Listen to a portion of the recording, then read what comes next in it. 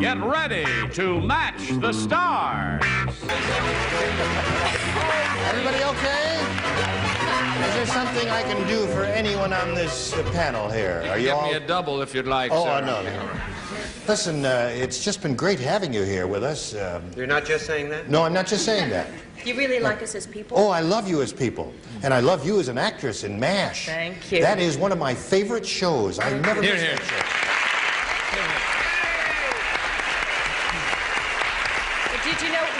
Did you know we're going to be on Saturday nights this No. fall? So This coming for fall, you who Saturday love us, nights? so you watch us on Saturday nights at 8:30. Oh, yes, indeed. I'm glad you told me. Gene, level with us. You also like Gumby, don't you?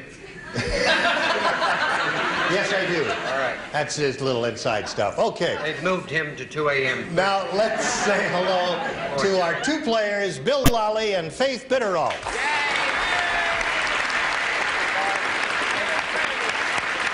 Bill is our current champ. He's won a lot of money, $7,500. He's won 4 games, and Faith is challenging him. We've played 1 round in this game. The score is tied 3-3. We'll go to the final round right after this. All right, let's pick up where we left off last time. We go to round 2. There it is. All right, score is tied 3-3. Faith, would you make a selection? B. B is what she wants. Last time around, you matched Kay Ballard, Marianne Mobley, and Loretta Swit. So now you'll be trying to match all the guys, okay? Here we go. When the little stork asked his mother, "Where do babies come from?" his mother said, "The blank brings them." Aren't you sorry you're not playing? When the little stork asked... When the little stork asked his mother, "Where do babies come from?" his mother said, "The blank brings them." Go ahead, fellas, write your answers, and Faith will think of hers.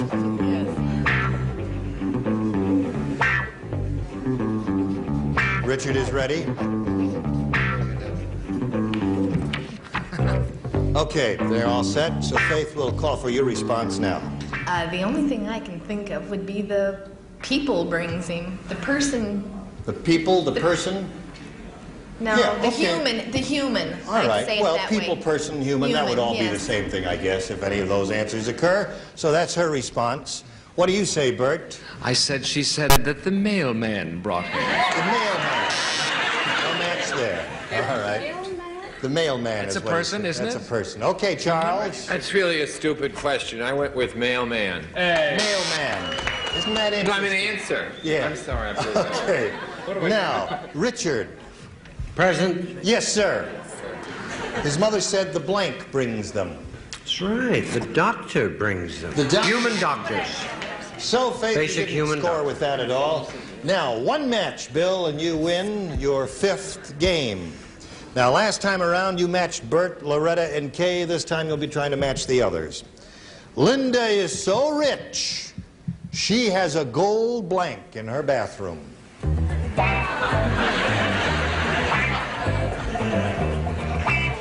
That's rich. Oh, yes. Very rich. Finished, Mary? Yes. Okay. All right, Bill. Linda is so rich, she has a gold I would love to say tooth, but I'm going to say bathtub. bathtub. Bathtub. Boy, that is rich. I mean, you don't know what rich is until you've been in Linda's bathroom there. Charles, he says bathtub. 1 match wins the game for him. What do you say? Ta-da! Tub, there it is. It wins the game. Congratulations. Okay, around you come. What does he have down there?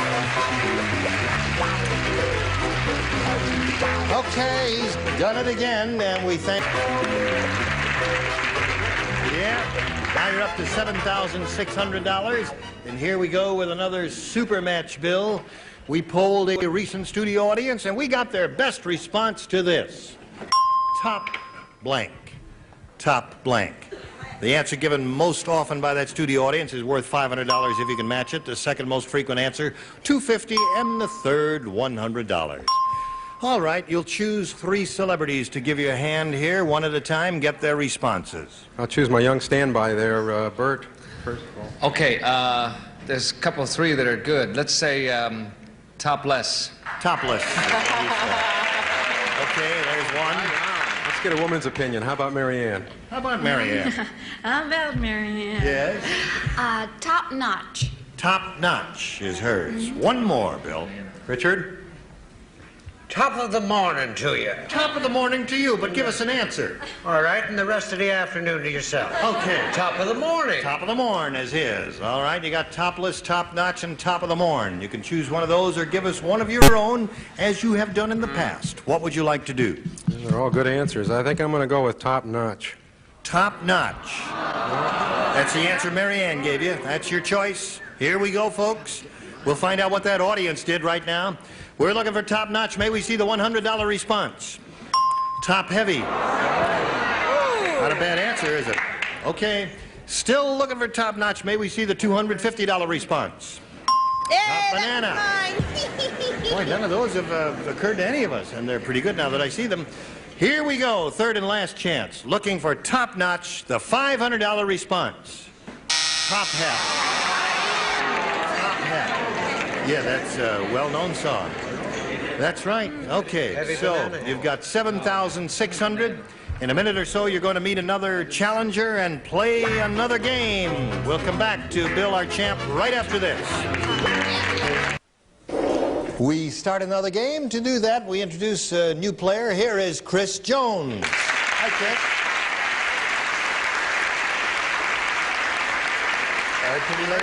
Pretty lady. Okay.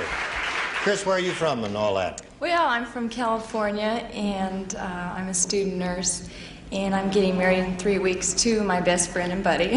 So I hope Best friend and buddy? Yep. Well, if it works out that way, that ought to be a great Play ball marriage. together and everything, so. Good. Okay. Best wishes to you, Chris. Baseball.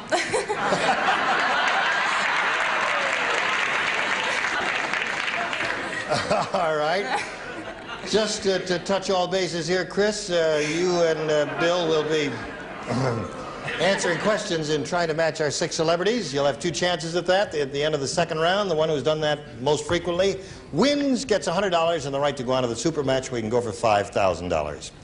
All right, here we go. Round 1. Chris, would you please make a selection? B.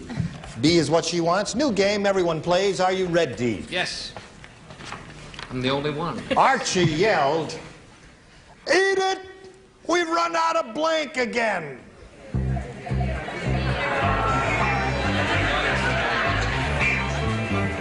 Archie yelled, "Edith, we've run out of blank again."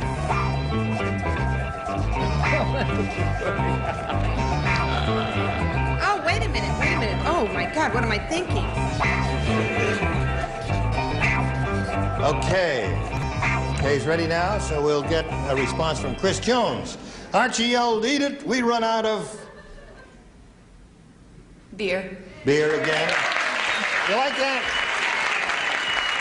You think she's going to score a great deal with that? You do. All right. Here's the moment of truth. We'll find out. Let's see how many beers we've got up here. Bert. Hey, eat it. We ran out of beer. We run out of beer. There's one match for you, Chris. Loretta, what do you say? And also, after drinking all the beer, we ran out of toilet paper. Okay. Charles, what do you say? You've been in that army hospital too long. Beer, of course. Any match for you, Chris? Okay, beer is the answer. Mary Ann, what have you got? Beer. One beer for Mary Ann. Would you like a beer, sir? Oh, no, thanks. I need tissue. Tissue. English, you know. Tissue, that's an issue. Oh, bless you. Yes. Kay? Is the suspense killing you? Yes, it is. Beer. Beer it is. So you pick up 4 matches there. All right, Bill, 4-0. Now let's go to your end of the round. Here it is. Everyone participates in this. Richard said to Chuck, "That's your blind date over there. The one with the blank." Did you hear that? Not the whole thing. Would you say that Richard again? said to Chuck, "That's your blind date over there. The one with the blank." What? Can we say that on television? I don't know. Well, I haven't even got an answer in my head.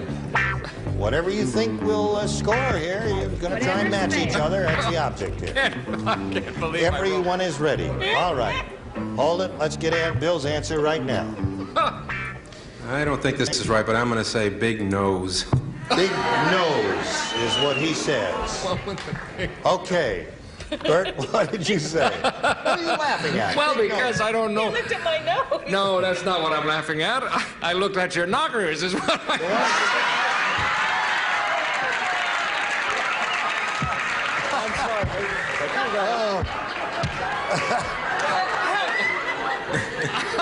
All right. That's the way Chuck would talk. He'd say, look at that one over there, the one with, No, You know what those it guys better than I do, Loretta. was is he was pulling a joke on him, and he said, "That's your blind date, the one over there with the chaperone." I see. With the big chaperone. Interesting, Loretta. Yes, very interesting. All right, let's go to the authority. Her knockers were not that great because in order to see them, she had to put on her glasses. I see. Okay, no match there. Looking for a big nose for this fella here. Mary Ann, what have you got? Well, this one has a big wart. A big wart. the one with the big wart. Well, it seemed to be the thing to say at the time. What is it? An attractive picture you painted this lady. Hesitate to ask. Knockers, nose, and wart. Very exciting. It's the blind date with the veil. A very discreet lady. Please, don't bang the table if you would, please. I'm so furious. I Lifted her didn't, yashmak. I asked for my cash back. What do you I'm so say? furious. I Big didn't think nose. a veil I could just hit. Glasses. The one with the big glasses. Okay.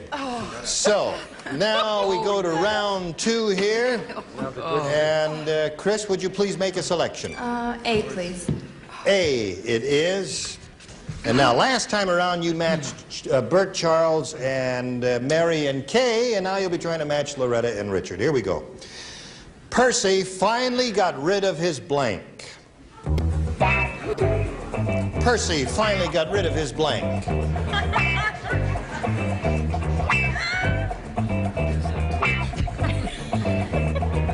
I'm glad I'm Okay. Chris, how would you respond to this? Percy finally got rid of his Wife. wife.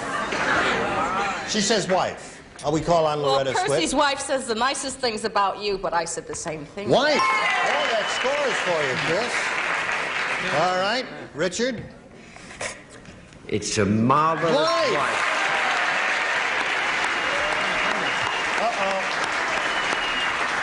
You got to go some now, you know. She's tough up to beat, isn't it? It's going to be tough because she's got 6. She's matched all celebrities. You can't miss one. All right. John said to Mary. Are you all ready? Everyone play. We're ready. We're thinking. Well, wait till I ask.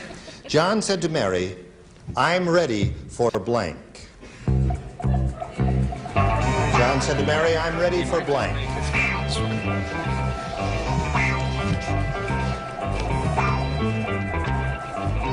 I got rid of it again. Wait a minute. Waiting for Kay Ballard? Yeah. She's worth waiting for. She's not, that's right. Okay, they're all finished now. Bill, may we ask for your response? John said to Mary, I'm ready for blank. For dinner. For dinner. Okay, you must match every celebrity, or Chris will be the winner. Here we go. Bert, what do you say? Dinner, but first a little love. A little love. Sorry, There's Doc. no match there, and Chris Jones is the new champion.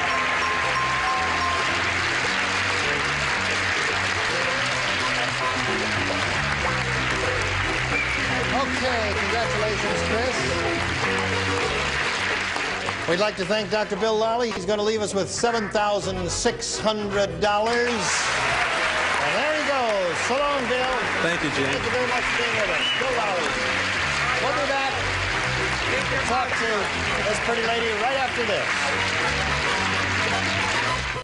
This pretty lady is our new champ. She's got $100 in her account, and she's ready to have a go at $5,000 here in the super match, aren't you? All right.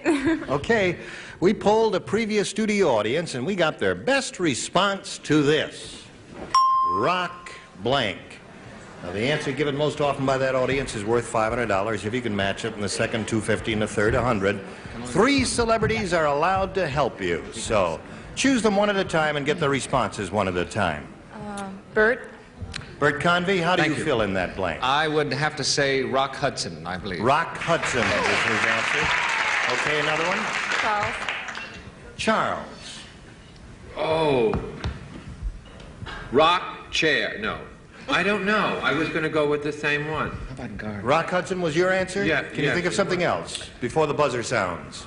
Rock? Rock Mountain. Ah, yeah, bad. Rock Mountain? Okay, he said that just I'll as... sing this. I know, but I'll sing Rock All Mountain. right, it's better than no answer at all, so let's go and Rock choose one more Mountain. celebrity. Kay? Rock and roll. Rock and roll. You thought about that, didn't what? you? Okay, your celebrities have given you Rock Hudson, Rock Mountain, a Butte, and... Now you know why the doctor never called on me. Rock and roll. You may choose one of those or use one of your own if you wish, but now we call for your answer. Chris? I think it's rock and roll. You think it's rock and roll? All right. The audience seems to agree with you. Let's find out how that audience responded. We are looking for rock and roll. May we see the $100 response? Rock Hudson is there. That's the one that Bert gave you. Okay. Still looking for rock and roll. May we see the $250 response? Rock group. He's good, too. Okay, here is your Bet it's third Rock Mountain. and last chance. We are looking for rock and roll. May we see the $500 response? Rock and roll!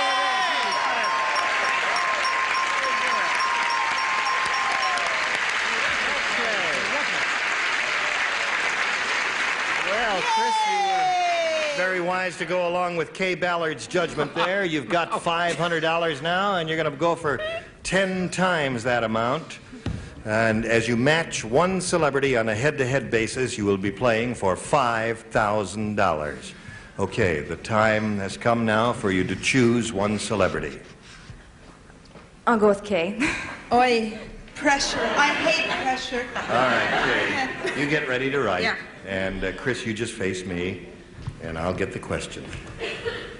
All right, Kay, you write your answer to this. Blank B. What? Blank B. B-E-E.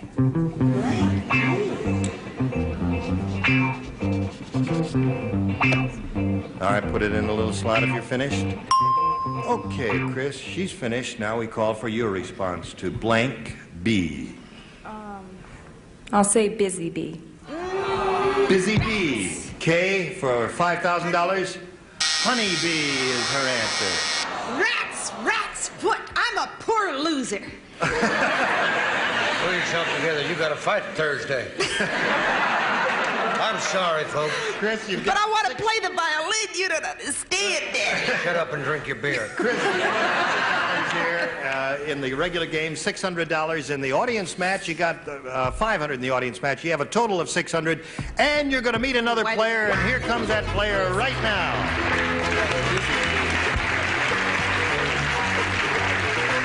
Let's say hello to Sue Yannick. Hello, Sue. Okay, you can take your seat and say hello to Sue Yannick with the rest of us there, Chris. Would you like to tell us a little about yourself, Sue? I'm a student at UC Santa Barbara majoring in political science. In political science? Yes. Okay, nice to have you with us. Good luck to you. Thank you. We'll get back to these two ladies right after this.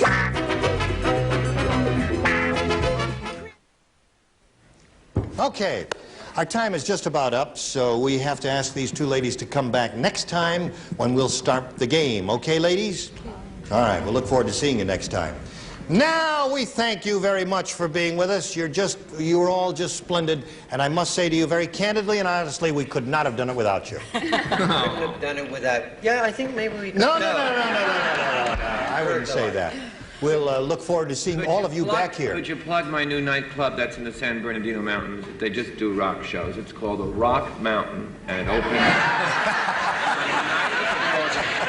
It is. I'd like to say a few words about Texas, if there's any. No, there isn't. Next time we get together, we're going to have this beautiful group of celebrities. Bert Convey, Brett Summers, Maury Amsterdam, Carolyn Jones, Richard Dawson, and Betty White. Team Rayburn saying so long for match game 73. Today's consolation prizes are Charm Glow Atlas, completely portable gas grill that goes anywhere. It's inflamed without starter fluids or charcoal. Charm Glow products of Antioch, Illinois. And an assortment of candy featuring Chunky, extra thick for extra flavor, delicious bit of honey, Doer's chocolate-covered peanuts, Raisinets, and famous O. Henry candy bar. And a supply of Adolph's instant meat tenderizer helps make meat tender, juicy, and delicious. Any cut of meat can taste even better with Adolph's, the original meat tenderizer.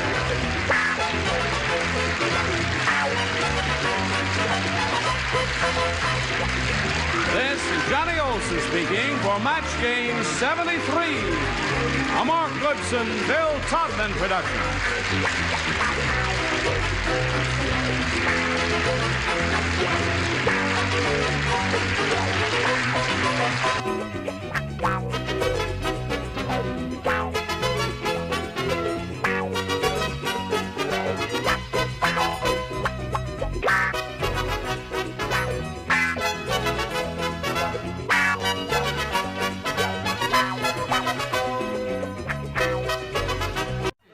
Get ready to match the stars. From MASH, Gary Burghoff, Brett Summers, Charles Nelson Riley, Ava Gabor, Richard Dawson, and Joyce Bulefonts as we play the star-studded Big Money Match Game 77. And now, here's the star of Match Game 77, Gene Rayburn.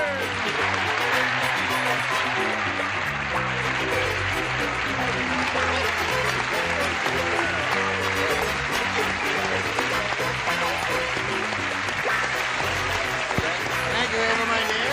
And Johnny Olson. I'll try to be the count. Well, don't you look attractive? So do you. You all took a shower and Don't brushed get your personal. teeth and you did everything. That's nice. Hello. How are you, sir? I'm fine. I washed too. You did. I doubt that. But he's not wearing Cut my any nails. socks. Nice to see your body again. I see yours too. Thank you. Oh, How are boy, you, yes. We don't have time now. Would you briskly applaud Carol Scheuerman and Eileen Buta? Thank you. Carol is our current champ. She has $6,900. She's won a lot of money here, and she's very happy about that. And now she's going to be trying to, Eileen Buta's try to unthrone the queen here. How are you? I'm fine today. You ready to have a go at it? Yes, sir. You had your first round question. You found out it was very difficult, didn't you? Well, yeah. The second one's going to be a lot easier. And are you ready for yours? Not really, but I'm going to try. All right, keep on trying. Now we'll see how this game ends after we see about this. Here we go. Middle of round one. Carol, this is your first round question. Listen carefully now. Unlucky Louis said, I went to Ireland and kissed the Blarney Stone. Just my luck, I got blank.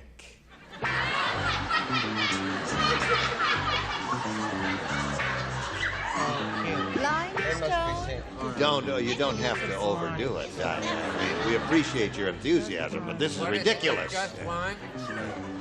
You know what the Blarney Stone is? I'm trying to find out. Oh, I'm sorry. It's a good luck symbol, and it's a place you go to in Ireland, and you have to, it's a very precarious position you have to put yourself into in order to kiss the Blarney Stone. You have to go way. You don't have to like get this. personal. Oh, Gene. Kiss the Blarney Stone, you see? And then if you're able to do that, it'll bring you good luck, but you get a hernia.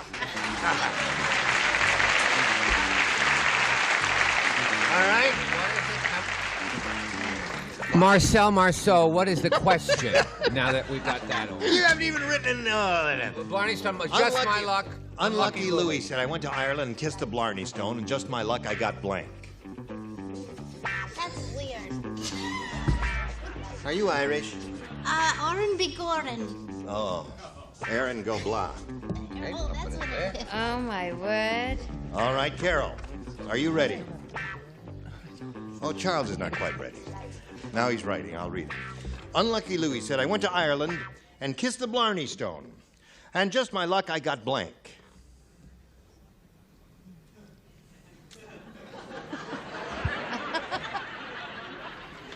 sick. I got sick. Yeah. Okay. That's because all the other people kissed it and they left their germs on the stone. Is that what you're saying? Yeah. I see. Something like that. Okay, she just said I got sick. What'd you say, Gary? I said I got moss. You got moss.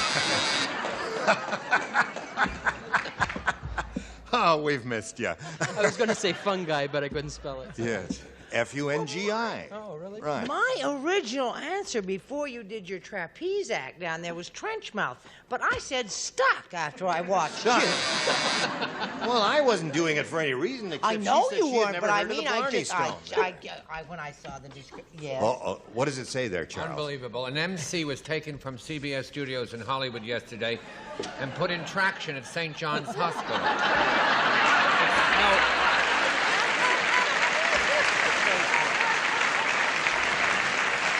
Oh, you're crazy. It seems the mayor of Ireland, O'Daly, has wired the CBS to say that this represents the untrue version of the Blarney Stone. And tourist trade, the man they're suing him now, tourist trade is hampered. And if you take all that time, you have to have the right answer. Okay, sick it is. Right.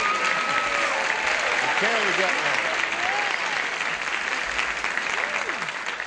one. I went to Ireland, kissed the Blarney Stone, and just my luck, I got sick. Well, what I really wanted to write down, I couldn't spell at all. And what I wrote down, neither could I spell that well. So, I said, got a chipped teeth. That's yeah, that's good. That's right. What? You slipped a little bit and chipped a tooth there. Chipped the tooth. That's right. Well, darling, I want you to remember, spelling doesn't count on this program at all. I know, because if it would count, I wouldn't be here. I speak 4 languages and can't spell them at all. Right. But I speak them well. Yes, indeed you do. Do widzenia. Well, thank you. That's Russian. I'm Hungarian. Of course. Is my goulash ready? Oh, Yes. I've done this. I've kissed that. Have you kissed the Blarney you have. Stone? You go to Ireland all the time. Yeah, no, I've never kissed the Blarney Stone. No. Well, it really is a very dangerous thing. Oh, it is. Too. It's precipitous. And I got exactly the same as Unlucky Louie. What? Vertigo. Vertigo. Oh, yes, vertigo. You look down and... That's right. Oh, it's lucky Very if you get back dangerous. up. Yes, you. Oh, I've never been. Oh, I was in Ireland once, Dublin. Aaron go blah. Just one night. What? A lot of you do. What do you say? I said he kissed the Blarney Stone, and the way you did it, he got stoned. Oh, my God. Stone. Well. So you picked up one, Carol. The score is 1-0 at the end of round 1. Eileen, you again have a choice of A or B. B, please. Eileen Buta wants B for Buta. Here it is. Did you hear? What's going on? They're laughing. I haven't even read the question yet. That's right. I would prefer that. I think it's the suit. Did you hear? He said it. He said, I think it's the suit. Just a minute, Charles. Well, they're laughing, aren't they?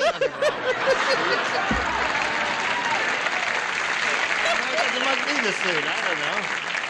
I dress funny. Did you hear that Sir Lancelot ate in a third-rate Mexican restaurant? No. Or a suit. Yes, Sir. You know who Sir I know, Lancelot yes, was? but he He never ate been in a in- third-rate Mexican restaurant. Now, Sir Lancelot blanks a lot.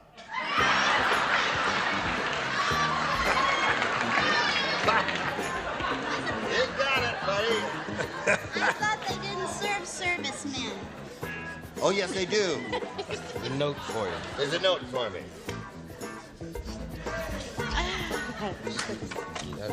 Is this note from you?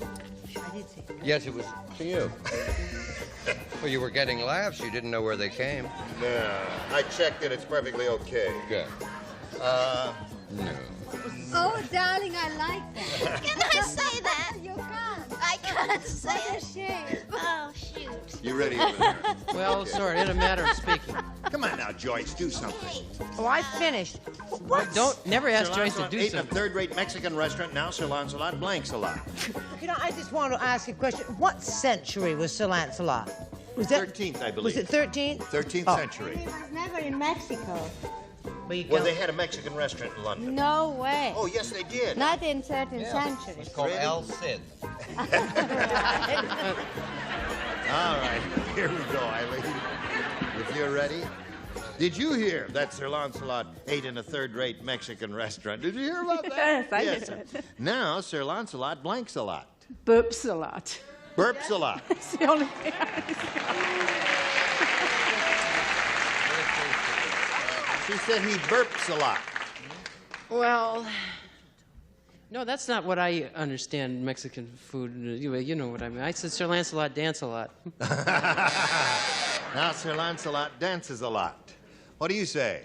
I said Sir Lancelot trots a lot. Trots a lot. But in case she had used another euphemism, I said trots a lot to his 13th century bathroom, which is the forest. So therefore they would not be able, you know how they do that. There Trees a lot, Trots too. is not a That's how they wrote the play. That's Camelot. What do you say? What do you say? I said El Hivo ups a lot. El Hivo ups a lot.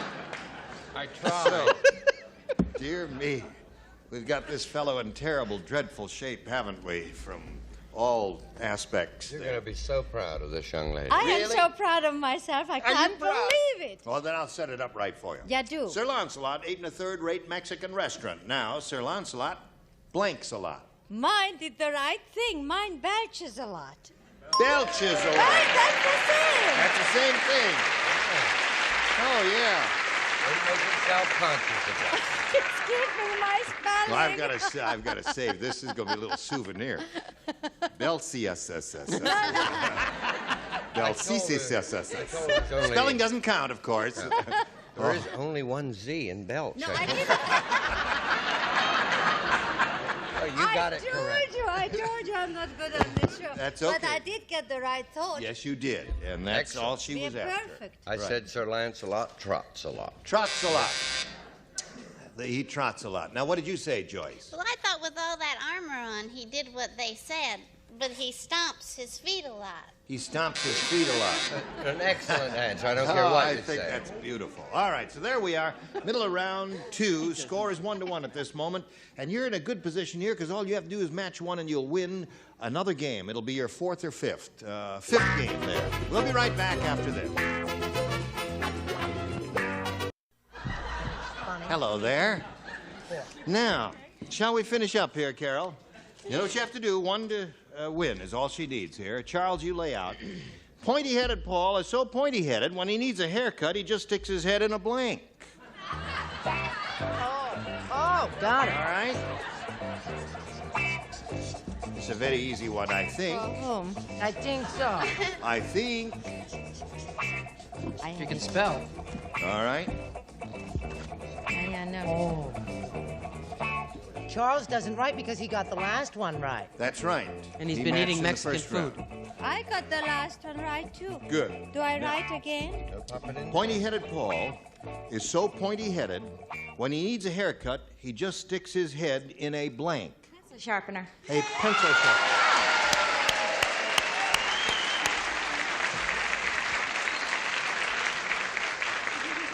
Now, one pencil sharpener is all she... What's that?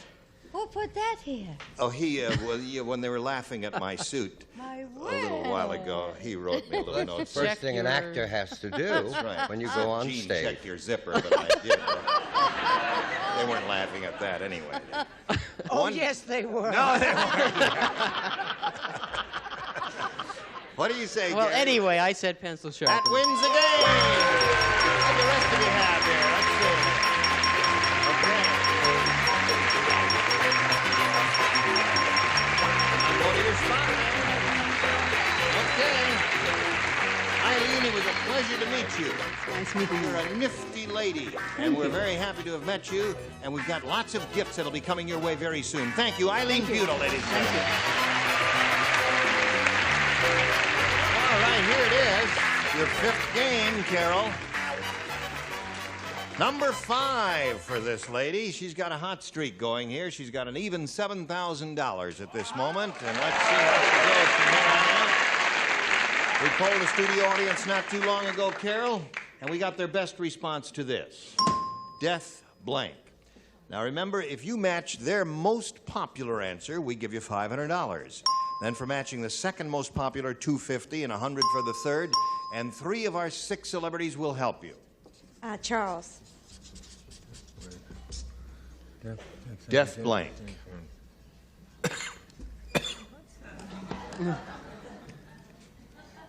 Death wish. Death wish. Wait, could I have a reverb? Let me have a reverb. Oh, let me go once more with a reverb. I'll give you 1, 2, 3. 1, 2, 3. Death wish. Oh, of course, that's much better. Yeah. Charles. Who do you want next? Charles. Charles, you just had Charles. I mean, I want Richard. I'm looking right at him. Could I have the reverb? Do you want a reverb? Please. Ready? Death Valley. Thank you, reverb. Okay. Gary. Gary. All I can think of is Get your Death reverb. take- Get your reverb. Don't Could I have my reverb, please? Death, takes. So holla, day. That's the only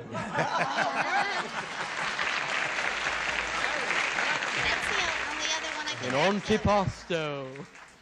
Death Takes a Holiday, Death Wish, and Death Valley. Now, you can choose one of those. Have you got a better idea? No, Because if you had a better idea, you could reject all three of those. I know. There's two of them that are really good, though. Two are good, and one is not so good. Well, I'll just go home then. Now, wait a minute. Death Takes a Holiday, Death Wish, and Death Valley. What is your instinct? Now, what is your first instinct? My first instinct was Death Wish, because I seen a movie. You saw the movie. Okay, stand on the dot. We'll find out if Death Wish is up there somewhere. We'll begin, as usual, down at the bottom, and we will reveal the $100 response. Death Valley. Aha. Uh-huh. You know, I really thought that one was going to be right up on top. So did I. Did you? I thought Death Wish I would have. Oh, now this is going to be interesting. This is going to be interesting. I thought she blew it. She may be right. What? No. Oh, no. How could you blow it? You got $7,000. May we see the $250 number? You got it. Congratulations. What? Till us part. Yes. Oh, I don't know. Till death do us part? Maybe. How about... Death of a salesman. Oh, yeah. Audience Yeah. has got it. Good. Death of a salesman. Yep. I think Okay, so. may we see it, please? Never.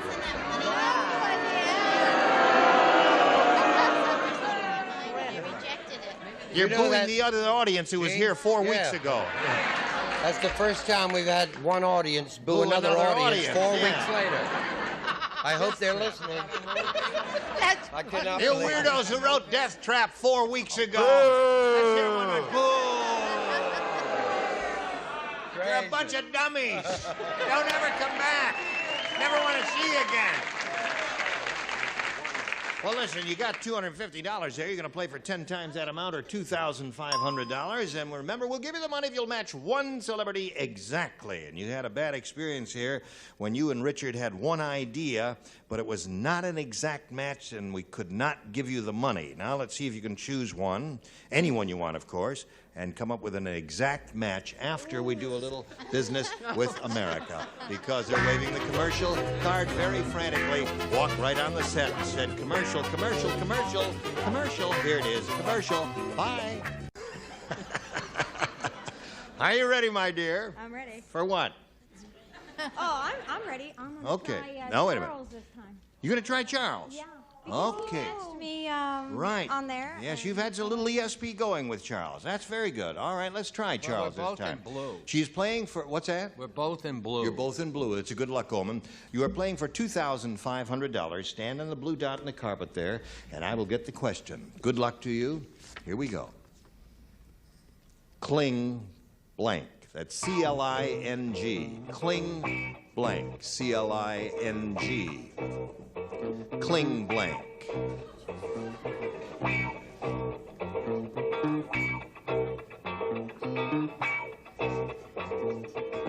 They're both thinking very hard here. Getting a little ESP flowing between the two of them.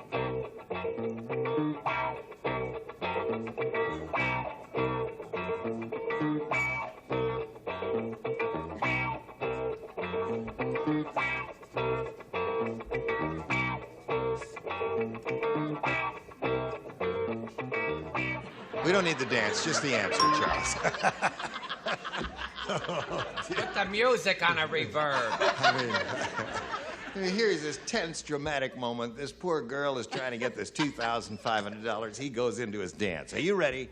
Giving you plenty of time to think it over now. Good luck to you. Cling blank.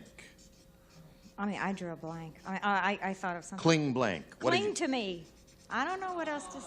Really? Well, I didn't know what else to say. It's a hard You one. couldn't think of anything else? Nothing else crossed your mind? Cling along. That's sing along, you know? Yeah. Everything Well, now, was I had coming two back. answers in my mind, and I thought it would be a difficult choice between those two answers. Well, one is something... Well, I'm let's sorry. find out what... I do it too. I was going to say cling vine, and I chose cling peaches. Cling peaches. Look at that. I didn't think of that. Yeah.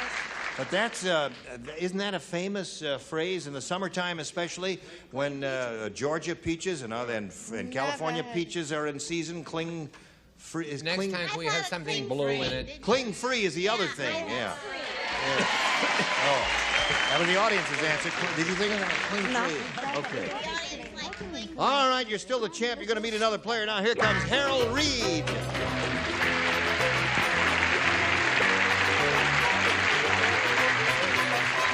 You know Carol. Now, let's find out a little bit about Harold Reed, shall we? Well, I'm 27. I'm from Oak Ridge, Tennessee. And I'm a former homicide detective with the police department back in Tennessee, and now I'm attending law school. And I'm an old movie fan. A fan of old movies? Right. How old can you be if you're only 27? Okay, Harold, we welcome you and wish you the best of luck, and we've got to stop right now and do a little business with America. Here we go. Thank you all. You were splendid. Join us tomorrow for Match Game 77. Gene Rayburn here. Goodbye.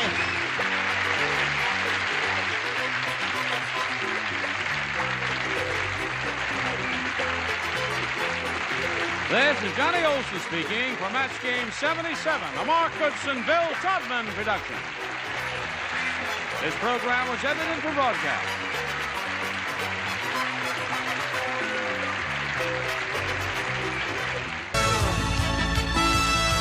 It's time for the Match Game. Hollywood Square. Our quiz from Hotel Nathan Cook. From Night Court, Richard Moll. McLean Stevenson.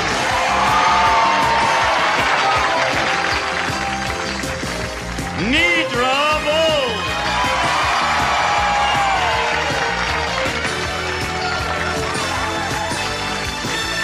Charles Nelson Riley. And the stars of the Match Game, Hollywood Square's Hour, Gene Rayburn and John Bowman.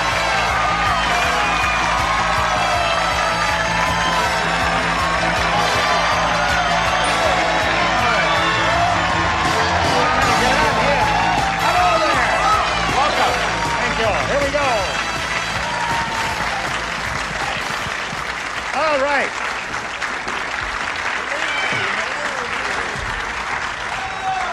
Aren't we a good-looking bunch? Everybody's wearing a tie and everything. You're all beautiful. Beautiful. I love your tie, Gene, really. Thank you. I haven't worn a bow tie in years. I like these once in a Good while. idea. You ever wear them, Charles? I wore them in a play once. That's why I make them that way, too. What play was that? Well, Rudy Valley was my uncle, and he used to wear them to work, so I would have to dress like he did. Oh, How to Succeed in Business So Without I would Really wear the Trying. same bow tie he did. I remember that, And that play. story and a dime will get you a beer in St. Louis. Charles was wonderful in that show on Broadway. I'll never forget that performance. Are you all quite ready to have a go at it? We certainly are, Gene. All right. Let's begin by greeting our two players here. They are Lynn Klein and Terry Shoden. Is that right? Okay. Hi, Lynn. Hi. Want to hear about you first? We'll get a little bit about her life. I'm from Los Gatos, California. Los Gatos. Yes, and I'm a business consultant there, and I'm visiting some friends in this area. Well, welcome to the Match Game. Good luck to you. Thank you. Now we're going to hear about Terry. Hi, I live in Fountain Valley, California. I'm currently a full-time student. I love the beach. I love to water ski. Are you a good water skier? No, just do- starting to learn. Yes. Trying hard, though. Be careful. It's fun, but it can be a little dangerous. We'll begin by playing the match game. You'll each have 3 chances to match as many of the stars as you can. The winner will go on to challenge a returning champion on Hollywood Squares for a chance to win up to $30,000. Lynn won the toss. That means she'll go first. I'll choose A, please. A is what you want, Lynn? All right, you got it. Dumb Donald is really dumb. Thank you.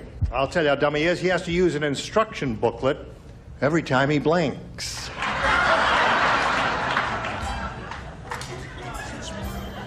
That's it. You got it. Very good. Yep. Splendid. Wow. Hello, Lynn. Dumb Donald is really dumb. He has to use an instruction booklet every time he blinks. Goes to the bathroom.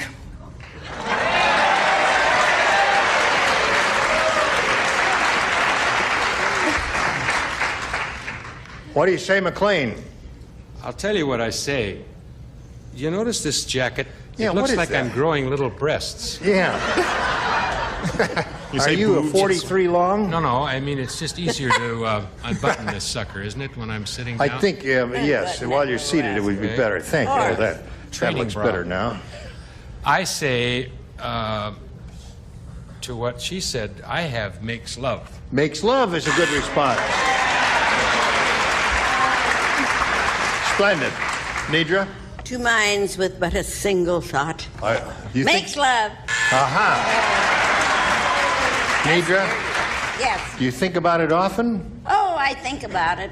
Okay. Hello, Richard. Hi. How Do are I you? start writing now? No. Oh, had you worried? Yeah, you did have me worried. Okay. I was going to say what you said, but I didn't know how to put it. So. You said. Gets. Can't you read that? Yeah, but you have to say it. Gets dressed. Okay. Or puts his clothes on. Right. Hey. Hold on. He's a big... Why, Before I you're oughta- doing that, just a second here. Nidra. What? Would you come over here, please? Just stand up. Do you realize he's as tall sitting down as she is standing up? He's taller than she is sitting down than he is standing up. Go sue me. Sue, you're doing the best you can. Yes. We understand that. I'm shrinking. That's why I suggest you do not boo him. Dumb Donald, really dumb. He has to use an instruction booklet every time he blinks. What do you got for us? Well, you know, I think she really has a lot of nerve coming on a classy, tasteful show like this and saying every time he goes to the bathroom. And what kind of... I said goes to the bathroom. Hello, Nathan. I've been away for a while. It takes me a little while to get back into it, so, you know, I gave a little afternoon answer. I said, let's see if it's a ties good one. his shoes. Ties his shoes. Yeah. Hey. Stand up, Nathan. You're not into Throw the things. swing of it yet, but you will be, Nathan. Okay. Chuck. Chuck says, breathes. Breathes, another good one. So Lynn picks up one. Terry, let's see how you do with yours. Fat Frida is so fat. How fat is she? You could open a blink in her belly button. Why? That's how fat she is. You could open a blink in her belly button. That's how fat she is. Wow. All right, here we go, Terry. Fat Frida's so fat you could open a blank in her belly button. A restaurant? A restaurant, Terry said. Anything. Round one questions are wide open. Whatever comes to your mind, that's what you got. You got it. Okay. Well, tough wackos. I said parking lot.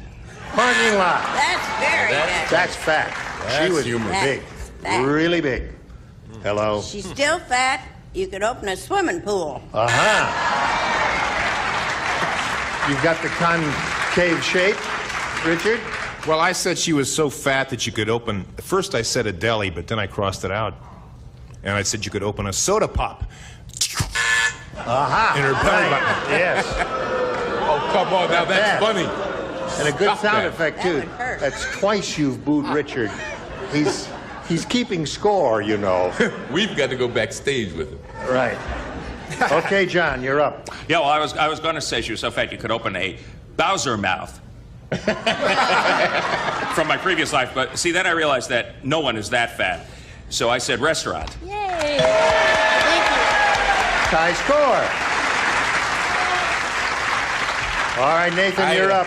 I was trying to stay on Richard's good side, so I said deli. Hey, deli. Oh, deli's a restaurant. Close to a restaurant, but not a match. Charles? She was so big, a shopping mall. A shopping mall. So we've got a tight game going here. 1-1 the score. That's round one. Round two right after this.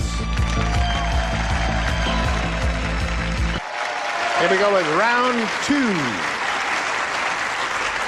Since the score is tied and she went first last time, Terry will ask you to do it this time. I'll have A, please.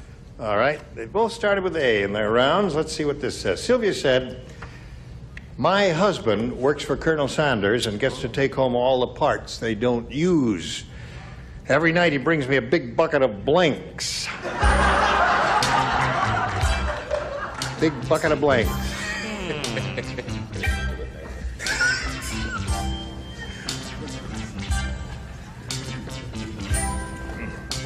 Get away from the mic. Something like that, okay. That's what you want to do? Of course. Upper tier is ready. Lower tier is now ready. So, Terry, we come to you. Sylvie said, my husband works for Colonel Sanders and gets to take home all the parts they don't use. Every night he brings me a big bucket of blanks. Feathers? Feathers, that's good. Feathers. Inedible. You mean they don't use the feathers? No, they don't. Oh, I said bucket of beaks. Bucket of beaks, hey! One bucket of beaks to go. Good. Bucket of beaks. I bet you know what I said. Bucket of beaks? No. Parts that go over the fence last. They're rather tasty, as a matter of fact. Oh, really? Little fat, but tasty. Feathers was my second choice. Really? Unfortunately, I went with my first choice. What was that? Necks. Chicken necks. Well. Wait a minute, don't He's go. got a following, though. Take courage. No guts, Nathan. Come on. Get in there. That's the answer. I should say guts. No. What do you got? Stand up now and take it like a man. Once I got on the roll and thought I knew how the show was going to work, and then she says feathers. I said the part that goes over the fence last. All right, that's two of those. And what do you have, sir? The part that goes over the fence last. That's it. Well, you had a lot of those over there. Did you think of that? No. Feathers, all right. Feathers is okay. Lynn, this is yours. 1-1. Tommy Smothers said, Oh. my parents always liked Dickie better. For Christmas, they gave him a pony and they gave me blank.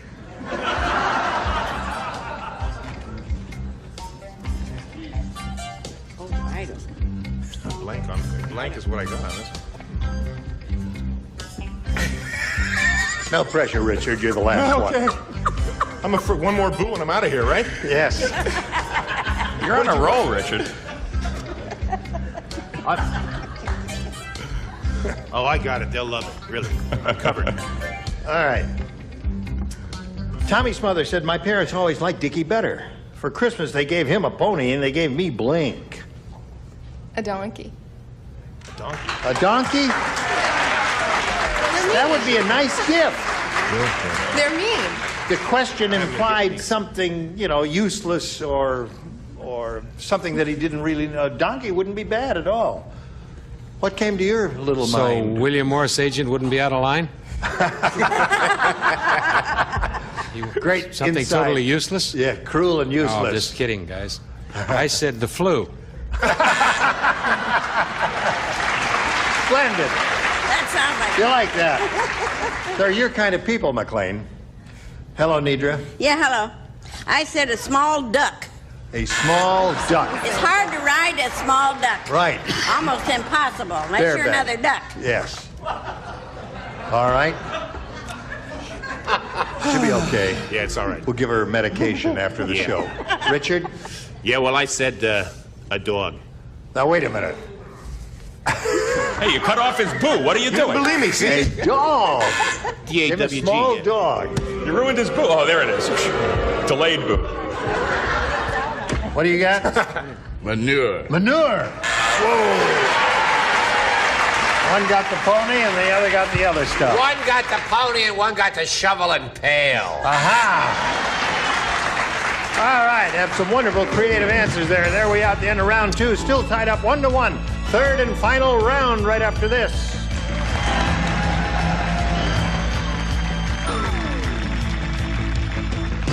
Here we go. Third and final round. Bing. Still tied up. You went first last time. She goes first this time. I'll take B. B? Really? All right. In Texas, Tilly said, I just spent a week in the strangest hospital. You know how cowboy bars have mechanical bucking bulls? Well, this hospital had a mechanical bucking blank. That's the longest question I've ever heard. Where did you hear the sequel? Tilly said, I just spent a week in the street. Hi, Gene. What's new? I'm feeling very well, thank you. You working? Yeah, well, so far, yeah. Oh, okay. You'll be seeing me in the second half of the show. Oh, all right. Until then, I'm on McLean? hiatus. Fine, thank you. No, haven't worked in 11 years. Thank you. I'm going to be on McLean's new series, though, Gene. What's that called? Starts very soon. Oh, all right. Ready, Terry, Lynn. In Texas, Tilly said, I just spent a week in the strangest hospital. You know how cowboy bars have mechanical bucking bulls? Well, this hospital had a mechanical bucking blank. Bad. Bed. All right, Lynn. Let's see if we get a bed up here. She's looking for a bed. I know what she's looking for. Give her a bed. This is the same girl that went to the potty joke. Right. I said bedpan. Bedpan. I don't want to be there. Nidra? I'm half right. Bedpan. Bedpan, right. 2 of those. Same deal. 3 bedpans in the upper tier. I feel great. They had to cheer him. You say bedpan too. 4 bedpans. No waiting. Chuck. Bedpan! 5 bedpans, no waiting. I would have said operating table or wheelchair or bed, but That's never because you're so bedpan. nice. What do you say? Now, Terry, since it's still tied up 1-1, all you have to do is match 1 and you will have won the game. The clerk at the Goodwill said, oh boy, Johnny Carson must be desperate for tax deductions. He just tried to donate blank.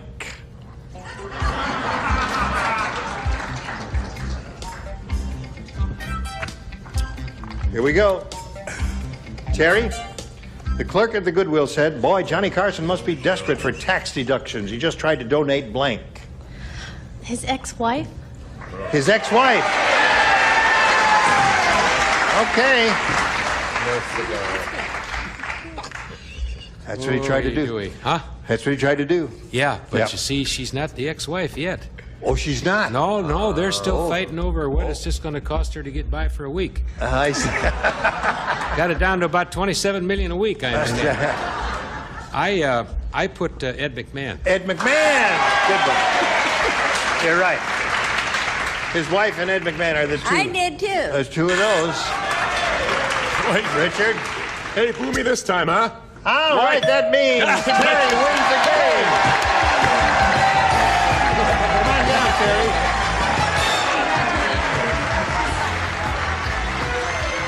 Right there, if you would, please. Hey, Lynn. Don't go until I say goodbye. Pleasure to meet you. We're going to send you some gifts from the match game. Lynn Klein, ladies and gentlemen. How do you feel? Oh, I feel great. Good. Well, now we're going to switch to Hollywood Squares. We've got the rest of the furniture coming in here. 3 more stars will appear as if by magic. John and I will trade places. Lots more excitement coming your way. Don't go away. We'll be right back. A member of our studio audience will receive Montgomery Ward's 19-inch color portable remote TV, programmable remote system, 130-channel capability, automatic color system, and room light sensor, furnished by Montgomery Ward. It's time for more of the match game. Hollywood Squares Hour with, from Scarecrow and Mrs. King, Martha Smith, Larry Linville. From We've Got It Made, Bonnie Urseth. And taking over, the star of the Hollywood Squares, John Bowman. Okay. And we'll be right back to play Hollywood Squares. Be with us. Back to John Bowman and the Hollywood Squares. Tough job. I have with me Terry Shodine, who made it through the match game. Congratulations. She is zipping right onto Hollywood Squares. We have three brand new celebrities, Bonnie Urseth, Martha Smith, and Larry Linville. Welcome. And Martha Smith. Boy, I have a dress just like that. I'm lucky I didn't wear mine. Yes, I'm lucky I didn't wear it today. I was told this was original, too. Listen, Martha, you are on one of the few hits, really, for this television season, Scarecrow and Mrs. King. Yeah, among the new shows. Congratulations on that. What's in store for next year? More of the same, except for we're going to be filming in Europe. The first 5 episodes we'll be shooting all over these wonderful locations in Europe, and then we'll be going to Washington, D.C. after that, and coming back to Burbank, lovely Burbank. Oh, good for you. Ooh la la, we have a new location for you, my dear, right over here to play Hollywood Squares. Here we go.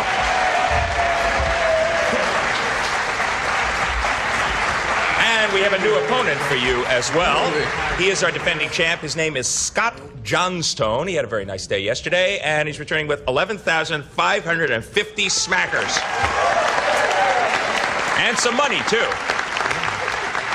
Still getting ready for that big party, Scott? I guess it's going to happen today, and oh my gosh, I'm not there. I don't know. Yeah, the big party. He announced yesterday he's going to have a big party at his house, and all the viewers were invited, and now he's got $11,000 to spend on it. He may have even more at the end of today after Hollywood Squares. We will play this game until you hear the Time's Up bell, and whoever's ahead at that point, of course, is our winner, goes on to play Super Match, up to $30,000. You won 10 yesterday. First game's worth $100, 25 for every square. Scott, pick a star and let's go. Nidra. Nidra Voles. Yes? According to the New York Times, this delicacy, taken from the ground, is popular in certain areas of the South. Is it baked clay or fried worms? Well, worms aren't bad. Trust me. I was a judge in a worm contest one time. Yes, I was. So was Sarah Purcell, too. And Ken Toby, too. And I didn't win. But it really, the worms don't have any taste to them, you know. See, we had a pizza recipe thing. It was delicious. You got a while, Scott. It was delicious.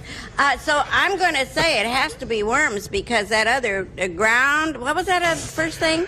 Baked clay. Oh, I never cared much for baked clay.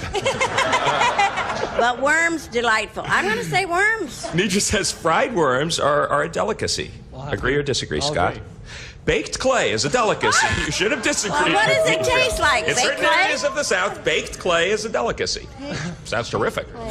Terry, your move. Charles, please. Okay, you got one up there? Toothache. With my teeth, a baked clay, I'd go for the pizza, worm pizza. What, sweetheart? Charles, in Japan, McDonald's hamburger's Ronald McDonald is called this. Is he called Mitsui Tamashita? Why is it always me? It's one of these things, Charles. He's either called Mitsui Tamashita, Yo-Yo, or Donald McDonald. It's 3 Z's.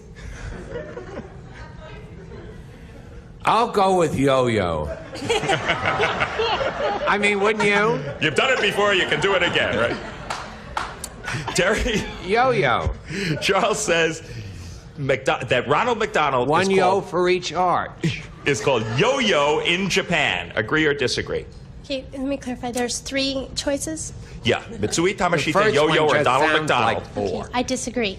Okay. In Japan, Ronald McDonald is called Donald McDonald. You were right to disagree, and you get the square. Very well done. Scott? Thanks for your water. Pick a star where you'd like to place an X. Bonnie to block. Okay, the champ's in a little trouble right away. He misses this one. The first game belongs to the challenger. Bonnie Ursith, you are an ambitious executive assistant, and your boss asks you to pick up his dry cleaning on the way to the office. According to the book, Winning at Office Politics, should you do it? Or should you never let him think you're a toady? A toady? I would never let him think I was a... I don't... Oh, boy, I think once you start doing stuff like that, he just would maybe push you to the side. I'm going to say you don't pick up the dry cleaning. Don't pick up the boss's dry cleaning, she says. Agree or disagree to block, Scott? I'll agree. According to the book, Winning at Office Politics, you should pick up the boss's dry cleaning. You should have disagreed with Bonnie. Your opponent gets that square and wins the first game. Well, a clean sweep for you, Terry Shodine. You are relaxed now, I'm sure. We will find out what happens in a $200 game right after this. Mr. Goodson, your dry cleaning will be right over. Stay tuned for more of the match game, Hollywood Squares Hour.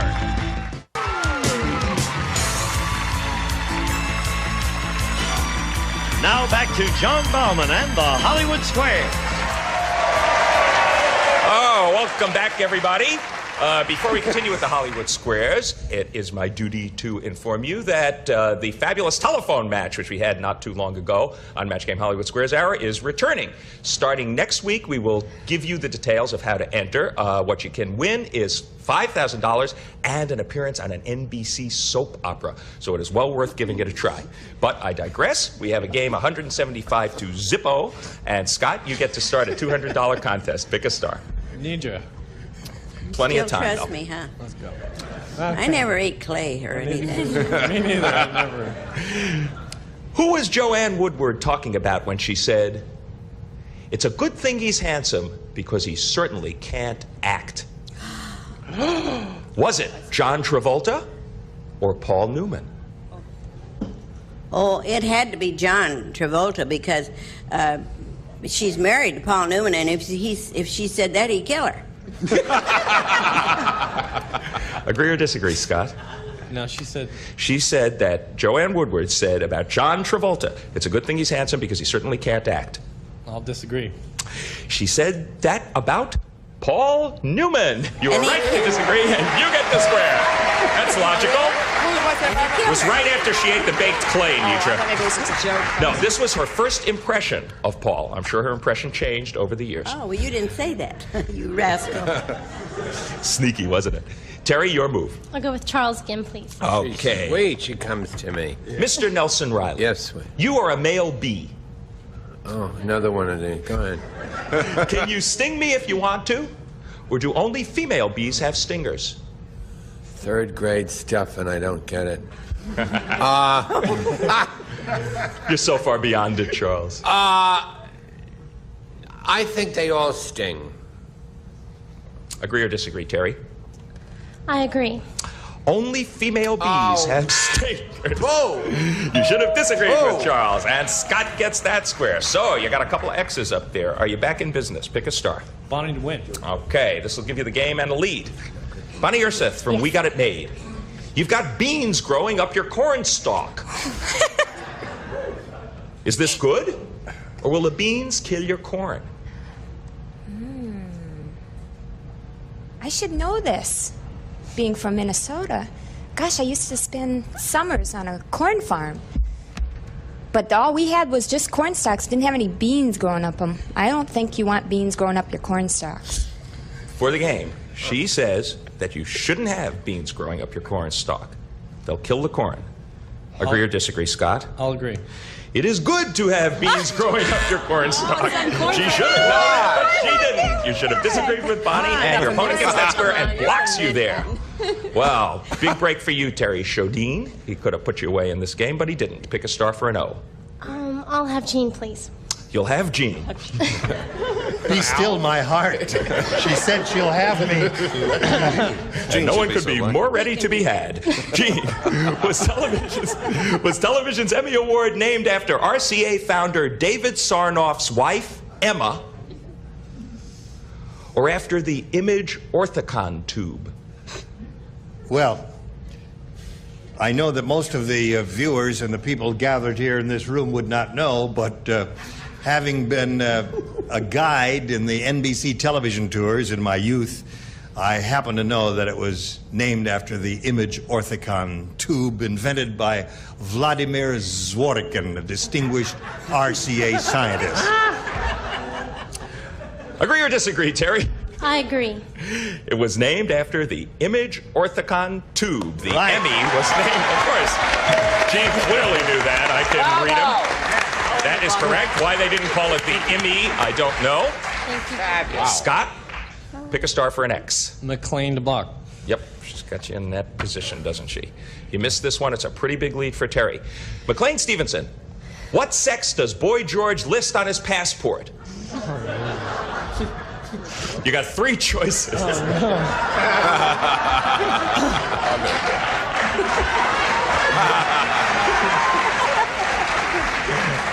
I'm not getting male, female, or both. You know, I knew the bean up your cornstalk. I knew the female bee. I knew the worm one. Was pretty sure that it wasn't Emma. Give me a wild guess. It's either male, female, or both. Okay. He lists himself. I know this. Because I read weird. Do you read it? You read weird. It's all the rock groups. Not lately. It's quite good. He lists himself as a male. Okay. Agree or disagree for a critical block, Scott? I'll agree. Boy George lists himself on his passport as male. Sure, that's why they call him Boy George. You're right to agree, you get the square, and you do block. So we got a thriller going, and we'll be back to complete it after these messages. See you then. $225 for the challenger, $75 for the champ. But we got a very tight $200 game going, and the last question was won by you, Scott, so it's Terry's move. Richard, please. To block. Excuse You me. missed this one, it's the game in the lead to the champ.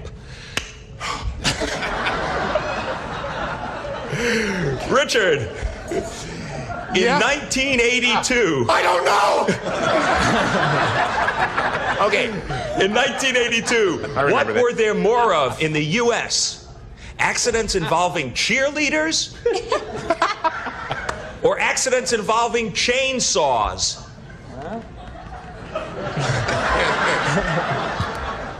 What year was it they made that movie, you know, the one in Texas? Never mind. I'd have to say, those girls jump around a lot, don't they? I'd have to go with the cheerleaders. He says there were more accidents involving cheerleaders in 1982. To block, agree or disagree, Terry? I'll agree. In 1982, there were more accidents involving chainsaws. You should have disagreed. Your opponent gets that square, and your opponent wins the game. Wow. Let's get a good shot of what Richard's doing to his head right now. There were 10 times as many accidents. Quite a big difference. 10 times as many chainsaw accidents as cheerleader accidents. We will sweep the X's and O's off of the board because we got a real hot one going. It's a $300 game now. Pick a star. Terry. Nidra, please. Okay. Congratulations. Oh, thanks. You just became head cheerleader. Oh, yeah. For chainsaws. It's much safer than handling a chainsaw. Yes. Now, can your hair fall out from wearing it in a ponytail too much? Or is that just a lot of horse pucky? I happen to feel that it's actually a ponytail.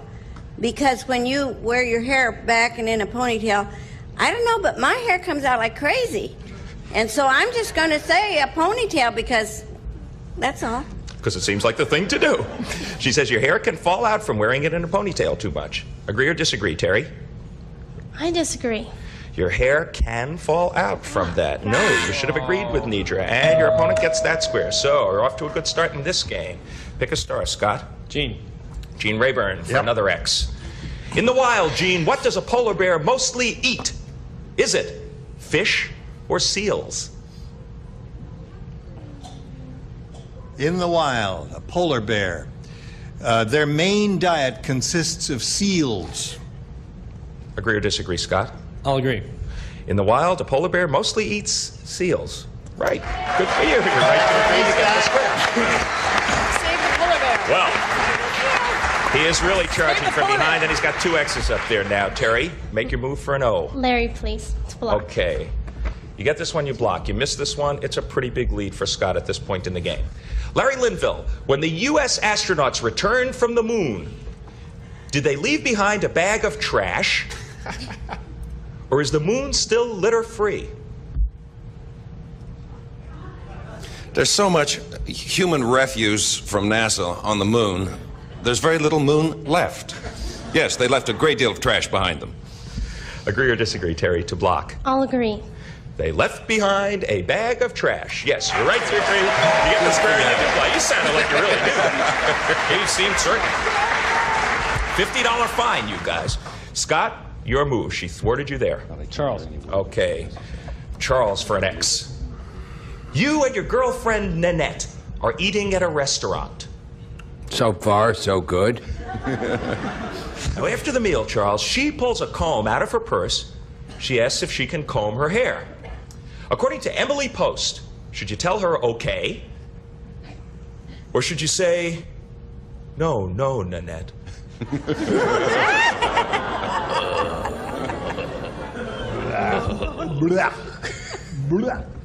I think you should say, no, Nanette. And do 8 choruses and a tap dance. What do you say, Scott? This is after the meal. Yeah. What concentration. Yes, this is after the meal. She wants to comb her hair. I'll agree with Charles. You should say, no, Nanette. You were right to agree with Charles, and you get the square. All right. Well done. He's got a slew of X's. Where would you like to place an O? Bonnie to block, please. Okay. Bonnie Ursith, your new baby parakeet, Peter, bites your finger every time you put him in his cage. According to Health Magazine, will he eventually calm down, or should you buy a glove? I could get one from Michael Jackson, maybe. I think he'll eventually calm down. She thinks he'll calm down. Agree or disagree, Terry? I agree. He will eventually calm down. Yes, you're right to agree. You get the square, and you do block. So, you're stopped there, but you are maintaining your lead, Scott. Time is a factor. Pick a star. Nathan to win. Okay. Nathan to Lock win. you here. Nathan Cook, you're at the grocery store holding 2 oranges of similar size. One is much heavier than the other. Which one is juicier? The heavier orange or the lighter orange? The heavier orange has got to be juicier because the water is heavier. This one with the thick skin's probably lighter. There's air in the skin. I'm going to go with the heavier orange is probably juicier. To win. Agree or disagree? I'll agree. The heavier orange is juicier. Yes, it was not a trick question. You're right to agree. You get the square and you win the game. Well done. And the bell means that time is up. He has done it 2nd day in a row. $700. Scott Johnstone is our champ. Good for you. You know what to do. Shake my hand, say goodbye to the losers, go over there. Join Gene Rayburn for your shot at the big money once again. And Terry Shodine. You built yourself up an early lead, but he did catch up and pass you and held on to it. You still played very, very well, and you're leaving here with $275. And our compliments, you're lovely, and our thanks for playing Match Game Hollywood Quiz. Okay. Here we are with the champ. We'll be back with him and our 9 stars for a go at the big dough right after this for you.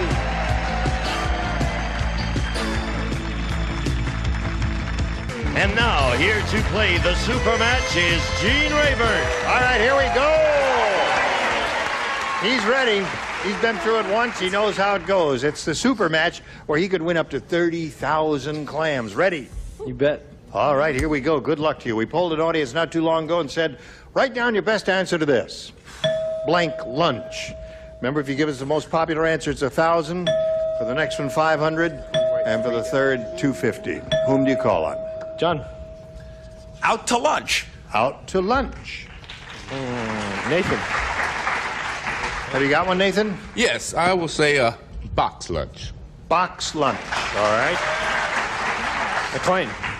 Hello, McLean. Hi, Gene. How are you? Fine, thank you. Good. Love the bow tie. Yeah, thank you. Free. Free lunch. Yeah. So those are the three you have. Thank you for noticing, McLean. Out to lunch, box lunch, and free lunch. Now, choose one of those or reject them and give us one of your own invention. I'll go with out to lunch. Out to lunch, John's answer. All right, let's find out if it's up there, and if so, where. We'll begin at the bottom and reveal a $250 response. Hot lunch is up there. Not a bad answer. Hot lunch. The $500 one says free lunch. Well, we had that one from McLean. Here's your last chance for out to lunch. Slide the big one. Yay! Yay, Scott! Yay, Scott! Yay, Scott! And a way to go, Scott! Okay, you got the $1,000. Now it's time for the head-to-head with any star of your choosing. And after you've made your decision, that star will pull a tab, reveal a hidden number. We'll multiply the $1,000 by whatever number is revealed. Whom do you call on? I'm going to have to go with John again. All right, yesterday he had a 10. Today he has a 10. You like that? That's just fun. All right. Good luck to you, Scott. Here we go. Bath blank. B-A-T-H blank.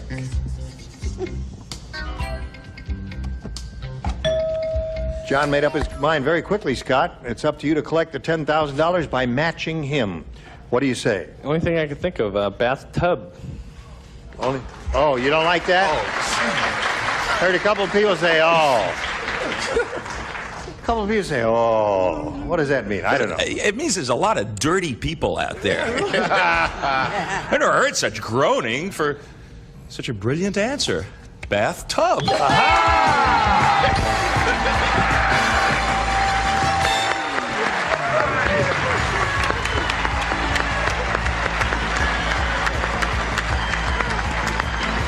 And a way to go, Scott.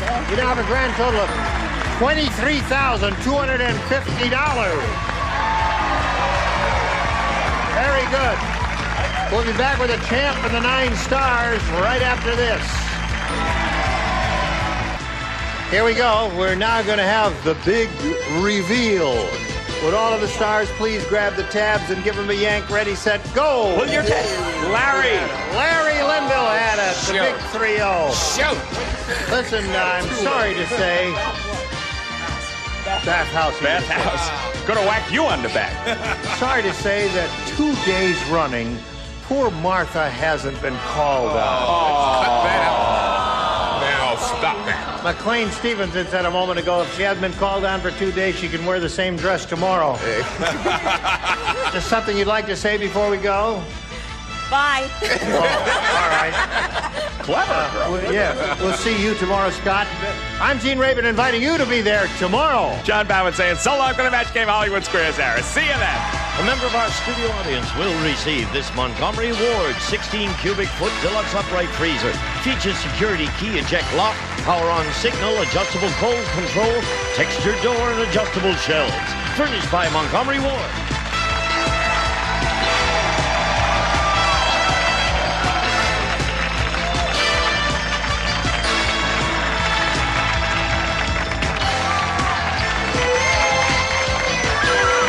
This is Gene Wood speaking for the Match Game Hollywood Squares Hour. A Mark Goodson television production. Get ready to match the stars from MASH. Gary Burghoff, Brett Summers, Charles Nelson Riley. From WKRP in Cincinnati, Lonnie Anderson. From In the Beginning, McLean Stevenson. And Marcia Wallace. As we play the star-studded Big Money Match Game 78. And now, here's the star of Match Game 78, Gene Rivers.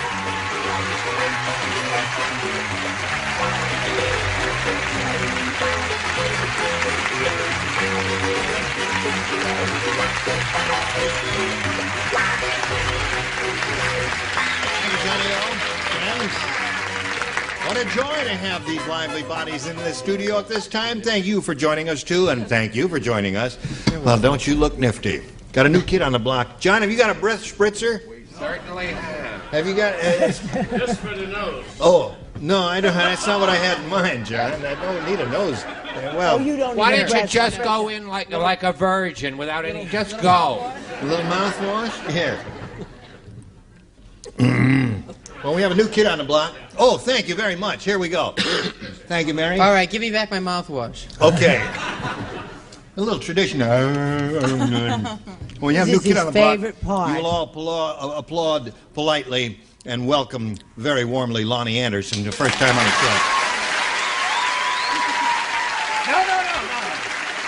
Why not? Why doesn't everybody get to say hi? It's my show, you see. Now, I'm not going to come around and kiss the nuns on your show. Well, no, I would hope not.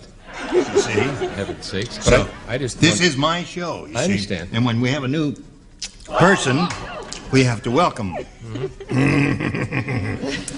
Everything okay with you? Yeah, I'm fine. Could I have Yes, some- that's true. Animal. We'll look forward to seeing your show and your show, too. Thank you. Now, let's all greet Bill Clark and Sam Early. Hi, Bill. Okay, dude.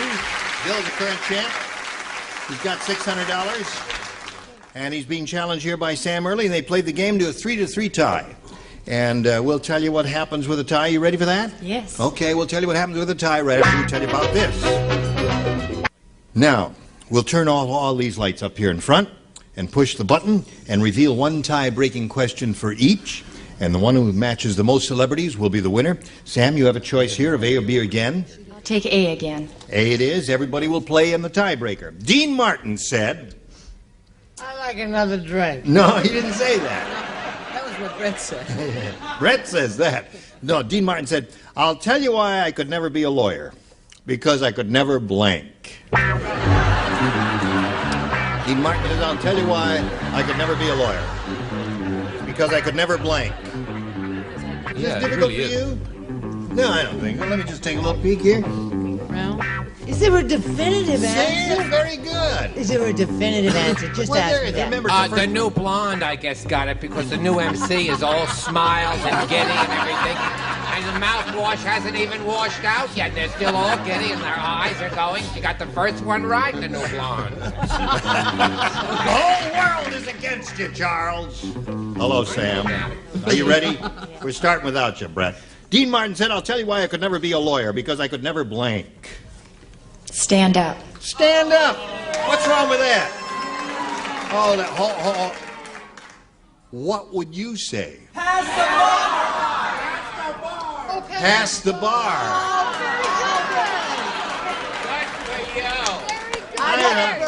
Would you book some of these people? Get some of these people and let them sit up here. I'll go out there. You Somebody go out can have there. my Everybody seat. out there. And you're all up here. Now, what do you Let's say? see if Blondie got that one. What do you say? I say that tonight after the show, I'm not going to pass the bar because I said read. Read. Shut up. You have a way with words, Gary. Yes, I know. What do you say? They're wonderful. Yes, they are. Terrific. I didn't even, of course, needless to say, come close to that. But I didn't say read, which I think is a step in the right direction. I said stay sober enough. Stay sober enough. Yeah. Okay. What'd she say? I liked it. I said the same thing as my boring neighbor. Stay sober, eh? Thank you. Okay, Lonnie, what did you say? Well, I said stand. That's a match.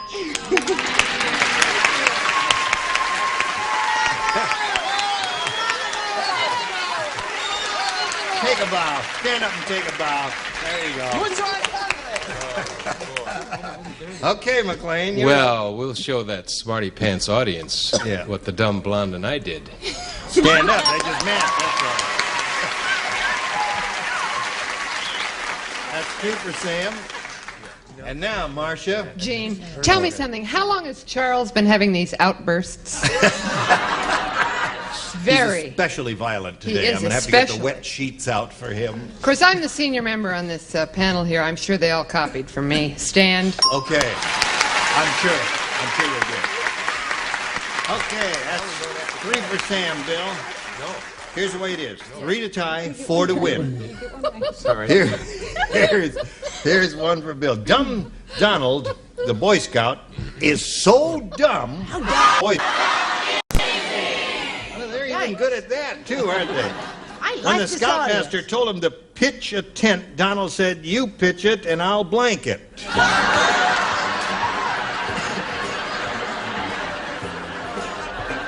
When the Scoutmaster told him to pitch a tent, Donald said, "You pitch it and I'll blank it." Okay, Bill Clark. Dumb Donald the Boy Scout is so dumb. When the Scoutmaster told him to pitch a tent, Donald said, "You pitch it and I'll blank it." Catch it. I'll catch it. Okay.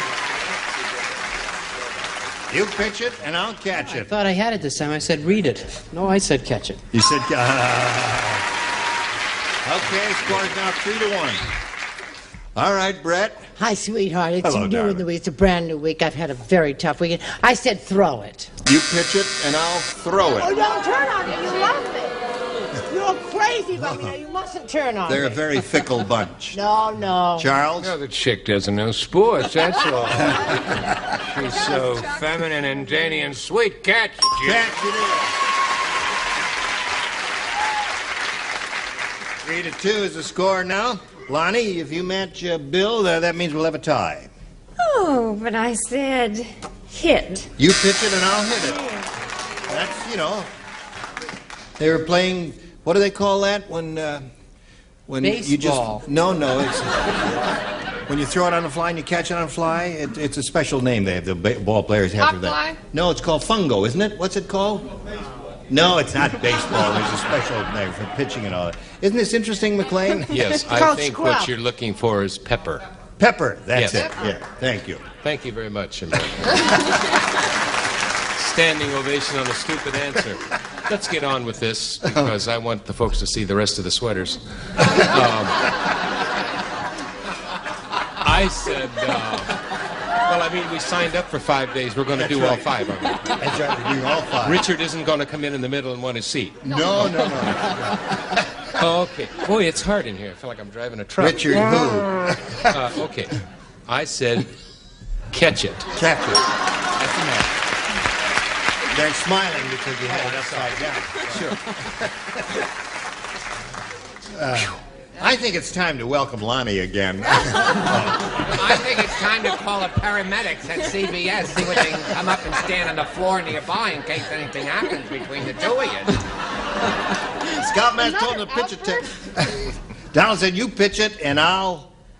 Could have sent 2 kids to college in the time I get to answer this question, but I said catch. Okay, wins the game to Bill Clark.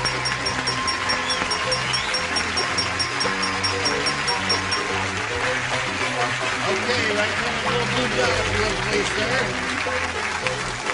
Sam, going to send some gifts your way, courtesy of Match Game 78. Thank you very much for being with us here. Thank you. Sam, Bye-bye. ladies and gentlemen, while we're spinning it off, I want to spin a message or two just for you.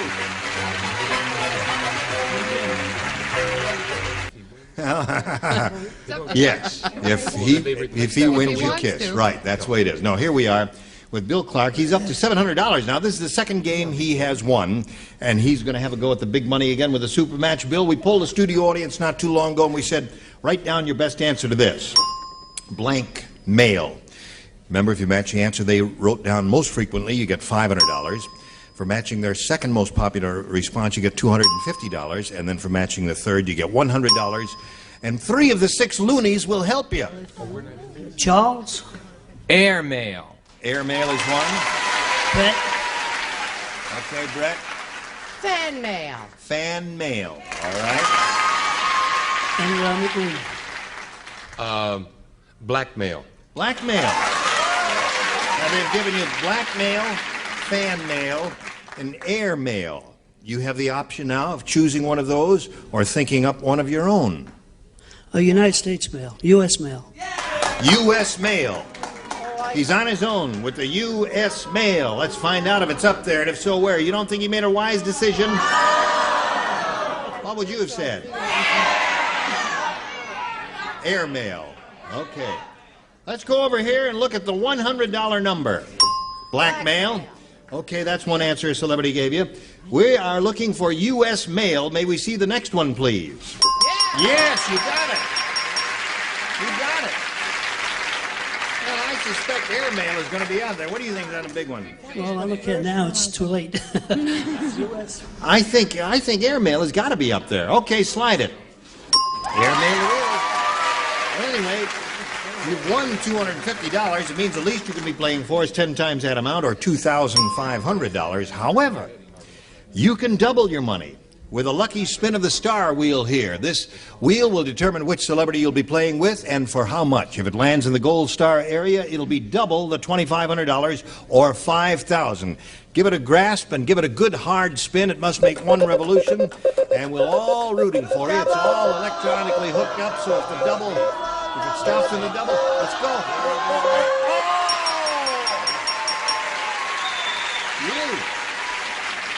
All right. So you're going to be playing for double the money or $5,000 with Gary Burghoff, and he'll write his answer, and you'll give me a verbal response after he has written his answer. Good luck to you. Blank store, S-T-O-R-E, blank store.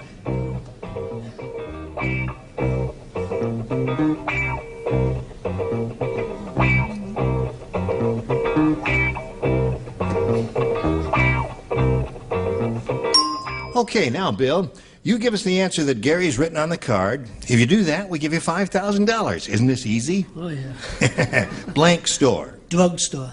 Drugstore. Okay.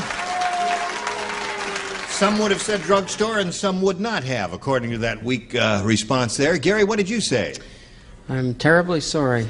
I said grocery store. Grocery store. Well, grocery store is the first thing that came to my mind, too. They're both good responses. Bill, you're up to $950. You've improved your position considerably, and now you're going to meet another player. Here comes Cheryl Ezell.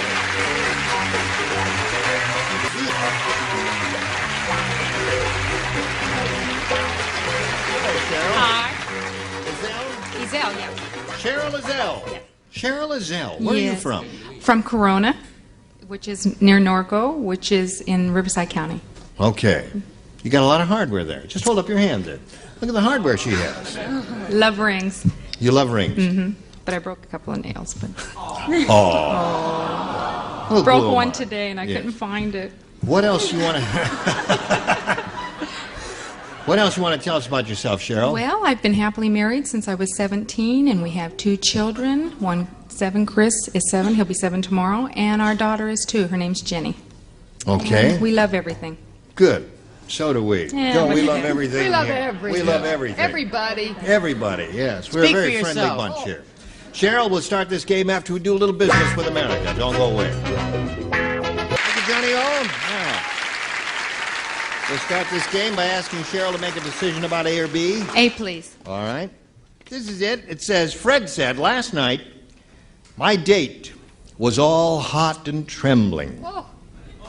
I thought she was being passionate. Turns out she had blank.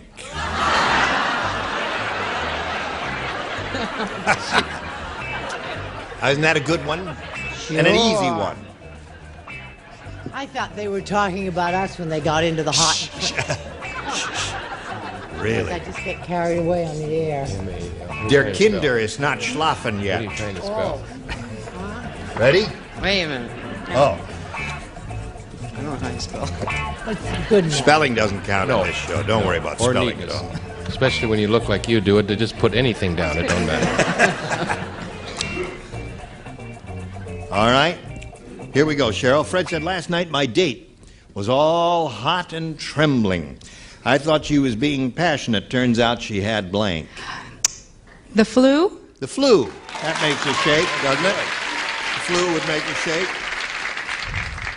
What'd you have, Gary? Diarrhea. Oh. See? Okay. See? May we see yours, please? Not only could he not spell it, it's in bad taste. I said the flu. The flu. That's one for Cheryl. What disease are you peddling? Anything you have in mind. I said the flu. The flu. Okay. Cheryl now has 2. My date was all hot and trembling. I thought she was being passionate. Turns out she had... I picked a disease, but it wasn't the flu. Mono. Mono. Well, that means he was going to get it, too. Right. Because you get that from kissing, don't you? Right. I was going to say diarrhea, but I didn't know how to spell it, and I didn't know how to spell flu, so I just I put malaria. Malaria.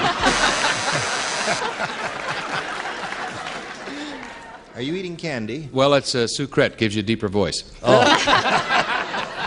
They're just new on the market for leading men that are going downhill. I see. Want to go to Marcia now, please? Yeah, all right. We go to Marcia now. Malaria, one of my favorites. And Really? here, What disease have you got there? pick a disease. Yeah. The flu. The flu. All right. That's not bad, Cheryl. 3. All right, Bill, we got this for you. The guard at the Smithsonian said, I think somebody stole the real Declaration of Independence and replaced it with a fake. John Hancock's signature is written in blank. What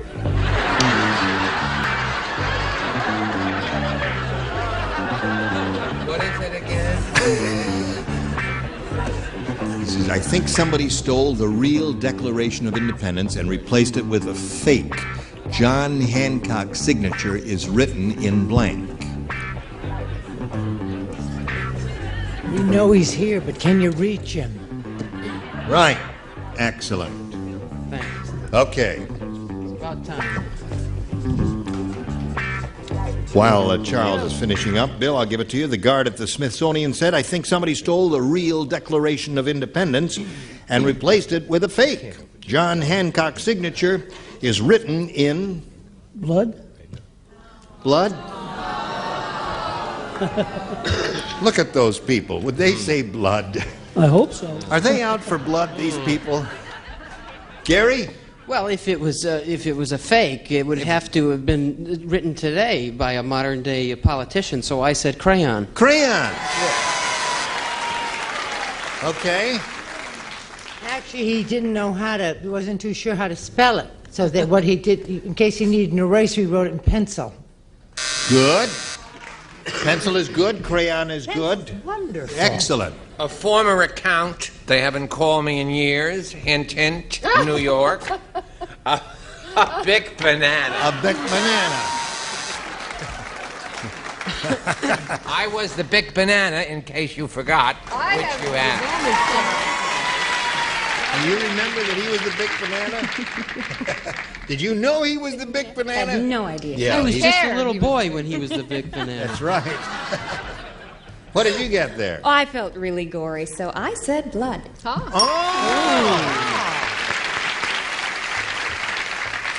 You know, I think it's important. Lonnie really has had it over the years, haven't you, darling, with being called a dumb blond? Well, I never called her a dumb blonde. First of all, now wait a minute. It's not her fault she's blonde, and it's not her fault she's dumb. You know, she used to be a school teacher. Really? Yes. What'd you teach? Yes, I did. I taught English and art. No kidding. Yeah. Sure. Wait till the cast party. She'll talk to you about some other stuff. Want my answer? Yes. Crayon. Crayon. Talk about dumb. Shucks. Didn't know I was going to have to take care of him today. That's right. I myself do remember Charles as the big banana. You do? Which does give us a hint about my social life over the past few years. But that's one of the bigger events. And I do love my crayons, too. Oh, indeed. Okay, so there we are at the end of round one, 3-1 in favor of Cheryl. Round two coming up, but right now this. Okay. Now, Lonnie, since this is your first experience on this show, I know you're an experienced professional. What reaction would you like to give us then, just on the spur of the moment here? A reaction about this show? Yes. Just that it's a lot of fun. Oh, well, good. Everybody's worried about spelling. Yeah, spelling doesn't count. Well, it is a lot of fun. We'll have more fun here tomorrow on Match Game 78. Gene Rayburn here. Goodbye.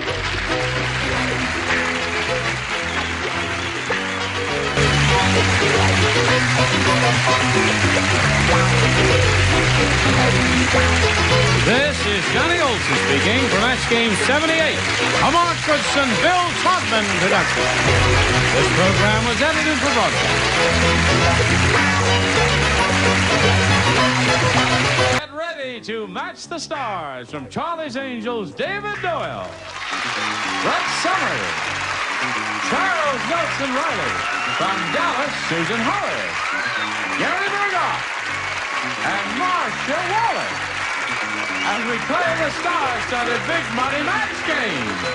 And now, here's the star of Match Game, Gene Rayburn.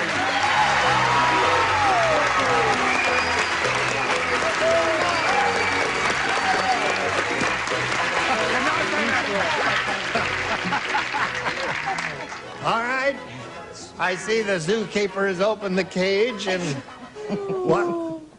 Oh, I'm so sorry. I don't want you to think I'm not having a wonderful time with this. God knows I am. You were yawning in front of everyone. It's this disease I have. Otherwise, I never would have done it. What's it called?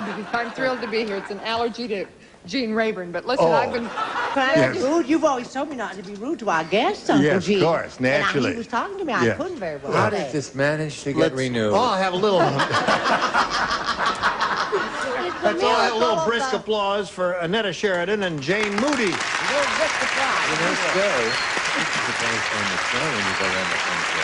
right, friends. You remember Jane from New York City, now living in San Diego. Has a beautiful little 3-year-old child. And Annetta here.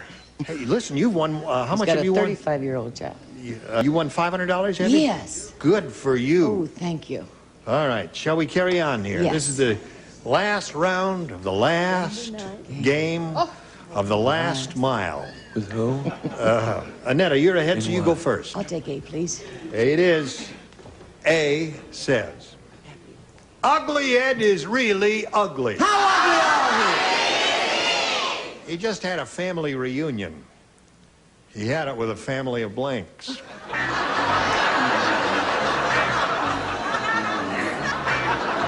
Here we go, Annetta. Ugly Ed is really ugly. He just had a family reunion. He had it with a family of blanks. Orangutans. Orangutans. Why did you pick that?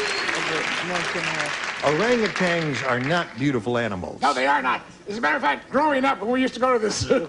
Sad award. Sad story. When we go down to the zoo, we used to call orangutans plug uglies. Plug uglies. All right. Do you understand? Sad. Yeah. Plug uglies. Oh, okay. I know. I said he had it with a family of dogs. His reunion was family dogs. What do you Isn't say? that it? I hope it's a match. Baboon. Baboon. They look like orangutans, but they're not baboons, are they? They're all monkeys. What? They're all monkeys. Well, now wait a minute.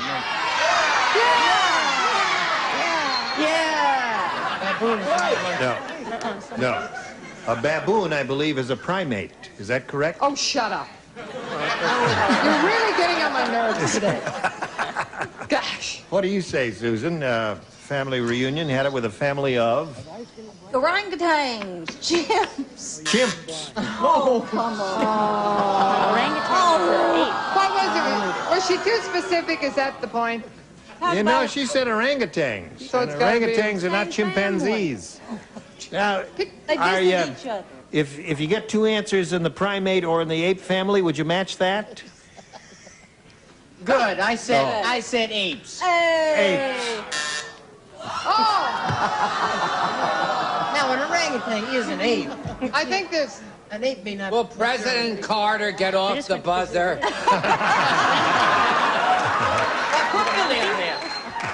don't know what it is. All right. Now, Jane, here we go. You need 1 to tie, 2 to win. Jackie the comic said, no, he says, I found a terrific new diet. New what? A new diet. Diet. Sometimes his accent gets in the way. You don't know what the heck he's saying. I found a terrific new diet. I only eat when my wife wants to blank.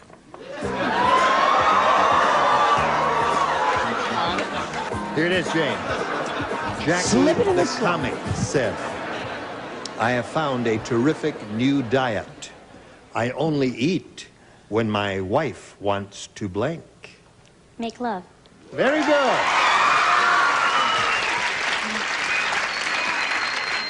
Now, Jane got the idea immediately. Of course she did, and I think that women do get the idea immediately. And probably, although the answer is a funny one, it's probably not indicative of what the situation is within the households of America today. But I will answer the funny one. Make love. All right. That was worse than the fortune, misfortune. Go. Orson Welles was on that, Dad. I wonder who he was married to. Some Make a little whoopee. Make a little whoopee. That wins the game. Won the rest of the year. Make love, sleep, make the orangutan whoopee. All right. Come on down, Jane.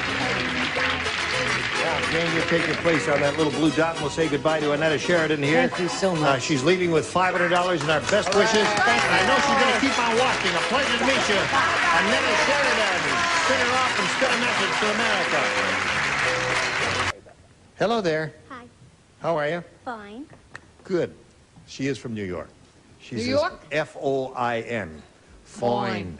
I'm fine. Nice to have you with us. All right, here we go, Jane. We polled a studio audience not too long ago and said, write down your best answer to this. Blank to the music. If you give us the answer, which that audience wrote down most often, we'll give you $500. For matching the second most popular, you get $250, and if we match your third, you get $100. 3 of the 6 stars are allowed to help. Okay. Charles. Charles. I was born in the Bronx, but I had a governess and Charlie? had elocution. Yeah, were we in the Bronx? Sure. What part? I don't know. My father brought me.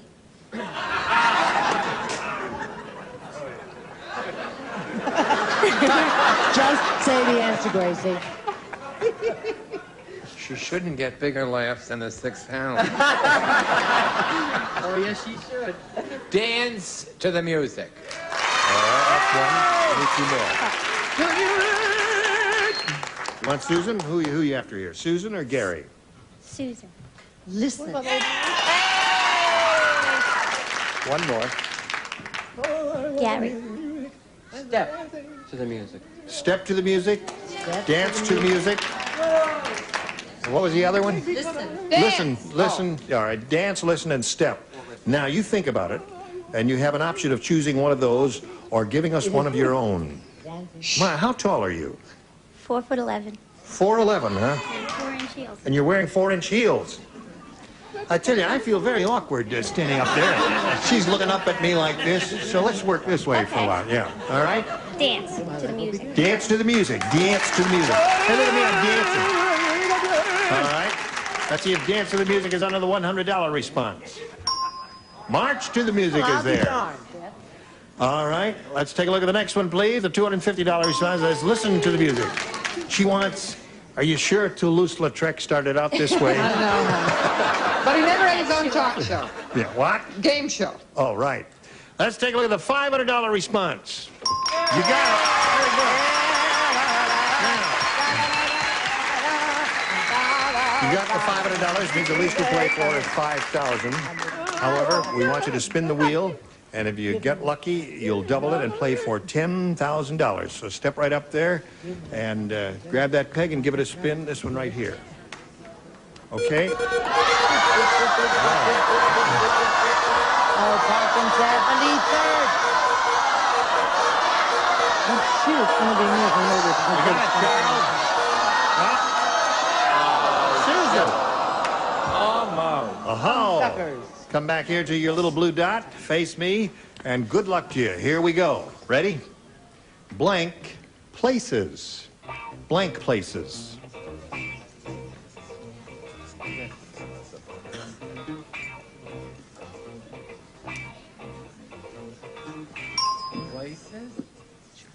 Yep, she's finished. And now if you give us the answer she has in the card, you get $5,000. What do you say to that? Blank places. Odd. What? Odd places. Odd? Odd. Oh. She said odd places. So sweet. You're a very sweet girl. You may be too young. Far away places. Far away places. Oh. Well, listen, it hadn't been a total loss. You got $500. You got a trip to California. You had a lot of fun, have you? Yes, I sure did. Well, that's good. It's been a pleasure to meet you, my dear. Follow that tall, skinny guy over there. We'll welcome George DeMarco and Calamity Jane Mathers. How do you do? Hello. Welcome to the two of you. Let's get acquainted. George, tell us about yourself. My name's George DeMarco. I'm from New Rochelle, New York, which everyone knows from the Dick Van Dyke Show. Robin Lord Petrie lived there. I'm a public accountant. I work in Manhattan. And I have two cousins, Michelle and Lois, who are in the audience. Rooting for you. Great. Good. All right, George, welcome and good luck to you. Calamity Jane, how do you say your last name? Mattis. Mattis. It's Jewish. Calamity, it is a Jewish name? Yes. Really? Where are you from? Calamity Jane's Well, Jewish. I'm really from Winchester, Tennessee, but I live in El Monte, California. El Monte.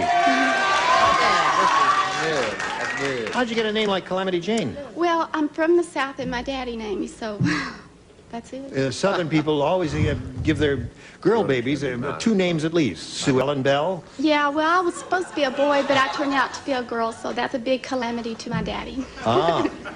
What the heck with him? What does he know? All right, George, you can have A or B. I'll pick B. You got it. George, public accountant from New Rochelle, New York. The Godfather's wife said, "It's strange being married to the Godfather. Before he eats a donut, he dunks it in blank."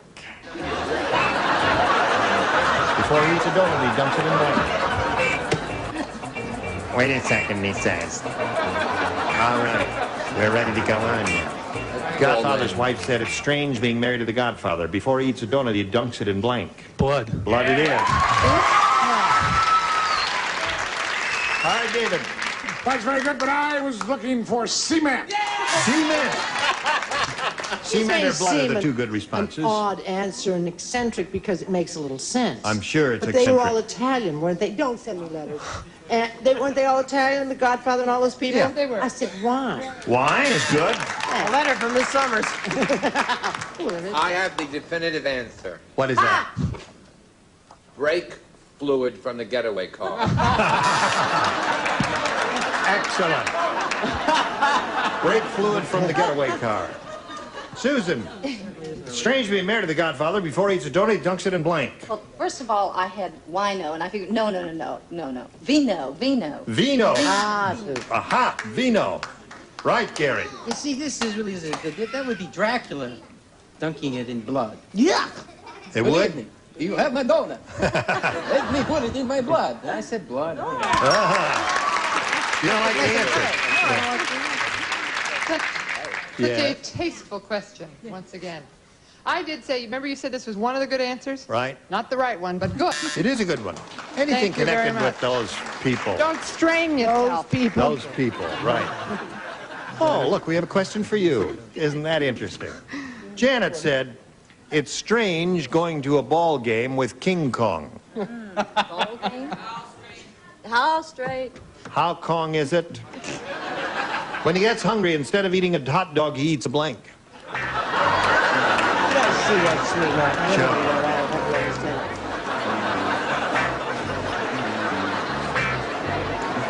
Oh.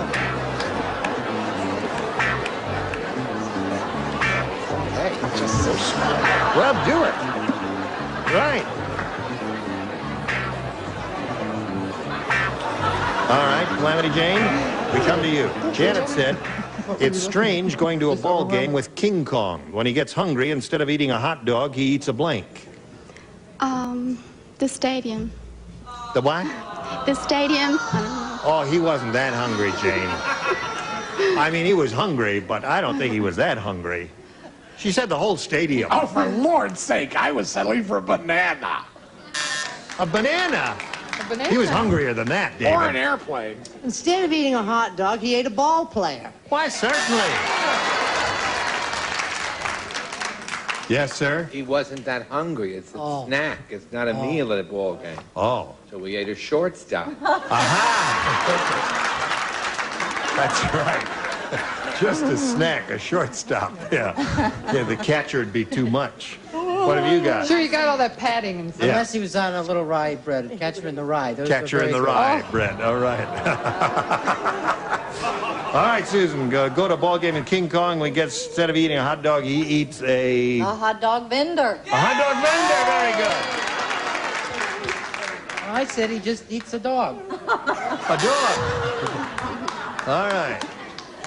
Yes, ma'am. I say he was a monkey of taste and distinction, and he ate an umpire. An umpire? Yes. Ate an umpire. So there we are at the end of round one, 1-0 in George's favor, and round two coming up after this message for you. Oh, round two, game one. George, you're ahead. You have to go first. I'll pick B again. B it is. You got it. Farmer Brown said, I never should have hired that midget farmhand. He's so short he has to stand on his tiptoes to blink.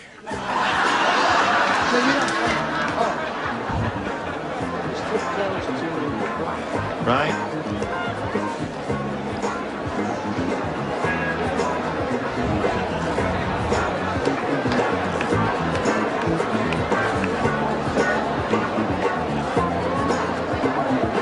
Ready, George?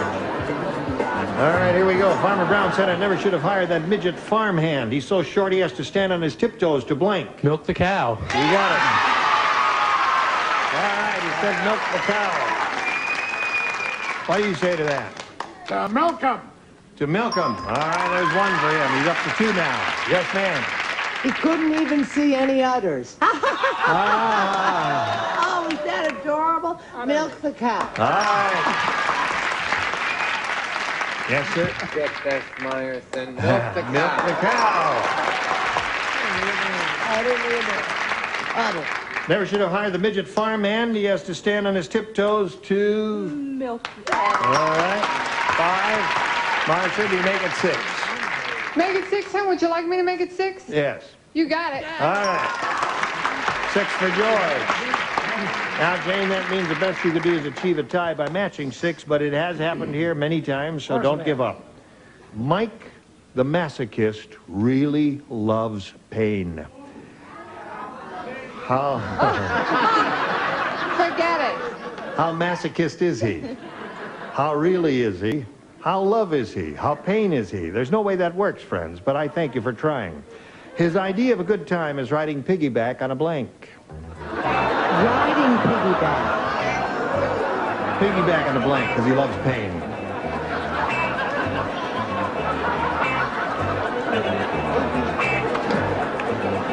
Piggyback. Very good.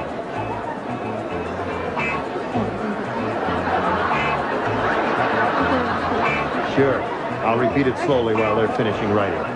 Mike the masochist. You know what a Wait a minute, I masochist haven't finished yet. is? Someone who loves pain. That's what a masochist is. He really loves pain, and his idea of a good time is riding piggyback on a blank. Don't say it yet. Time's up, David. Thanks very much.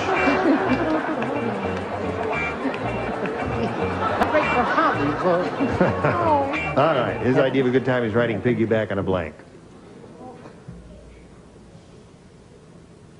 What would be painful? A porcupine. Well, all right.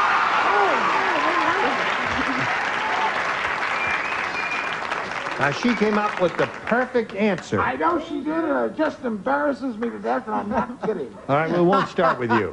Oh, don't Start with her because I've been here going on 9 years. You want to be last. And that is pathetic, this answer. This answer? This has to be one of the most pathetic, and I feel sorry for her. As if my life wasn't bad enough. That he has to get on your case. Here and judges these answers? Well, all right. Ask me. All right. Let the audience judge. His idea of a good time is riding piggyback on a blank. On a piggy. On a piggy. How'd the rest of you have? Let me see your answer. A man in, oh, dear me. What did you have? What's so great about it? Right answer like I've had for 9 years. Porcupine. Porcupine. Porcupine. They had a lot of porcupines right there, if you would. Well, you came close. Now, we'll see you later, Jane, because we'll spin you off now, and you'll be back for game number 2 a little bit later. Now we'll spin this message for you. Thank you. You were splendid.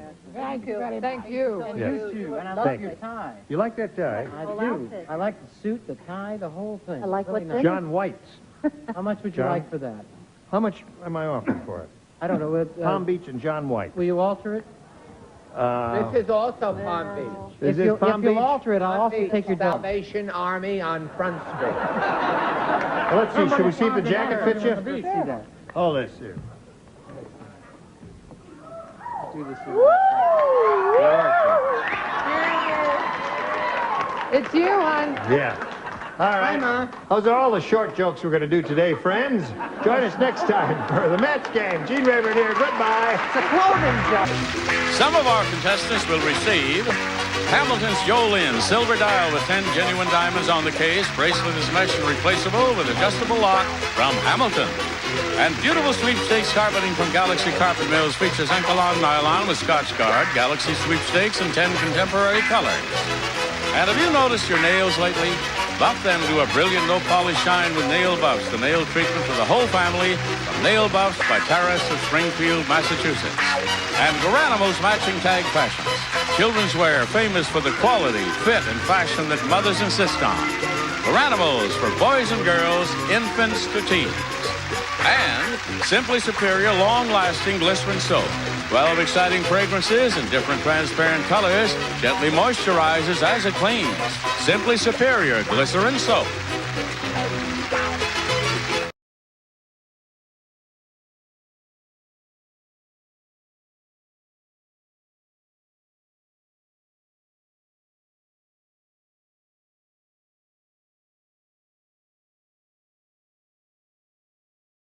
Production.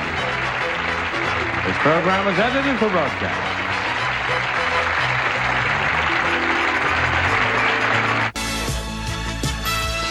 It's time for the match game. Hollywood Squares Hour with, from Aftermath, William Christopher. From Cut Factory, Teresa Ganzel.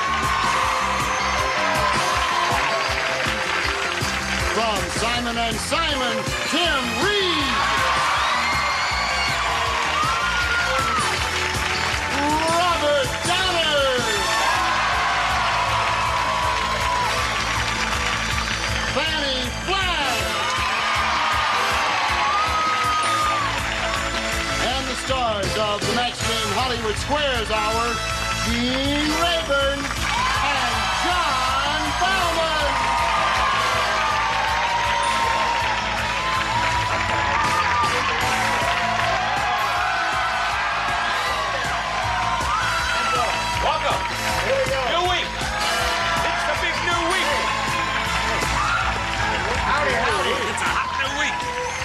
We are not in our usual studio. Usually we're in Studio 3. Today we're in Studio 2. And I noticed the audio is 1,000 times better here, isn't it? So far. Yes. Everything's great.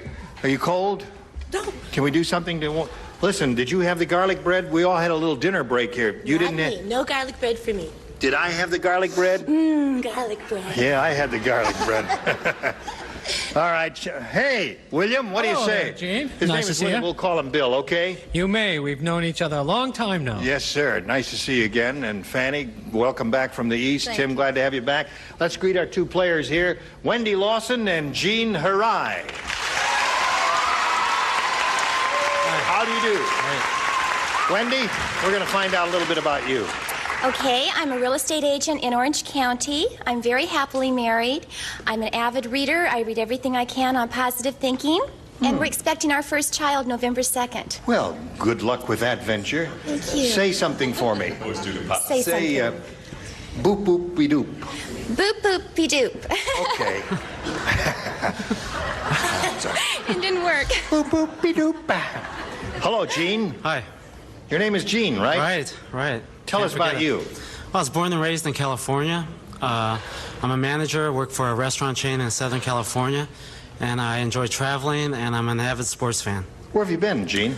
I like Canada, Mexico. Have Love you been Canada. to the Valley? I live in the Valley. Oh, you live in the Valley. Yes, That's not traveling. The dreaded Valley. All right, let's begin the match game. Aha. Now we're going to play 3 rounds. Thank you. There's nothing. For my next trick, the winner at the end of the 3rd round will go on to challenge our returning champion on Hollywood Squares for a chance to win up to $30,000. Wendy won the toss. We'll ask her to go first. B, please. All right. Boop, boop, be doop. Hey, there's a new insurance out that's really cheap. And it's called... Thank you. I'll tell you how cheap it is. It's called Mutual of the Arctic. The only problem is they only pay off if you get run over by a blank.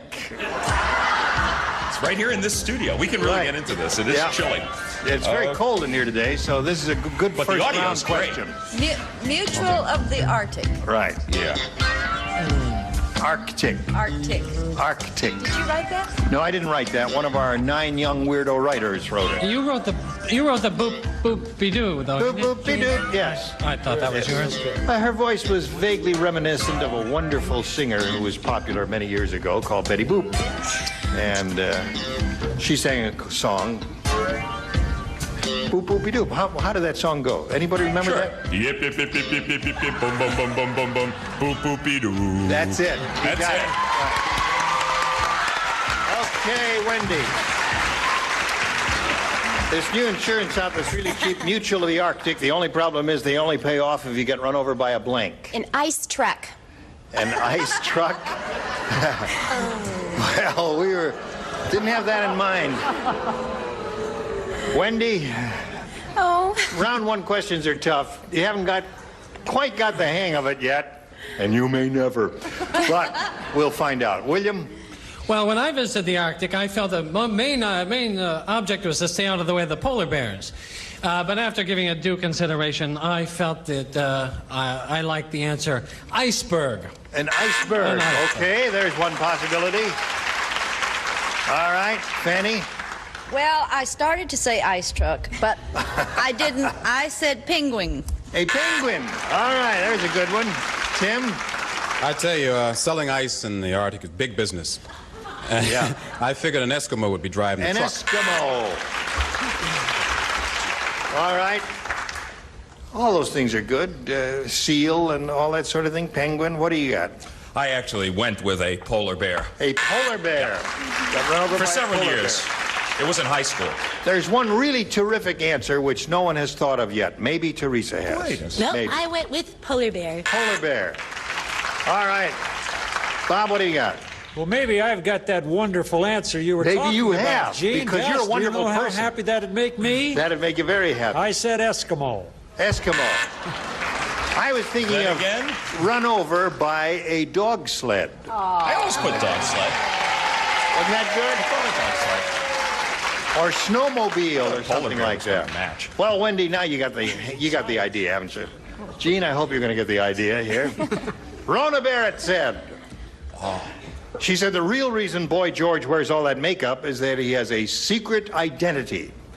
Underneath all that lipstick and rouge, it's blank. Oh, I like this one. That's a good one. I mean, these are the best first round questions we've had in ages. Ready, Tim? Yeah. All right, late in the slot there, and here we go, Gino. Rona Barrett said the real reason Boy George, you know who Boy George is? Right. Yes.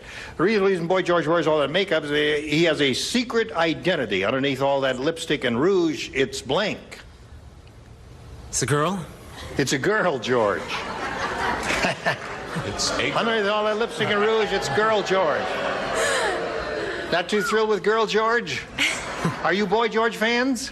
Yeah. All right. What'd you say, Bill? Well, I guess I was going in that direction, sort of. I figured it might possibly be a girl, and in that case, underneath all that lipstick and rouge might be lipstick and rouge. Aha! All right, no match, but a No match. cleverly contrived answer. Cleverly contrived. Yes. Now, you know, the economy is bad over there. Yes. And people like to make a little money, so I said underneath that was Margaret Thatcher.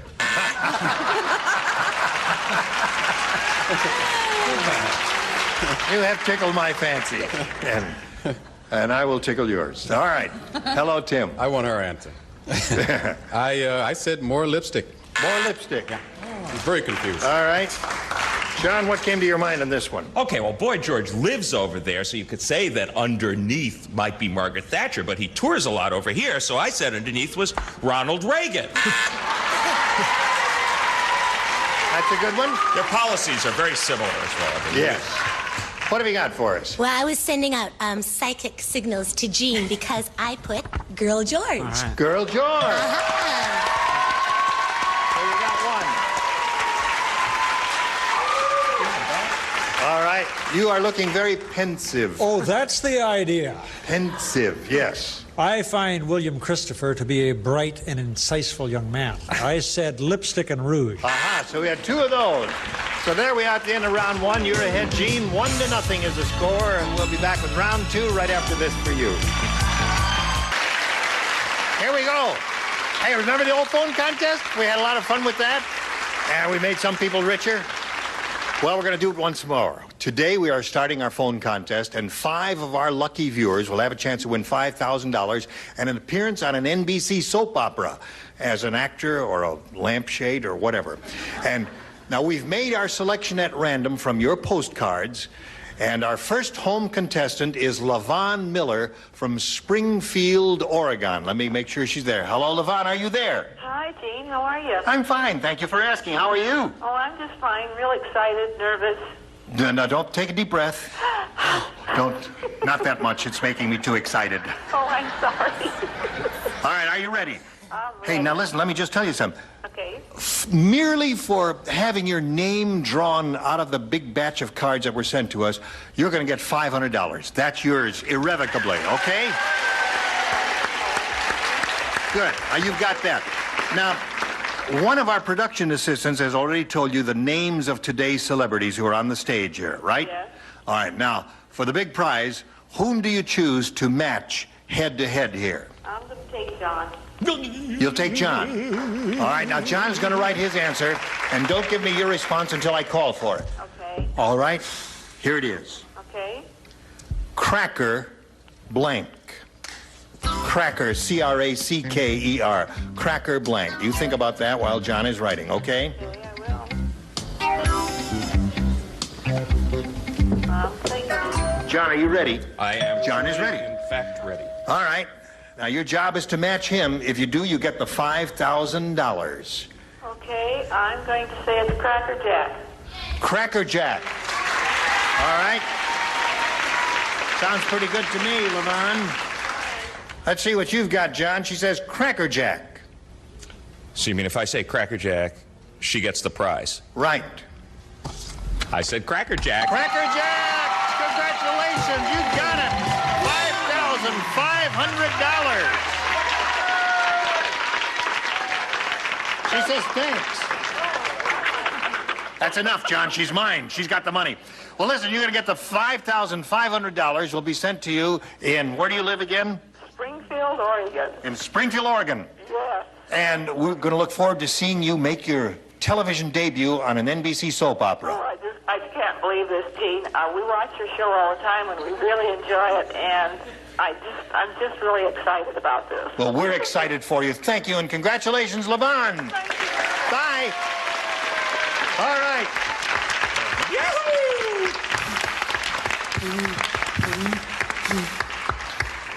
Powerful lungs. All right, now shall we continue? Follow me. Walk this way. If I could walk that way, would I? Oh, I'm sorry, sir. I didn't mean to bump you. All right, here we go to round two. Gene, you're ahead. You go first. Okay, I'll try A again. A it is. This is what A says. Fashionable Fran said, I just bought a beautiful dress made out of crushed velvet. Weird Wanda said, that's nothing. I just bought a dress made out of crushed blank.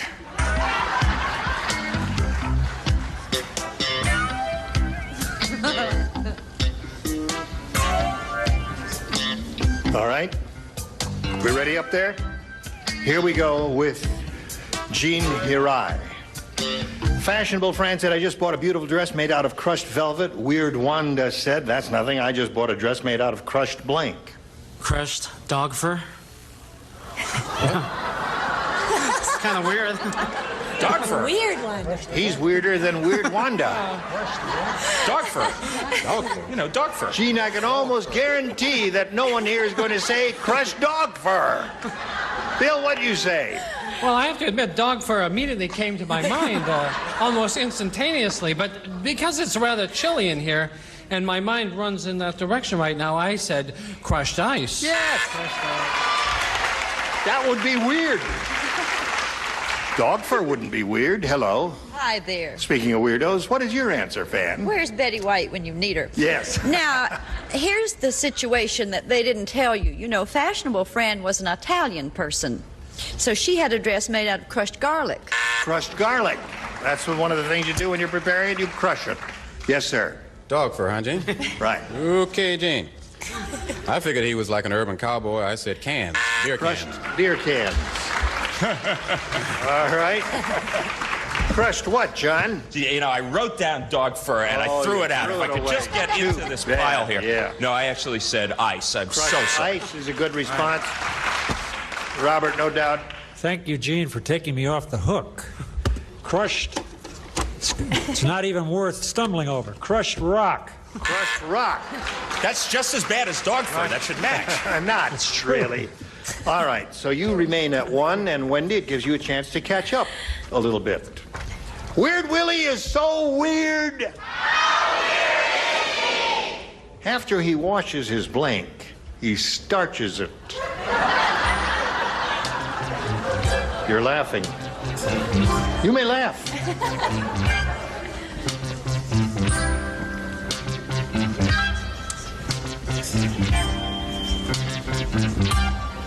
All right. All right. Okay.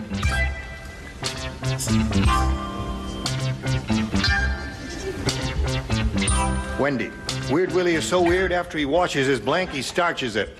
His hair. Hair is good, Wendy. You're making up for that last one. Bill? Hair is very good. Hair is excellent. Hair is so good. And I didn't quite rise to hair. I was just underneath it with face. Face. All right. Now, Fanny? Yes, dear. Hair is excellent. Yes, it is. She's making up for the other dreadful one. Yes, and rightly so.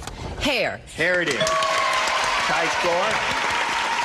At this point, it's possible a score may become untied. Yeah, probably keep it from curling, wouldn't it? Right. Yes. There it is. All right. 2 for Wendy. Here today, going to 3 for Wendy. Yes, ma'am? Hair. 4 for Wendy. I told you, Christopher's a bright young man. Face. Face it is. Something going on between you two guys? Such faith. Yes. Such faith he has in me, I don't know. Right. So there's round 2. Wendy has sprung into the lead 4-1. The third and final round right after this for you.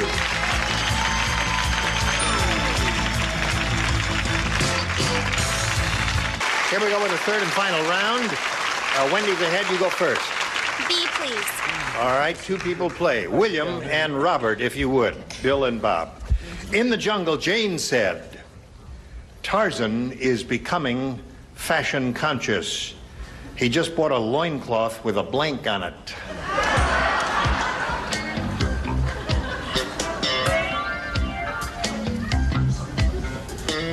It's a very easy one. Don't strain yourself. This is not a great intellectual exercise. It isn't? No. Well, then we're leaving. All right, here we go. Put him in the slot. Wendy. Jane said Tarzan is becoming fashion conscious. He just bought a loincloth with a blank on it. With a Gucci signature on it. A Gucci signature. All right, that's one possibility. What'd you say, Bill? I hate to Gucci this up for you, but I said if I had a loincloth, I thought I would want to have it diamond on it. A diamond on it. That's the way I feel. All right. What did you say? Well, he shops rodeo, and I don't. I said a ribbon. A ribbon. Alligator. Yeah, we were all expecting you to say alligator.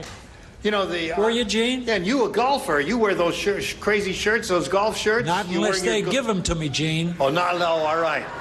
Hello, Izod. Send a dozen. Sorted sizes and colors, thank you very much. Medium? Yes. Extra large? No, large will be fine for me. Now, Gene, you need 3 to tie and 4 to win. Okay. Dumb Dora, so dumb.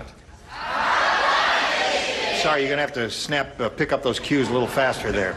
When her husband bought her some plastic flowers, Dora blanked them. Dora blanked them. Just so good at this game. Can't play them so good. Ready, upper tier. Here we go. Dumb Dora, so dumb, when her husband bought her some plastic flowers, Dora blanked them. Watered? Watered. Okay. 2 ways to go on that. Watered or planted, and he said watered. What do you say, Bill? Well, as a gardener, my mind immediately went to planted, so I said watered. Watered. 4-2 to score. Fanny? Watered? 4-3 to score. Jim? Watered. 4-4, tie score. All right, John, it's up to you. We'll get a tie. So you mean if I say watered, he gets the prize? Right.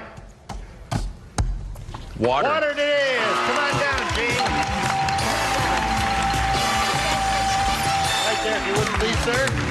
Wendy, good luck on your coming blessed event. We're going to send some gifts to you from the match game. Wendy Lawson, ladies and gentlemen. Hey, congratulations. Well, come back. What do you feel? How do you feel? Oh, great now. Good. All right, we're going to switch to... Thank you. We're going to switch to Hollywood Squares now. We'll bring on 3 more celebrities. There's the rest of our furniture. John and I will trade places. Lots more excitement coming along. Don't go away. We'll be right back. A member of our studio audience will receive a Kelvinator No Frost refrigerator featuring 3.6 cubic foot freezer, meat keeper, jewel crispers, trim wall insulation, and ice maker capability, furnished by Kelvinator. And now, it's time for more of the match game. Hollywood Squares Hour with, from Gimme a Break, Gary Michelson, Bruce Baum, Marilyn Michaels,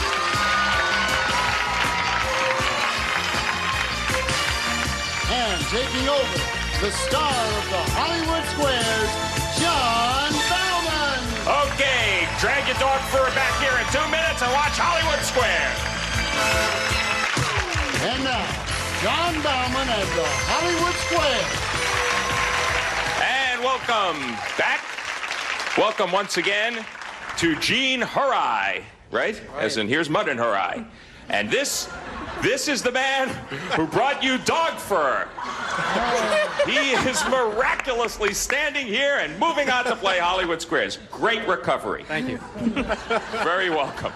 Okay, we have 3 brand new celebrities joining us as well. Bruce Baum, Kari Michelson, and Marilyn Michaels. You got it! You guys aren't related, are you? Bruce and I are related. He dropped the "un" from his name. Kari Michelson, which that's pronounced correctly, right? Yes, it As is. in carry me back to old Virginia.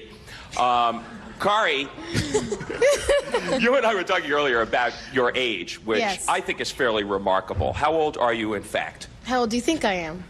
Well, I know. I know you know. Because you told me. I'm 22. Yes.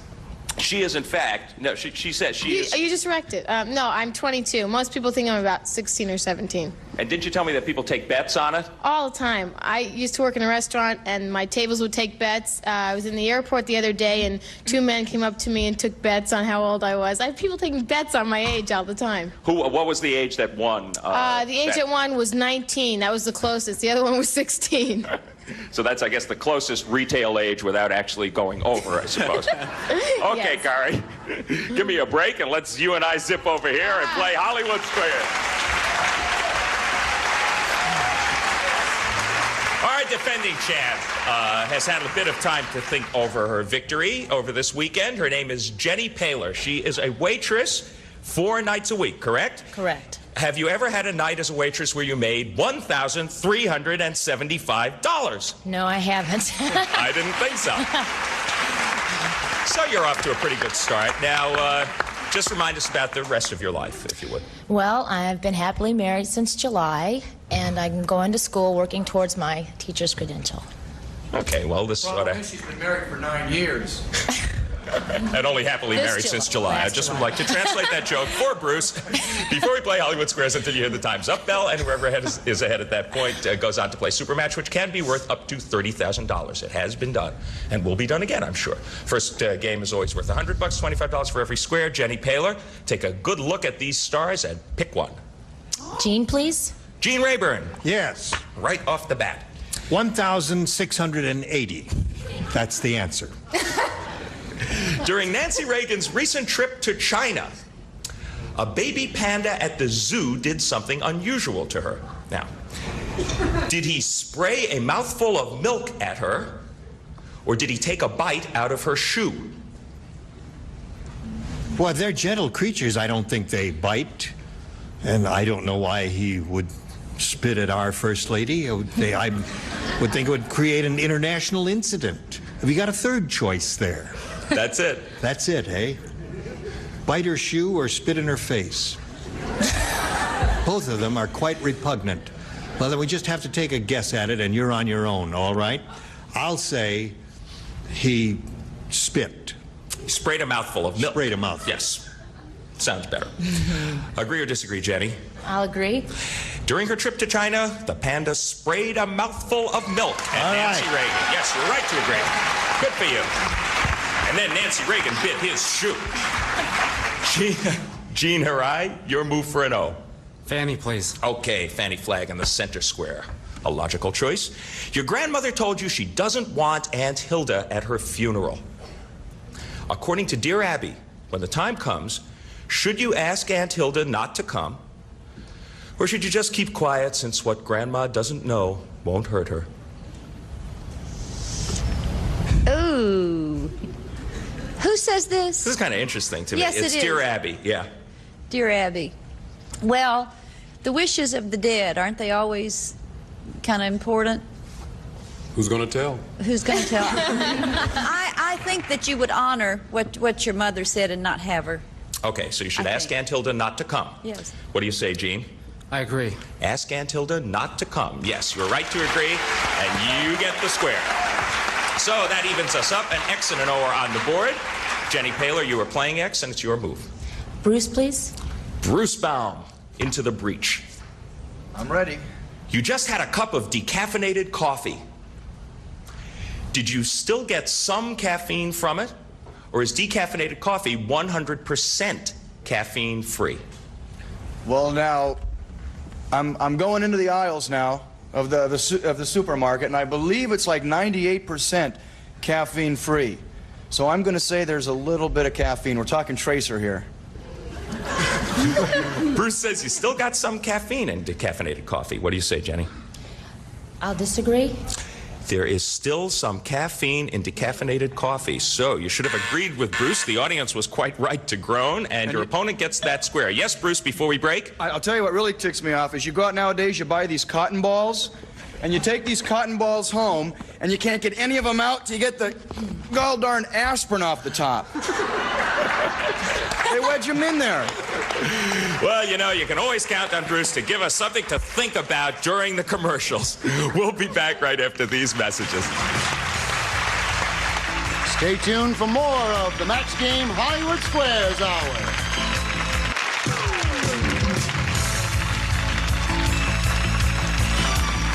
Now back to John Bauman and the Hollywood Square. The man who brought you dog fur is ahead. 50-25. But it's early yet in Hollywood Squares, but it is your move, Gene. Pick a star. Robert to win? Yeah, this will give you the first game. Robert Donner, you're an NBC executive with a pet rat. Can you shred up the National Enquirer for his cage, or is the ink bad news for the rat? Wow, what a great concept for a sitcom. You mean a sitcom? I'm an NBC executive with a pet rat. With a pet rat. How about that for casting, folks? Have I set the new season yet? Or am I still talking to the rat? I'm joshing. I'm joshing. I'll work for anybody. As a matter of fact, there are toxic ingredients in the Inquirer. Your Inquirer can kill you if you eat it. So you feel that the ink is bad news for the rat? Bad news for the rat. Okay. He says, don't put the National Enquirer in that rat's cage. Bad news. What do you say, Gene, for the game? I agree. It is bad news for the rat. That ink can do him in. You're right to agree. You get the square and you win the first game. Good for you. All right. So, 175 for the challenger, 25 for the champ, but it is early yet. We are going to clear the board immediately, sweep the 3 O's and a solitary X off of there, and we're going to start a $200 game with you, Jenny. Pick a star. Marilyn, please. Marilyn Michaels. Hello. What's older, Rona Barrett or the CIA? Actually, I don't think that Rona would like this question, John, if you know what I'm talking about. Rona Barrett or the CIA? Well, I'm going to be very kind to Rona. Not that she's ever been kind to me.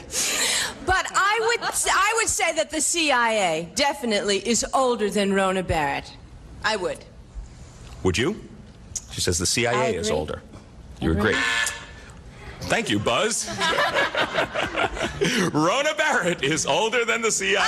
The buzz was a little early, but it was in fact accurate. She hears that. Yes, you should have disagreed. The CIA, 1947. Rona, much older. I hate gossip.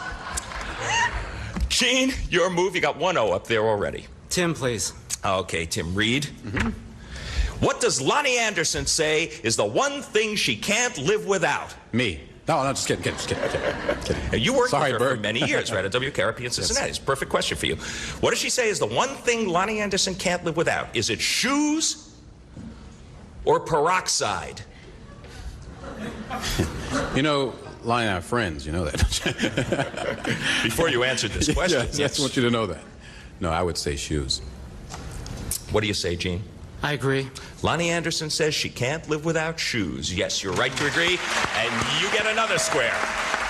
We did check that with her PR people, and she said, yeah, that's fine, say peroxide. Sure, it's funny. Okay, we're going to be back to complete our $200 game after these messages. Stick with us. $225 for Gene Harai and $25 for Jenny Taylor. Only one square on the whole day for the champ. You're going to have to fix that. Pick a star. Robert to block, please. Robert Donner. If she misses this question, Gene takes another game and has a pretty big lead. According to the book, Sex in the USSR. It's a very short book. It's a long winter. According to the book, Sex in the USSR, can you get a sex change operation in Russia? Or is that impossible over there? Sure, you can get a sex change operation in Russia. You can't get a gold medal, but you can get a sex change operation. Agree or disagree to block? He says you can get one. I'll agree. According to this book, Sex in the USSR, it is impossible to get a sex change operation in Russia. You should have disagreed with Robert. Your opponent gets that square, and your opponent wins another game. Well, it's just as well that it's impossible. They probably would have done it with a hammer and a sickle anyway.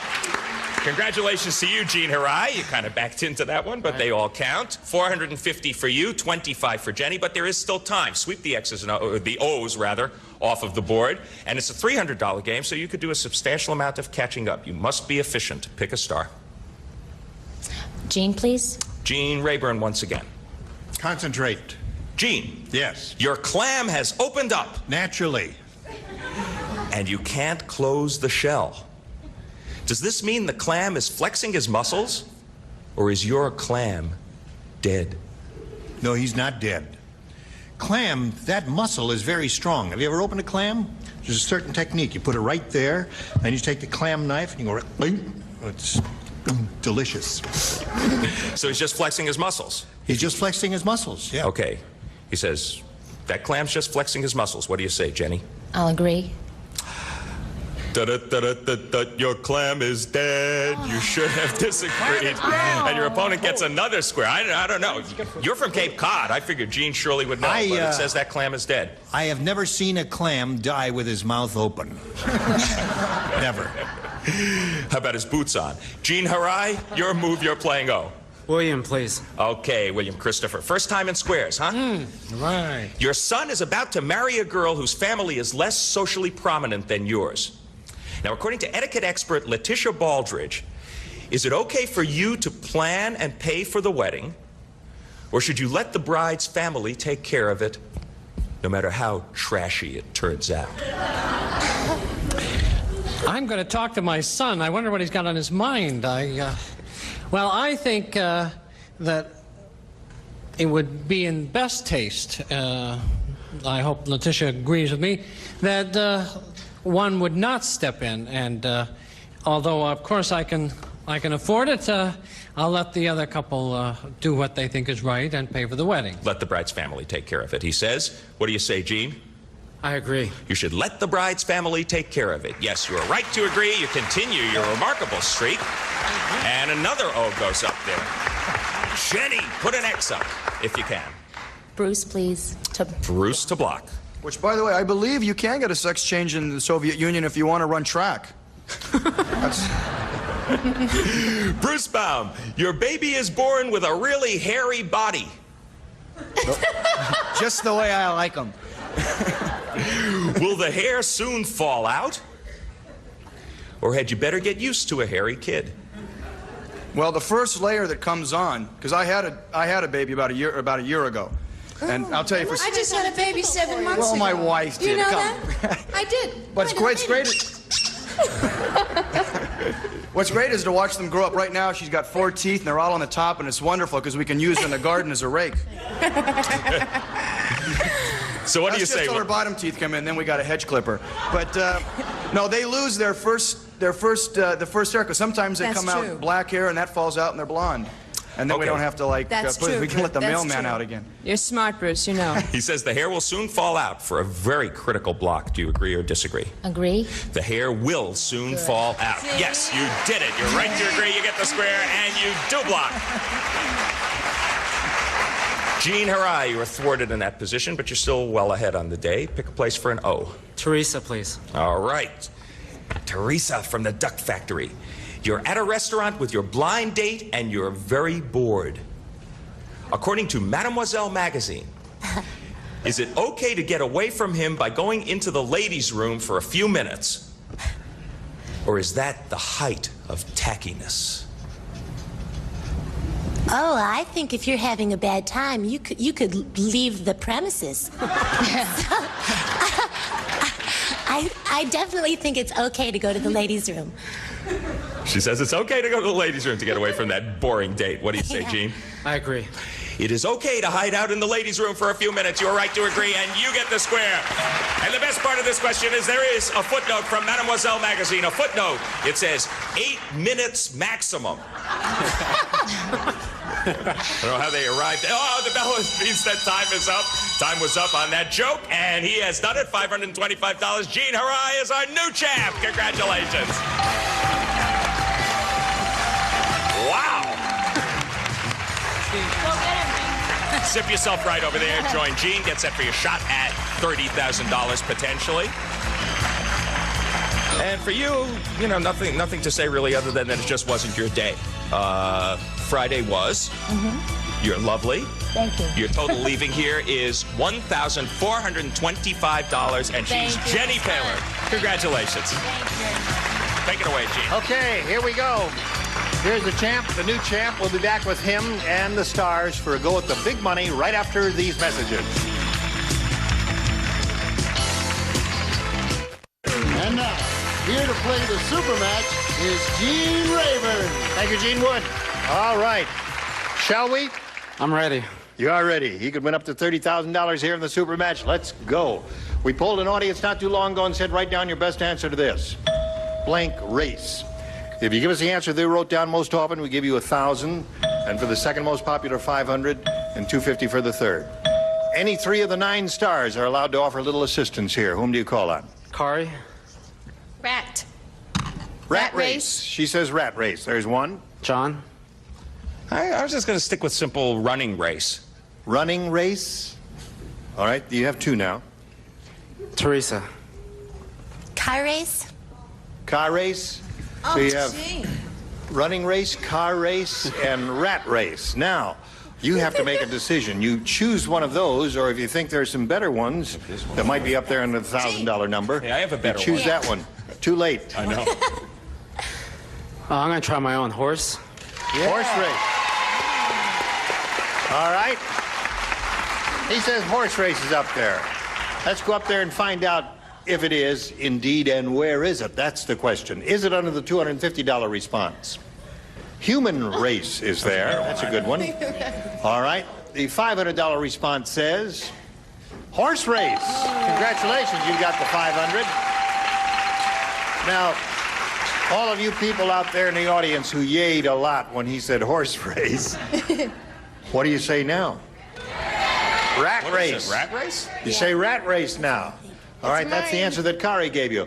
All right, slide the $1,000 response. Rat race it is. Very good, Kari. Now, you've got $500.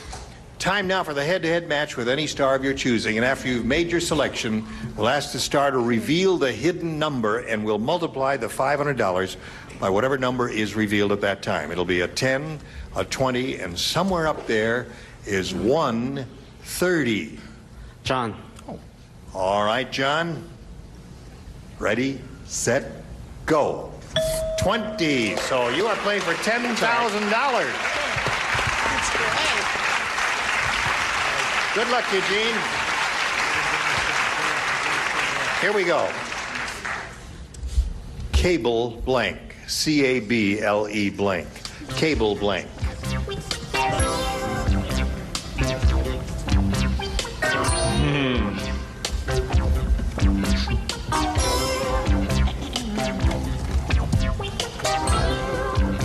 John's ready.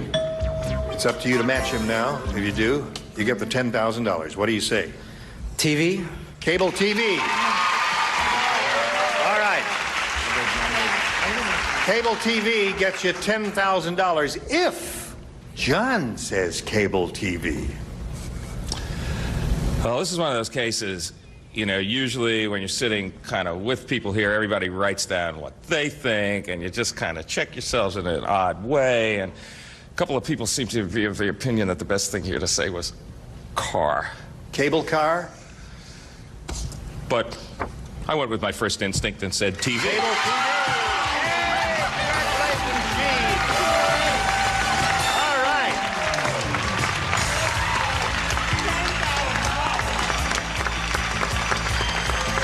Cablevision. Cablevision was another possibility. Well, you got a grand total of $11,025. Congratulations, Gene Harai. We'll be back with him and the stars right after these messages. All right, now we're going to find out which of the stars had the big number. The 130 that's up there. Stars, ready, set, go. Yank your tab. Robert Donner had it. Robert was the big number there today, but you did very well. He would have said car, actually, most likely, Robert Donner. Really? Yeah, he wrote it. Well, you've got over $11,000, and we'll see you here tomorrow, okay? Fantastic. Good. Gene Rayburn inviting you to join us tomorrow. John Bowden saying $11,000 ain't dog fur, and so long for the Match Game Hollywood Squares Hour. A member of our studio audience will receive a white sewing machine with 10 built-in utility and stretch stitches on one color-coded dial. Lightweight with built-in handle for easy portability, furnished by White Sewing Machine.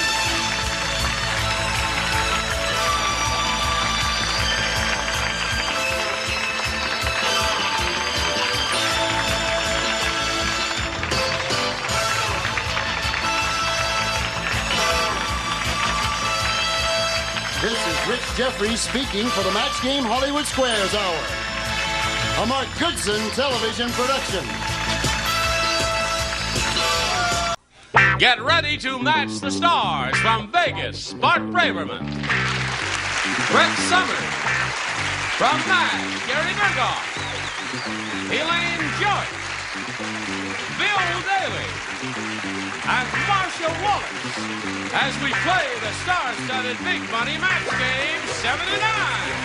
And now, here's the star of Match Game 79, Gene Rayburn.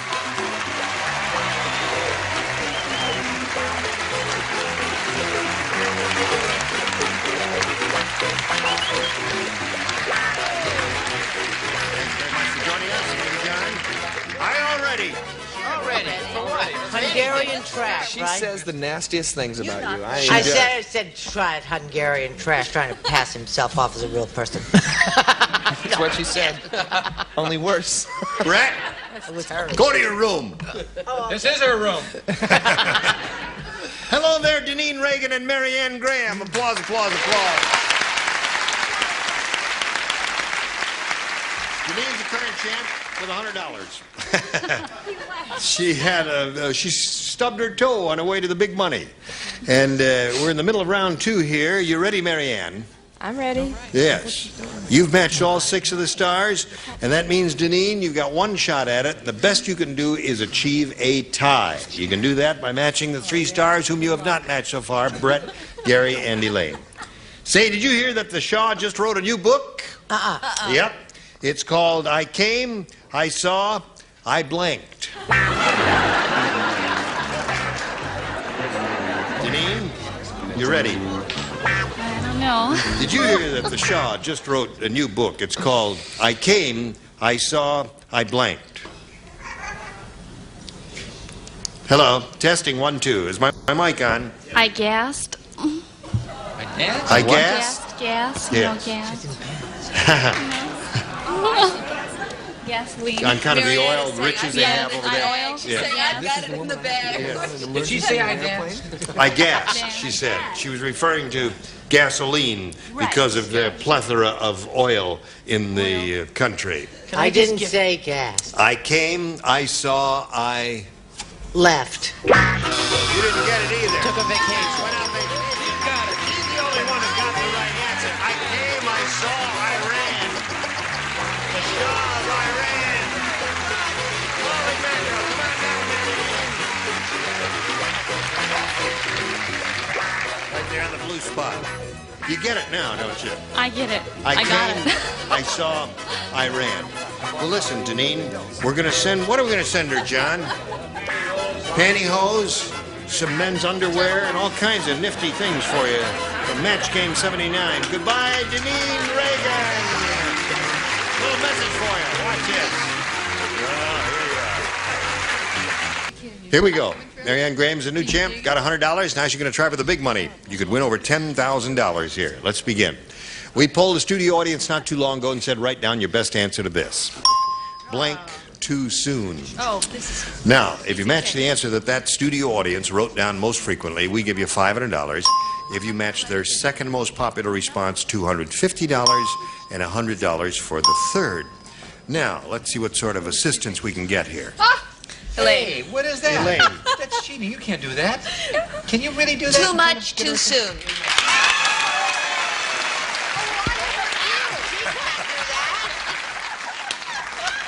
When I get through,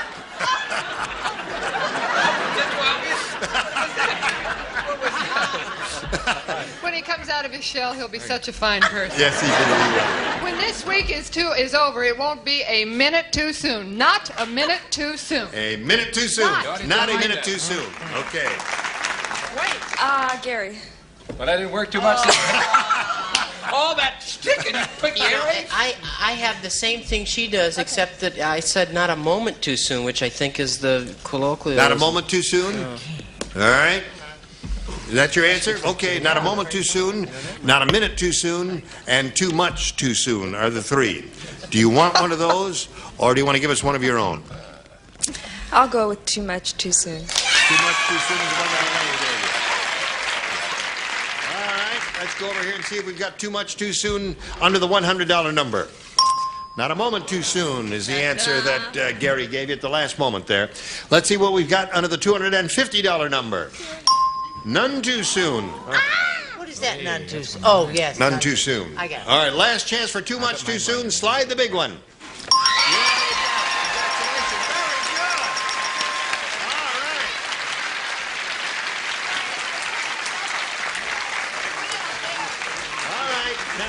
She'll play for us 10 times that amount or $5,000, but if you get a lucky spin of the star wheel, you double your money and play for $10,000. Good luck. We're all rooting for a double. Let's see how it works. Here we go. Wow.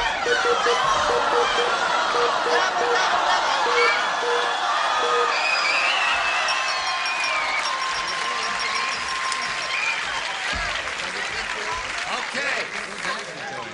All right, you got a double with Gary Burghoff there. You ready, Gary? It's only money. It's only money. It's just That's money. right. If I walked up out of the blue and gave you $10,000, would you say, "Oh, it's only Say money"? it's only money. Read the question Right. slowly. Not as good as spiritual development. Here we go. Oh, stop it. All right, no help from the audience now. Right? Okay. Here we go. Comb blank. That's C-O-M-B blank. Comb blank.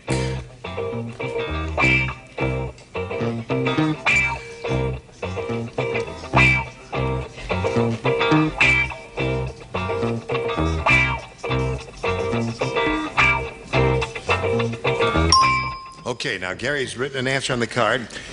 If you come up with the same answer he's written, you get $10,000. Think about it now before you respond. There it is. Comb blank. Comb your hair. Comb your hair. They don't like it too much out there. But maybe Gary said it. I don't know. Gary, what do you say? You see, I'm 35 years old. It's been at least 20 years since I heard that every 5 minutes. But I remember it.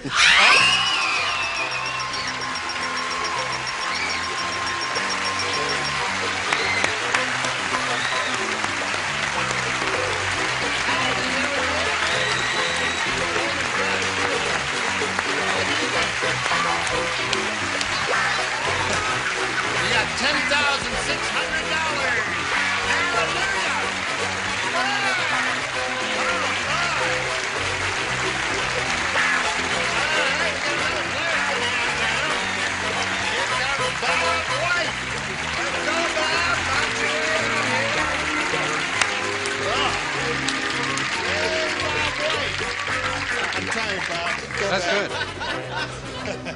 There you are. She's very excited because she doubled the money, got $10,000 just right there in the twinkling of an eye. That's great. We want to get acquainted with you. Let's find out who you are and where you're from and anything you want to tell us. Well, I hail from Nova Scotia, Canada.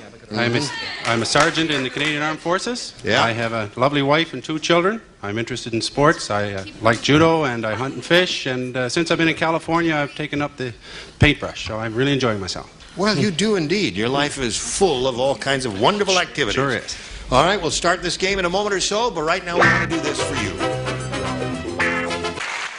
right. Here we go, Bob, A or B? Take B for my name. B for Bob. Okay, Jerry said, I just saw the world's most realistic medical show. When it was over, I got a blank. I just saw the world's most realistic medical show. When it was over, I got a blank. All right? All right. Bob, Jerry said I just saw the world's most realistic medical show. When it was over, I got a blank. I got a hernia. Hernia? I don't know what that means. Jockey shorts. Jockey shorts. It was. I don't want to hear how it happened. What do you got? I hope you're heavier into painting than judo. I put headache. Headache. Okay. Depends, you know. Remember, it's a round one question. Almost anything would apply. Goes? I think so. Okay, let's go. No. I said heart attack. Heart attack. Okay. That's a funny answer. I said I got a doctor. I got a doctor. I think the writer who put this one together was thinking of something like a degree, you know. Oh, You was see- he, Gene? Well, why Why didn't didn't he you tell play us the game? then? Well, how do I know? I couldn't think of anything either when I checked it earlier. But that's what they said. When it was over, I got a degree. What did you say? I said when it was over, I got a transplant. Oh, Didn't even know it happened. right. Okay. Hair. I don't know. Wait, let's use these old answers. This is from last week's show. Doorknobs, would that be right? No, I said he had a pain in the A from the whole thing. Well, that's a common ailment, pain in the aorta. It's a large Which is blood right vessel. next to your hernia, which is right. right. It's a large blood vessel that goes up here. How far is your hernia from the A? I don't know what that is. Okay, Marcia. It's close to the spleen, isn't it? The heartbreak of psoriasis. The heartbreak of psoriasis. I got the heartbreak of psoriasis. It's an interesting question. Yeah. Very interesting question, but not very productive for Bob White. Let's see if we have one from Mary Ann that's... Weird Wanda is so weird. She washes her hair in beer and rinses it in blank. You ready? Okay, Mary Ann. Weird Wanda is so weird she washes her hair in beer and rinses it in... Champagne. Champagne. Champagne. Now that's a good idea. Yeah, that would help, wouldn't it? I was thinking Boilermaker all the way, so I said bourbon. Bourbon. Okay. Bourbon and beer. Right. I was thinking martini, but I said a scotch and soda. Washes it in beer and rinses it in scotch and soda. No. Pretzels. Pretzels. Good answer, huh? Nifty answer there. Okay, Lane. She rinses it, washes it in beer. And rinses it in... Potato chip dip. Potato chip dip. Anything that goes with beer, I guess, is okay here, right? I went along with the Boilermaker. I had a shot chaser. There we are. There Not is. funny, but Shot chaser. Don't take that abuse. Yeah. Hey, Bill, try pretzels. Oh, let me try washes pretzels. No, I had pretzels. Washes her hair in beer and rinses it in... You know how it hurts when you have a real cute answer? Yeah. And they get it and talk about it before they get to you? Oh, yeah. That's why that is really the toughest seat It's in a the whole tough room. seat, isn't Yeah, it? right. No, it just isn't Very funny when few you of do us it. can sit here. That's right. You are wonderful in that seat. Hit it again. Yes, you have a good seat there. I can sit any number of places and be a millionaire. Well, sit on my lap and you'll really be a millionaire. Something's crazy today. Bob, are you ready to have another go at this? Yes. I think Okay. I'll have another go. All Just right. one more, anyway. One more. What I'd like to know is what Brett did with that turkey. What turkey? Brett is a In turkey. the makeup What do you mean room. what you did? No, He was complaining about a turkey. Yeah. No, what I mean is about A or B. I'll take B. Oh, B, yeah. You know I what think you do Bob with has the a turkey? short You attention stuff it. span. Oh, we're going to do a commercial, Bob, so I'll put it back there, okay? All right. We can do a commercial now. I had my answer all down. No, wait a minute. This is a Doorknobs. I commercial. had doorknobs right down by the... I'm exhausted. Star Gene Rayburn. Okay. Now, Bob, you said B, right? Yeah. Here we go. Oh, more. It's not over yet, Jim? No, it's not over yet. That's a tough day, boy. Ralph said, I'll never vote for that politician. Instead of shaking people's hands, he shakes their blank. What did you say? Lane, you ready? Here we go. Bob. Ralph said, I'll never vote for that politician. Instead of shaking people's hands, he shakes their blank. Well, I got to go with leg. Leg. Hands and leg. All right. A little bit of logic to that there.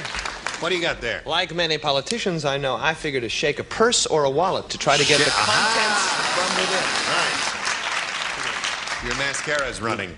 Now, Brett. Sorry, Mary. He shakes their pennies out of their purse and or wallet. Okay, that's two of those so far. Shake a See, leg. I had shakes their confidence. Shakes their confidence. That too. Many politicians do that these days. See how they turn on you? Instead of shaking people's hands, this politician shakes their legs, according to I Bob don't even White. want to show mine. It's just dumb. It is. Great. It's really. You must be humiliated along with the rest of us. We all take our turns. You Go. laughed at us, Elaine, you know. You sure pointed We want to at see this sport. one, yeah. Well, you know what ladies do now. They go like, so I said, shake their hair. Oh, that stinks!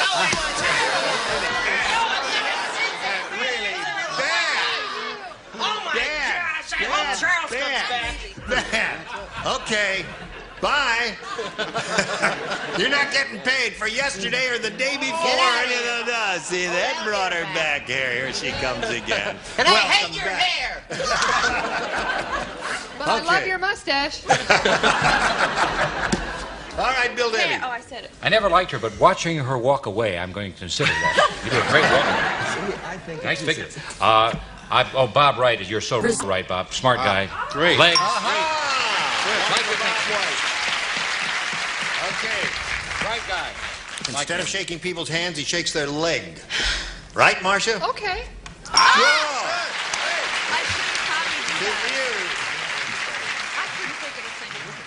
All right, Mary Ann. 2 to tie, 3 to win. Did you hear that King Kong was the honorary guest at the Kentucky Derby? No, I'm kidding. There's more to it. Is that the end? Yeah. No. I have my answer already. Every question must have a blank. Let me write my answer. That answer away. You wrote the answer already? I already had that. I thought that was it. King Kong was the honorary guest of the Kentucky Derby. He threw out the first blank. What? Could you repeat it, please? He threw out the first blank. Marianne, did you hear that King Kong was the honorary guest at the Kentucky Derby? He threw out the first... Horse. Horse.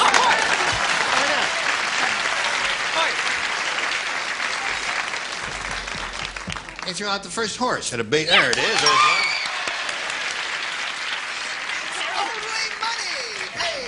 Guest of honor at the baseball game throws out the first ball at the Kentucky Derby. King Kong threw out the first horse.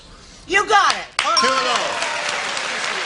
One more, Marianne, and you have won another game. Now, this is a match. I only said it this way because I thought it was a little funnier. I said 3 horses. First 3 horses.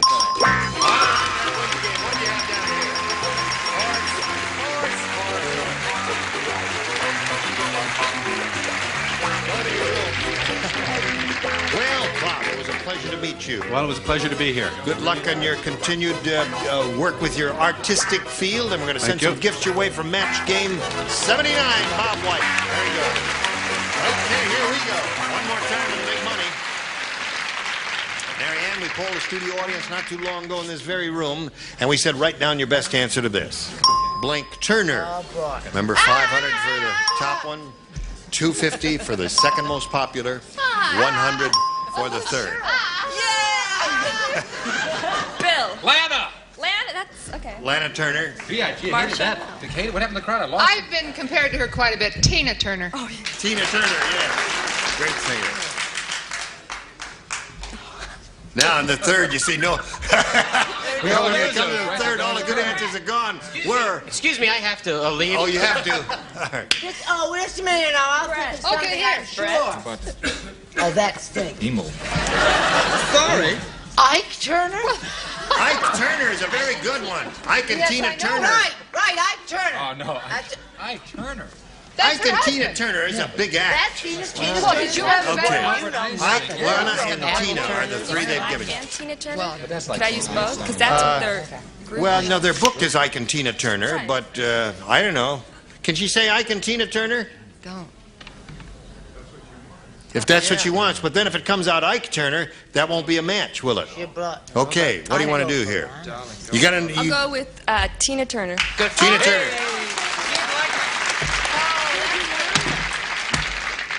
All right, Tina Turner was Marcia's answer. Let's find out if it's up there. May we see the $100 number? Pancake Turner. She was a big star. Yes. Yeah, she was a big star in 1939 or 40. Yeah. Pancake Turner. That's right. She posed in a bathing suit. She used to be a hooker. Remember her, Pancake Turner? The only trouble is she was flat we as a got pancake. another $250 number. Lana Turner. You may be right. You may be right. Is she right? Go. She's right. Yeah! All right, congratulations, Marianne. You got another $500, and we've got a message for America.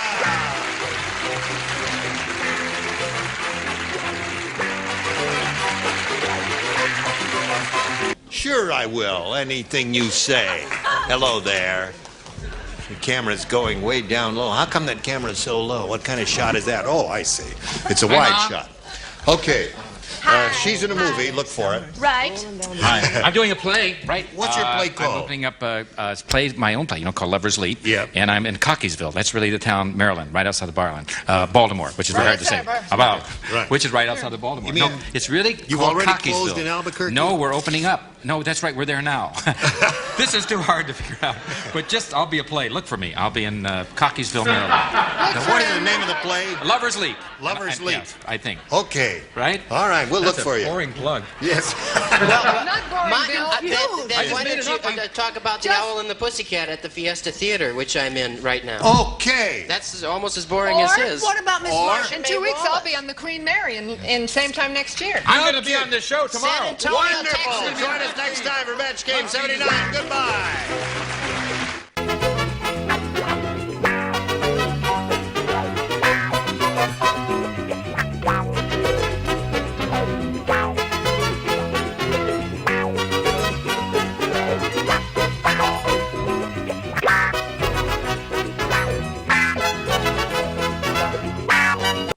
This is Match Game 74, and it's production number 0240. And it's take one. Get ready to match the star. Jimmy Walker, Brett Summers, Charles Nelson Riley, Joyce Boulefonte, Richard Dawson, and Loretta Swit, as we play the star-studded Big Money Match Game 74. And now, here's the host of Match Game 74, Gene Rayburn.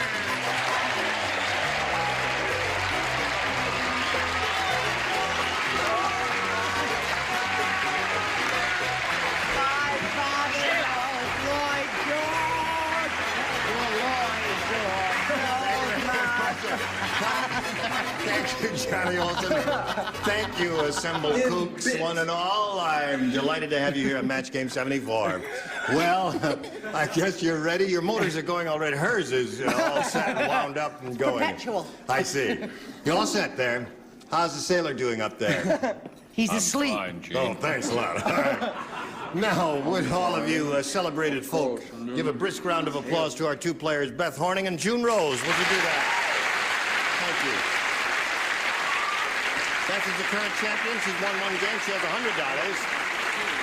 And she's being challenged by June Rose. And at the end of round one, the score is 1-0 in favor of our current champion. And we're about to begin round two. Ladies, are you ready for that? Ready. Good. We'll begin that right after you have a look at these commercials. There's a lady sleeping here in the second row. I'm very upset about it. It's a big hit show. You Show who they are. Look. Yeah, she's really awake now. You left she's the call, pretending sir. she's enjoying the whole show, and she's been asleep all the time. Look at the guy next to her with the sand in his eyes. How can you sleep through the #1 show on television, madam? Hello there. I'm sorry about that, lady, but we'll go on anyway. Now, June, this is the beginning of round two, and it's up to you to make a selection here. I want to switch to A this time and give that. You're going to switch? Yeah, I was doing. I suspected that of you. All right. Here we go. Everybody, please. Ben, who worked for Consumer Reports, said, "We had a wonderful time at the office. We spent the entire day testing blank." Could you swing that in ragtime, dear? Ben, who worked for Consumer Reports, said, "We had a wonderful time at the office. We spent the entire day testing blank." You're finished. You're the best. I'm going to join those two people down there and sleep. Yes. Do you live in the neighborhood, sir, madam? Are the two sleepers together? Are you together? You mean you don't even know each other? They're sleeping together and they don't know each other? Well, let's get out of here now. I think that's class when we can show people sleep on our show. All right, they're all set over there, so I'll give it to you here. Ben, who worked for Consumer Reports, said, "We had a wonderful time at the office. We spent the entire day testing blank." June? Testing. Yeah, I can't think of what they were testing. They loved it. They had a wonderful day at the office. We spent the entire day testing... Testing the secretaries.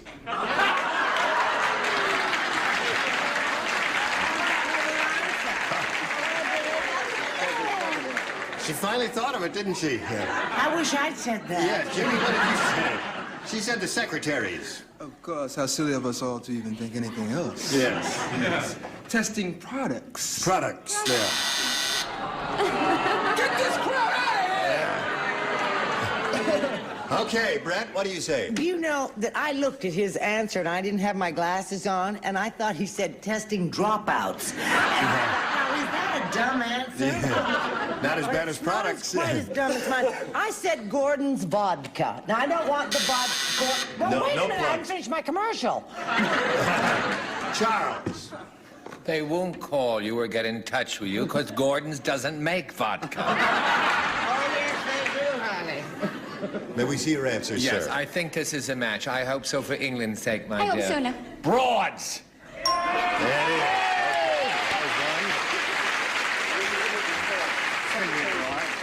What do you say? No, I wouldn't say that, It's the nicest Joyce. compliment I ever had. What do you say? Well, I think before they tested the broads, Yes. they tested the booze. The booze. Testing booze. There.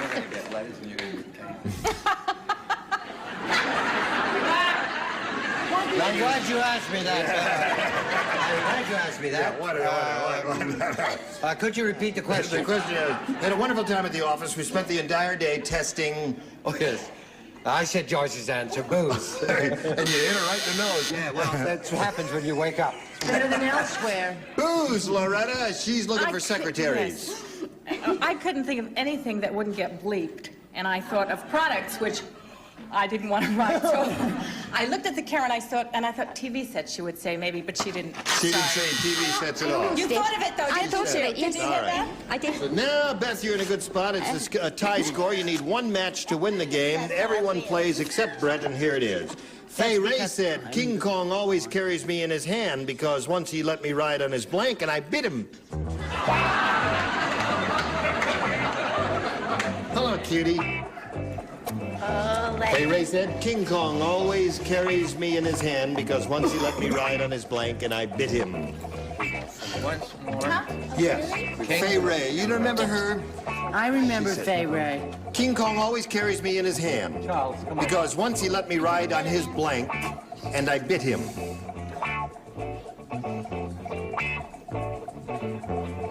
Big Brother is watching. I don't know what Charles would have been if he lived. Okay. All ready. Over there, Beth, it's up to you now. Fay Ray said King Kong always carries me in his hand because once he let me ride on his blank and I bit him. I hope it's Nick. What's that? Ride. So once he let me ride on his neck and I bit him. That's a little Count Dracula-ish, isn't it, Jimmy? Of course it's ish. Ah. Ish, get it? Ish kebab. No, I said nose. You ride his nose and I bit him. Who is this crowd? Who brought these people in here? Friends of yours. What did you say, Brett? I didn't write, darling. Oh, you didn't. I laid out the stuff. Okay, all right, Charles. I said back. Back. A very inspired answer if I've ever seen one. Joyce? I said right on his finger. On his finger. Well, we're getting some dumb answers to this dumb question. Now let's examine the question carefully. No, I It's said about it's a dumb Oh yeah, question. Fay Ray and a gorilla. That's an unnatural act in most countries. But anyway, I said I rode on the shoulder. There's a good answer. Well, thank you. You always say that about me. No, that's a good answer. Shoulder, because then now what do you say? Well, monkey on the back and just reversed it and put the girl Oh, I on see. the Put the monkey's girl back. on the monkey's back. Oh, I see. Okay. Now I'll bet you Very wish I were interesting. playing. So at the end of round two, at the end of the game, we have a tie score. That means we're going to have to go to a tiebreaker. And we'll tell you about that right after we tell you about this. Oh, boy, here we go. Now, we got a tiebreaker. And what happens to the tiebreaker is we got to wipe the slate clean here and push a button and reveal a tie-breaking question for each of our players. And the one who scored the most will be the winner. June, would you make a selection? I'll go to B this time. All right, B it is. A tiebreaker. Everybody play. Tony said. Tony said. You should have been at Scarface's birthday party. When they gave him the cake, instead of blowing out the candles, Scarface blanked them out.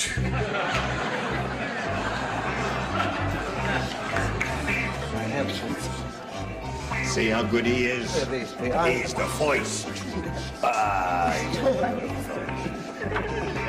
All right. All ready? There we go.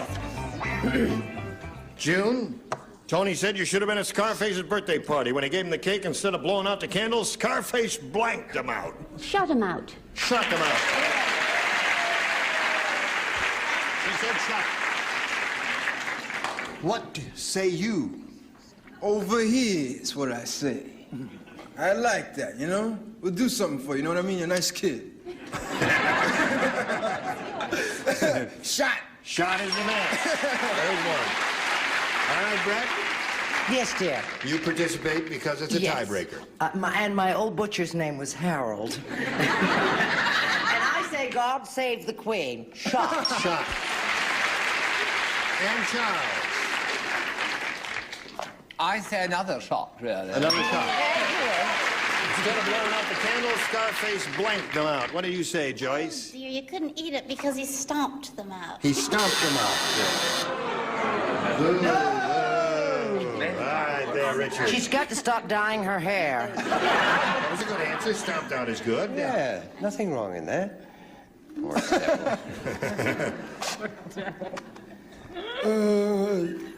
Shot. All right. Loretta, are you having a good time?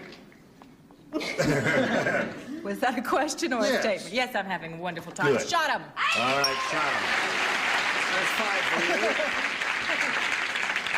you. Now, you need 5 to tie, 6 to win. The old organ grinder got so hungry, he ate his blank.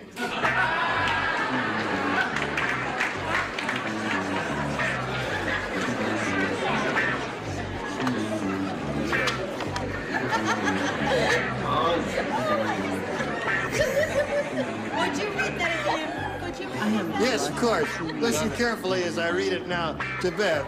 Here it is. I'll do it for the two of you. The old...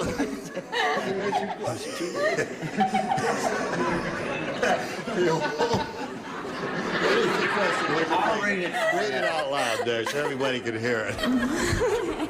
The old organ grinder got so hungry he ate his monkey. Monkey. Okay. All right, Jimmy. It's up to you, sir. What do you say? Your lips are moving, but I don't hear any sound coming out. You didn't say monkey, I'm gonna push you off that chair. She's a little hostile occasionally, but she's all right. You mean it's on Kid Blackness? That's right. It's all on your shoulders. Monkey. Monkey. Okay. There's one. Brett, I assume. Well, I myself didn't say monkey. Of course I said monkey. Of course you said monkey. Charles? The old timer to my left. What does the old timer say? Why can't you just simply show your card and smile? Yeah, that's it. Very well done. Okay. Now, Joyce. Instead of grinding his organ, he ground up his monkey. There you go. Okay. Richard? One more monkey then, and it will be a tied game again. Is That's that right? right. It's up to you to tie You the mean game. to say it's all on Kid Whiteness? Well, monkey. That's what I mean to tell you. And I mean to tell you. Now the bad news. Got a tie score now, and you can break the tie or not break the tie. Loretta, it's all up to you. All right, now, does everyone recall when I asked you to repeat the question? Get it over with See, quickly. and it was too late. And so what I thought you said was, what did the old organ grinder's monkey do when he got hungry? And I wrote, eat his organ grinder. See, I didn't understand. We have to play another whole round because of... The doctor says it's time for your bath.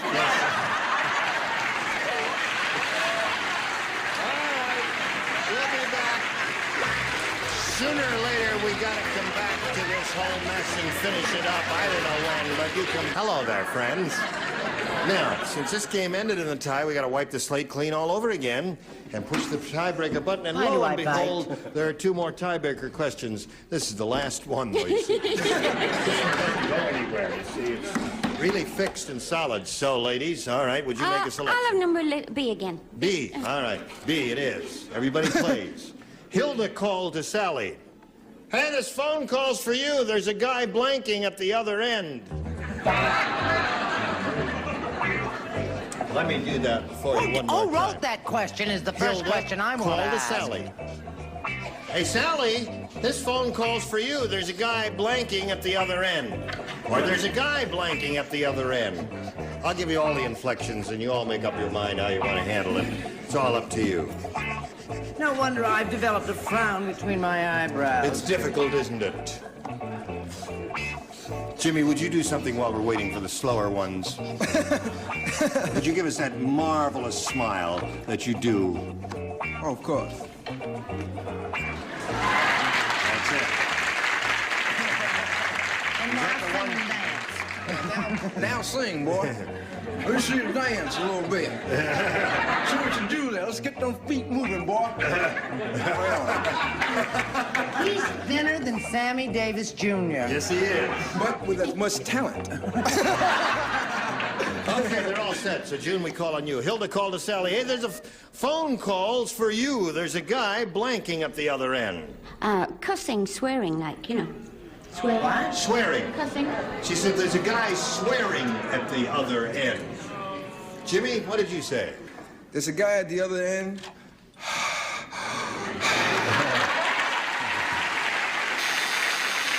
Yeah. See, it just came to her now, breathing hard. Brett? I've had a couple of those in my day. They're wonderful. I said inhaling because all my callers went.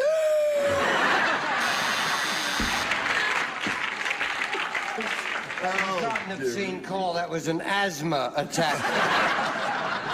Charles? Well, sometimes I'll call a chick, and what turns her on is if it's breathing heavy.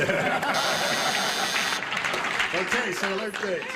Hilda, right? Hilda. Hilda called to Sally. Hey, this phone call's for you. Does that have any significance in your answer? Yes. What? Well, I think Hilda's sort of a Switzerland name, Swiss name. Yes. Switzerland. So, yodeling.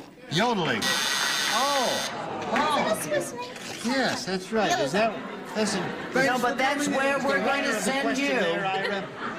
Is that what you had in mind? Yodeling? Was that... So what did you must have have been, in mind right? when you wrote this question? Breathing. Oh, yeah. Well, those are the good You answers gotta that are take a coming deep up. breath to yodel. That's right. What do you say, I'm gonna Richard? just for the future. Yes. Alps is a Swiss name. Just in case that ever comes up. I happen to know the guy who made the call, and he was uttering obscenities. Uttering obscenities or swearing in the match. All right, Loretta, it's up to you. Does she match you? I thought he was blowing kisses. Blowing kisses. On the other end. That's your sweet dog. You haven't had a winner let's see if all we bring a tie now. You need one to match, two to win.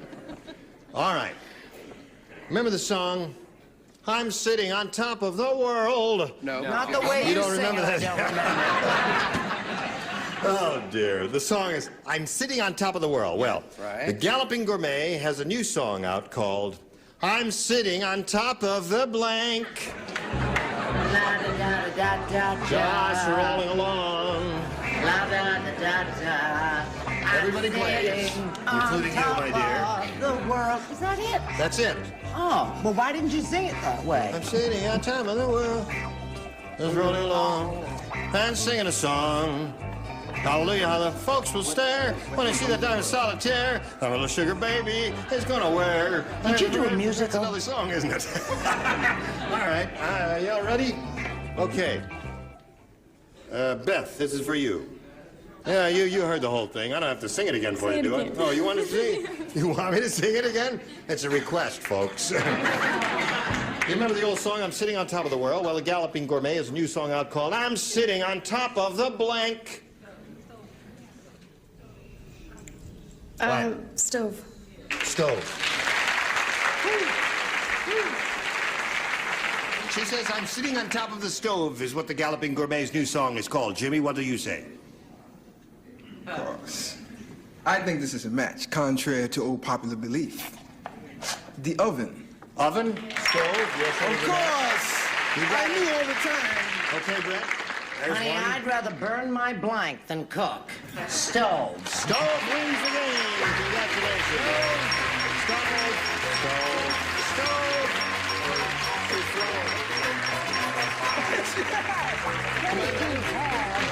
Now, June, it's been a pleasure meeting you and doing business with you. I hope you enjoyed it. I did. Good, June. We've got a gift for you, together with our thanks for being on Match Game 74. June Rose.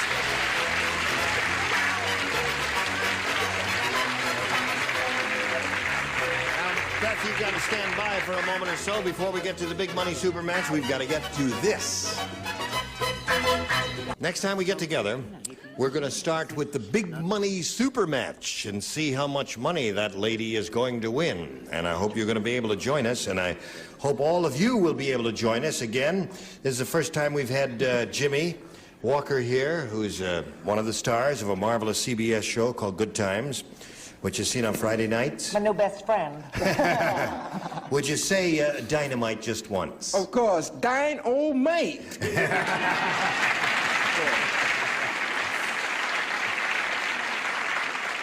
And Loretta, you don't come around much very often. Would you come around more often here? I would love to. Good. Did you say dynamite for us? Dynamite. Oh, yeah, by the way, these are the celebrities we'll have next week. Charles Nelson Riley, Brett Summers, Don Adams, Elaine Joyce, Richard Dawson, and Mitzi McCall. So those are the stars we'll have when we get together next time. Goodbye.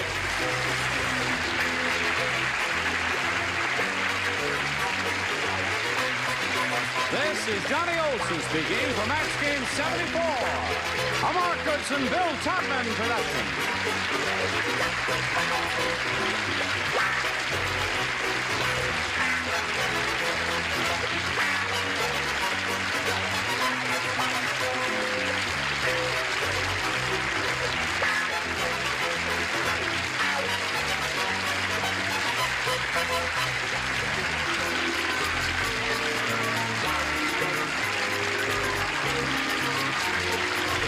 Get ready to match the stars. Nipsey Russell, Brett Summers, Charles Nelson Riley, from MASH, Loretta Swit, from Mind Readers, Dick Martin, and Nancy Lane, as we play the star-studded Big Money Match Game. And now, here's the star of Match Game, Gene Rivers.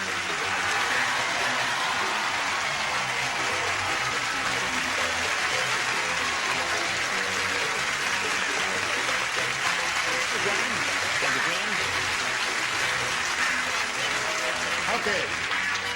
First thing I'd like to do is sell 1,000 shares of IBM. Wait, I'll buy it. Suit you could. I could, yes. This is my IBM type suit. Are you all quite ready to have a go at it? Oh, yes. Sure. Would you welcome our two players, Anita Willis and Gloria Rudolph? Now, let's get reacquainted with the two of you. Gloria, you want to briefly recapitulate your life story? I'm from Tacoma, Washington. I'm the mother of 4 children, and I'm a laid-off foundry worker. Yes. And you wore a hard hat. She wore a hard hat. Oh? She wore a hard I can't hat. believe that. Well, I'll be darned. Who would wear a hard hat?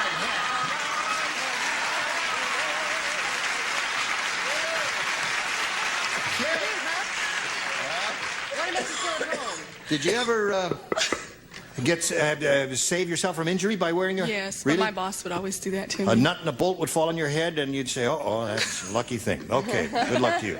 Anita, what do you have to say for yourself? Don't laugh at me, Anita. Are you laughing at me? No, I'm laughing with you. Oh, good. Okay. I was in the Marine Corps for 3 years. And I married a man who was in the Marine Corps, and he's still in the Marine Corps as a sergeant, and he's going through recruiter school in San Diego. And I was a drill instructor. Should have stayed away from that one. And You were a drill instructor. You sure had your chance and you blew it. I wanted to drill and march around this stage for you, and you wouldn't let me do it now. Okay, here we go. Round 2. Is this the second game or first game? Second game. First game. First game? Round 2, first game. I'm sorry. Score is 1-0. Anita, you're ahead, so we'll let you go first. B. B. All right. You don't have to if you don't want to. You don't have to what? Cute, though. Thank you. Oh, look at that. I don't need the hard hat. I got a hard head. Here it is. Sherry said, the new secretary is really dumb. How dumb is she? Every time the bell rings on her typewriter, she blanks. Chinese have an old statement. What is their old statement, sir? You wear a toupee, don't put on hard hat, because when you take hard hat off comes toupee. Okay.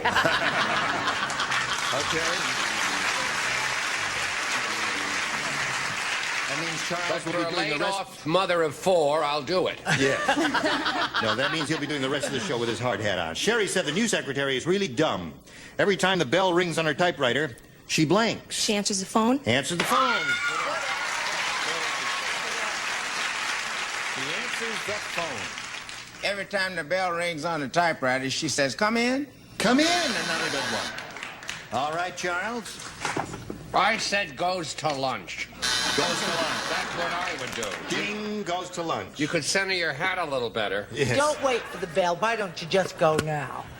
You're kind of a chow hound. A chow hound would answer that way. Yo. Yes. Yo. Okay. What do you say, cutie? In defense of the bottom tier, answers the phone.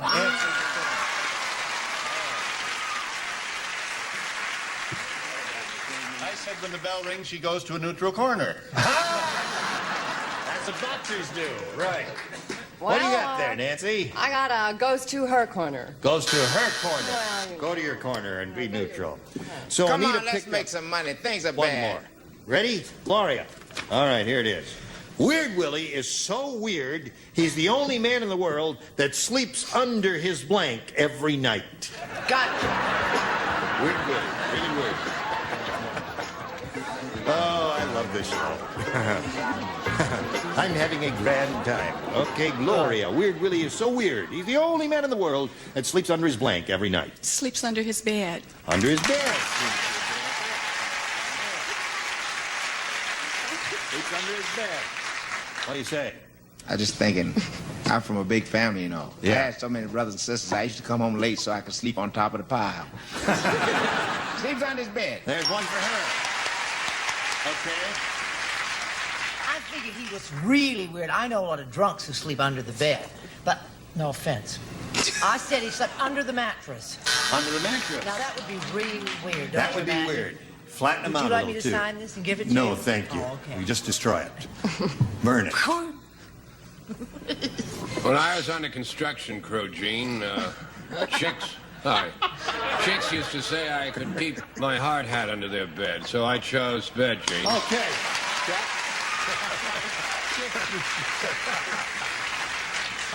Okay, That Weird wasn't Willie. the hard hat you got from under the bed and put on your head. Loretta, darling. I didn't want to break the rhythm. I said bed. No, don't break the rhythm. Yeah, that's just too tall. I said teddy bear. Nice little teddy bear. She went and read it. Gloria, he was just Gloria won the game. He was And another weird. one there. You were weird. Put it in there.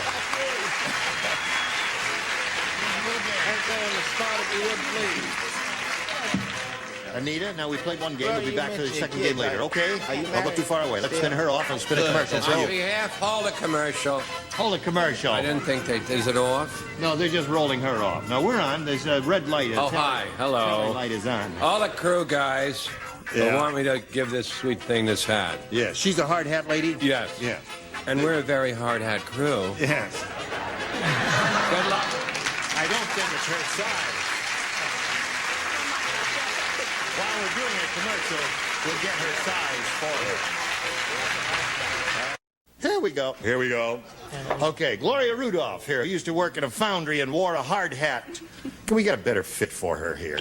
Where's yours? Try it. If she works in a foundry, she's not interested in fashion. I'm trying to show the style of the real workman. Well, that's kind. Well, it clashes with your Try dress. it in gray. Try The that. gray and the brick is really... Yeah, that'll be a and you little can more. call yourself Charlene. Yes. All right, you can have Oh, that. that's much better. Yes, good. Cute. Okay, here we go. We polled the studio audience and we said, write down your best answer to this. Blankometer. Now, if you match the answer that audience gave most often, you get $500. For matching their second most popular answer, $250. And then for matching the third, $100. 3 of the 6 stars will help you. My favorite, Nipsey. Well, I'm not going too fast right now. I would say speedometer. Speedometer's 1. Brett. What about barometer? Barometer, that's 2. And Charles. Thermometer. Thermometer. Thermometer, barometer, speedometer. 3 really good answers, it seems to me. Now, you can choose one of those or give us one of your own. I'm going to go thermometer. Thermometer. Now, the audience yayed loudest for that. Yeah, didn't you yay loudest for thermometer? Yeah. All right, we'll find out if they're right. Let's see where the thermometer is. Is it under the $100 response? Barometer is there, Brett's answer. Let's see if we got a thermometer under the $250 number. Yes, we do. Congratulations. Got $250. Do you think we're going to find a little speed back here? A little speed back here? Yes. Okay. Show us your speed. Yeah. Little speed. Now, Gloria, you got $250, means the least you'll play for is 10 times that amount, or $2,500. However, we want you to spin the wheel and see if you can double it to $5,000. Have a go at it. Good luck to you. Don't hurt yourself. You're safe. You're wearing a hard hat. Let's all root for a double for Gloria Rudolph. Okay, let's make it a double. Here we go.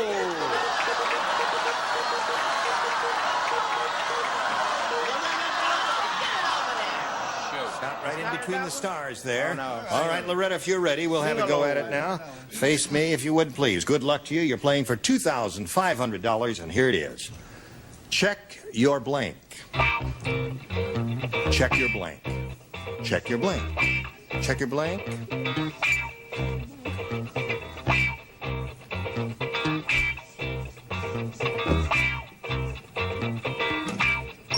Okay.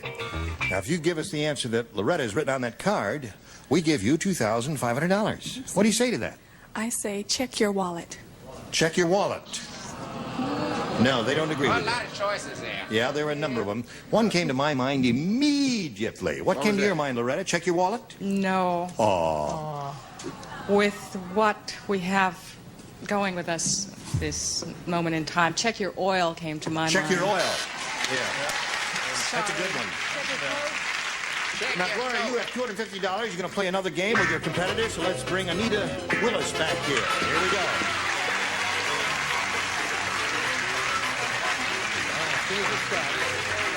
There you go. Now, there we go. Game number 2 coming up. She's got $250. Let's good luck to both ladies. We'll begin with Anita. B. B. Please. Okay. Old Oscar. Old Oscar. Old Oscar is the world's oldest swinging single. The first name in his little black book is...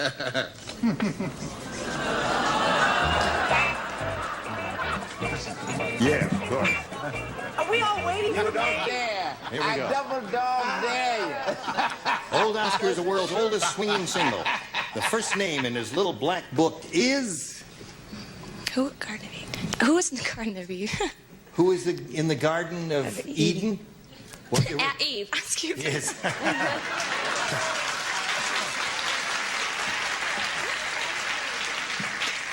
Okay, she goes back to the Garden of Eden. Well, she said you Eve. just said he was an old swinger. You didn't say he was strange. She started to say Adam. No, it was Eve. Eve.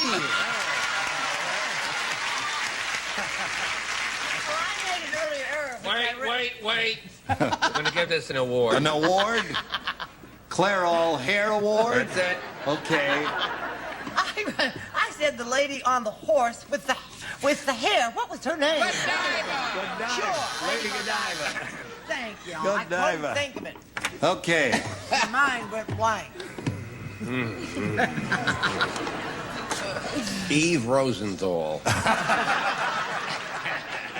Eve.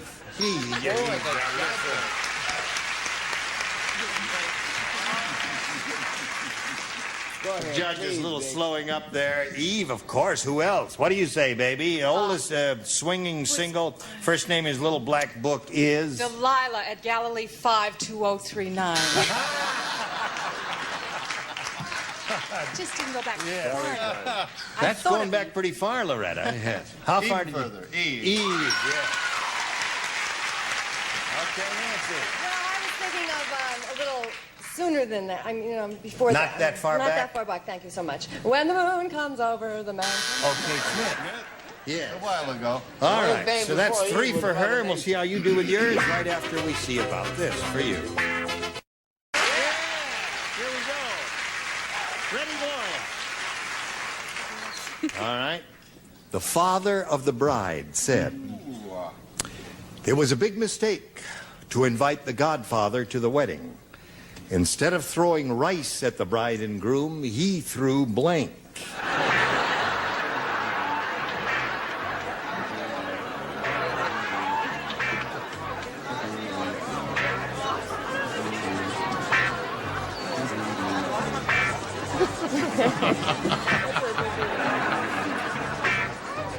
Just hacking around.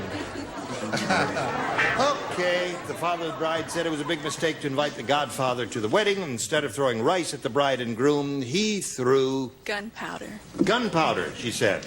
Okay, there were 2 interpretations of the godfather here. You could have put the straight Italian restaurant type, or Yeah, but the, he was in a good the other mood thing. that Yes. night, but he just thought if you're going to use a carbohydrate, use one that's associated with Italians. He threw spaghetti. Spaghetti would be good. Okay. I'm sorry. I said uncooked spaghetti, or if you will, pasta, linguine, macaroni, etc. I wanted to get it all in. Pasta, spaghetti, rigoletti, mozzarella, ziti, lasagna, rigatoni, macaroni, linguine, spaghettini. And what else? And meatballs. Macaroni. Farinacci. Okay, Loretta. Oh, I He said... didn't throw that. What did I do? The godfather. Yes, Instead well, of rice, he threw... Bullets. Bullets at the bride and groom.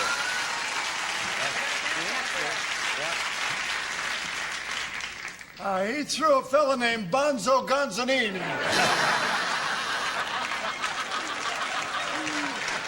Very good. Oh, Nancy. He was he was really upset because she was marrying out of the family, so to speak. So he threw up.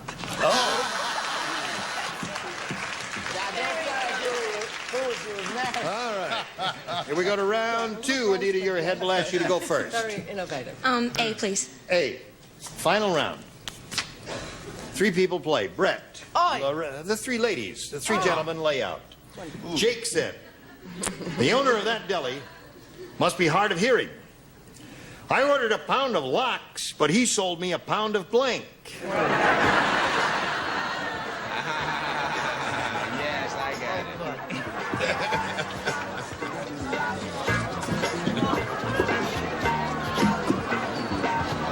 You got the idea, Nancy? Well, sure. All right.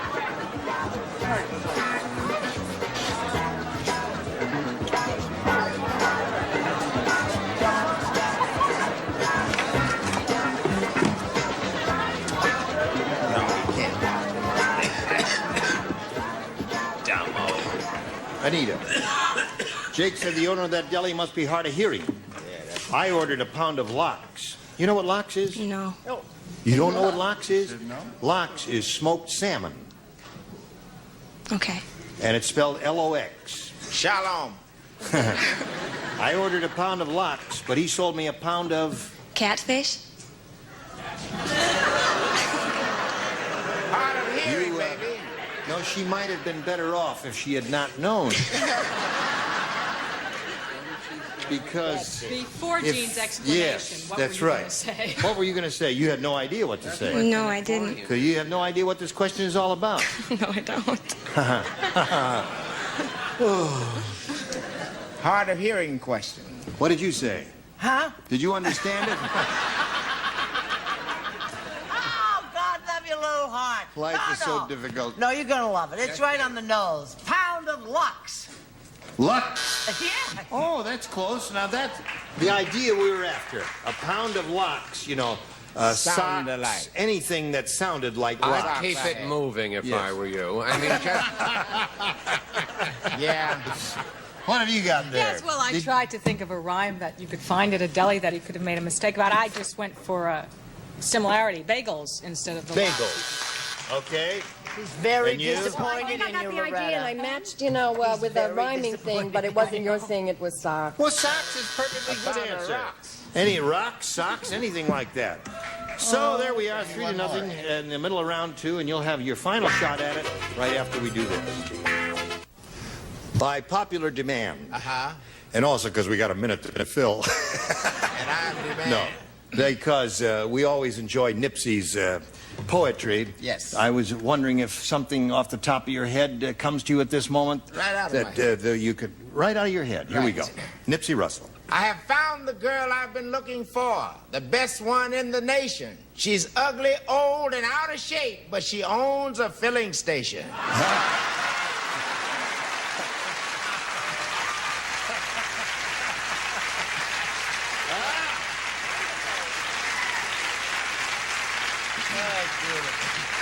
You look at this.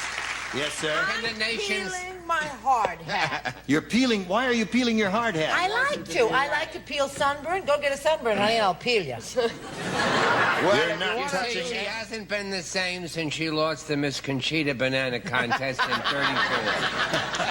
She's been peeling ever since. Every pencil on the show for 6 years, she peels the label off. Oh, I love to peel. Isn't No. that sad? She's not touching any part of my body, whether I get a What's the suntan or new not. talk about Dick Martin having some kind of show coming on television? Dick does have a show coming on. What's it about? Well, we don't know when it's coming on. It's called Mind Readers, right? True, it's... And he's the host of it. It's on And now. it's probably on right now. I am called the poor man's Gene Rayburn. Oh! Thank you. That's a lovely Too soon. compliment. Listen, I hope you'll join us tomorrow for Match Game. I'm Gene Rayburn. You remember me, don't you? I'm the rich man's Dick Martin. Goodbye. Cut clear, depth stained wood finish. Lasts twice as long as varnish. Protects and beautifies wood and metal indoors and out. And Lucky Drops, brightly colored Christmas balls filled with candies and surprise toys for gift stocking stuffers in your tree from Lucky Drops. And be everything you can be with Mary Kay Cosmetics. Skin care and glamour cosmetics presented to you in your home by trained beauty consultants, Mary Kay Cosmetics, Dallas, Texas. And handle with care plus a mirror. Discover the first fine fabric that safely cleans and has a built-in fabric softener. Handle with care for total care. And delicious pork products in the silver tray. Roasts and ribs, steaks and chops, tender love and fare from the national pork producers. And Beech Nut, the baby food with no sugar added to any jar. Isn't your baby sweet enough? Beech Nut for new ideas in baby nutrition. And Franco-American spaghetti, SpaghettiOs, and macaroni. Good and hearty values now with money-saving recipes on every label.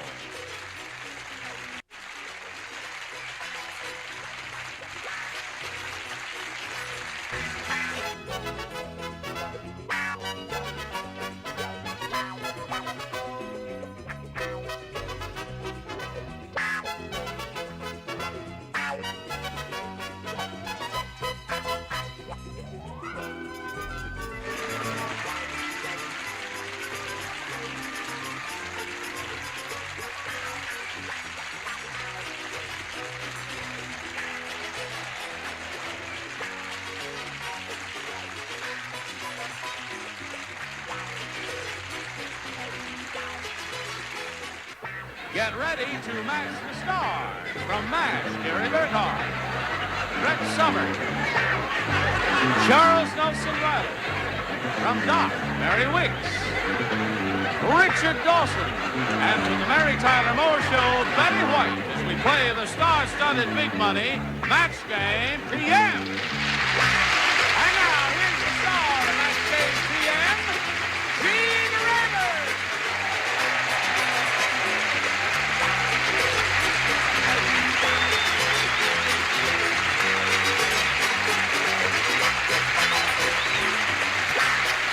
Johnny Olson, thank you, friends. I thank you for joining us. I greet you with warmth and affection. And ask you in turn to greet these two people with warmth and affection. They are Jennifer Booty and Vadim Dagdervidian.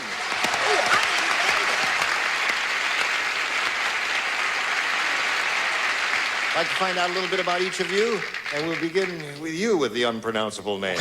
How'd I do with that? Vadam Dagdavidian. Very good. Is that it? That's it. Where are you from? Originally from New York. Come on now, don't put us on. Vadam Dagdavidian. No, originally from New York, but my parents are from Armenia. I see. You're an Armenian. Yes. Well, welcome to my country. Well, I don't own it all yet, but I'm working on it. What do you do, Vadam? Well, I'm a Middle Eastern drummer for belly dancers. Really? Where? No kidding.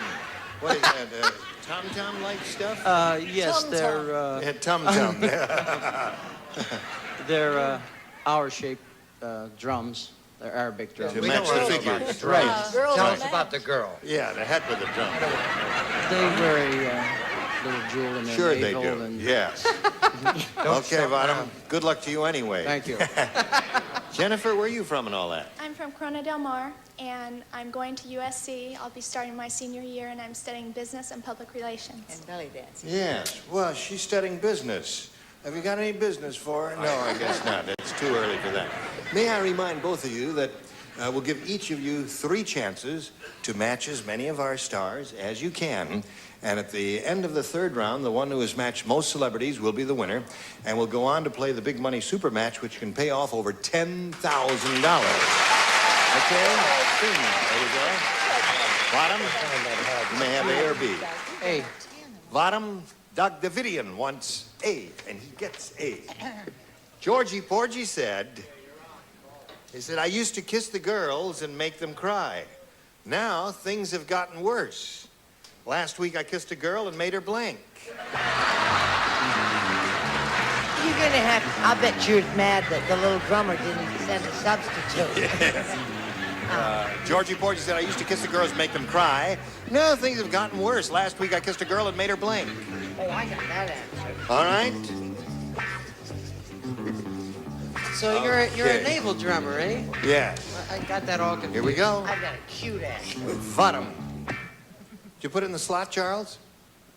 Charles, Put you in mean the you're just slot, starting to my write? The dear, music I has just stopped woke- and everything. He's writing his novel. Don't bother him. Yeah, all right. Georgie Porgy said, I used to kiss the girls and make them cry, but things have gotten worse. Last week I kissed a girl and made her blank. Pregnant.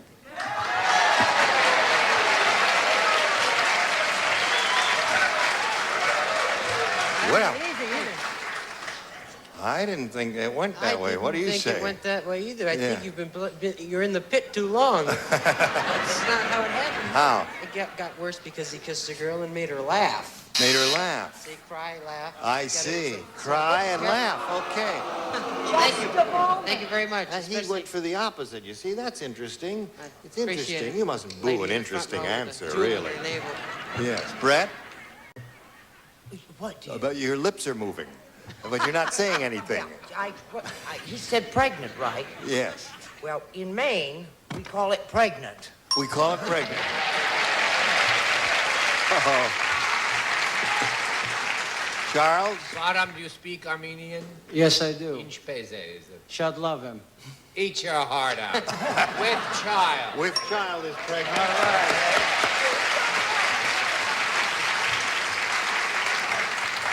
That's 2 for the Armenian. Hello, Mary. Hi there. Things have gotten worse. Nice to see you. Nice to see you, too, my dear. I kissed a girl and made her pregnant. What do you say to that? Oh, I used to kiss them and make them cry. Now I kissed this one and made her die. Oh. I'm a poet. I can't help it. Cry and die. All right, Richard. Yeah, Georgie gave Charles a kiss. I hope this is not a sign. With child. With child, yeah. Okay. You all right, sir? Is that what you did? What do you say, Miss Betty, honey? Well, You believe in all this kissing? I do that. I Yes. certainly do that. However, I did kissing and reminiscing. It just made her laugh. Okay, so you have a couple of laughs there, but that's not bad for a first rounder, is it? The first rounders are tougher. All right, Jennifer, this is yours. He did 3. Norman said, my mattress is wearing out. Last night, my blank got stuck in the springs. Oh, boy.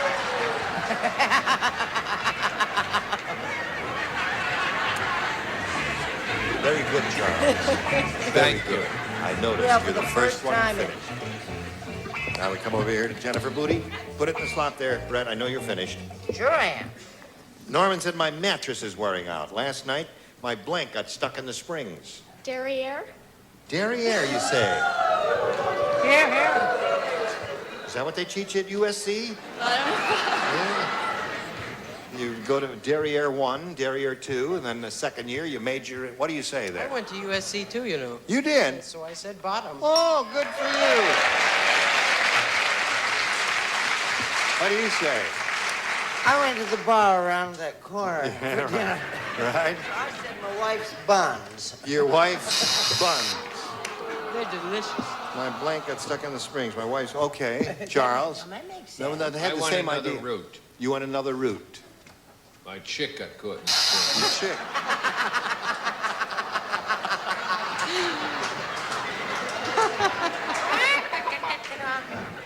You rascal, Mary. You really do want me, don't you? Well, Okay, you're fiddling with my leg. Well, you know, I have my on and off days.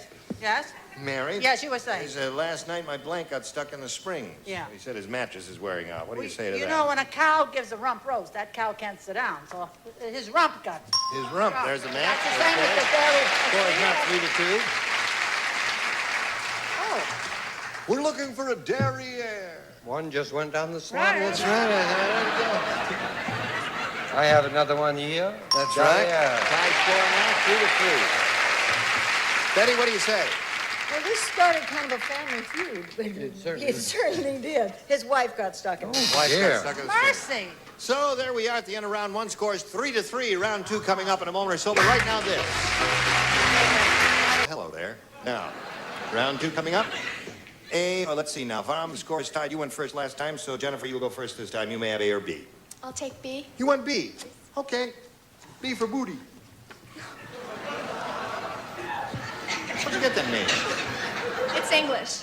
Booty is an English name. Is that From true? Australia. Sure, mutiny on the booty. Booty is an English name. I believe. You don't play. Brett, Charles, and you are the only ones who play. Ready now? Here it is. Gloria said, that doctor is mean. Well, I'll tell you now. He said, when he checked my throat, he didn't use a tongue depressor. Instead, he pulled out my tongue and blanked it to my chin. Tell me that. There's a fly. That could be my friend. There's a fly. Could be Vincent Price. That could be my friend, David Edison. Jennifer Booty, are you ready? Gloria said that doctor is mean. When he checked my throat, he didn't use a tongue depressor. Instead, he pulled out my tongue and blanked it to my chin. Glued it. He glued it to my chin. Would he do that? I don't know. He's a doctor, remember? She said glued. What do you say, I Brett? thought we had a winner this time. I said, what did I say? Oh, I said he tied it to He her. tied it. Tied. Doctor would tie knots. Yes. Charles? Tied. Physical impossible. Well, a surgeon is used to working with that delicate twine and tying knots. You see, when he does stitches. He stitches it. Oh, stitches is very good. Oh, that's splendid. Oh, you're so medical. So, Jennifer, there you go with your second rounder. And now, Varam, this is yours. Don't write. Richard Dawson said, Oh. quote, I don't think my new dressing room is really a dressing room at all. Instead of my name being on the door, there's a sign on the door that says blank. You don't play in this round. Or next in the other round. You don't play and you don't play. Varam, put it in the slot there. What are you doing? Gary, are you not ready? Will you leave him alone? Sorry, she's assaulting me. That upper row is tacky. It really is. Richard Dawson said, I don't think my new dressing room is really a dressing room at all. Instead of my name being on the door, there's a sign on the door that says blank. Restroom. Restroom.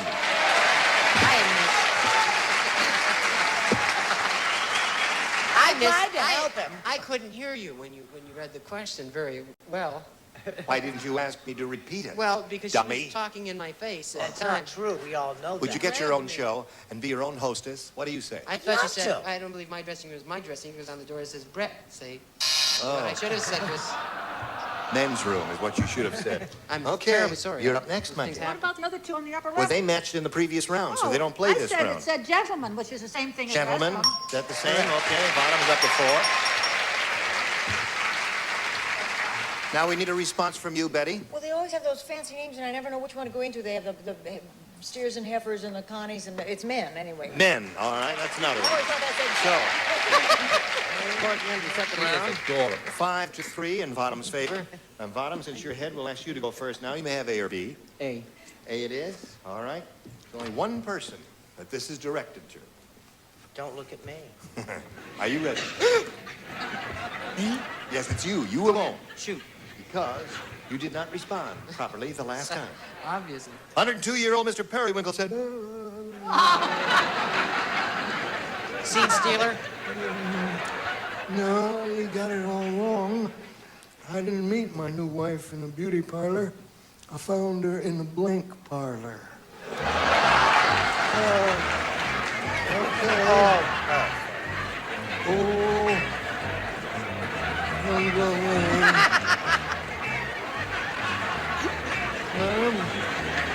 Hear what I said? Yes. You want me to repeat it? Please say no. Didn't meet my wife in a beauty parlor. I found her in a blank parlor. Funeral. Funeral parlor is what he said. Now, half the audience disagrees with you and half agrees with you. Gary, hold it up. Show and tell. He said funeral parlor. I said men's room. No. No. Funeral parlor. Funeral parlor it is. Now, Jennifer. Massage parlor. You must match the 6 celebrities whom you have not matched to stay in the game. The 3 celebrities you've not matched to stay in the game. Ready here? Here we go.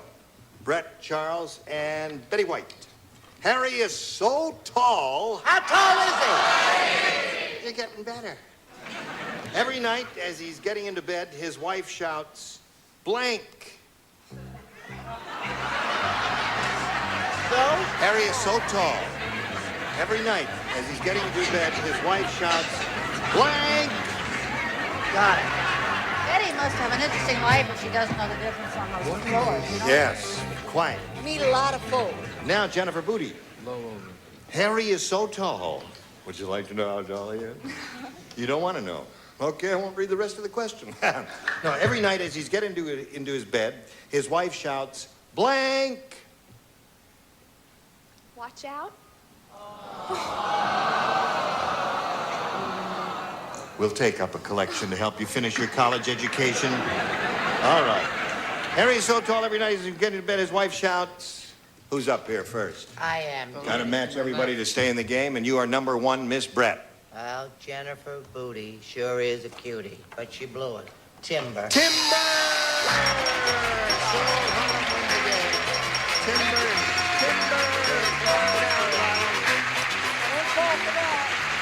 Congratulations to you. Hang around over here. Right on the adhesive tape. And we'll say goodbye to Jennifer Booty. It was a pleasure to meet you. Thank you very much. I enjoyed it. I am glad you did, Jennifer. We enjoyed meeting you. We've got some gifts for you together with our thanks for being on Match Game PM. While she's spinning off, we're going to spin these messages for you. Hurry back and see how things go. We are with Bottom Unpronounceable. And now it's time for the big money super match, Bottom, where you can win over $10,000. Now, to do that, we're going to have 2 audience matches up here for you. And I want to point out to you that whatever you win up here, we multiply by 10. Okay, here we go with the first one. We polled a recent studio audience, and we got their best response to this. Blank collar. C-O-L-L-A-R. Blank collar. Now, the answer that bunch gave most often is worth $500 if you match it. If you hook up with that middle one, you get $250. That's their second most frequently given response. And the third one is the third most frequently given response. Isn't that logical there? It gets you only $100, though. Now, you 3 of the ring-a-dings here are allowed to help there. Sing out one at a time. Richard. Richard. Ring around the collar. Ring around the collar is one. Charles. I had a governess as a child, and when I had my first job, naturally, it was a white-collar job. White-collar job, okay. Betty. Betty? Oh, it's So I'm going to say blue collar. No, I'm not. I'm going to say shirt collar. Shirt collar. Okay. So you've got shirt Oh, collar. that's what I should have said. What? Did I say it? White collar, ring around the collar, and shirt collar. You want one of those? I'll take ring around the collar. Take ring around the collar? Okay, you can have ring around the collar. No. All right, that's what he wants, ring around the collar. Let's find out if it's up there, and if so, where. We'll begin as we usually do, down at the bottom, and reveal the $100 response. Dog collar. Okay, that was one of the things that Betty was thinking about because she's an animal lover. Oh, Richard was thinking about it. Yeah, Richard was thinking about because he loves Betty. Now, we're looking for ring around the collar. May we see the $250 number? Oh, you got it, Farr. Congratulations to you. That picks up another $250. All right, you got the $250, which means that the very least you could possibly play for here at the end is 10 times that amount, or $2,500. But we're going to find out right now what's under the $500 response. Flea. Flea collar. Flea collar. Did you say that all along? Or no one called on you, poor girl. Okay, now we're ready to go with a second audience match, and here we go. Slide it, Earl. Only if you're ready. Did we go a little too fast for you there, Earl? It's all right. Once in a blank. Now, whom do you call on for some help? I'll try Richard. What do you say? Once in a while. Brett. Yep. It's you and me and Encino, once in a lifetime.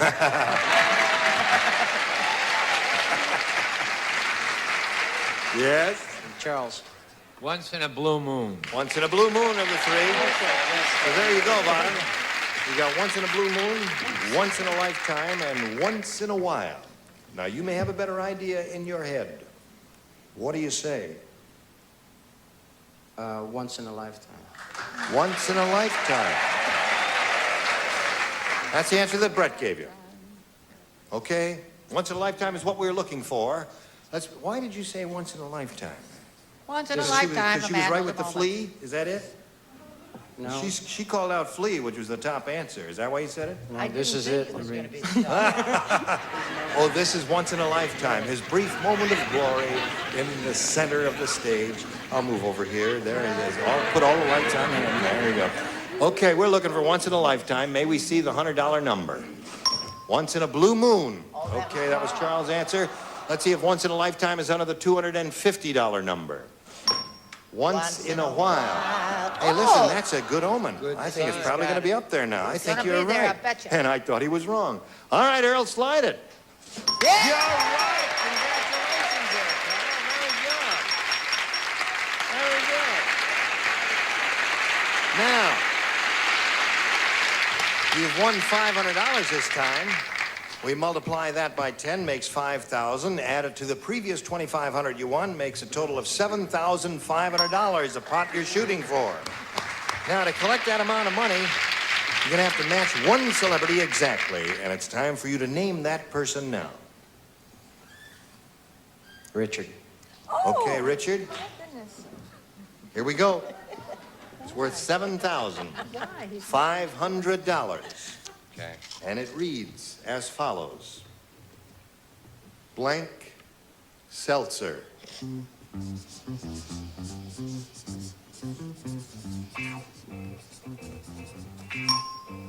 Now Richard's finished.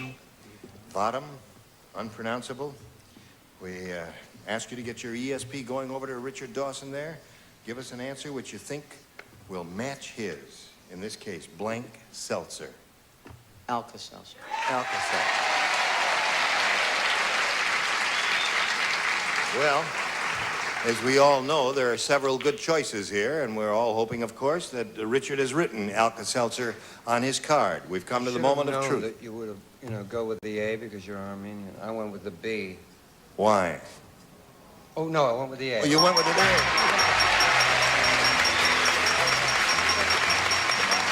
Congratulations.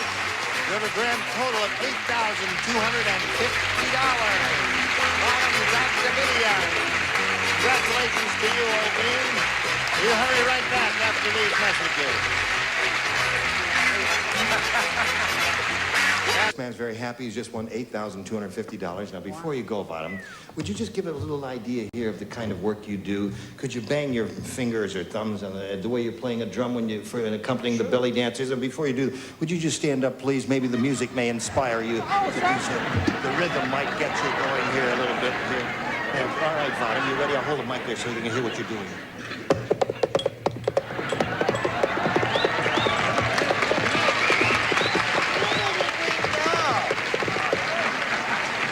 Join us next week for more Dancing Girls on Match Day PM. Gene Rayburn there. Goodbye.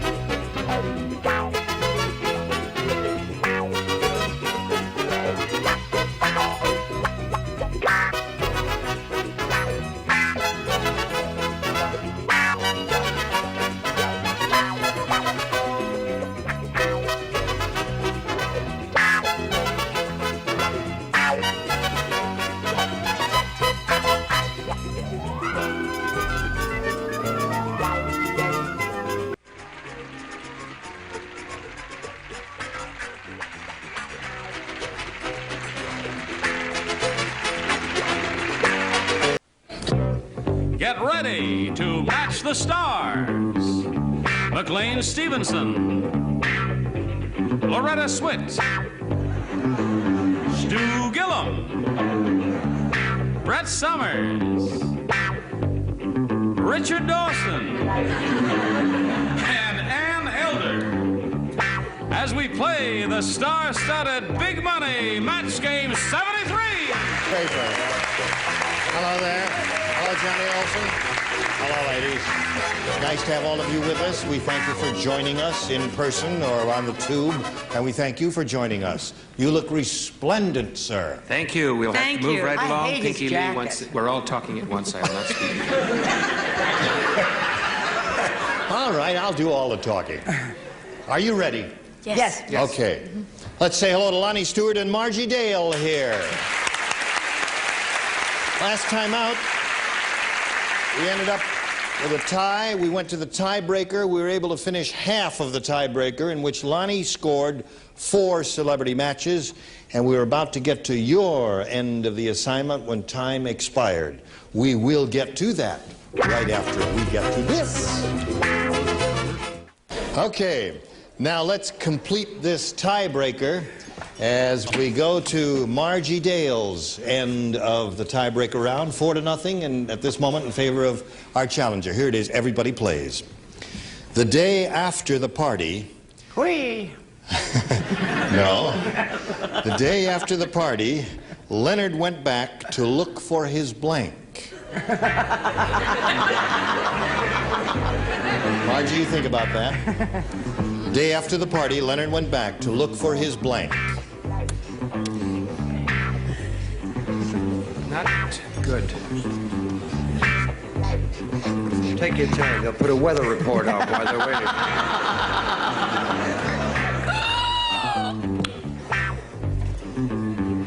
All right, everybody all set? Now, Margie, we call for your response. The day after the party, Leonard went back to look for his... Underwear. His underwear. Okay, that's what she said. He's looking for his underwear. Church say amen. All right, underwear is what we're looking for, McLean. What are you offering? I'm looking for a better dresser. How do you like the Humphrey Bogart Pinky Lee outfit? Oh, I think it's terrific. Excellent. Okay, moving right along. Yes. The answer is... wrong. Date. No match there, okay. We go to Loretta? Yes, he went back to look for his wife. Went back to look for his wife. It You was must that match kind of the party. remaining celebrities to stay in the game. It's up to you, Stu. Underwear is her answer. Well, since I'm not married, the day after the party, which was at Reb and Leroy's house, I had to go back and look for my date. For your date. So there is no match there. So we do have a new winner in Lonnie Stewart. Congratulations. Right here, if you would. Sharks, car, okay.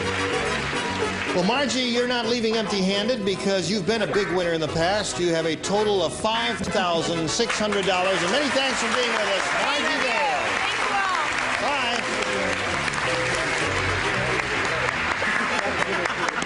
How do you feel? I'm a little nervous. You're a little nervous? Just put your arms around me. You won't be nervous. See how loose and relaxed you are now, okay? Loose is Eat your heart out, operative word. All right, now you know we're going to have the super match going here. We polled a recent studio audience and we got their best response to this. Howard blank. Now the answer given most often by that audience is worth $500 if you can match it. The second most frequent response, $250, and the third, $100. Okay, now you can turn around and choose 3 celebrities one at a time and get a little help here, some suggested answers. Anne, please. Anne? Yes. Howard Cosell. Howard Cosell is her answer. Stu, please. Stu? I'm high-minded Howard Hughes. Howard Hughes. Okay, that's 2. One more. And Brett. Okay. There's a very obscure English novel called Howard's End. That's the best I can do for you. After all, I was 3. That's very good. Guard? No booing, please. No. I hope it comes up and you'll all be sorry. All right, so that's her answer. The end. Howard End. Howard's? Okay. Howard's End. Zend. Howard's End. Okay. Let me give her a lump of sugar. Howard Hughes, Howard's End, and Howard Cosell. You may choose one of those or give us one of your own, Lonnie. What would you like to do? I would like to go with Howard Hughes. I went with him. You wouldn't like him. Okay, she wants to go with Howard Hughes, and that's the answer she's looking for. So let's begin the revelations. May we see the $100 response? Howard Johnson. Gee, that's a popular answer that no one thought of. Okay. He doesn't make soul food, does he? Here we go. Now we're looking for Howard Hughes. May we see the $250 response? Howard Cosell is up there, the one that Ann gave you. All right. Here's your last chance, Lonnie. Let's see if it's up there. Looking for Howard Hughes. Here is the $500 response. Howard Hughes! You got it. Very good. It's the one Stu gave you. Okay. You've got the $500, Lonnie. That means you'll be now playing for 10 times that amount, or $5,000. Now, to collect that, you've got to match one celebrity on a head-to-head basis, so please choose a celebrity now. I'm going to stick with Stu. Stu was good for you on that, so you think you'll be good for that on the $5,000. All right, Stu, you get ready to write, and Lonnie, you face me directly, if you would, please. Thank you. I would have chosen Clifford Irving, still. Here is the $5,000 question. Spinning blank. Spinning blank.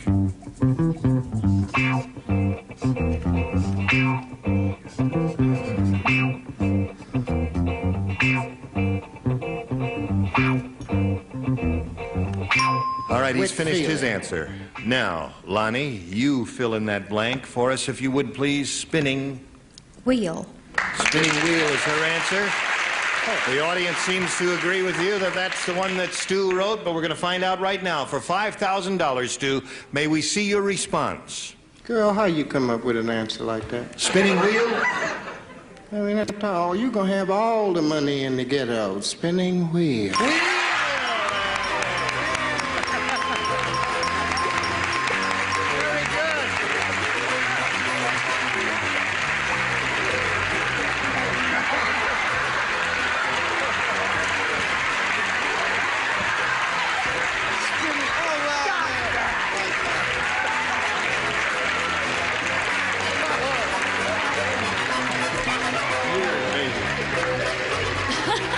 bad kisser.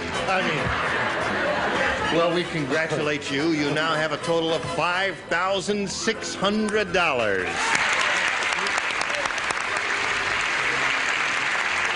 I was busy. I didn't know what happened when you went up there. Did Stu give you a kiss, or did you give him a kiss? I gave him a big... We worked on the building. It's what you call a little black power. Okay, you're still the champion, Lonnie, and you're going to meet another challenger now, and we'll see how that game goes. Let's welcome Diane Whiting. Hello, Diane. Okay, we'll just step back up there, Lonnie. You ladies know each other? Yes, we do.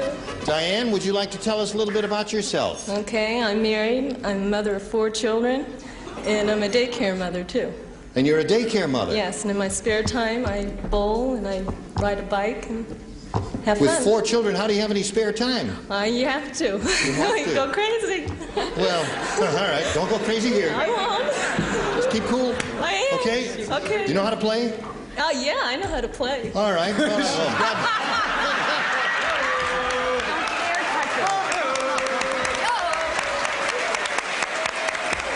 All right. How do you think she got the 4 kids? All right. I was hoping you wouldn't say that, Jane. I won't even bother to explain the rules because I think you wrote them. So here we go. Round 1 coming up here. The challenger makes the selection, so would you do that, Diane? I want A. You want A? You're going to get A, honey. Here it is. Oh, my pin fell down. Your pin fell down. Sorry, don't worry about it. Just put it aside there and get ready to write a response to this. Martin said to Gilda, "You look perfectly ridiculous with a Band-Aid on your blank." Martin is speaking to Gilda. And he says, "You look perfectly ridiculous with a Band-Aid on your blank." This could be a good one. Don't think too hard, Stu. Trust your judgment and instinct, and... It's not that. If I had any of that, I wouldn't be thinking. All right, now he's ready. So, Diane, we'll get your answer to this. Martin said to Gilda, "You look perfectly ridiculous with a Band-Aid on your blank." Nose. Nose. You like that answer, huh? Audience likes that answer. Let's see what we get from our celebrated people up here. Nose is her answer. McLean, what's yours? My answer is nose. Nose it is for 1 match. Okay, Loretta, may we see yours? Oh, I said lip. Lip. Okay. So, Stu, we come to you. Now, some people may not understand how a person can be looking ridiculous with a Band-Aid unless you happen to be a person of my ethnic origin and are using a flesh-colored bandage on your nose. Nose it is.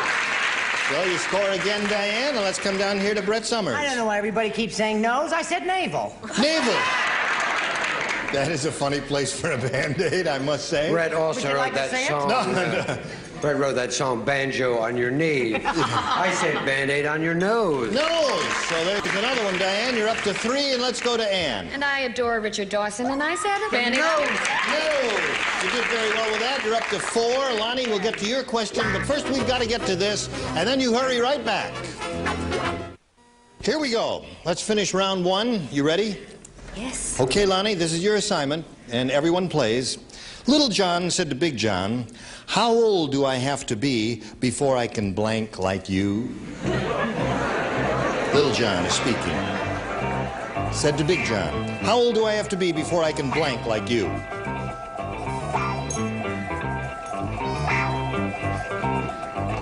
There you go, you're thinking again, Stu. Light bulb come up on the top of his head? Not yet. That's how I tell. That's it. Now it came up.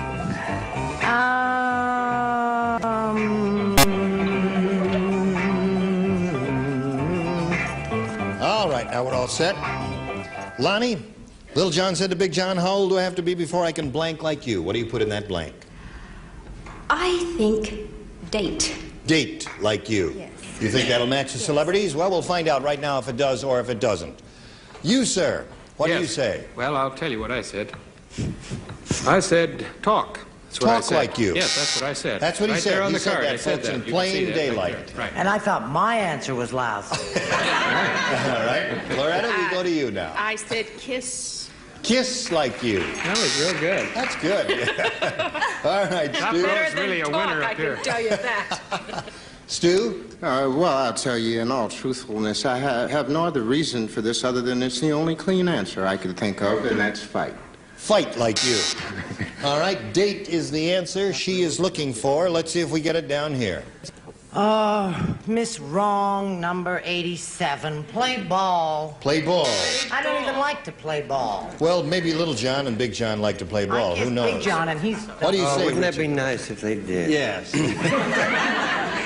When will I be able to swear like you? And Big Swear John like says, you. shut up, you bleepity bleep. Bleep, bleep. All right, Ann, let's see if we get a match out of you with a date. She's looking for a date, and so am I. Unfortunately, I said shave. Shave like you. Hey, that's not a bad answer. So, Lonnie, you didn't score with that. Let's go to round 2 here. And of round 1, it's 4-0 in favor of our challenger, Diane Whiting. So would you make your selection, please? I want B. You want B. All right, last time out, you matched Richard and Stu and McLean. So now you'll be trying to match Loretta and Brett. Everyone, you know, Loretta and Brett will be the only two playing. Uh-huh.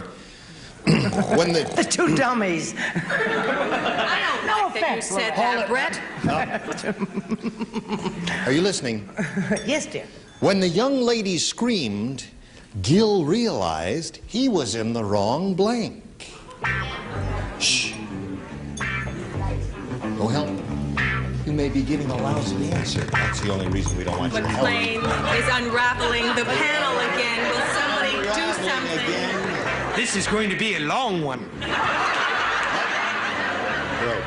Did you finish your answer? Yes, I did. And did you finish yours? Yes, dear, yes. All right, hold everything now. Oh, God. Diane, when the young lady screamed, Gil realized he was in the wrong Bedroom. bedroom. Mm-hmm. That's what she said. Loretta, what do you say? That's where my head is, too. Bed, yes. Bed, bedroom and bed, no match No. there. Okay. Oh. All right, I guess the bed could be in the living room. That's why they can't Ours match is in the that. kitchen. That's a very All right, reasonable yeah. answer. Now let's see if we get a score here, Brett. I said bedroom. I'm so Bedroom. thrilled So with there's an answer myself. up to 5. Okay. So in the middle of round 2, score is 5-0 in favor of Diane, and we're going to come back to you, but first we've got to do a little business here, and this is it. Here we are in our last round, and Lonnie, if you're all set, this is your assignments. You must match 5 celebrities to stay in the game. 6, however, if you have a perfect score, will win the game. This is it. At the hippie wedding, the bride and groom wore blank.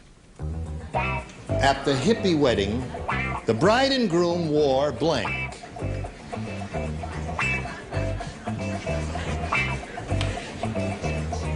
All right, and you're having a little trouble. No, now you've got an answer, so you're... Ready up there? Yes. Okay, here we go. Lonnie, think about an answer you think might match the celebrities at the hippie wedding the bride and groom wore. Bathing suits? Bathing suits, okay. Must match 5 celebrities to stay in the game. McLean, may we see yours? Yes, I just said beads. Beads, okay, you've got to match. If you don't match Loretta, why, we're going to have a new winner here. Well, I can't take that kind of pressure. Yes, you've got to do it now. Jeans, Levi's, I said. Levi's, Yes. not bathing suits, no match there, so we do have a new winner in Diane Whiting. Congratulations. Could you come up in the line, please? Okay. Stand here if you would. Well, Lonnie, you're not leaving empty-handed. You've got $5,600 and our best wishes. Lonnie Stewart, ladies and gentlemen. Goodbye, Lonnie. Bye, Lonnie. Okay, you ready? I sure am. Is your motor running? Oh, it is. No, I could tell. All right. Place your mind. Here we go. Here's the super match. We polled a recent studio audience and got their best response to this. Foul blank. And you know their most frequent response is worth $500, the second $250, and the third $100. You can get help from 3 celebrities. Please choose one now. Richard Dawson. How would you fill that in? Foul mouth. Foul mouth, he says. All right, another one. McLean. Ball. Foul ball. There's 2 and one more. Brett. Oh, foul smell. Foul smell. I wouldn't touch foul mouth with a barge pole. All right, so you got foul ball, That was my foul reputation. smell, and foul mouth. May we have your reaction to that? You want to choose one of those or think up one of your own? I'll take foul ball. You'll take foul ball. Okay. Foul ball it is. That's the one we're looking for. Here is the $100 response. Foul language, not there. Still looking for foul ball. Here is a $250 response. Foul ball it is. The one that McLean gave you. There he is. Okay. Just for the heck of it, let's see what's under the $500 response. Foul play. No one thought of that or said it. Okay. Now you've got the $250. It means you'll be playing for 10 times that amount, or $2,500 to collect. You've got to match one celebrity on a head-to-head basis. Who will that be? Brett. Brett. Oh, Brett who? Brett, you. Get ready to write, Well, Brett. I told you about my age and everything and my bad heart. Get ready. Okay, you face me if you would, please, Diane. Here is the $2,500 question. Blank dog, D-O-G. Blank dog.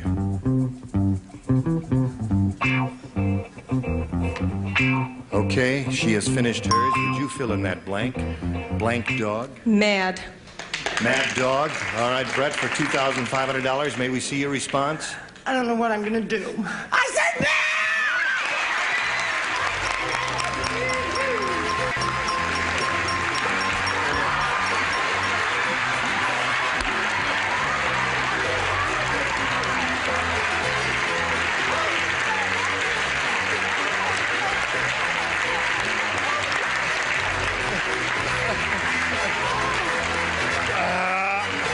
Just another lover's quarrel.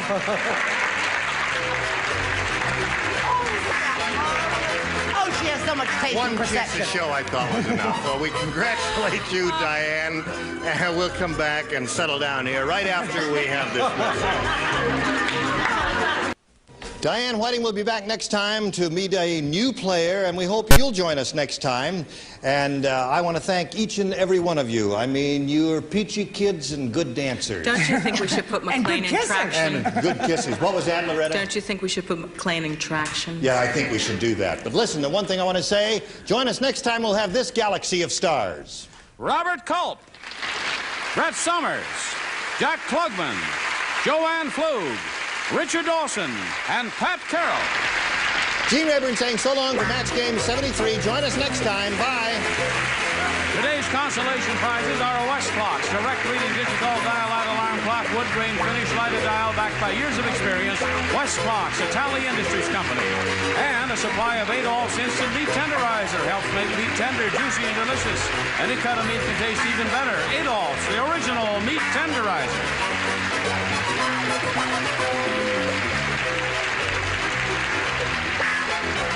This is Johnny Olson speaking for Match Game 73, a Mark Goodson, Bill Todman production.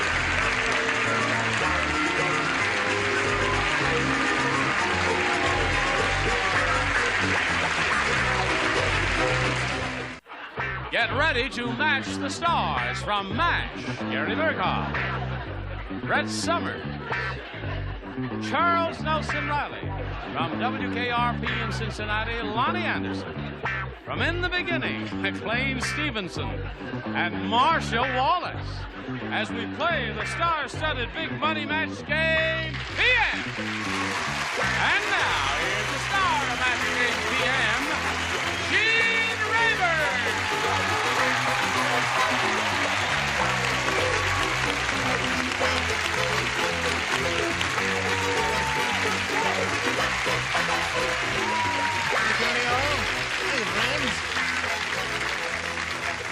I thank you for joining us here on Match Game PM. We're going to have a dandy time because they're all here, and they're a beautiful bunch. Are you all ready? Yes. All right. Would you say hello to Cindy Sanders and Jim Moore? We welcome both of you. I'd like to find out a little bit about each of you. Jim, we'll begin with you. Would you like to tell us the story of your life, sir?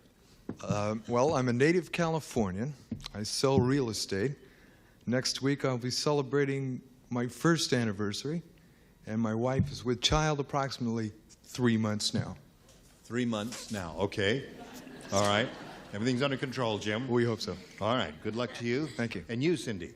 Well, I'm from La Habra, and which is out in Orange County, and I've been married 11 and a half years to my first husband, Dick, who's out in the audience with my parents. Oh, wait a minute. Your first husband? Well, yes. He's your only husband? True. Right. But also the first. You have no future plans? Not now. No, right. No, of course not. She's not going to dump you. You're No. okay. Also in my rooting section at home are our two children, Scott, who's 6.5, and Shelley, who's 4. Well, okay. Good luck to both of you. Thank you. Now, here on Match Game PM, each of you will have 3 opportunities to match as many of our stars as you possibly can. Oh, cruel. Watch it. Oh. No, they're really stars. They're wonderful stars. Twinkle. Now, the one who's done that most often at the end of the 3rd round will be the winner, and we'll go on to play the big money super match, which can pay off over $20,000. So, good luck to both of you. Here we go. Jim, A or B? A, please. I told you not to come up. When I push the button, I want you to go down. I want you to stay down there. Thank you. All right, you want A? Please. All right. Here we go.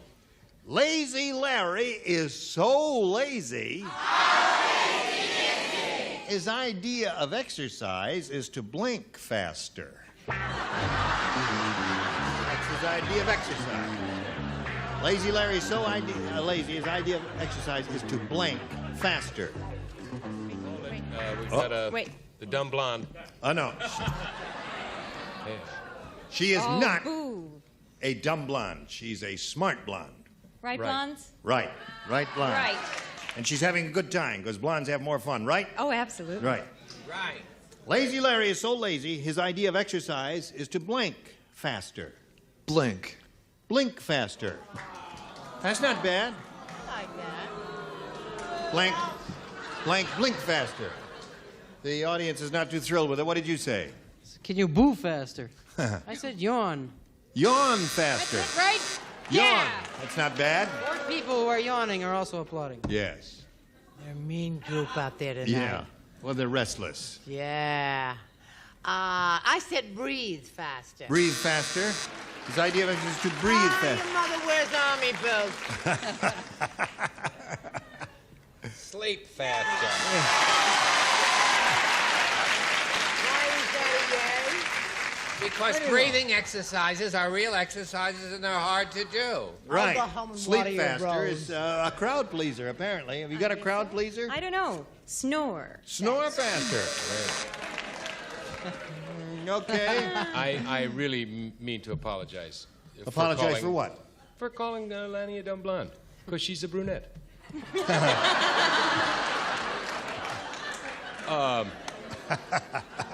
You talk about I don't your think shows. we're going to explore this subject any further. And I want to move right along because I, dummy that I am, popped for $39 on a wool coat and the lights.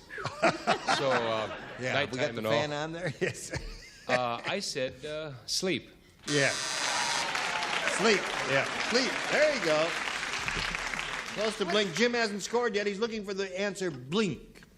Blink. I find Jim to be a man of taste, perception, and intelligence, and that he was treated so shabbily is unforgivable. Blink. Get a girl.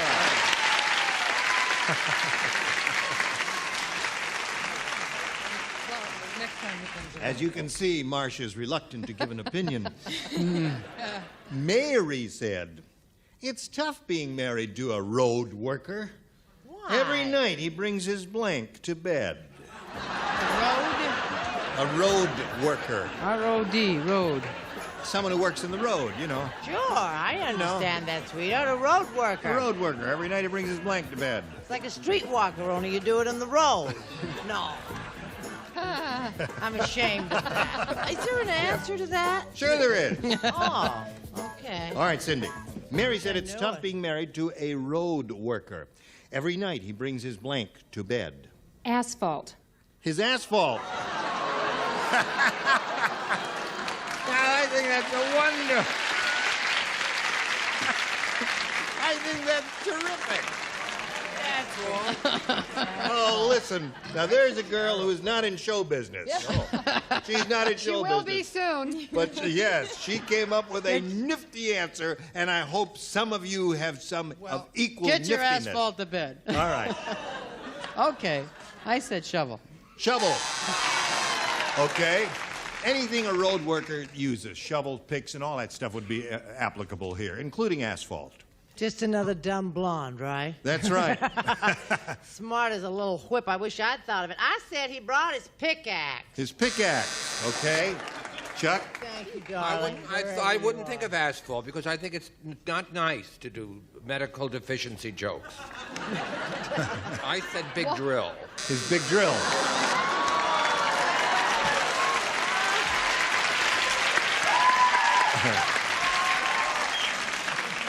Now, Chuck, I want to point out to you, we road workers call them jackhammers. You understand, Chuck? We call them jackhammers out in the road, okay? We don't call them big drills. You understand, okay, Chuck? he gets it. I'll try to remember. Let me write it Chuck. down. John Hammer. No, jackhammer. He was a wonderful politician. All right, Lonnie, what do you got there? I said shovel. Shovel, okay. Every night he brings his... Well, I'm not into kinky, but I said gang.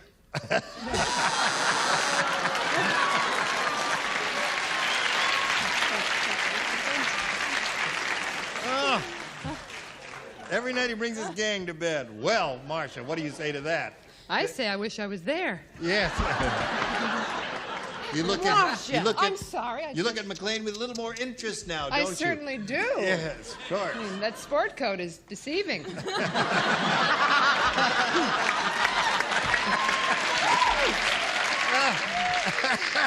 I concur with Charles. Drill. Okay. So we had a couple of drills and all that stuff, and there we are at the end of round one. 1-0 is the score. And we'll go to round two. And Jim, since you're ahead, we're going to ask you to go first. Hey, again, please. No, we're not. Hold everything now. We're going to do a little commercial business here. Thank you very much. Now, here we go. Jim, did you say you want A? Please. All right. A it is. Round two. Charles, you do not play.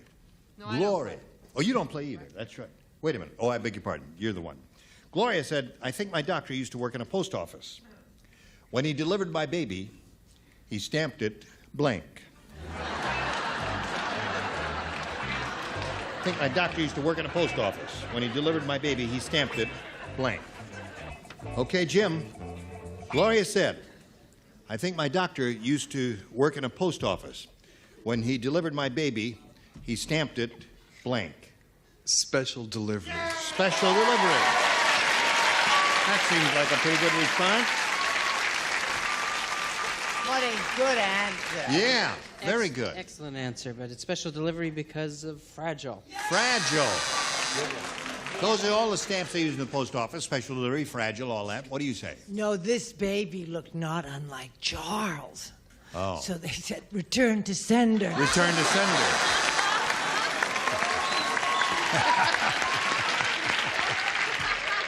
I think she got you there. Doesn't matter. Yeah. What they said when Brett was born in Maine. This end up.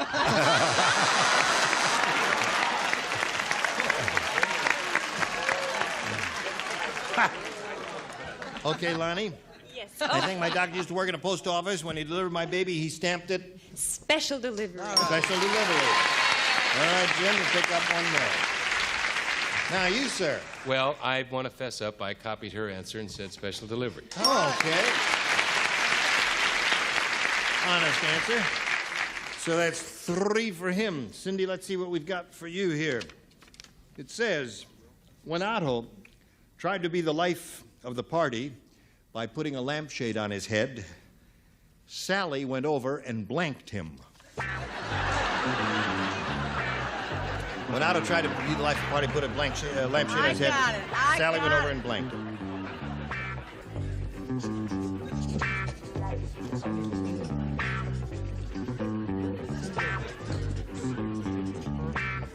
Here we go.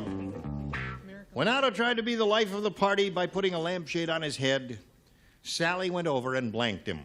Turned him on. Turned him on.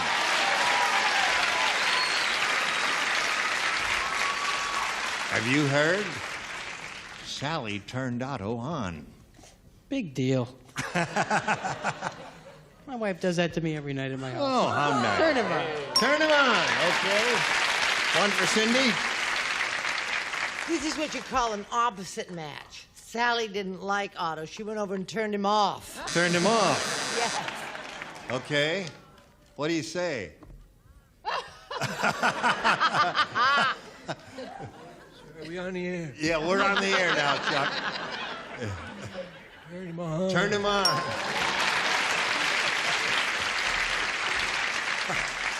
I guess you know what he means. I don't. Yes. You? Ready? Turned him on. Turn him on. Okay. Score is now 3-3. I said pulled his chain and/or turned him on. Turned him on and/or pulled his chain. That's what you said. That's what you said. Right. Okay. I don't know what this means, but I said turned him on. Turned him on. Okay. Score is now 5-3 in favor of Cindy. And Cindy, since you're ahead, we'll ask you to go first this round. Okay, B. B it is. Now, there's only one person who plays. That's you, Brett. Huh? You're all alone in this. Oh, Here it golly. is. The Undertaker said, "Today, the weirdest guy walked into my funeral parlor. He wanted to rent a blank for the night. He wanted to rent a blank for the night." Finish. Okay, Cindy, she didn't take too much time with that. The Undertaker said, "Today, the weirdest guy walked into my funeral parlor. He wanted to rent a blank for the night." A casket. A casket. Okay. Two good choices here. She gave one of them. But I didn't think that was so weird because, you know, Sarah Bernhardt slept in a casket for years. Yes.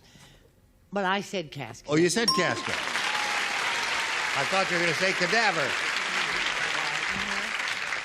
Now, Jim, here's the way it is. You must match the 3 remaining celebrities whom you have not matched to achieve a tie. That's the best you could do, achieve a tie and stay in the game. It's the entire upper tier. Oh, All right? good gravy. Lower tier again. lays out, okay? So Excuse to my speak. back. Pardon Yes.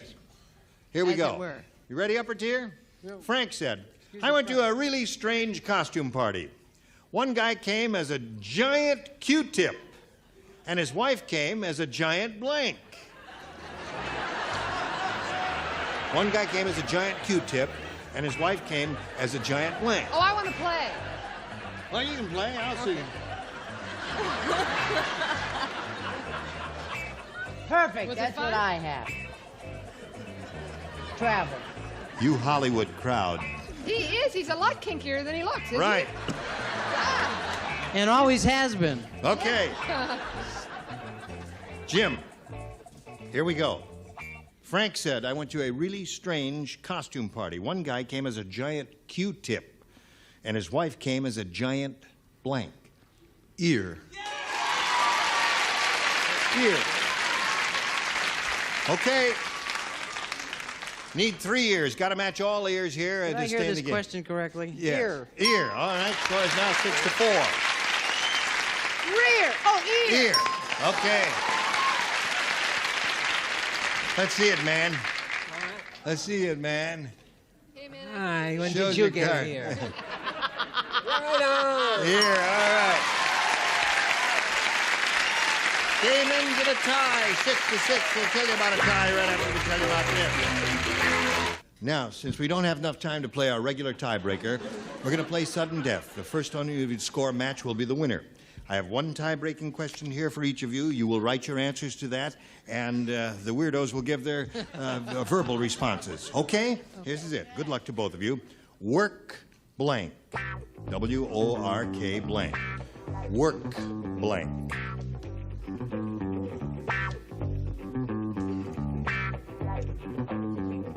All right. Now, here we go.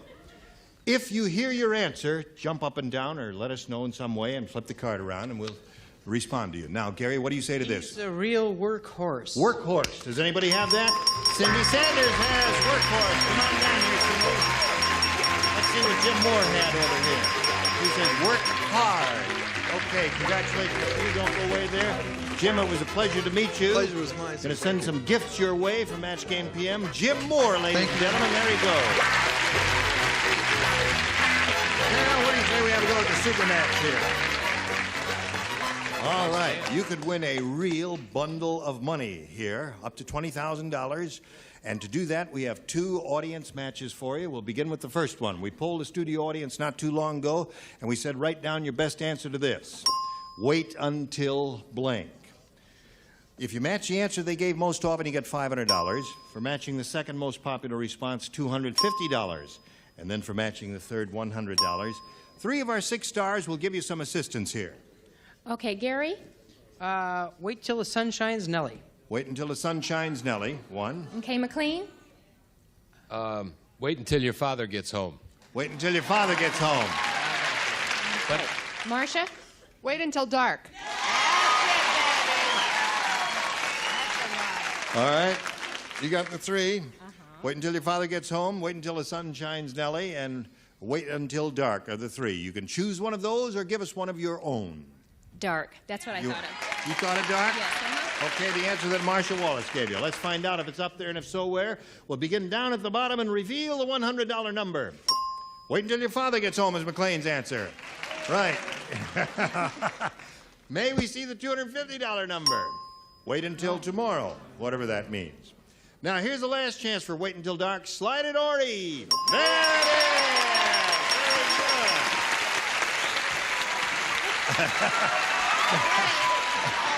Sit down there.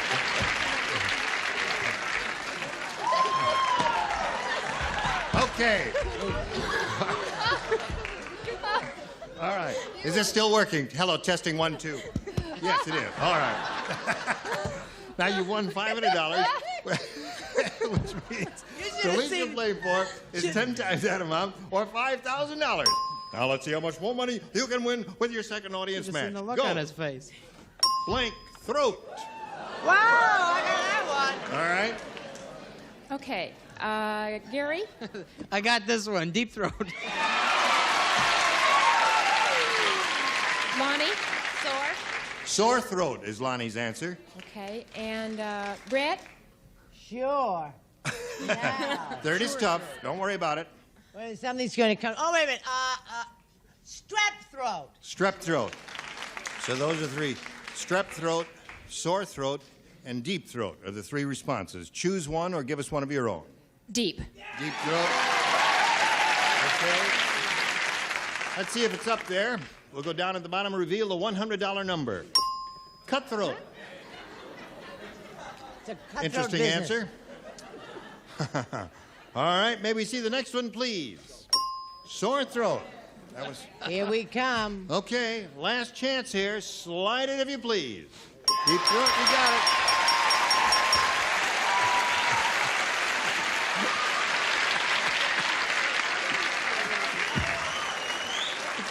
Oh, you're crazy. All right. Now, Cindy, you've won $500. We multiply that by 10, which makes $5,000. Add that to the previous $5,000 is $10,000, you see. However, if you step into my office back here, you can double your money with a lucky spin of the wheel.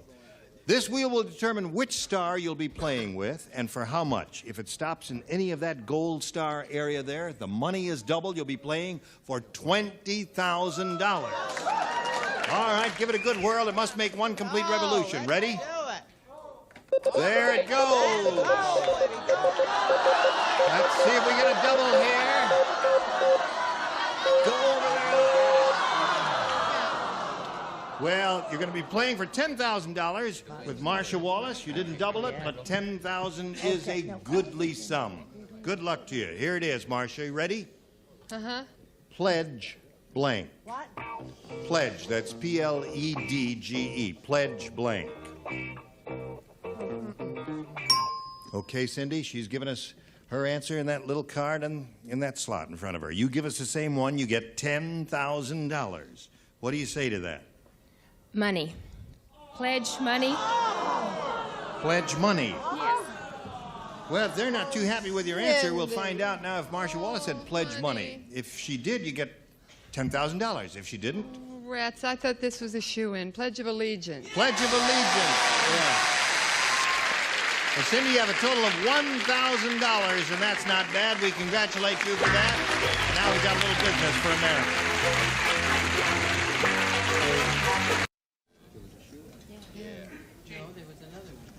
Well, it's time to say goodbye and to thank all of you lovely people. How kind of you to join us. I hope you can all join us on another occasion here on Match Game PM when we'll have more money to give away. Thank you for joining us. Gene Rayburn here. Goodbye.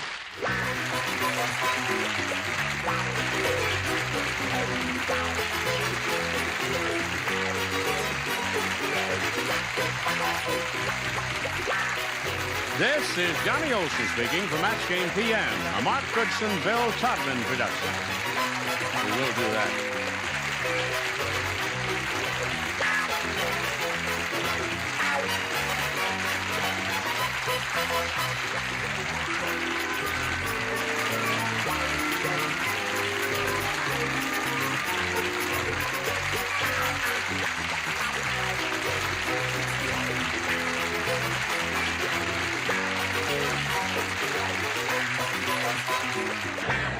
Get ready to match the stars.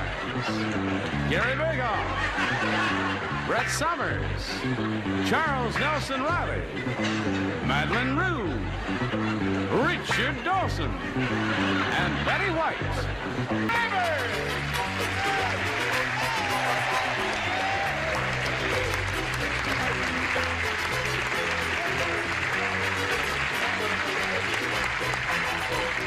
Thank you.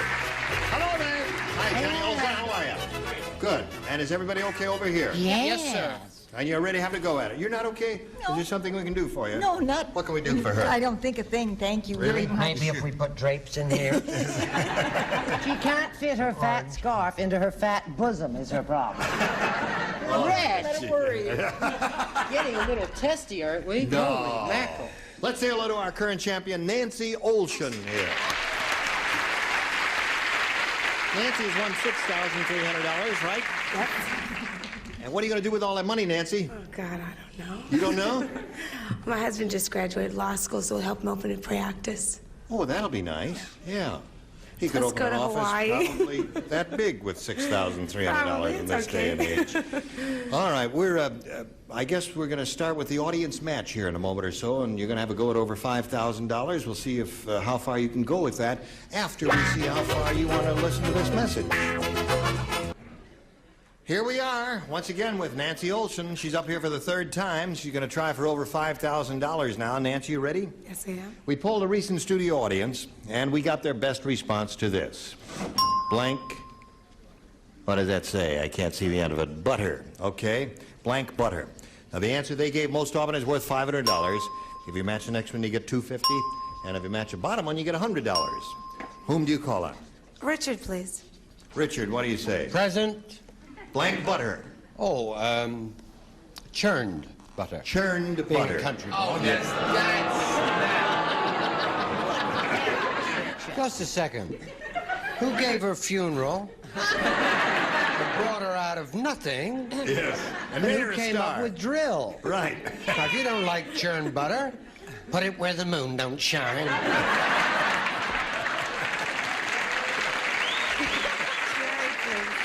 Gary, what do you say? Unchurned butter. That is the most revealing thing he has said in 18 weeks. No, I think it's bread and butter. Bread and butter. And that's fattening. One more. Brett. Brett. Well, what about peanut butter?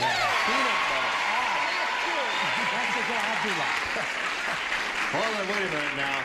That is a good one, and I think I'll change mine. Change yours. You're going to say peanut I'll say butter. peanut butter, and you say churned. You say churn, okay. I say I'll stick with bread and butter. You stick with butter. All right, so you got bread and butter, peanut butter, and churned butter. Do you want one of those? Yes, peanut butter, please. Peanut butter, please. How do you like it? Just plain with a little jelly on it? Yes. Oh, all right. That's one peanut butter with jelly. Are you sure you don't want churned? Coming up. Okay, so we're looking for peanut butter. Let's find out if it's up there. Where? So where is it under the $100 terms? I ask you. Churned butter. I ask you, Earl. And ask you. Apple my butter? mother used to make apple churned butter. apple butter. Yeah, churned apple butter. I love that. Revolting thought if I've ever heard of one.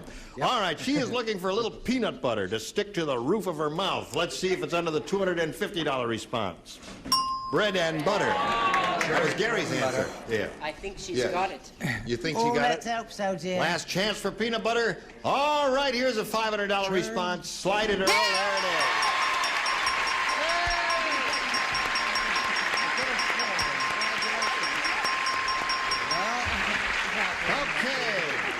Now, Nancy, you're up to $6,800 with the additional $500. Now you're going to have a try at $5,000. And you may choose any celebrity on this head-to-head match here except Gary, because you chose him last time. That's the rule. Whom do you choose? Richard. Okay, Richard. This will have to be... Just a second. Do you forget I gave you churn? Oh, all right. What was that? He's going to do better this time. Oh, I certainly couldn't do worse, could I? All right, here we go. This is worth $5,000 now. Blank butter. No, it says board blank. That's B-O-A-R-D blank. Board blank. B-O-A-R-D blank. All right, now he's finished, and he made up his mind very quickly there. And we ask you for your response to match his. What do you say? Boardroom. Boardroom. B-O-A-R-D room. All right. Now, Richard, it's show and tell time. Well, I think room is right up there with churned. Boardroom? Well, I said where they hold boardwalk. Boardwalk. Oh, yeah.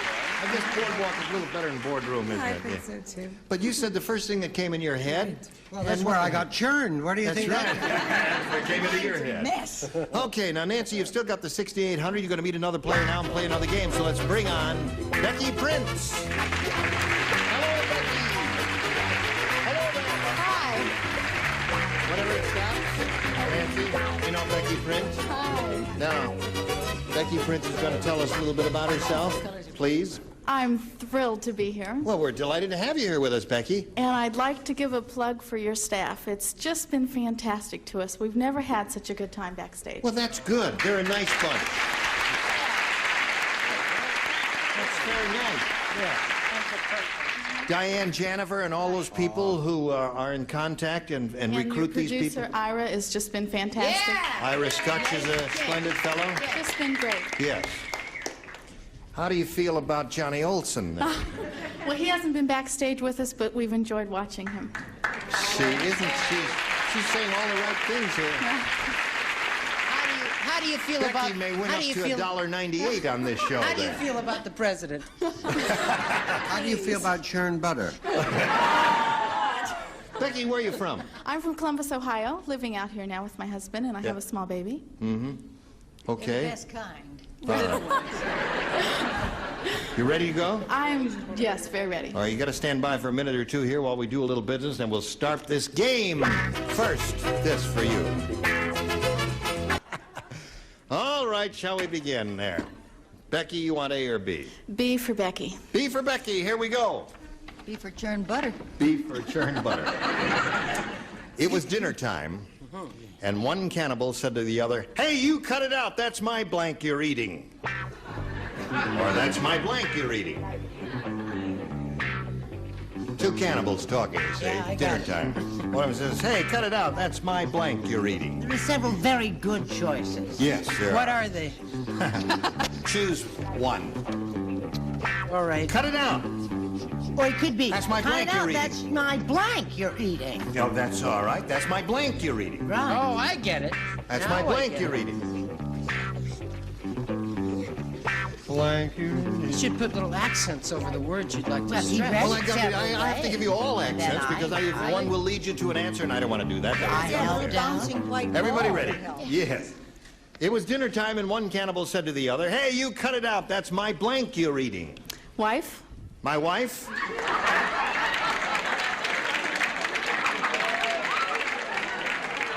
Okay. She said wife. Gary, what do you say? I didn't say that. I said foot. Foot, yeah. Sitting together at the same table. Right, you know, naturally. One has terrible table Okay, manners. Brett? Well, you know it gets awfully crowded when they get all scrunched up there together on that little grass mat. I said that's my leg you're eating. Leg and foot? Yeah. That seems to be the answer. What do you say? My other leg. That's your other leg. Charles, since you've come back from New York, you're holding your answers upside down. I just wanted to point that out to you. Dickie Dawson pointed that out to him, and he said... Oh, am I? They don't write them like that anymore. He had a hard time in New York. He really did. Yes, Madeline. Well, I was going to say friend, but then I didn't think that they would cook their friend. Well, So I just said person. Person. Yeah, it's my person. That's my person you're eating. Yeah. Well, that's my person you're eating. Yeah, that keeps any women's lib complicated. They're all around. Yeah, they're all sitting around. Missionary. Yes. And the missionaries in the stew pot. Well, that's what they eat, don't they? Missionaries. That's right, they eat missionaries. Yeah, it wouldn't be vegetarian. Guy puts it, and he said, "Ow! It's my arm you're eating." Oh, you have to be there, of course. Yes, naturally. Do you have any churned butter? I must have to be off now. Yes. You are off now. Oh, you going to save him? Are you going to save him? No, I'm just going to say this very quickly and move right along. Father, you're eating, and it's wrong. And let's just go on to the next question. All right, on to the next question. The next question is for Nancy. It's your first round question, and it goes like this. Now, you all remember Richard Dawson's TV show, Hogan's Heroes. Indeed we do. In which he played that. Bob Crane's feathers. Yeah. You remember that show? Word of mouth killed us. Yes. In which he played the marvelous fellow Newkirk there. Years. Well, Richard said to Colonel Hogan, Colonel, I don't know how he said it, but because I don't know how. Cockney, I spoke like that. Oh, so he goes, so he says, Colonel, I've come up with a terrific plan to make money. I'm putting a blank in the escape tunnel. Right. That's Gotcha. what he said. Okay. I'm putting a blank in the escape tunnel. I got this. Oh, I've got. You do the worst Cockney accent I've ever heard in all my life. How did Newkirk talk? I forgot. Just begin right down there. Colonel, I've come. Colonel. No, the Newkirk. In the third year. We were very lonely in that camp. No, he spoke like that. Colonel, I've come up with this terrific plan to make money. I'm putting a blank in the escape tunnel. In the escape tunnel? And then they cancel the show. I love Robert Clary. It's a shame. I was doing so well. Okay, Nancy. He says, Colonel, I've come up with a terrific plan to make money. I'm putting a blank in the escape tunnel. Movie show in the escape tunnel. Movie show. That'll join the great immortals like churned butter. Gary, what do you say? She says a movie show. This is especially important when you're escaping from New Jersey to New York. I said a toll gate. A toll gate. Good answer. Yes, Brett, toll is good. What have you got? Have you got a good one? Oh, yes, actually I have. He said, "Oh, God, bleeding blimey, where's my coat? Let's put in a toll booth." A toll booth, of course, that's the answer, yes. Charles. Hogan's Heroes was wonderful, Richard. Thank you, darling. I used to watch of the Germans. I used to watch it when I came home from school. That was animal training school, of course. He sucked you into that one, didn't he? They say Hollywood wit is dead. All right, Miss Madeline, honey, what do you say? I'm putting a blank in the escape tunnel. Toll bridge. Toll bridge. Yeah. So far, we got all those tolls there. And you, Newkirk. Me, sir, I am putting in your basic toll booth. A basic toll booth, okay. Right. And what do you say? That's 5 toll booths we have so far. Well, I've never been one to be different, and I'm not now, except that if anything happened to them, and if you ever seen that before, if anything happened to them on the way out, they could always say they died with their booth on. I've never been so disappointed in anyone as I am in this moment. Now, well, what we have here, you see, is 0 to 0. That is your basic tie. No. What we have here is 2 dummies, is what we have here. No, I'm only kidding, girls. I don't mean that at all. Second round question coming up in a moment. Right now, this message coming up for you, friend. Today's consolation prizes are American Tourister Go Anywhere lightweight luggage, continental styling and carrying ease, American Tourister, the casual luggage that isn't made casually. And think of Richard Dial shampoo, the shampoo with special managing agents that leaves your hair soft and manageable with a natural looking shine. And you'll take the good times home with 4 cases of Hires Draft Style Root Beer. Quality and distinctive taste that has made Hires a favorite for 100 years. And though he's not 100, he's still a favorite. That's Gene Rayburn in match game 75 when it resumes in a minute.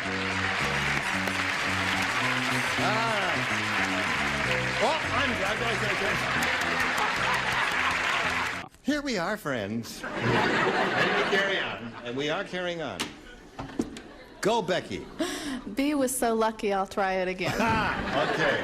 Everybody plays because she didn't score the first time out. Do you have a lift home, by the way? What's that? Do you have a ride home? Yes. Oh, all right. Yeah. Otherwise, I'd... Okay. No, thanks. Now listen to this. They threw George out of the tennis club because at the end of the match, he jumped over the net and blanked his opponent. That's what happened. They threw George out of the tennis club because at the end of the match, he jumped over the net and blanked his opponent. Well, there are so many choices. Oh, It's this is an tricky. easy one. There's one really marvelous answer. Is there really? Yes, I can't tell you. I can't give you any kind of a hint at all. Yes. And it's not a chicken joke. No, it's not a chicken joke. I don't know. All right. Is it a fish joke? Something pretty fishy about it to me.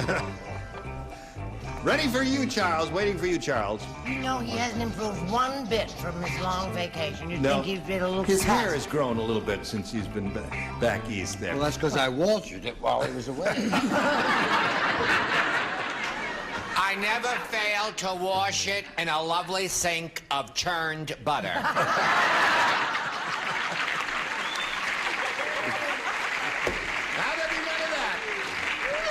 Now let's call on Becky, shall we, and ask her. They threw George out of the tennis club, Becky, because at the end of the match, he jumped over the net and blanked his opponent.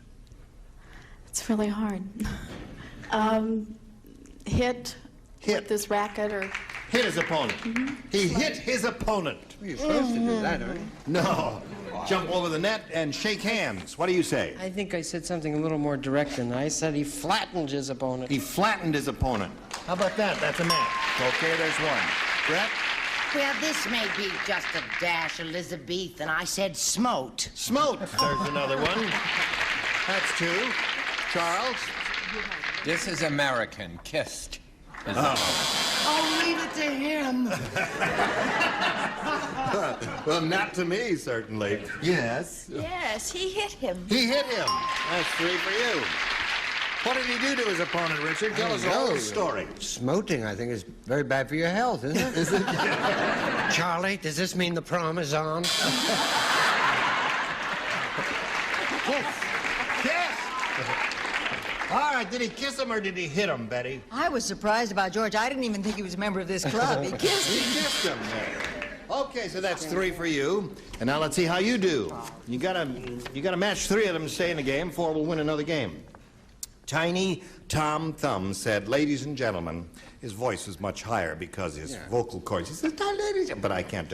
"Ladies and gentlemen, I am the world's tiniest magician. Since I'm too small to pull a rabbit out of a hat, tonight I will pull a blank out of a thimble." What a lovely thought. Isn't it a beautiful It's like question? a poem. It is. It's touching, is what I'm it too is. small to pull a rabbit out of a hat, so tonight I will pull a blank out of a thimble, is what Tiny Tom Thumb said. All right, lower tier is ready. What about us up here? I All ready. before E except Okay. after C. Nancy.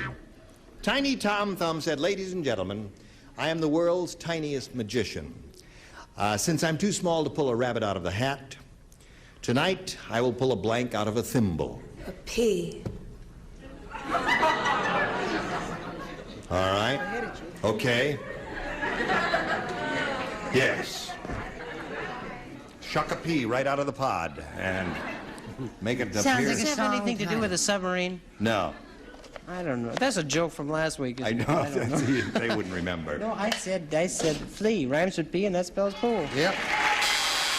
I will pull a flea out of a thimble. And so. Well, That's a I'm reasonable answer. sorry. I thought only a teensy-weensy little flea would Flea. Yeah. flee out of a thimble. Charles? I said what I got a lot of in my kitchen, ants. Ants. And a few uncles, too. I happen to know. Gonna match the rest of them to stay in the game. Nancy, let's see what Madeline offers. But what's on my doggy? Fleas. Fleas! So that means Becky wins again. Ants and ants. Okay, come on down, Becky. Here we are. Congratulations. I wanted to do that all my life. You have? Holy mackerel. All right, you stand by for a moment while we say goodbye to Nancy. We'll be leaving here with a total of $6,800. Congratulations. Thank you. It's fun. Now while she's rolling around, we're going to do a little commercial here, okay? Becky had to run off someplace because we ran out of time. But we just have a moment to thank Gary for being with us here for the length of time that Charles was gone. He really filled your shoes very well. Did a splendid job. But he's going to be back from time to time. Over my dead body. No. That's actually, she just, again, she beat me to the gun, as it were. What? Why? I just wanted to say that she's been a terrific sport, and I love her very much. Yes, she is. She takes her...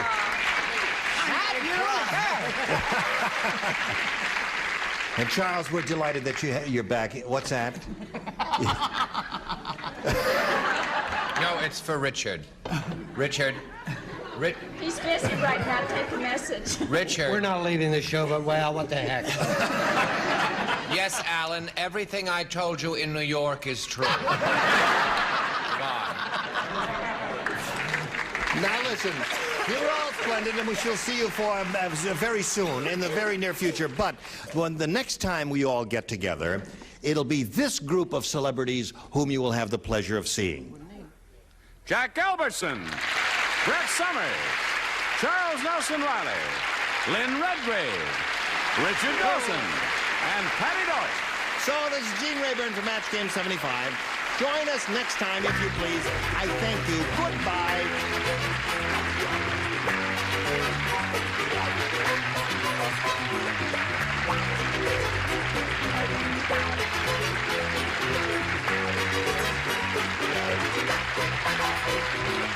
This is Johnny Olson speaking for Match Game 75. A Mark Goodson, Bill Todman production.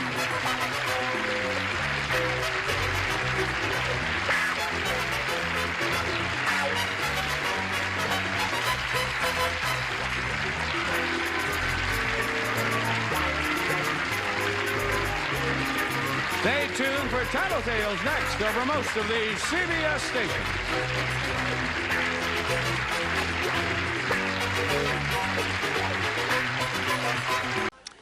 Get ready to match the stars. From Vegas, Bart Braverman. Brett Summers. From MASH, Gary Burghoff. Elaine Joyce. Bill Daly. And Marcia Wallace. As we play the star-studded Big Money Match Game PM. And now, here's the star of Match Game PM, Gene Rayburn.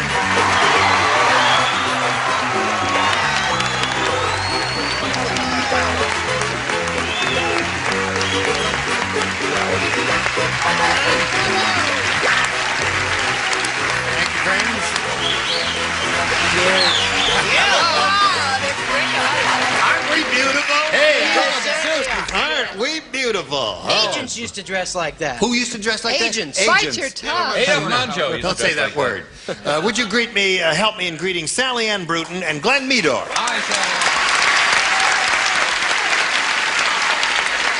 Welcome. Glad to be here. Now we want to find out a little bit about each of you. Glenn, we'll begin with you. Tell us anything you'd like to about yourself, please. Well, I was born in Glendale, raised in Van Nuys, and I decided to get out of the smog, and I moved to Ventura, California. It's really nice up there. There's no smog in Ventura? No, just sea breezes. It's really that's nice, yeah. Anyway, my favorite love just about is music, and I love to play the drums. You can really express yourself on them. Jazz kind of music? A lot. Variety. Disco, whatever. Oh, whatever. Rock and roll. Right. What's he doing tonight? Okay. Also, I have a dietary passion that usually hits me about 11 o'clock at night if I happen to be awake at the time. Really? What do you eat? Peanut butter and jelly on toast. Oh. My parents will testify to that. They're out in the audience. Otherwise, I'm a salesman for a couple of companies, and I'm glad to be here. We're glad to have you, but watch the calories with that peanut butter. Okay. Hello, Sally Ann. Hi, how are What do you you? want to say? I'm your basic career lady. I'm a production manager for a jeans manufacturer here in L.A. I commute from Long Beach and enjoy it anyway. Yeah? So, I'm single. I'm 22 years old. The world is your Yes, oyster, it my is. dear. Now listen, here on Match Game DM, each of you will have 3 opportunities to match as many of our stars as you possibly can. The one who's done that most often at the end of the 3rd round will be the winner. That person will go on to play the big money super match, which can pay off over $20,000. Let's take one. A or a B? I'll take B. B. Glenn says he wants B. Here it is. Morris said, my wife is raising our daughter strictly according to the book. Unfortunately, the name of the book is blank.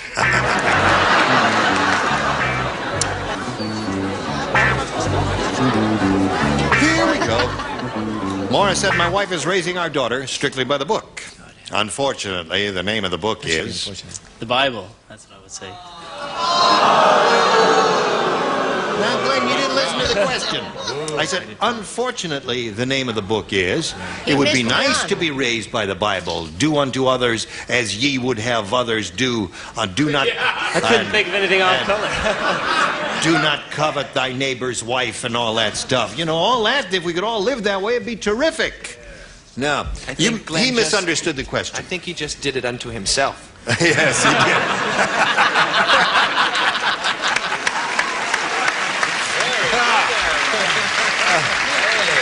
Have you thought of going into show business, Bart? Phnom Penh. Yeah. Reaching back into my childhood, I said, Peyton Place. Peyton Place. That was the one we weren't allowed to read. You understand now? Yeah, you wanted the opposite. Yeah. What I was thinking. Oh, yes. Well, let's just stop and do it all over again. You want to stop? You want to go back again? Stop, take, go back. Okay. Never happened. What do you say? 2 days on the show, he's judging him. He's saying the tobacco start 2 lousy days. Right.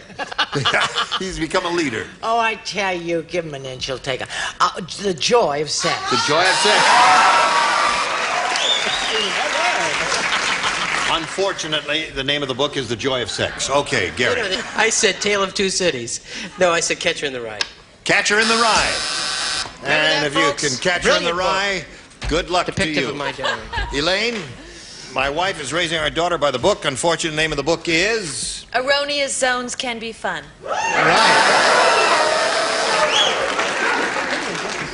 Be sure to wear your beads. Okay, Bill. I copied this, which is very hard when you're sitting up in the front row from the back row. Joy of sex. The Joy of Sex, yes. And it's always upside down. Oh, yes. I've shown you how to put it in. Down. That's No, that's a good You showed answer. me how to put it in. Yes, I did. Well, I did. Hey, what kind of show is Showed that? it for years. Cut! Are you kidding? Warren Beatty says Come your on, order is Marcia. ready. Come on, where do you want to go, Gene? Yes, anywhere you Your say. place. You want to go dancing, roller skating? Yeah, disco. Bowling? Where? Roller skating, my new passion. It's so sad, such a sad comment on my life. The joy of cooking. The joy of cooking. That's only this week, That's dear. right, only this week, hopefully. Are you ready, Sally Ann? I'm ready, I'm ready. Bill said, I just went to one of those places where a Japanese girl walks on you to massage your back. The girl who massaged me had blank on her feet. Got all that, Sally Ann? Is it all in your head? In your It's little okay. computer brain? I think so. Okay, I guess we're all ready for a response from you now. The girl who massaged me had blank on her feet. What do you say to that? Calluses. Calluses. Okay, that would be a little bit painful. They're not too thrilled with that. They like No, you. but- It's the, it's not a personal rejection. It's just they hate the answer. It's okay. Glenn will not be alone in the dumper. I would want the Japanese girl walking on me to have sushi on her feet, which is that's raw fish, and It's it's very, raw fish very dipped soft. in lemon juice. Very soft. Would Right. be very good for Right. walking on the back. Or she could walk on my face. Who cares? Don't know or care. Walk on your face with sushi tied to her feet. He's very kinky, I told you that. That's right, he's kinkier than he just looks. a little yak butter and rubber sheets, and who cares what happens? I mean, I've heard of whips and chains and all that, but a girl with sushi tied to her feet walking on your face. Now that's pasta. Good for the cheekbones. It is, fine. Sight no man should see and live. I said I went the whole other direction. Hello, darling. I said golf shoes. Oh, yeah, with spikes. That would hurt. Excuse me, I think I prefer the sushi. I'm with you. And the yak bites. So far, sushi is the best. I had golf shoes with sushi tied to them. Golf shoes with sushi tied. Okay. This girl who massaged me had blank on her feet, this Japanese girl. What do you say to She that? had calluses because she worked a lot, you know. Oh, that's It's right. their profession. But Yeah. this one had ice skates. Ice skates! Oh, really be painful. Oh. Sushi's looking pretty good, isn't That's it? right. Sushi's looking good. If you knew sushi like I know sushi, oh, oh, oh, what I got.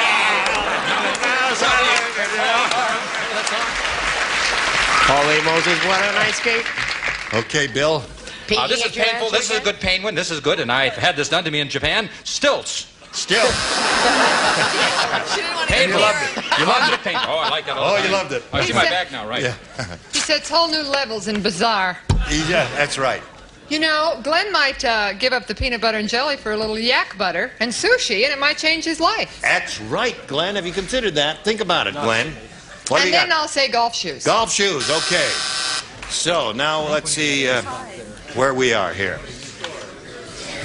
Oh, we have no score. We have no score. Can you imagine? Well, I didn't want to that? make him feel bad, you know. Yes. Oh, all right right. offhand. So we'll score though with round 2 now, won't we? Definitely. Right after this. Oh, here we go now. Round 2. Glenn went first last time. Sally, you want to go first this time? Certainly. B. B it is. B says, old Mrs. Periwinkle said, Blank. Mr. Periwinkle and I just went out on our second honeymoon. It was terrible, terrible. He spent the whole time blanking. Ready, Elaine? Yes, I don't know. Help her out, Bill. Old Mrs. Periwinkle said, Mr. Periwinkle and I just went out on our second honeymoon. It was terrible. He spent the whole time blanking. Reading. Reading. Oh, yeah. Remember, she's only 22. She's never been on a honeymoon. This is true. Okay. And she probably doesn't even, well, never mind. We won't go into that now. Halibart. Old sushi face is back again. Yes. I said sleeping because Periwinkle's old. Okay. I figure they went to a quiet spot in the country near a lake, and he spent the whole week fishing. Okay. So close. You, Glenn, and Sally are a pretty good match. I said snoring. Snoring. Okay, so far, Sally Ann, you ain't doing too good. She said reading. And I said, that says sleeping and snoring. Sleeping and snoring. You did both at the same time. Oh, my All right, attorneys. Bill. I said gumming is food. On our second honeymoon, it was terrible. Old Mr. Periwinkle spent the whole time. Do you know how terrible it is to have an audience that cheers Bill's answers? Yes. They're only going to encourage him, and they'll create a monster. I'll just sleep. Sleeping. Okay. All right, now we got a round 2 question for you, Glenn. This is it. Glenn's hip now. He knows how to play the game. Okay, Glenn. Please. When George hitchhikes, he doesn't use his hand. What he used? He doesn't need to. George has a giant thumb where his blank ought to be. Okay. Ready? Here we go. When George hitchhikes, he doesn't use his hand. He doesn't have to. George has a giant thumb where his blank ought to be. His nose. His nose? Okay, Glenn? You say nose. What you say? Well, this is not a brilliant answer, but I was just trying to keep us on the air. So I said nose. Okay. Yep. The nose knows. He just went out on the road and he went, no. I want your show to be on the air, too. You know, Certainly. I come here often. I like That's you. right. Brett A few and I are bucks good here and friends. there, yeah. Doesn't have anything to do with the money. It has to do with the noses. The noses. Three noses so far to Glenn. Elaine? George has a giant thumb where his nose ought to be. Well, Glenn got in the hang of the game, nose. Glenn, now the bad news. Wait a minute, he just had a thumb job and had a He's doing okay. He always looks at it like someone changed it. He's not sure. He isn't sure. Are you sure? I'm positive. No. Okay. You're doing better than that. Okay.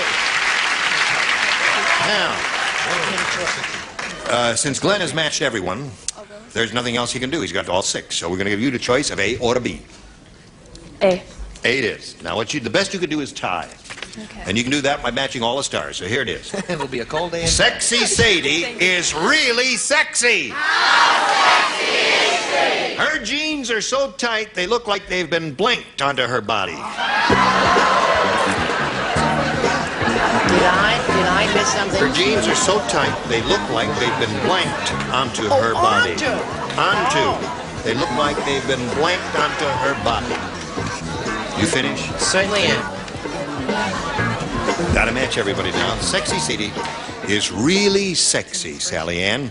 Her jeans are so tight, they look like they've been blanked onto her body. Now, I should know tight jeans, okay? Painted. Painted. You wearing jeans? No, that's where I work. For a tight jeans Oh, that's company. right. That's right. You work for a jeans company. They make women's and men's or just... Both. Both? Okay, I'll be in. You can fit me personally. Darling. Yes. I think this is a match, but I think the judges have to put their thinking caps on for this. I said sprayed. I think spray painting actually makes a match. Right? You wouldn't spray whipped cream on them. That wouldn't make them tight. Depends, you know, what you're doing. Okay. You had to go and fight for the bell, didn't you, kid? And make me the villainess. I'm sorry I said glue. Glue! Well, that means Glenn Leader wins the game. What the rest of you have? Have glued, riveted, ironed, and painted over there. Come on down, Glenn. Okay. Sally Ann Bruton, it was a pleasure to meet you. Going to send some gifts your way from that game PM. Sally Ann Bruton, ladies and gentlemen. There she goes. We should go off to see a message for you. Hurry back. Okay, here we go now. Glenn, it's time for this big money super match where you could win over $20,000. Now, to do that, we're going to have 2 of these audience matches for you. Let's begin with the first one. We polled a studio audience, very nice bunch, very cooperative, intelligent, high IQ bunch like these.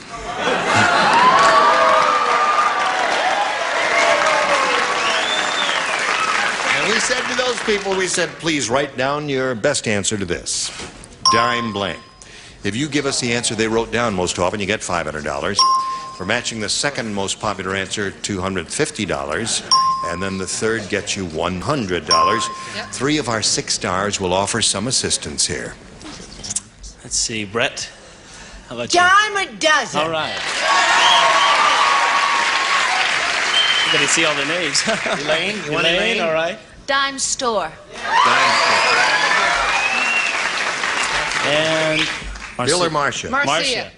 Marcia. We'd like a Marcia here.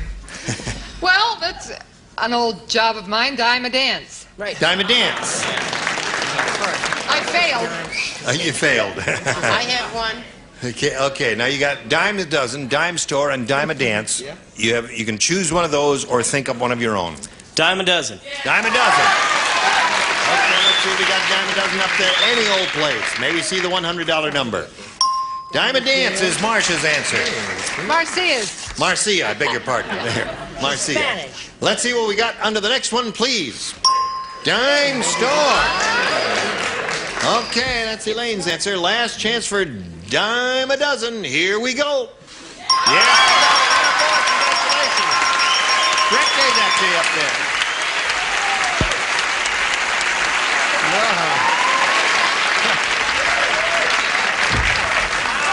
Okay. Ready. She's a pretty good kisser. Yeah, isn't it's she? not bad. Yeah, right. I'm liking it. Okay. Now you got $500 here, which means the least you'll play for, Glenn, is 10 times that amount, or $5,000. But remember, you got one more audience match here, and let's see how you're going to do with that. We polled another studio audience. Well, it was maybe that same one. Who knows? Let's see what we got there. We said, write down your best answer to this. I need blank. Okay? Bill. Me? I need help. I mean, I really need help. Thank you. And Gary. I need more help. That's good. I need you. I need you.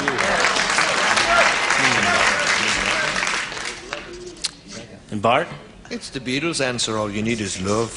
What? Love. I need love. I need love. I need help. I need you. Now, those are the three. You have to decide if you want one of those, or perhaps, is there something else going around in your little mind? Don't say little. In your big mind? That's better. I am thinking. I remember his first answer back then. Yeah, right? I'm thinking of something else, but I'm going to say you. All right. You say, I need you. How about I need the Bible? Is that? Is that? I need money. That's right. I need money? You think that would be up there? I need money, yeah. Yes. That was your second thought, huh? Yeah. No, that was your my first thought. And you rejected that. Yeah. You said, I need you. Okay. I need you. Gary's answer. Let's find out if it's up there, and if so, where. We'll look at the bottom and reveal a $100 number. I need money. That was your first thought. It's a good thing you did reject that, because you may be up there a little bit higher. Let's look at the next one, please. I need love. Here it comes. That's Bart's answer. Let's see if Gary Burghoff's answer is up there. Slide the big one. Yeah.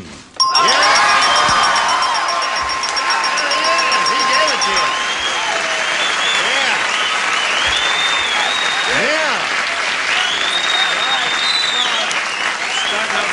Glenn, at this moment, ask your friends in the audience not to whistle, please. It really hurts my eardrums. And these cheap microphones get busted easily here. Now, listen, you got $1,000 here now. That's yours forever. You just won another 500. Multiply by 10, another 5,000. Added to the previous 5,000, you got a pot of $10,000 to shoot for. But you can double that stake if you have a lucky spin of the star wheel. Let's go over here. Good luck to you. We're all going to root for a double for Glenn Meter. Right, here we go.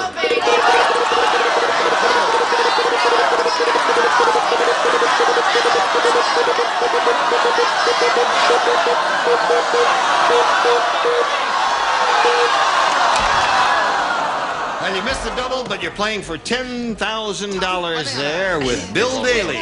Good luck to you. Here we go. Just stand on the blue dot there facing me. He'll write his answer. Yours will be verbal. Here it is. Blank rub. Blank rub. Blank rub. Did you put it in the slot? Was it me? Yeah, you. Oh, am I, Mom? Yeah. Oh, yeah. You're the only Bill here. Marcia. No, it's Bill. Your name is Bill Daly. Remember that at all times. Get the nurse. Okay, now, Glenn, if you give us the answer that he almost threw in the wastebasket, we give you $10,000. What do you say to that? Back rub. Back rub. Yeah. Okay. Bill, what do you got there? He says back rub will match you for the I'm 10,000. sorry. I didn't know it was my turn. I'm sorry. I said back rub. Is that wrong?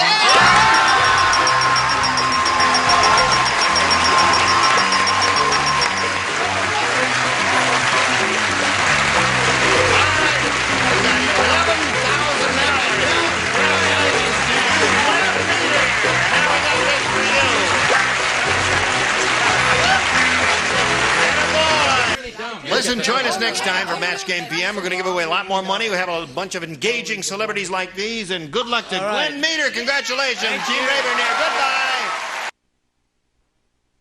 Next time for Match Game PM, we're going to give away a lot more money. We have a bunch of engaging celebrities like these, and good luck to Glenn Meter. Congratulations. Gene Ravernier. Goodbye. Some contestants.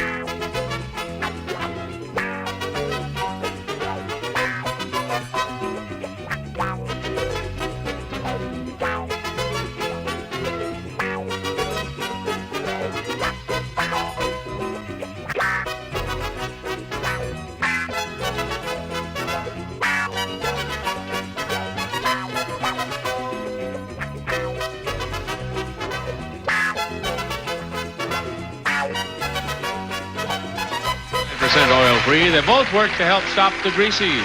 And Turtle Extra, specially formulated with waxes and polymers that cling to the car's surface. Turtle Extra from Turtle Wax.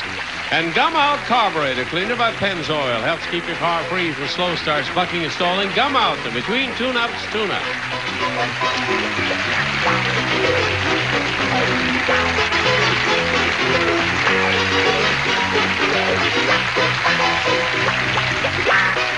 This is Johnny Olson speaking for Match Game PM, a Mark Goodson, Bill Todman production.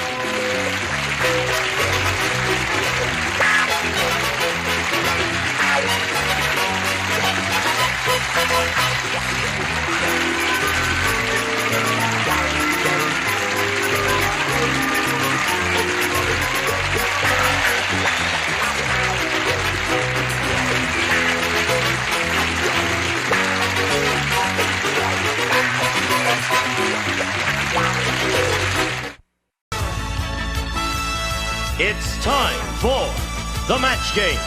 Hollywood Squares. Our win from after match, Jamie Farr. From the hotel, Heidi Bohe. From another world, Linda Deno.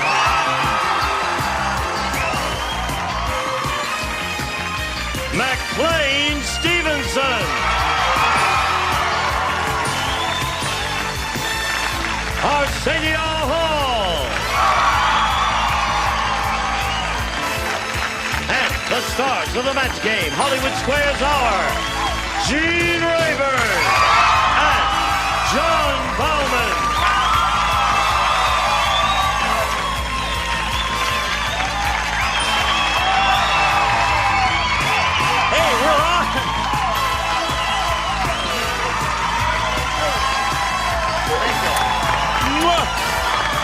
It closed. It just closed. Okay.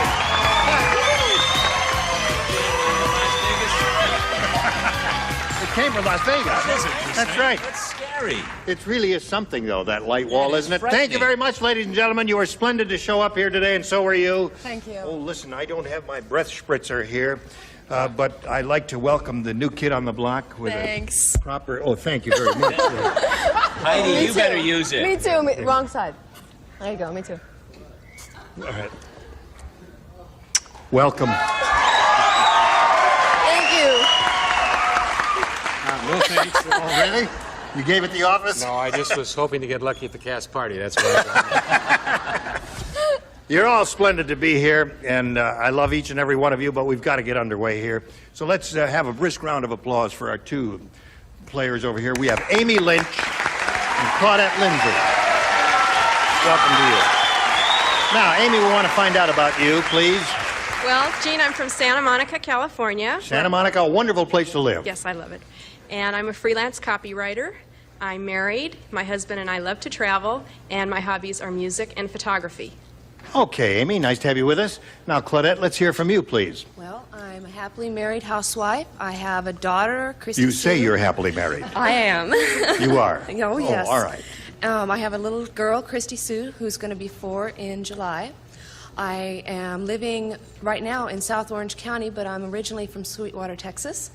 I enjoy dancing, singing, music, and I've been watching Match Game for 11 years. Good for you, Claudette. All right, let's begin now. We'll play 3 rounds here in the Match Game. The winner will go on to challenge our returning champion on Hollywood Squares for a chance to win up to $30,000. Amy won the toss. We'll ask her to go first. B, please. All right, Amy, here's what it says. The warden said, Oh, wait, no. "That condemned man is the dullest guy I ever met. As his last request, he asked for a blank."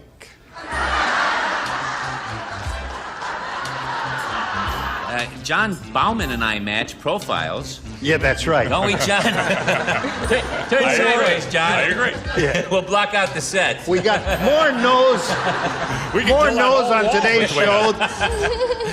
All right, everybody ready? Sure. Here we go, Amy. The warden said that condemned man is the dullest guy I ever met. As his last request, he asked for a blank. A nap. A nap. A what? Not bad. A nap? What is your last request? Warden, I'd like to take a little nap. I think it's quite amusing. Amy, she's a writer. About 12-year nap? Yeah. What did you got? Oh, am I first there? You say it, you hold it up right here, okay, and then say it at the same time. I have never done this. Yes. All right, I'm sure I'm going to get a terrible Right here, like response that. for it. Go Okay. I said a blank wall. You said that, huh? Yes. That's terrible. You've never done this show. I know you've never done this show before. Put your come on, the answer wasn't that good. What do you What did you get for us? This was his last request? Yes. I put prunes.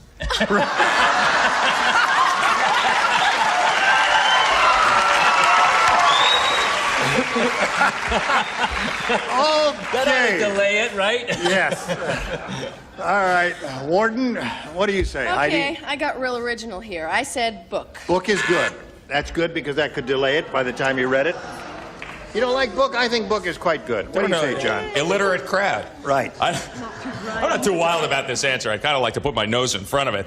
But she's a writer, so I said a copy of the Saturday Review. Well, that's okay. Yes, I like in the hopes that. of matching book.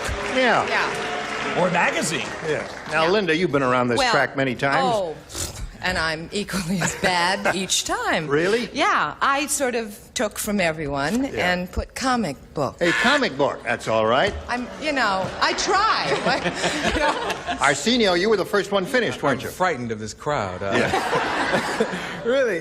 No, I was going to put video cassette of Family Feud, but that was too much to write. So I decided to put book. A book. All right. A So, book. Amy, I should have put I thought yours was quite amusing and very well done. Claudette, you ready for yours? Here it is. You know how every year the swallows return to Capistrano? No. No, how do they? Oh, they fly. Here we go. Well, Nerdocrumbesia, for those, because that's our mythical sleazy country. Nerdocrumbesia is so sleazy, every year the blanks return to Nerdocrumbesia. So sleazy. Got all that, Claudette? Oh, yeah. I'm going to check up on you, Jamie. You better do it fast. Ready, Arsenio? Yes. Here we go, Claudette. You know about the swallows in Capistrano and all that. Well, Nerdocrumbesia is so sleazy, every year the blanks return to Nerdocrumbesia. Cockroaches. Cockroaches is okay. What's so hard about that? They like that one. Are they going to like yours? Oh, my first again? Yeah, you're first every time. You That's and I, see- honey, are really sleazy, because I said cockroach. All right.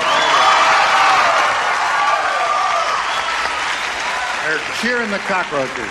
Yeah, I thought she'd stick with the bird genre. Oh, right. The bird genre. Genre. Genre, of course. Yeah. Anyway, I said vultures. Vultures, that's good. I like that one. Vultures is okay. Well, I stayed away from the animals. I said vagrants. The vagrants. I think that's quite good. Flying I don't care what you think of it. It amuses the heck out of me. It's my The first flying time. vagrants return every year to Nerdocrumbesia. That's right. I like it very much. But we do have to explain to you, Claudette, that, when it's indicated that it's a bird, you should stick with a flying creature. So I said cockroaches. Right. Yeah. Super, Claudette. Seemed like a thing to do. What do you got for us? I really like my answer, too, because I thought flies, birds, they have Yeah. wings. Right. So flies. have Flies. wings. That's right. a good answer. A dirty insect. No? I don't know. See, this is a strange crowd. Usually, if you have a pretty girl on, she can say, toe jam, and they, But this crowd, they're booing Heidi, so I'm frightened to death. I said rats. Rats is good. You got two, you got none, you're ahead. We'll go to round two right after we do this for you. We're ready. Round two coming up. Claudette, you're ahead. You have to go first. You want B? All right, here it is. All right, now, Linda, thank you. Say, did you hear that Dumb Donald is in the hospital? No. It's nothing Yep. serious, I hope. Yeah, he's in the hospital. And, How dumb is he? Well, I tell you. Which hospital? How hospital is he is what you mean. Yeah. Sorry. Here's a mosquito landed on his forehead, and he tried to kill it with a blank. There's a bug thing. Have you noticed? Yeah, a lot of bugs. Read it again. Dum-Dum is in the hospital. A mosquito landed on his forehead, and he tried to kill it with a blank. It's a very easy one. Two good answers that I can think of. Two really terrific answers. We're waiting, Linda. Yeah. That's an accomplishment. Thank you. All right. Claudette. Dum Donald's in the hospital. A mosquito landed on his forehead, and he tried to kill it with a blank. A hammer. Hammer is a good one. All right, you matched in the previous round, so you don't play this Oh, one. but I had such a good answer. Do I get to show it anyway? Would you like to show it? All right, let him show it. Bedpan.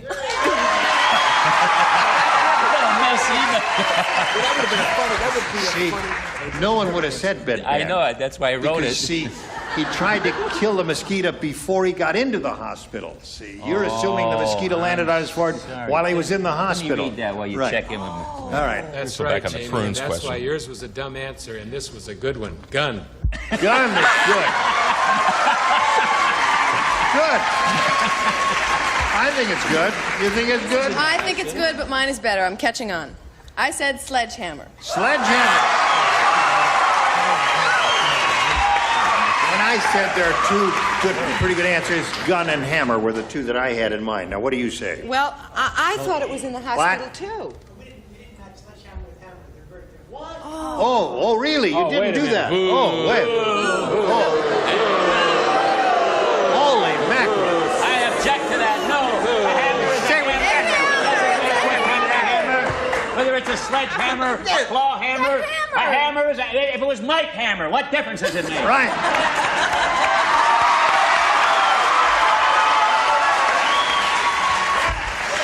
All right, now wait a minute. The question is, if we match it, are you willing to give her the money? No. Mine will give her the money. No match. No, he won't. Yes, he will. No, I won't. No. Are you employed? No. He won't give her the money. What do you say? Well, I thought it was in the hospital, too, so I would have matched Jamie, but I cheat all the time, so I said hammer. All right.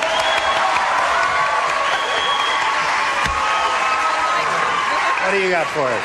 I don't know if she's married, but I'm the guy she's been cheating with. I got hammer. Are you married? All right. That's all right, okay. So, Claudette, you picked up a couple of more. And, Amy, we have this one for you. Let's see how you do. Rodney Dangerfield said. You do... do you do Rodney Dangerfield? You do Rodney Dangerfield. Does anybody I didn't even do match game. You do Rodney I'm Dangerfield? just kidding. I don't do anybody. I just do the body language. I don't do All right. Well, I'll do the words. You do the body language. Get over here. Come over here. He said, Rodney Dangerfield said one day. Oh, I tell you. He said, I tell you. I don't get no respect. I don't get no respect, this is it. Tell you. When I was born, the doctor pulled me out by my blank. What?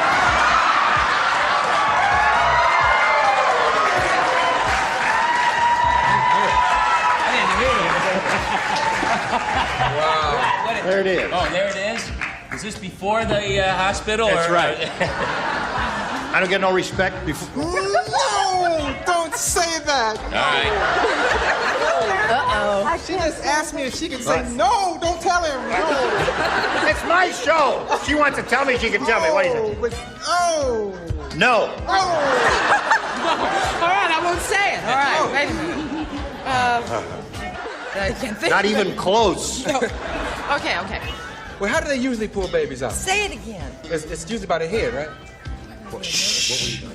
We can't talk about it. Okay, we want to. No. Okay. No!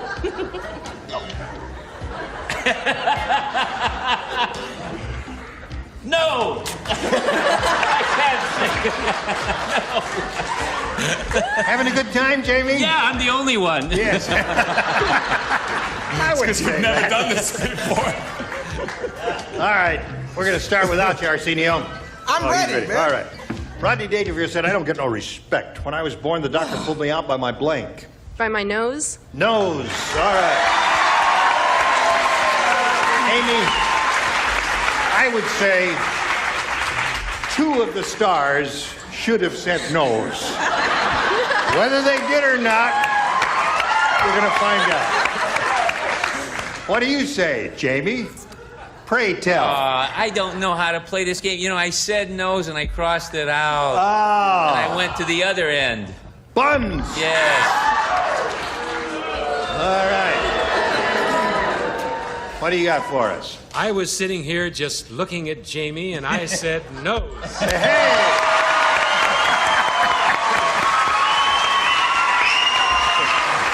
What were you looking at? I was looking at Jamie too, and I said no.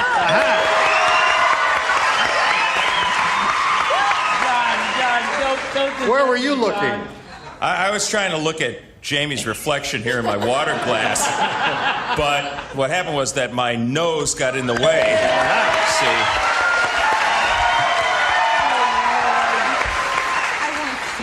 Linda, what did you finally end up with? Well, I can't say what I really want. Anyway, I said neck. You said neck.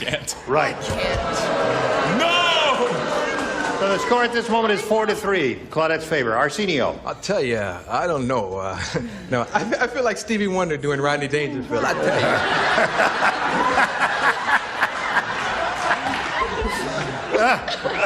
you. Okay, you know, actually, I like Jamie's nose, but I said nose for you, baby. All right. 4-4. Hey, it's a good game we got going here. 4-4. Third and final round right after this.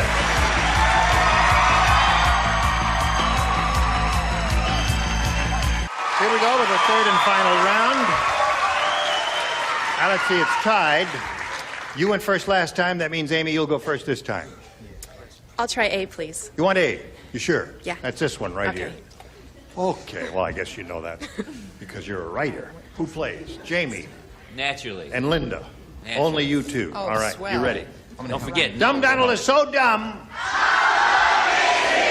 Before T-Wee was invented.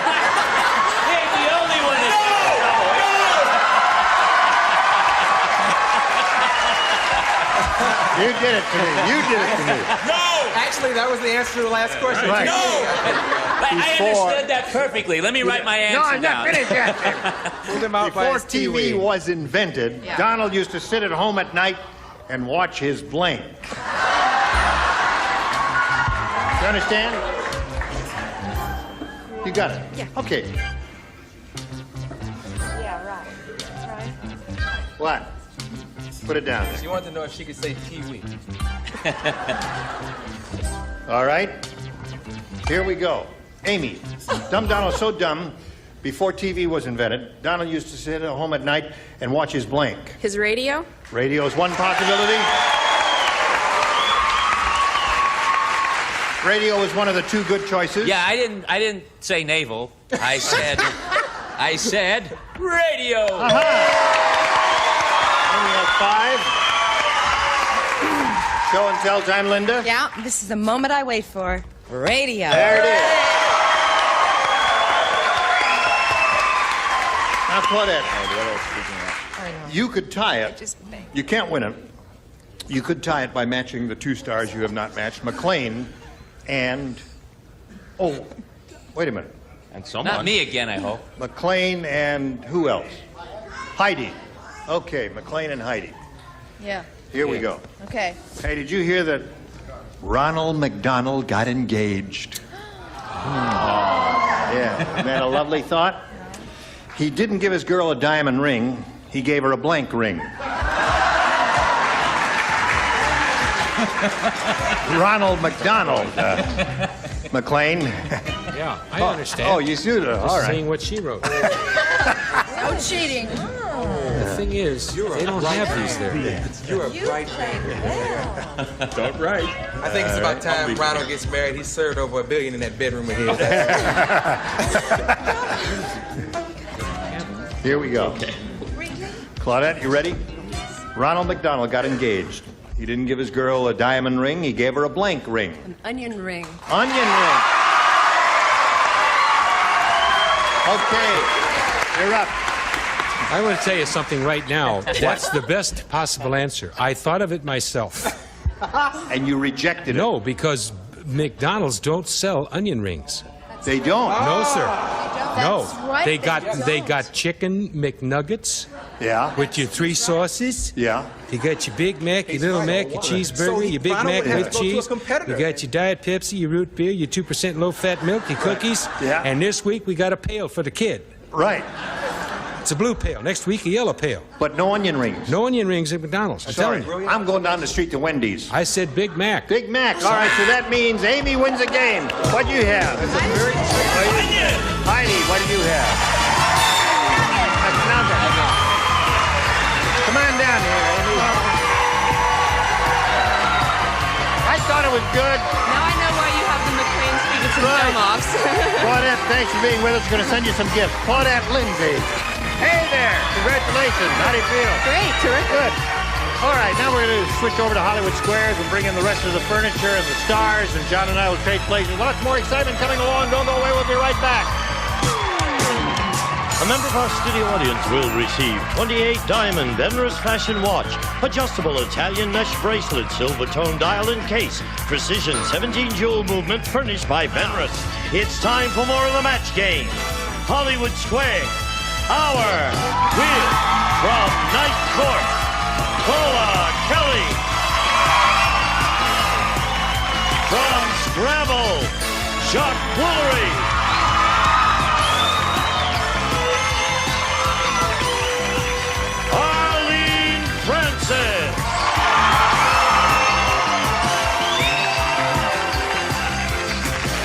And taking over the star of the Hollywood Square, John Bowman. All right, we'll be right back to play Hollywood Squares. Don't miss it. And now, John Bowman and the Hollywood Square. And here she is, Amy Lynch, who kind of hanged her opponent out to dry in the match game and is now zipping her way along to Hollywood Squares. Very good for you. 4 noses and 2 radios, and you made it. Okay, we have 3 brand new celebrities with us. They are Paula Kelly. Hi. Arlene Francis. And Chuck Woolery. It's a wild crowd. And this wild crowd, I'm sure, will join me in welcoming one of the true veterans of really the entire television business, and certainly the game show business. Arlene Francis is with us.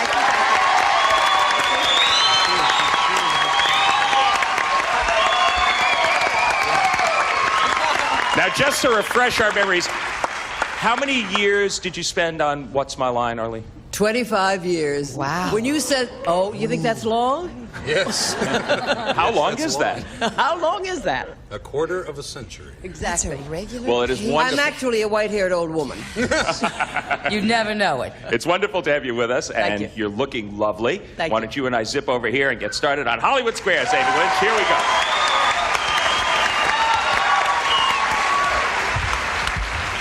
And we will reacquaint ourselves with our defending champion, whose name is Tamara Allison. Her total, hold on, this is the time to applaud. Her total in 1 day of play, $11,250.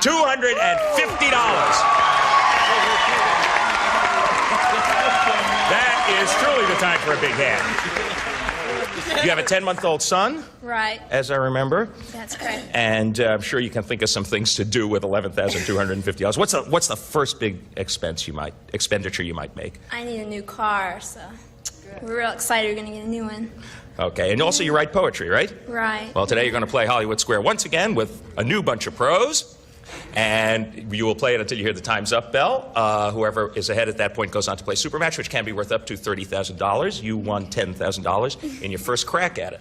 Let's see what happens today. First game's always worth $100, $25 for every square. Tamara, you are our champ. That means you get to pick a star and start us off. Okay, McLean, please. McLean Stevenson in the center square. Is the average 55-year-old man getting bald? Or does he still have a full head of hair? That's your average 55-year-old man. Right. As opposed to an abnormal 55-year-old man. Hit by a sign on Santa Monica Boulevard that said, "Wrestle a live nude lady." Where? What fascinated me was not that she was nude, but that she was live. Can you imagine wrestling a dead nude lady? Listen, Anyway, before I you zip off to digress. Santa Monica Boulevard, McLean, can you answer this? Just checking Jean's hair as I was thinking. I know. No, the average 55-year-old man is not bald. Okay, has a full head of hair. Agree or disagree, Tamara? I disagree. The average 55-year-old man is getting bald. You were right to disagree, and you get the first square. Good playing, right off the bat. Okay, Amy Lynch, she's on the board, but it's your move to pick a star for an O. Gene, please. Gene Rayburn. Full head of hair. I see. Why did the 1887 edition of the original White House cookbook recommend putting oil and black pepper in your ear? Was it to cure an earache or to stop your wife from snoring? Oil and black pepper in your ear. Can you just run that together in a sentence, Gene? Thanks. I've heard of kinky, but this is ridiculous. Oil and black pepper in your ear, either to stop your wife from snoring. Or to cure an earache. You mean you put it in her ear? No, you put it in your ear.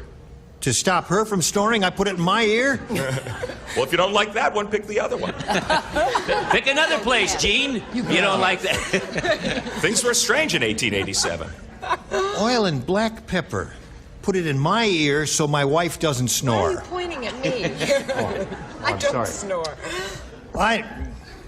And what was the other one? The other one was to cure an earache. Give me an answer. I'd say cure an earache. They were dumb in those days. Agree or disagree, Amy? I'd agree. It is to cure an earache. Yes, you're right to agree, and you get the square.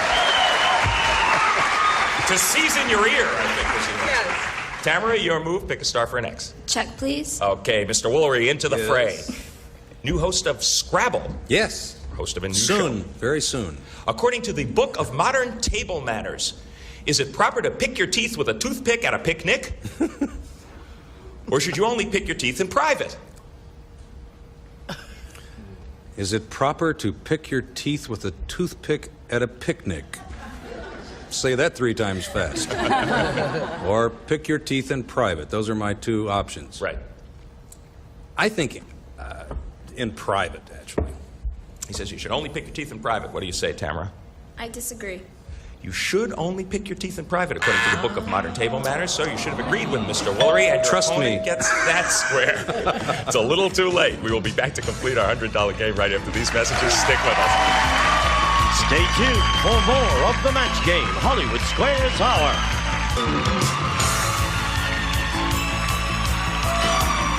Now back to John Bauman and the Hollywood Square. 50 for the challenge and 25 for the champ.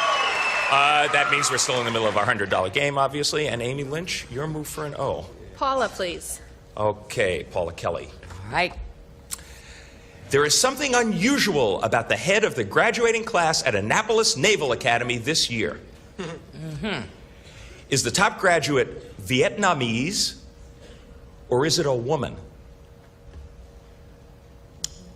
My 2 options are Vietnamese or a woman.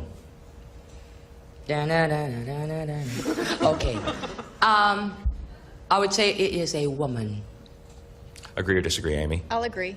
The top graduate, the head of the graduating class at Annapolis, is a woman. You are right to agree. And you get a very pivotal square. Her name is Christine Holderreed, or Holdera. I don't know, I'm flunking out. But congratulations, Christine. Good. Tamara, not so good for you. Pick a star.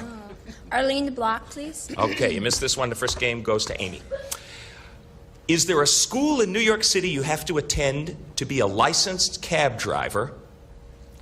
Or do cabbies have to learn everything on their own? I certainly think I wish they had a school, so I have to think about that. I believe that they have to learn everything on their own, yes. Mm-hmm. From the way they drive, I think they do. You think they haven't learned anything on their own, but they have to learn everything on their own. I'm going to have a tough time when I get back to New York, is all I can tell you. Agree or disagree, Tamara, for a critical block? I'll agree. There is a school in New York City you have to attend. You should have disagreed. Your opponent gets that square, and your opponent wins the first game. Yeah, Surprised me, and I lived in New York my whole life. I'm very surprised. Taxi drivers have to go to school. I believe it's called a hack-cademy. Amy, you won the first game. Congratulations to you. But now we will sweep the X's and the O's off the board. We will move right on to a $200 game, which we will start with you, Tamara. McLean, please. McLean once again. What lasts longer? An average rental tuxedo or an average emperor penguin? A 55-year-old bald-headed man. A rented tuxedo probably lasts 2 proms, a bar mitzvah, a wedding, 2 funerals, and a dance. 6 months. I would say the tuxedo lasts longer. What do you say, Tamara? I disagree. The penguin lasts longer. You are right to disagree, and you get the first square in the $200 game. And there's a big difference. An emperor penguin lasts on the average 25 to 30 years, which is pretty old, sounds to me, for a penguin. 1 year only for a rental tuxedo. Amy, your move. Gene, please. Gene Rayburn. Here we go. Your dog drinks a cup of coffee every morning for 1 year. That's why he looks so funny. Will this improve his health, or will it kill him? My dog is dying and he's laughing. I would say it would be very bad. You know, there's about 125 milligrams of caffeine in the average cup of coffee. And I think that intake in the dog's small body weight would be very damaging and could kill him in a year. He says that'll kill him. Agree or disagree, Amy? I'll agree. It will kill him to drink a cup of coffee every morning for a year. It's interesting. It will actually kill him. Tamara, pick a star. No. Arlene, please. Arlene Francis. Seriously. Once again. According to Emily Post. Knew her well. Is it okay for a father to give his married daughter an allowance, or is that a serious breach of etiquette? Should he give his married daughter an allowance, or is that a breach of etiquette? Right. Would he have to ask the husband if it was all right? No, it's not a breach of etiquette. So it's okay. It's okay. I mean, if it was my father-in-law, I'd say certainly. It's okay for a father to give his married daughter an allowance. What do you say, Tamara? I disagree. It is okay, according to Emily Post. No, you should have agreed with Arlene. It is okay. I'm so you hear sorry. that, Dad-in-law? We will be back to complete our $200 game after this. Join us. $250 for the challenger and $50 for the champ. But if you've been watching our show for a while, you realize that that is hardly an insurmountable lead in a $200 game. Amy, it is your move, however. Paula, please. Paula Kelly from Night Court. The first time Smokey the Bear appeared in public, did he wear blue jeans or was he bare all over? The first time? The first time. Ever we saw his face? Right. Or his... He wore, did you say blue jeans? I said blue jeans. He was bare all over. Agree or disagree? I'll agree. He wore blue jeans. You should... No. He wore blue jeans. Your opponent gets that square. He wore blue jeans. I have a great footnote here. He wore blue jeans and a hat. Actually, I thought he wore overalls. Didn't he? Tamara, that was a bit of a break for you. Pick a star. Arsenio to win, please. And this is how quickly things can change, because this would give you the game and the lead. Arsenio Hall, it's 1919. Are there car radios, or do you have to hum? Ooh, 1919, there were definitely not car radios in cars. What do you say for the game? I agree. You have to hum. You are right to agree. You get the square, you win the game, and you take the lead. Those soap car radios, not in 1919. Good for you, Tamara Allison. You're doing okay, but take the X's and O's off of the board. Let's move right on to a $300 game, because we are in our final segment of Hollywood Squares, and let's speed it up, and we're going to start with you, Amy. McLean, please. Okay, Mr. Stevenson. You're a cockroach. Same to you, fella. And the people whose house you were infesting have moved out, leaving nothing but old toenail clippings. Yeah. Can you eat them, or will you go hungry?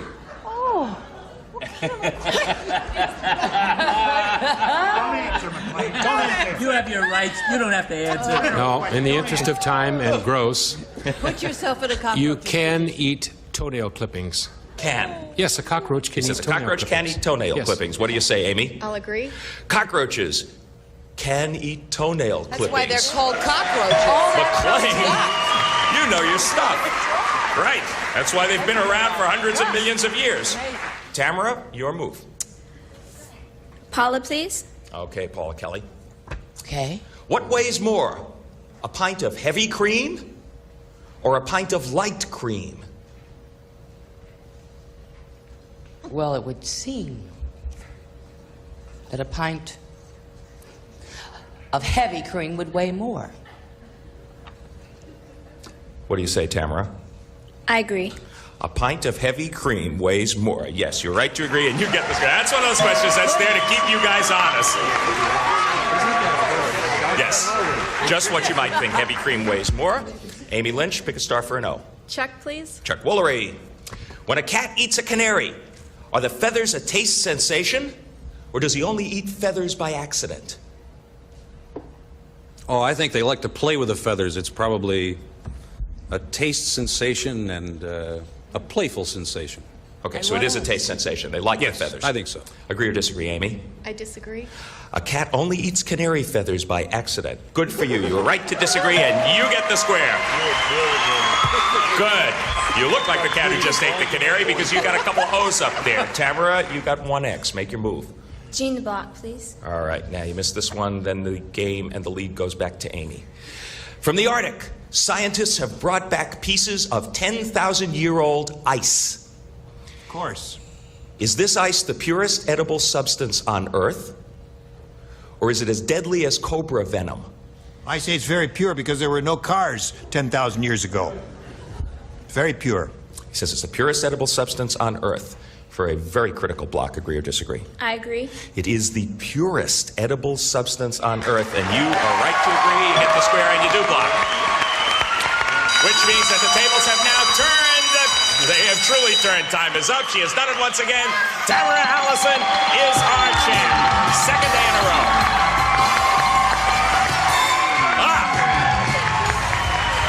That was kind of a thriller. Came down dramatically to the final question.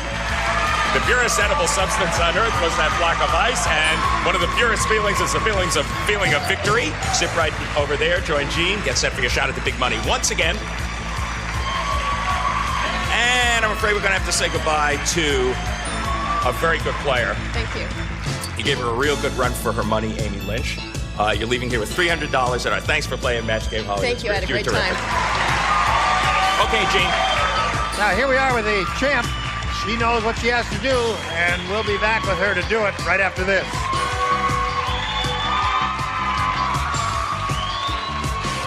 And now, here to play the super match is Gene Rayburn. Thank you. Here we go. Ready? Ready. She's really excited about this. She's got a feeling she's going to win the big one today, right? Oh, I hope so. I hope so, too. Good luck to you. Here we go with the super match. We polled an audience not too long ago and said, write down your best answer to this. Blank Shepherd.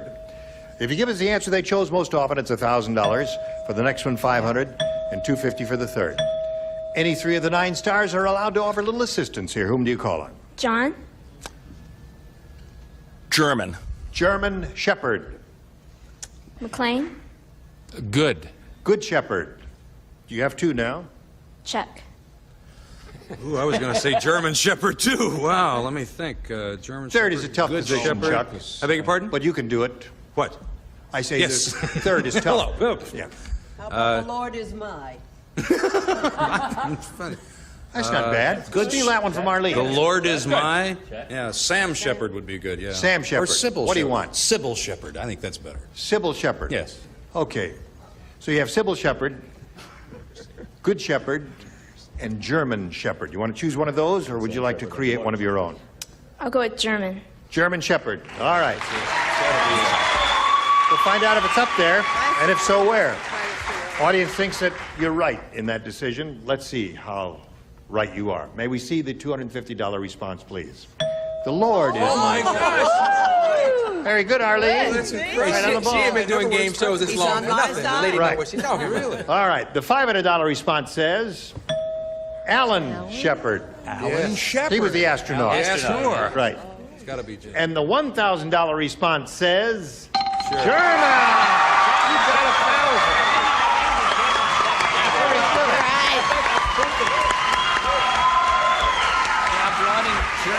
All right. Now, Tamara, you're going to play the head-to-head match with any star of your choosing. And after you've made your decision, we'll ask that star to reveal the hidden number, and we'll multiply your $1,000 by whatever number is revealed. Time now to choose a star. John. Okay, John, we want to see whether you got a 10, a 20, or the 130 that's up there. A 10, so you're playing for $10,000. Okay. 10,000. Ready? Here we go. Draft blank. That's D-R-A-F-T blank. Draft blank. Let's see.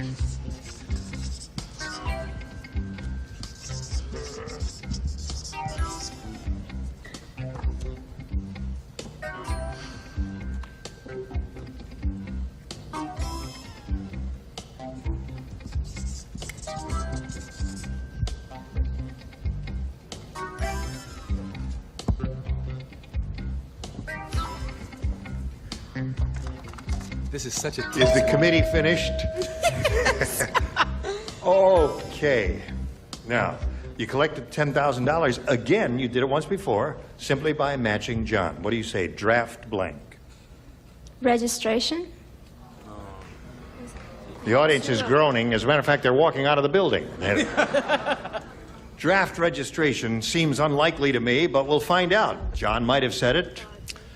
Well, you know, we hit one of those questions where there are so many answers. Draft beer, draft card. I said draft board. Draft board, yeah. All right, well, you were both thinking They're all of kind of good, that yeah. kind of drafting process. You've improved your position considerably here with the 1,000 and what you won in the Hollywood Squares part. You now have a total of $12,600. Congratulations. We'll be back with the champ and the stars right after this. Now we want to find out where the large number was. Somewhere up there is 130 number. All right, stars, let's reveal it right now. Ready, set, go. Who has it? Linda Nano had it. Only one seat over. She would have said registration, right? That's right. It's the first thing I thought of, you see? All right, stars, we'll see you mañana, and we'll see you tomorrow. Gene Rayburn inviting you to join us tomorrow. John Bowman saying so long for the match game. Hollywood Squares hour. See you then. A member of our studio audience will receive Duquesne's gas grill in a colorful cabinet, American made, featuring 3 burners, 2 for grilling, 1 for rotisserie, and a steel cooking grid designed to hold heat more efficiently, furnished by Duquesne.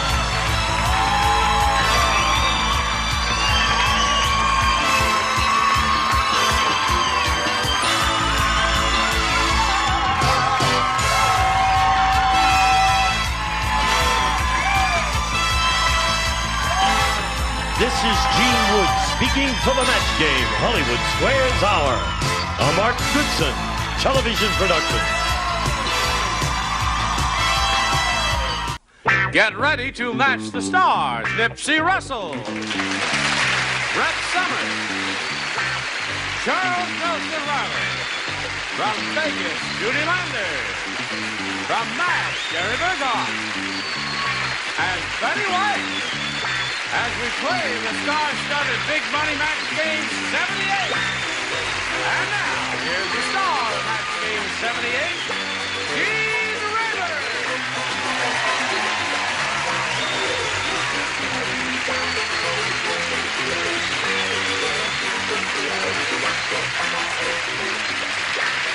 Hello there. Hello. Nice to see all of you. Well, thanks for coming. Thank you. Are you all quite ready to carry on? Yes. Is everything all right? The captain's ready. Friends again? I've been ready, Splendid. but nobody's asked me. What? No comment. Okay. Let's greet our current champion here, Sheila Gwynn. Hello. Hey, Sheila. Now, Sheila won the game. The time was up, and she's got her $100, and she's going to go for the big money now. Are you ready for that? Yes. Okay. You could chalk up a big bundle over 10,000 if you do well with this. Let's see how you do right after we see about this. Sheila Gwynn here has her $100. Let's see how much more she's going to win. We polled a studio audience not too long ago, a very smart bunch like these, and we said, write down your best answer to this. Clothes blank. If you match the answer they wrote down most often, Sheila, you get $500. And for matching their second most popular response, you get $250, and then $100 for matching their third. 3 of our 6 stars will give you some assistance here. Okay, Betty. Clothes closet. Closet. Okay. You didn't get a big hand on that. Charles. Huh? Oh, clothes rack. Clothes rack. Okay, Gary. Clothes pin. Clothes don't make the man. Clothes don't make the man. Okay. Yep. Clothes rack, clothes closet, and clothes don't make the man. Now, you have the option at this time of choosing one of those or thinking up one of your own. I'm afraid my first thought was clothesline. Clothesline. Okay, they agree with you. I think you're going to be right. Clothes dryer is a good one. Pages in a book? Closes pages in a book, right? Clothes do make the man? Yes. Clothes pin.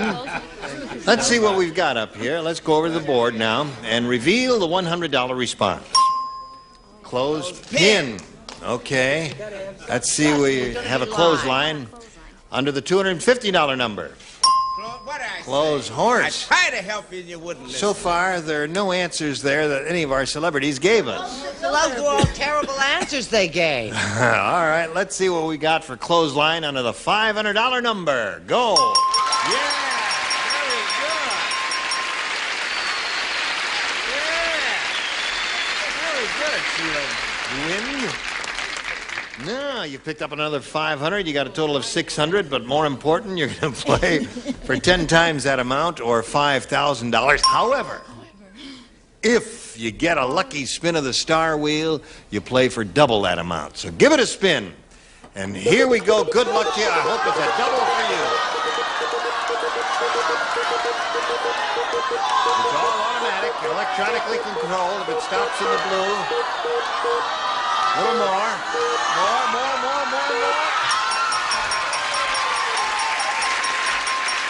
Right on the edge. All right. Come on down here. You ready, Gary? Clothesline. No. This is we're doing the other part now. Okay. And it's $10,000 hear for you. the little lady there. Here we go. Oh, he is? Her husband's All name right, is Gary, here we so go. I'm going to do it. Don't feel Ready? Anne blank. A-N-N-E. Anne blank.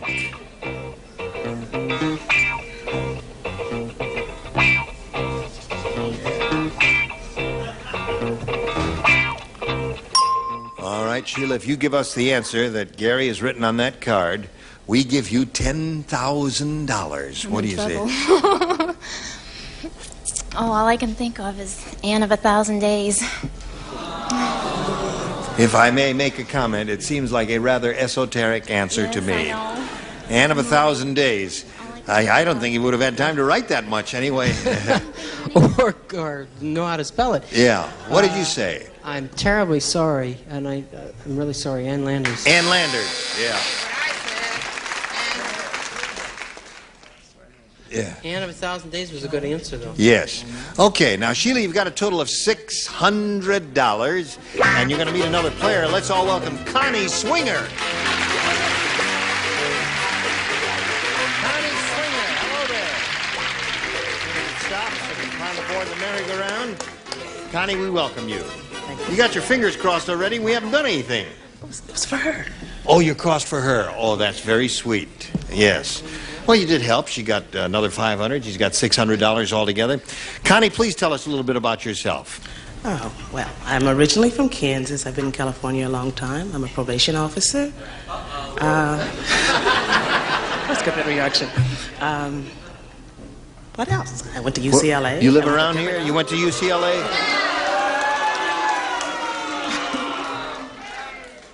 You really know how to warm the cockles of a heart. Make her feel at home. You're animals. Don't pay no attention to them. We're going to love the you. Rose Bowl. What? UCLA is going to the Rose Bowl. UCLA is going to the Rose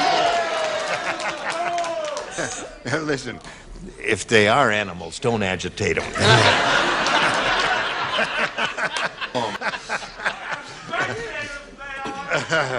Okay, here we go. Connie, you can have A or B. Is it Saturday Night Wrestling? A. Yes. All right. Here we go. Paul said, my neighbor. I have to use my deep voice with the audience again. My neighbor, the construction worker, had a Halloween party. It was terrible. He made us bob for blanks. My neighbor, the construction worker. What's that? My fiance goes to USC. Your fiance goes to USC? Yep. UCLA has a great cafeteria. Yes. What is he studying? He's pre-med. Oh, he is? Uh-huh. I suppose you play doctor and all that? Are you ready? We're just killing time here, waiting for you people to get a thought or two going. Okay, Connie. Paul said, my neighbor, the construction worker, had a Halloween party. And it was terrible. He made us bob for blanks. Hammers. Hammers. I had a hammer. Good as any. Yeah. Well, there was a hard one. Anything connected with a construction worker, I suppose, would be acceptable for this question. Is that right? My answer to this question is as plain as it could be. I took a course in logic because I went to USC. Bricks and steel. You made us bob for bricks and steel. That was a cheap way to get by with a bad answer. That's right. There were so many I have my contacts in, I can see you, so be very careful. Oh, all right. I can even see the audience almost. I can't see him for dust. Well, but I can. that's a source of another color. Nails. Nails.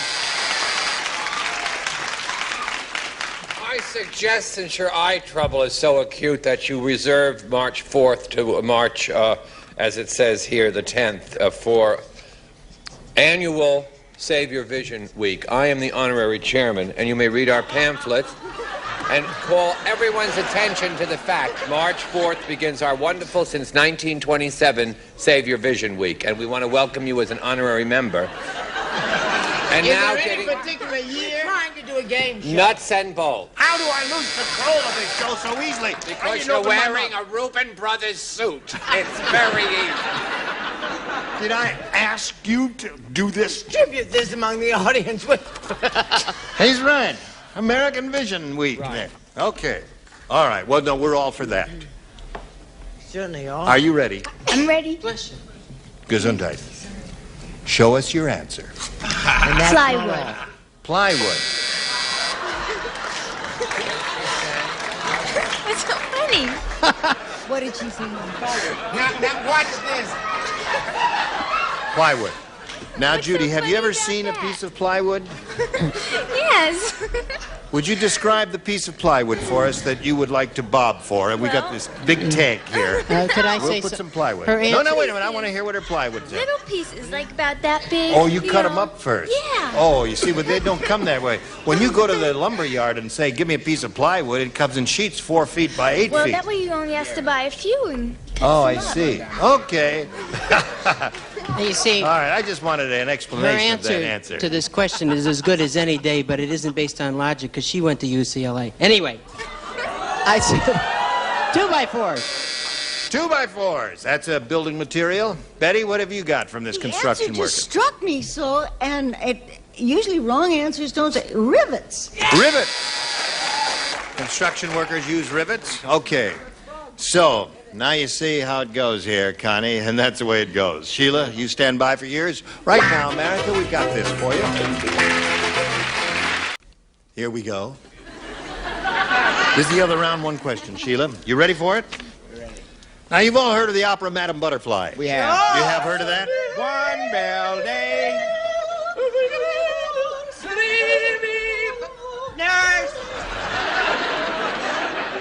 Basta, basta, basta. Vergogna. Well, They wanted to hear the rest of it. Fat Frida's husband just wrote an opera about her. It's called Madame Blank.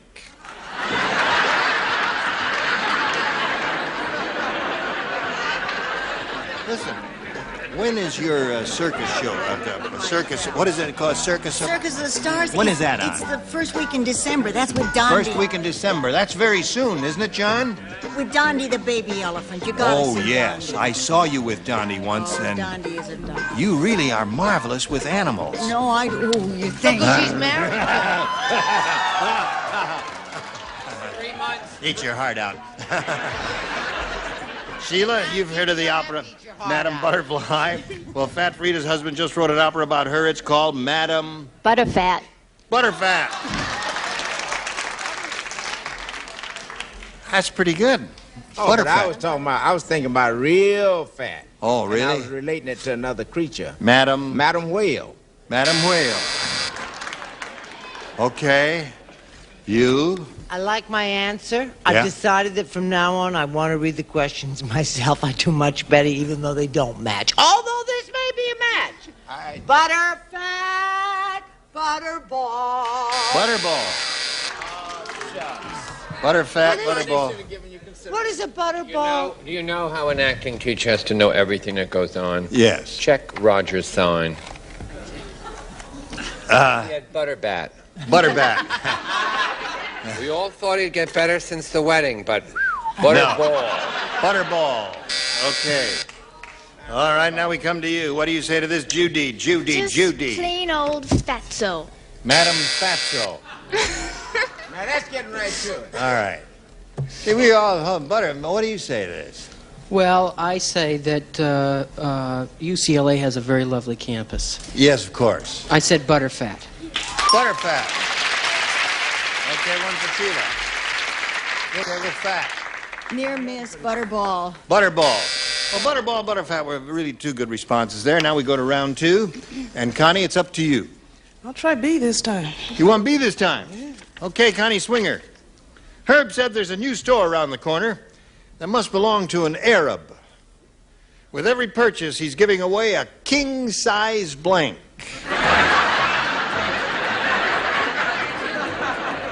Arab. Okay, Connie. Herb said there's a new store around the corner that must belong to an Arab. With every purchase, he's giving away a king-size... Must belong to an Arab. I want to say camel, but that doesn't fit. Camel is what we have to accept because that's the first thing you said. Camel, she said. Nipsey, what do you say? I don't understand that. Arabs use Cadillacs now, but I put camel. Okay. Giving away a king-size... Ain't the Arabs the ones that got all the oil? They is the ones. I said they gave away a king-size can of oil. Okay. What do you say? Camel! That's 2 for Connie. Show us your camel. Camel. Okay. And if Charles Nelson Riley once said, camel!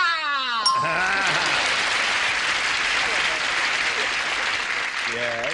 Animal lover that I am. Said camel. Oh, very good. 5 for her. 1 for you. You got one more shot at it? Right now we want you to have a shot at it. Take it. Thank you, Johnny O.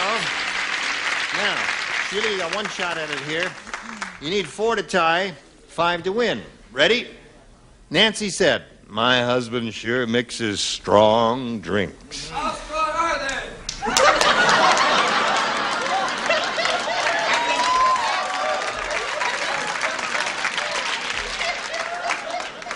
Johnny, no more drinks for that one guy. He's had enough.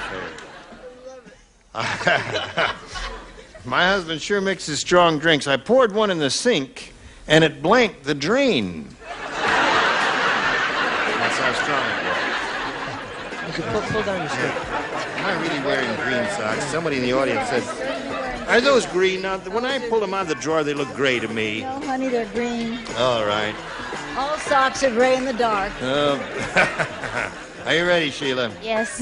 Nancy said, my husband sure mixes strong drinks. I poured one in the sink, and it blanked the drain. Unclogged. Unclogged is a pretty good answer, I think. She came up with a winner there. Do you come up with a winner for her? Well, Sheila has come upon unfortunate times, it seems. She's down on the score. I hope you'll be generous about this. I said unplugged. That's it. Score's now 5-2. Yeah. Honey, I have it on very good authority. It gets rusty. It rusted, yes. That'll do it because it's so strong. Now, you got to match everybody else to achieve a tie and stay in the game. Unclogged. Cleaned, unclogged. Scores 5-3. You need 2 more to tie it up. Here, Judy. Well, I thought it clogged the drain. It clogged it, so that means Connie Swinger wins the game. What'd you have, Betty? Clogged. Okay. All right, congratulations to you. Right over there in that blue dot. And we'll say goodbye to Sheila Gunn, who's leaving here with $600. Had a wonderful time. Thank you for being with us, Sheila. Win. Okay. All right, Connie. Are you standing at attention? You have wonderful posture. What? Okay. We polled the studio audience and said, write down your best answer to this. Blank dial. $500 for matching the most popular answer, $250 for the second most popular, and $100 for the third. Whom do you call on? Brett. I can't think of a single solitary... Oh, good. Sundial. Boy, your mind is really... Betty. Telephone dial. And Nipsey. What do you say, Nips? Wait a minute. Dial. Blank dial. I guess, What? No, you don't dare. Yeah, I guess, thank you, Gary. Oh, there. Yeah. What? Something's coming to me. Wait a minute. Radio dial. Radio dial. Radio dial. Okay, what do we got? Radio dial, sundial, and telephone dial. Those are the 3 they've given you. You can choose one of those or give us one of your own. I like telephone. Telephone dial, one that Betty gave you. Let's find out if it's up there under the $100 number. Direct dial, that's a familiar telephone phrase. May we see the $250 response? Sundial, looking very good for you, Connie. Here we go for telephone. Yeah! Congratulations. Very good. All right. Now, you've won the $500, means the least you'll play for is 10 times that. No? Oh, all right. Okay, hold everything here. They just held up the commercial sign. And that means we got to do a commercial right now. Bing. Now listen, next time we get together on this here very stage, we will have these wonderful stars. Robert Pine, Brett Summers, Charles Nelson Riley, Ronnie Anderson, Bob Barker, and Patty Dorff. Gene Reardon here. Join us next time for Match Game 78. Thank you. You were wonderful. Wonderful.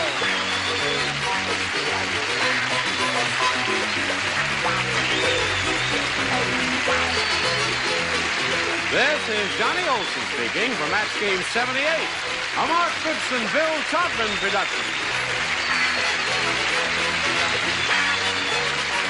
This program was edited for broadcast.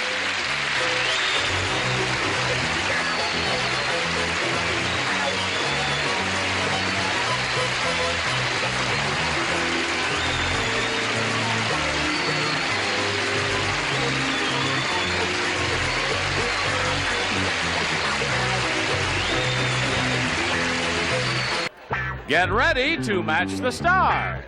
Gary Burghoff, Brett Summers, Charles Nelson Riley, Mary Wicks, Richard Dawson, and Betty White as we play the star-studded Big Money Match Game 76. And now, here's the star of Match Game 76, Gene Rayburn.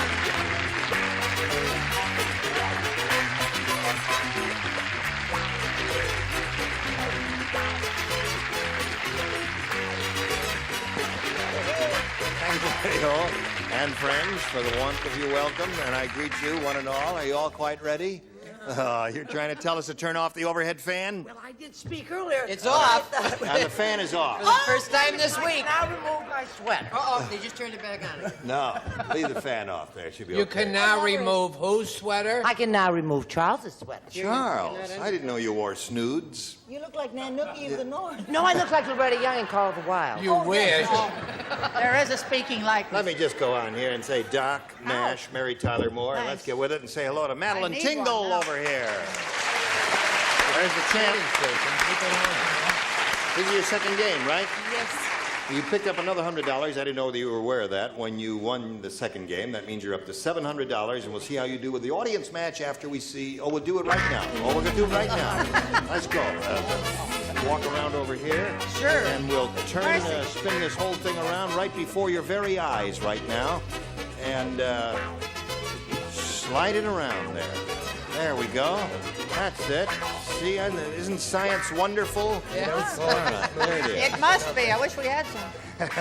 Now, Madeline, we polled a recent studio audience and we got their best response to this. Blank Riley. The answer that bunch gave most often is worth $500 to you if you match it. If you match the middle one, you get $250. Then if you hook up with that bottom one, that gets you $100. Now, 3 of our celebrities, as you know, are permitted to assist. Richard. What Madeline and I are going to have, if she wins the big money, The Life of Riley. The Life of Riley. Okay. Brett. Charles Nelson Riley.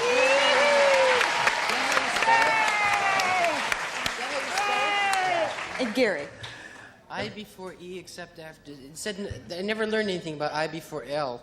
I'm trying to figure out the correct spelling of this. I would say Radar O. Who?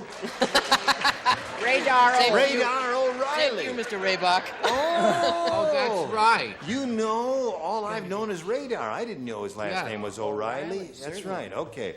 So you have Radar O'Reilly, Charles Nelson Riley, and if you didn't know, that's a character, of course, that Gary Burghoff plays in MASH, and Life of Riley. Now, you may have one of those or give us one of your own.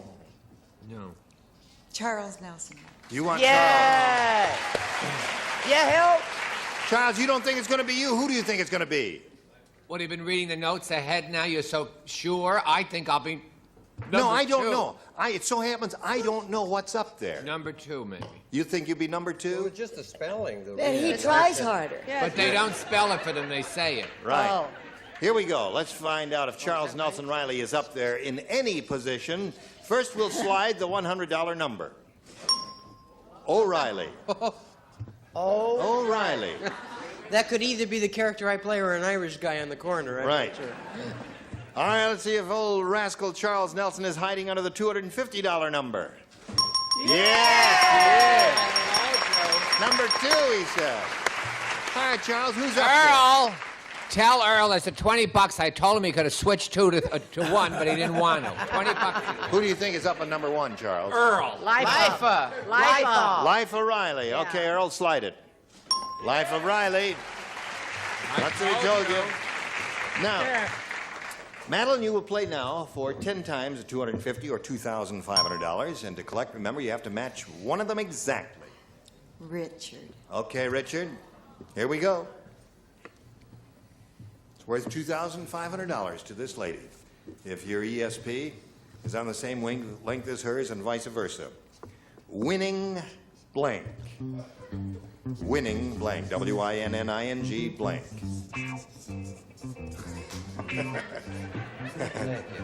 Got one that works there? Good. Winning blank. Now, Madeline. There it is. It's up to you to come up with an answer which you think he has written on that card. Winning blank. What do you say to that? Ticket.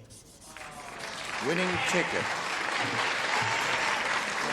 Richard, does she get a winning ticket for the $2,500? I wanted you to be on a winning streak. Winning streak.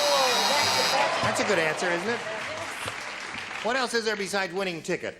Winning the Pooh? Winnie the winning Pooh. smile. Winning Riley. Winnie Riley. Oh, Winning Riley. the Pooh. All right, you got it. Now we're going to meet another player later, but right now we got to do a little business with America, so pay attention. Now let's have a brisk round of applause for Penny Richardson. Stay hot. Hello, Penny. Hi. Where are you from? Covina. Where, Covina? I grew up there. I was born in Seoul, Korea. You were born in Seoul, Korea, no. and now you live in Covina. Yeah. Well, we all have our problems. It's not that bad. It's dull, but it's not bad.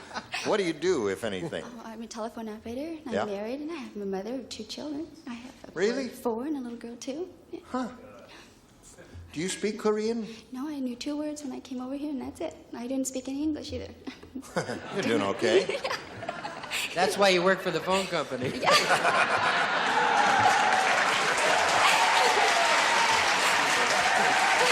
All right, Penny. It's better not to talk sometimes.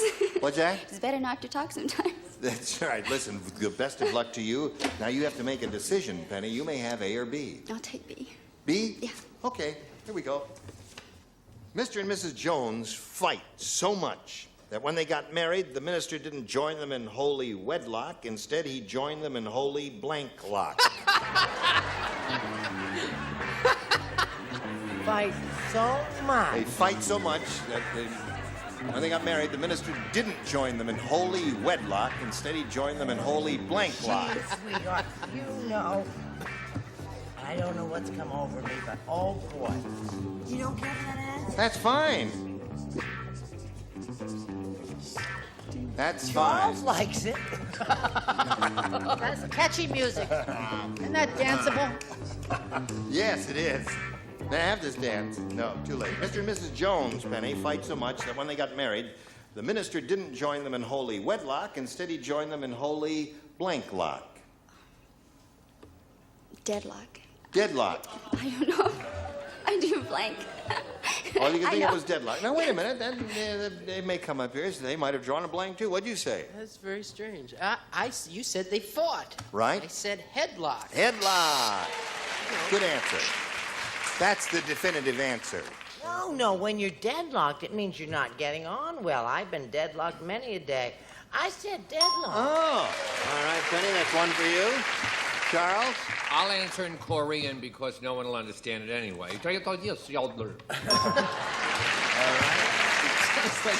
Fortunately, she only knows 2 words. What do you say, Mary? Instead, the minister didn't join him in holy wedlock. Instead, he joined him in holy deadlock. Well, being a tiny, fragile baby girl, never going to those man-like sports, I still hear of them. So I said headlock. Headlock. Isn't that wrestling? Headlock. Well, that's the definitive Have a answer. little Very hand good. on that, for Yes. heaven's sakes. That's You know a what I very mean. good I answer. work hard here. All I can do, I'll give up I'm not going to answer until 15 seconds has gone by. Because if you dial information, you know, you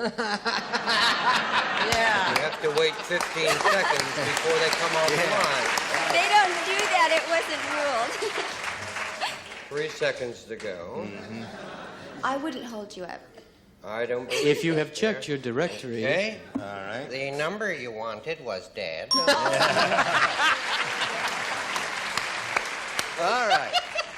Looking for a dead phone over there. Another You good found answer one. was warlock. But Warlock, That's yes. a boy witch. Right. So I said deadlock. Okay. Very good. Penny, that's 4 for you. Yours will be long in a moment. Right now, we got this just for you. It would be helpful, all right? Are you ready? Here we go. Madeline, this is your first round question. Methuselah spake unto his people. Oh, dear. Here comes Ye all knoweth that I liveth 900 years. But what is not knowneth is that for the last 600 years it hurteth every time I blanketh. That's what Methuselah said. Well, now let's see. Now that the acting is over, could you read the question?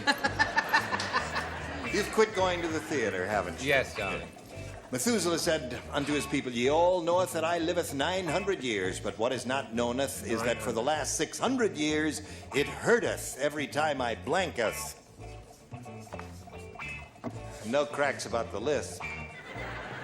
Oh, you know me, I wouldn't have any cracks to make fun of. Listen, if it'll make you live 900 years, why the hell not? Oh, drop part of my pencil here. Mercy. Oh. Drop part of worry it there. about it. Oh, well, this...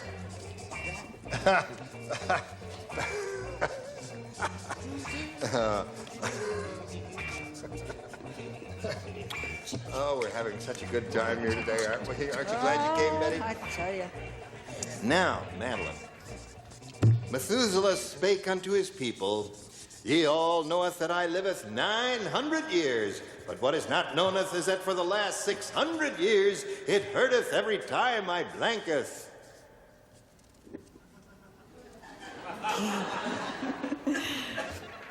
Make love? Make loveth. Make love. It hurteth every time I make loveth. You mean there is sex after 600? Yes, there is. I didn't know that. Oh, that's I too said bad. You would have breatheth. Breatheth. It hurteth every time I breatheth. What did you say, ladyeth? I say, got uppeth. Got uppeth. What do you say?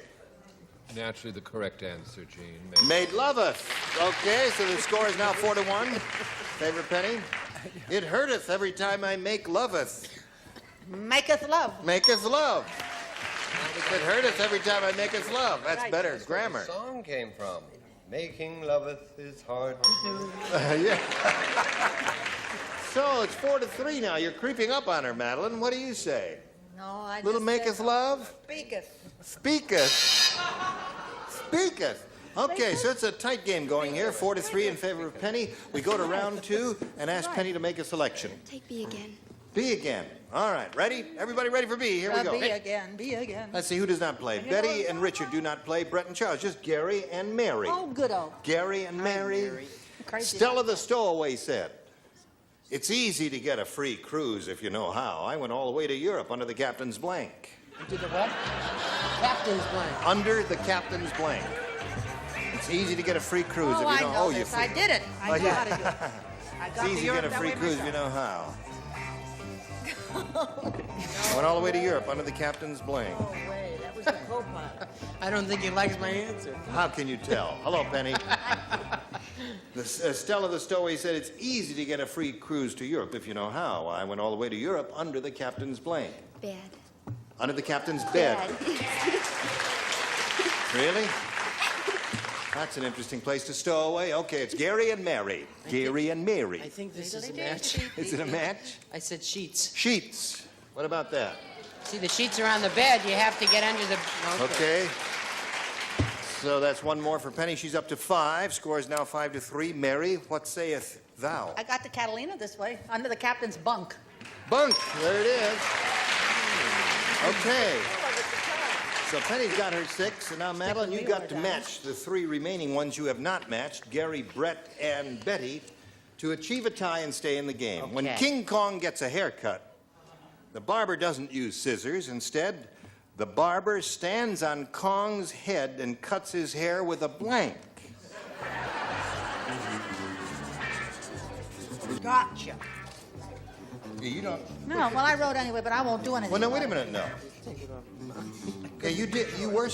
No, you do not play this round. Betty White plays, Brett and Gary. I don't understand why Betty plays and I can't. Well, because she I do know, I'm kidding. Oh. Everybody ready over there? Madeline, you ready for us? Here we go. When King Kong gets a haircut, the barber doesn't use scissors. Instead, the barber stands on Kong's head and cuts his hair with a...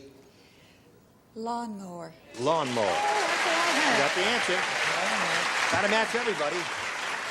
Stands on his head, cuts his hair with a lawnmower. You don't cut with a lawnmower. You push a lawnmower. Really? What did you So say? I said lawnmower. Lawnmower. Oh, that's very good. You get that pained look on your face, it scares the heck out of me. What do you say? Got to match everybody. Oh, you know, I've been so wonderful this week, and I've been matching people left and right. Now? Lawnmower. I mean, it's Now, if you don't say lawnmower, you're going to be hissed and booed all over the place. And Tess is going to come up and beat you about the head and shoulders with an old New York Times. Show and tell.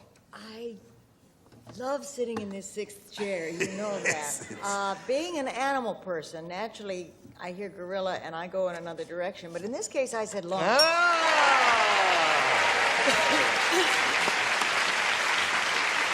So, now, ladies, we have a tie here. And we've got to go to a tiebreaker. We don't have time to do that right now, so that means both of you will have to come back next time. Can both of you do that? Yes. You have anything pressing that you have to do, Penny? No. No? You can come back. And you? Yes. You have something pressing? No. Oh, no, nothing. Would you like something pressing? We'll come back in a moment or so, but right now we've got this message for you. Now, just before we go, ladies, I want to do one thing for you. I want to blow a fuse here. Shazam. There it is. We'll start with the tiebreaker. Next time we get together, you will come back in spite of everything, won't you? Sure, darling. I do. Yeah, even though you made us angry. Doc Mash and Mary Tyler Moore. Madam Butterfly in Memphis today and October 2nd. Oh, how nice. With All Nancy right. Barney Shea. Miller. Yeah, and Barney Miller. Goodbye. Join us next time for Match Game 76. Gene Rayburn here. Goodbye.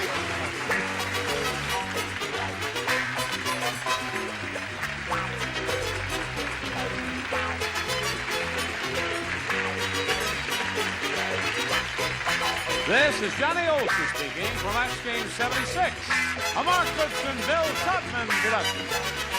This program was edited for broadcast.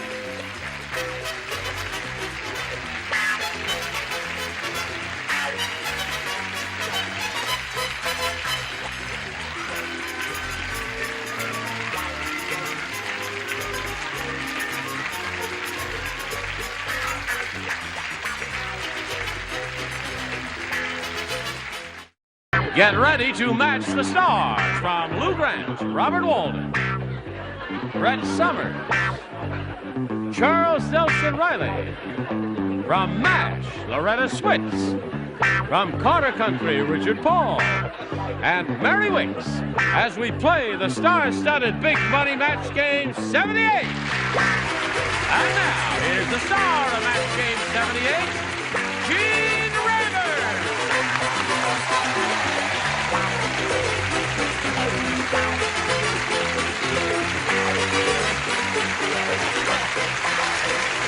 And how are you? Thank you, friend. All right. Thank you very much for joining us. What a joy to see you. Robert, we welcome you. I'm sure you're familiar with this wonderful looking young fellow here from the Lou Grant Show. Nice to have you with us first time around. Thank you. Thank you. Loretta, it's been so long since you've been here. I know. And you've It's so changed good it. to be back. Thank you. You've changed the color of your lipstick since you've been here last. You noticed. See how observant I am? Things. It's And so you, nice. your I lipstick. changed my lips. And what did you change? We're not going into that. Oh, all right. Little kiss, Mary? Why not? Okay. Oh, I love it. Get your hands off that fat lady. Oh, all right. I guess you're all ready for fun and games here, so let's welcome Rudy Romero Jr. and Mary Jane Vesledal. Rudy here will refresh your memories. It seems so long since yesterday, doesn't it? Rudy's a cop, right? Yes. LAPD. LAPD, right. And are you a uniformed policeman? Not with this hair, no. Oh, really? I work a special problems unit. It's a crime suppression unit. Yeah. And any special area? Right here in Hollywood. Really? Mm-hmm. Okay, I won't walk the streets there. And you, my dear, would you refresh our memory on where you're from and what you do with your life? I'm originally from Minnesota, Yes? and I moved to Hermosa Beach 4 years ago, and I'm a waitress there. And you're happy there? I sure am. Do you get on the beach very often? You don't have a suntan. No, I don't. You don't? Oh. Not at all. Well, I hope your tips are great. Good luck to both of you. Thank you. Waitresses can make a great deal of money with Really? good tips there. Okay. Let's do a little business. Go to black here. Don't bother me with your... Hello. Oh, here we go. Mary Jane, you may have A or B. B, please. B it is. This is a brand new game, and everyone will play. In the delivery room, the doctor said this baby is going to be an executive. It's the first time I ever saw a baby wearing a blank diaper. Get away from me. The label on your dress is showing. That's not what you said on the airplane last night when we Quiet. were flying. Really? Last night? Last night, Flying. we flew together from Boston to Los Angeles. Yay! Okay, Mary Jane, here we go. In the delivery room, the doctor said, this baby is going to be an executive. It's the first time I ever saw a baby wearing a blank diaper. Oval? Oval? The Oval Room of the White House is an executive office, and that's why you thought that. Right. It's a good idea, but Not. I don't think anybody's going to say it over That's heavy. here. The Oval Office. Did you Yes, get it? right, Yeah. I got it. Now, Robert came up with a pretty good answer. Show it to him, Robert. Yeah, it was either vested, plaid, or...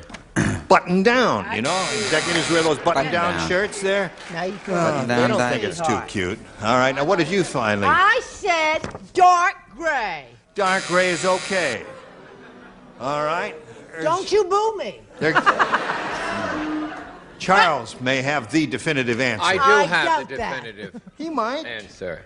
Yeah. Executive is the, what is the Executive word is you the call it? operative word. Operative, I can't speak up caps, operative. What is the most important executive? The what executive? The chief executive. Oh. Right. Now, a diaper is square or triangular. Right. If it was oval, it would be rather hard to choose where to put the pin. Right. So I would like to congratulate her and myself at the definitive answer.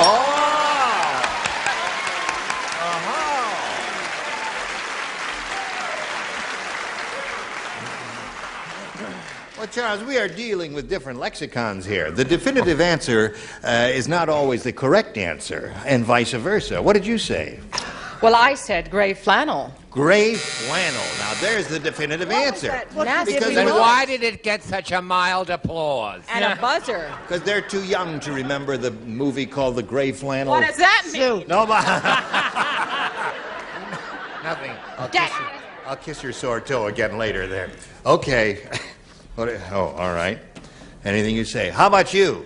Well, I hate to be a copycat, but I said the man in the gray flannel diaper. Yes. Remember the movie, or what, the gray flannel suit? Right. It was about the advertising industry, executives there. What'd you say, Mary? Don't use my real name in front of the law. Oh.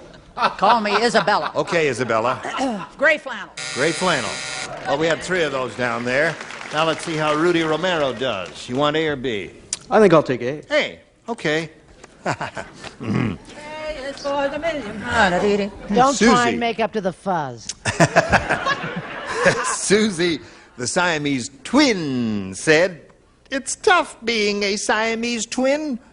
Once my sister had a date. She had fun, but I got blank. Oh, I have the most wonderful language for that in the whole world. Well, put it down.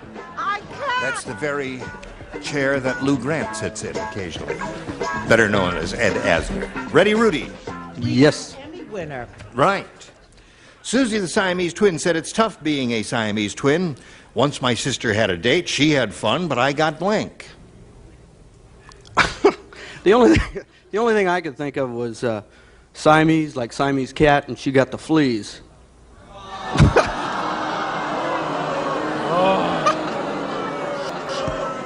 Watch it. He's the law. Watch it. Can't think of anything else, eh? No. No. Okay. All right, Rudy. Okay. Yep. Here we go, Robert. Fleas? Fleas. That's his answer, fleas. He was thinking of Siamese cats, you see. Yes. Oh, Yeah. oh, Yeah. I see. I'll tell you right up front, it's a dumb answer. He's not going to match anybody.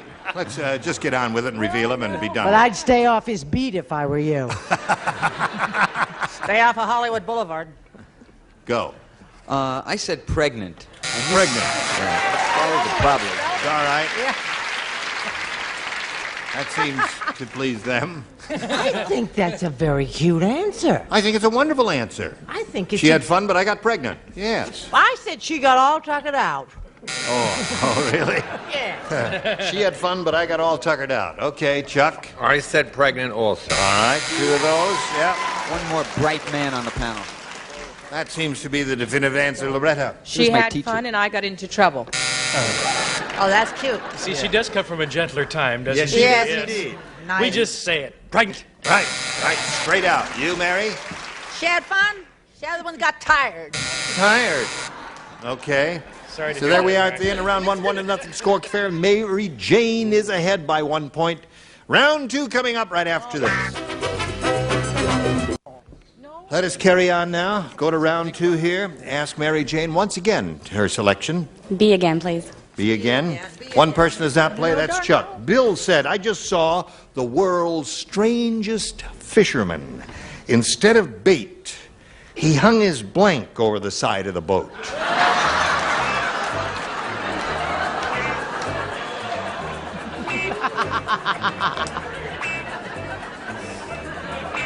Life is just a bowl of cherries. Okay, Ethel. Take it, Ethel. Isn't she wonderful to sit 5 hours on next to on a plane? Don't you get a lot of rest? Don't you find the voice is a little grating in a small cabin? Eric, I want you to know, you one time we had a swell time. We He had really one drink, and I looked over, all set for a nice long conversation after dinner. It was like, Mary Jane, ready. Bill said, I just saw the world's strangest fisherman. Instead of bait, he hung his blank over the side of the boat. His leg? His leg. Okay, dragged his leg over the side of the boat. Nothing wrong with that. Perfectly good answer. Any bodily appendage, arm, leg, anything like that? What'd you say, Robert? I'm going to get as much mail as you're going to get on the last statement. His wife. His wife, okay? Hung his wife over the side of the boat. I guess she'd attract a shark or two. What do you say? I didn't say wife. You didn't. Because you know me, I'm very militant and all that stuff. Yes. About soldiers and sailors and Marines. I said his oldest child. I don't want him. Oh, really? I'm allowed to say that. Mary Jane's looking for the answer. Leg, Loretta. What do you say? He hung his leg over the side of the boat. I feel very militant also, but I felt sure that she was going to say wife, thereby attracting many fish because the wife is so really wonderful and terrific and... Oh, I see. Yes. Okay. Didn't work. Well, All right. I said, first of all, he fed her an anchovy pizza, and he tossed his wife over the side. Oh. All right, Mary, looking for a little leg here. You think we ought to get some help for Brett? I mean, her oldest child. Well, he put his wife over there. Wife. He couldn't stand it. Never Did did. you think of that, Mary Jane, and rejected it? Okay. Rudy, here we go. Remember the rule. You usually say the first thing that comes to your head. My goodness, what's this one? Oh, my. Now, hear this. Did you hear that they're making a movie, a sequel to the movie Logan's Run? In this one, Logan weighs 400 pounds. They're calling it Logan's Blank.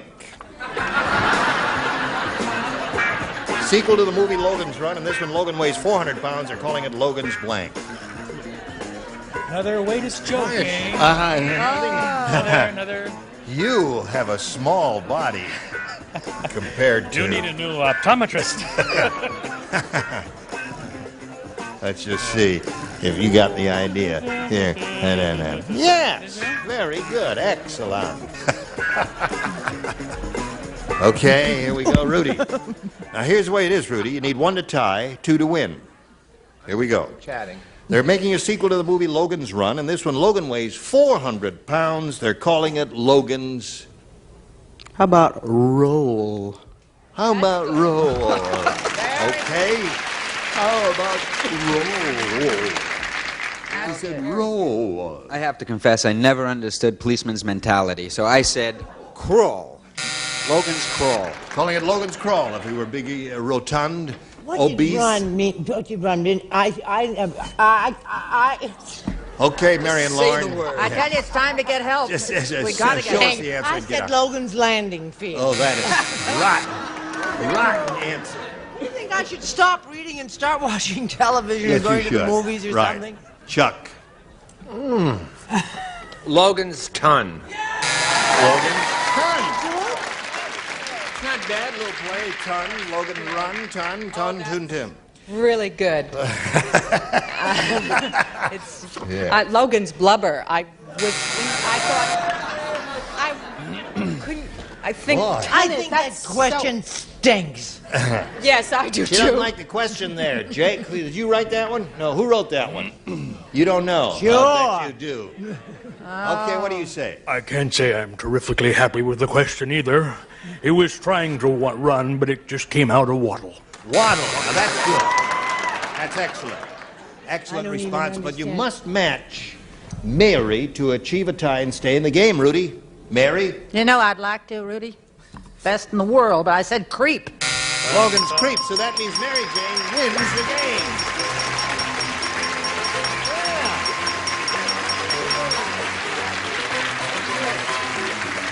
Rudy, sorry you didn't win more money. That's the way it goes. $100 coming your way. A pleasure to meet a member of the LAPD, Rudy Romero Jr., ladies and gentlemen. We'll spin him off and spin a commercial just for you.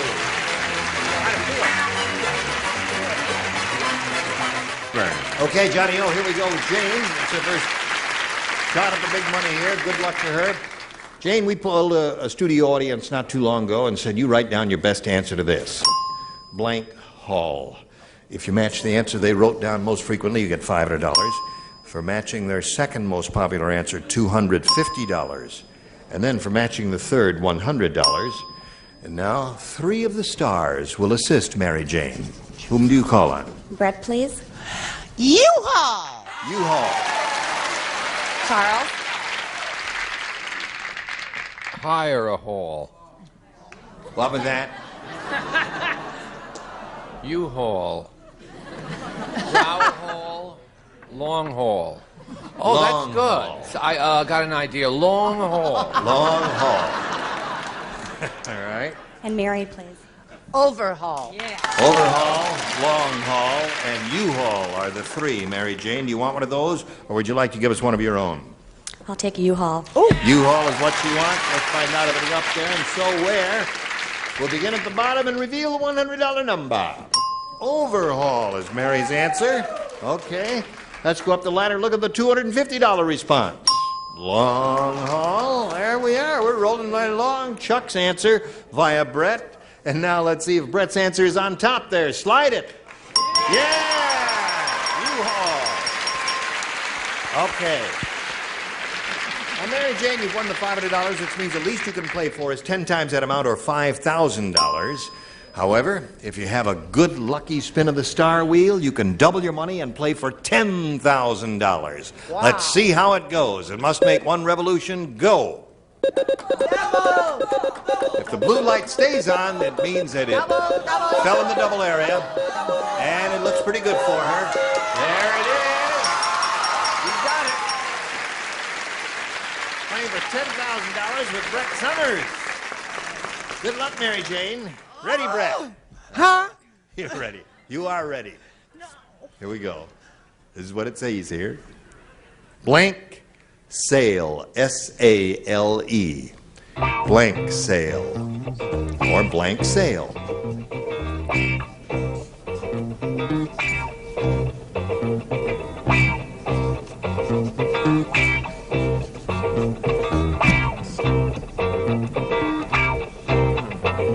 Blank Sale.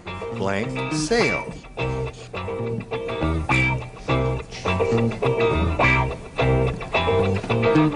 Have you got yours already?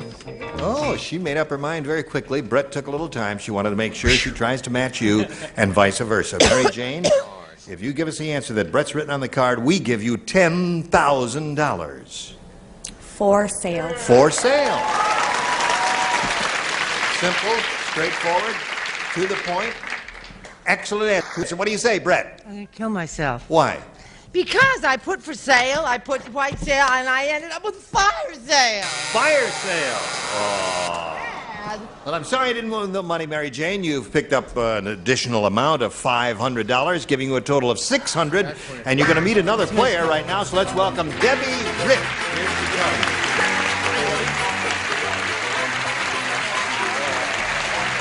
Debbie, you know Mary Jane. Yeah. We welcome you, and we'd like to find out a little bit about you, Debbie. Yes, I live in Cudahy, California. with my husband of 12 years this week, and my son who is 9, and my daughter who is 4, and I'm a sales service secretary. Okay, Debbie, we wish you the best of luck and ask you to make a decision here about A or B. B, please.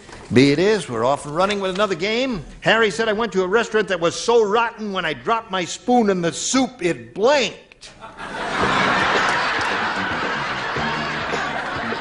I went to a restaurant that was so rotten when I dropped my spoon in the soup, it blanked. I dropped my spoon in the I tell you, it's you have hard to go say in and that have real them bad. fit. You Okay. can't get the teeth by All mail. right. You've got to go in and let them fit It's the them. last time I go to Newberry's for my teeth. Either that or stop flying with Brett. No, she made the time pass so fast. It was a wonderful trip. All right, Robert's ready, so we'll go over here to Debbie Rich and ask her what her response is. Harry said I went to a restaurant that was so rotten when I dropped my spoon in the soup, it blanked. Ready? Go. Dissolved? Dissolved. Very good. Perfect answer. That sweet little lady came up with the perfect answer. Woman of my own intelligence. What are you busy tonight with those kids and the husband and everything? That's what I wrote. Dissolved. Dissolved. Very good. Okay, Brett. I said it turned green. Turned green is another possibility. I said it bent. It bent. That's close to being dissolved, but not quite. What did it do? It bent. Bent. Oh. Well, it was, there was a lot of something in the soup too hot. Mine bounced. It bounced. Another good one there. All right, Richard. I think she's been eating in my restaurant. Dissolved. Dissolved. 2 for Debbie. Are you busy tonight? You make it 3 for Debbie, Mary. I don't want to have any nonsense. No nonsense. Dissolved and melted are the same thing, right? Yes. Right? Right. Yay! 3 for her. Hang around, we got 1 for you. Right now we have this for you. Listen, may I remind all of you to watch this sweet-looking lady on a wonderful show called MASH. Love you.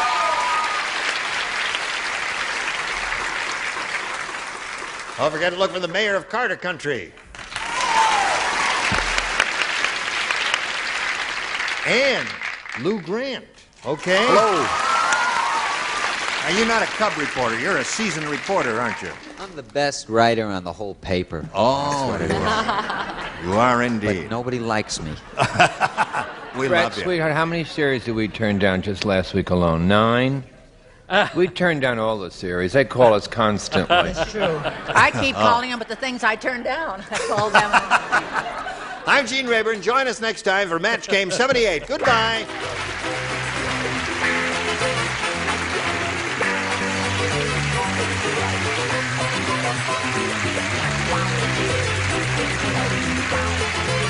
This is Johnny Olson speaking for Match Game 78, a Mark Goodson, Bill Todman production.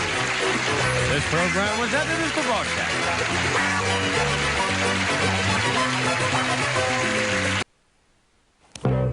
Get ready to match the stars. Maury Amsterdam, Brett Summers, Charles Nelson Riley, Loretta Swit, Richard Dawson, and Ruta Lee as we play the star-studded Big Money Match Game 73. And here's the host of Match Game 73, Gene Rayburn.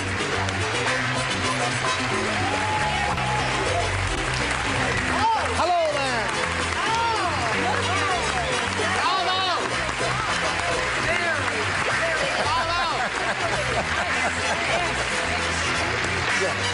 You say I'm extremely chic.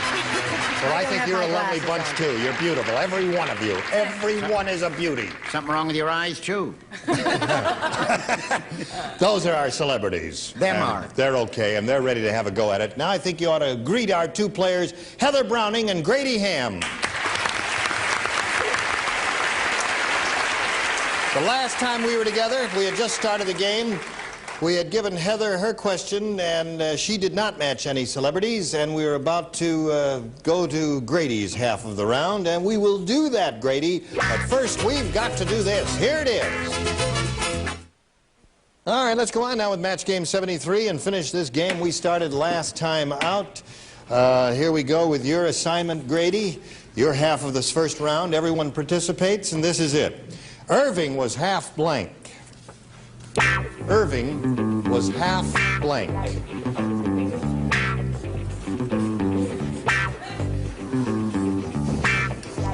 Are you thinking about that?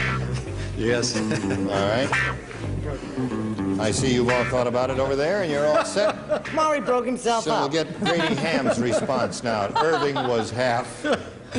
What do you say? He was Grady? half crocked. Half crocked, he says. Well, I'm pretty Irving close. was half crocked. I'm pretty close. I said he was half Scotch. Half Scotch. The other half ginger ale. So I see. No match there. Half crocked is his answer. Brett, what's yours? Well, I had a father who was in this condition a lot of the time. Stoned, half stoned. Half stoned and half crocked is a match. Charles? When he married Mona, she was the ugliest girl in the whole place, and they said that he was half blind. Half blind? Okay. All right. That's all I can do is pull up my card. Here we go. Well, the reason I hesitated there because blind drunk is a phrase, and I thought maybe that might match, but I guess they didn't want to match that. Shut up and drink your All right, beer. here we go. Loretta? How about half smashed? Half smashed? Yeah, that ought to be a match. Okay, Richard? He was half drunk. All right, half drunk and crocked. You're doing very well with that, Grady. You're up to 3, and now here's Ruta Lee. Da-da-da-da-da-da, crocked. Another one, and natural match, and you're up to 4. So at the end of round 1, 4-0, favor of our current champ. And as we go to round 2, I remind our challenger, Heather, you must match 4 celebrities to stay in the game. Would you make a selection, please? B, please. B, please. Here we go. Kathy's hair is so long, it covers her blank.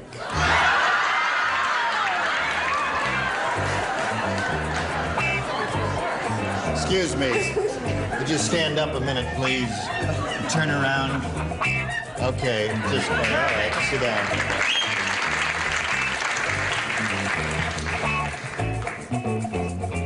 All right, Brett is the first one finished. First time this week. All right, we're all set over here. Kathy's hair is so long it covers her blank. Heather, what do you say? Her bottom. Her bottom. Okay. She said very demurely, covers her bottom. Wasn't that sweet? Okay. Her bottom is what she says. I must have been looking at it from another angle. In that case, her hair could have been so long she could sit on it, right? Which comes in handy when you run out of chairs. Right. Well, I put down stomach. Covers his stomach.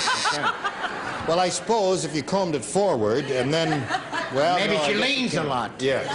No, not a match there. Coming or going? All right, you've got a match 4, so let's go on now, Brett. Well, now you see, I believe that bottom and behind, oh, wait a minute, let's turn it around, are the same thing, right? Indeed they are, so you've got 1, 3 Bottom to go, Heather. and behind is the same, and also rear. And there's a note to see other cards if you want a couple other names. All right, you've got 2. You got 2 to go, Heather, to achieve a tie. Let's see what happens down here, Loretta. Her hair was very long. It covered her body. It was Godiva, actually. Oh, I see. All right, now you must match the 2 remaining celebrities, and let's see what happens. Well, at the risk of making an ass out of myself, Bottom. And bottom. All right. 1 to go. You've got to match Ruta to achieve the tie. Let's see it, Ruta. Well, I thought of her riding the horse like Godiva, and I said covered her all. That does not match, so Grady Ham is the winner. Congratulations, Grady.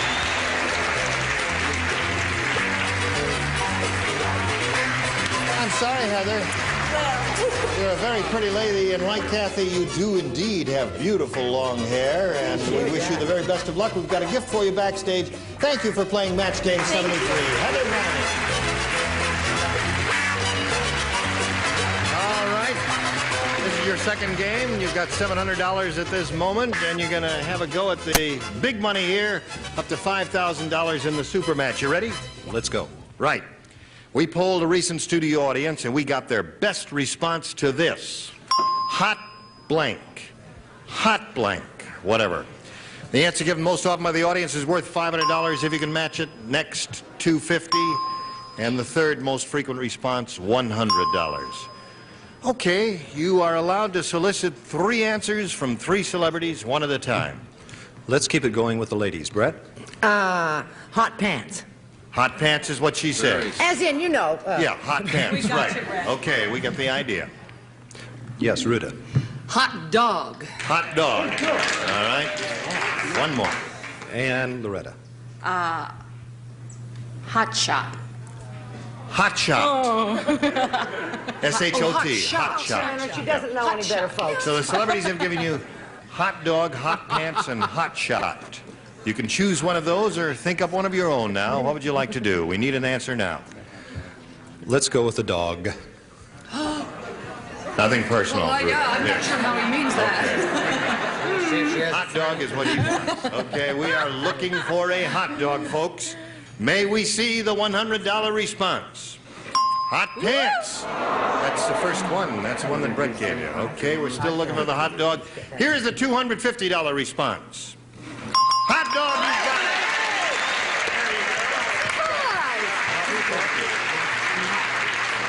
All right. What do you think? He thinks. What do you think is under there? Hot lips. Hot lips. You think is under the $500 response? What do you think is under there? Hot lips. All right. May we see the $500 response? Hot water. Don't book any of these people for contestants, John. Okay, so you've got the $250. You now play for 10 times that amount, or $2,500. To get it, you've got to match one celebrity on a head-to-head basis. Time to choose a celebrity now. Whom do you choose? Let's go with Ruta. All right, Ruta, you get ready to write. Oh, my goodness. And Grady, you face me. So much. Here is the $2,500 question, Ruta. Write your answer to this, if you please. Step blank. Well. Step blank. S-T-E-P blank.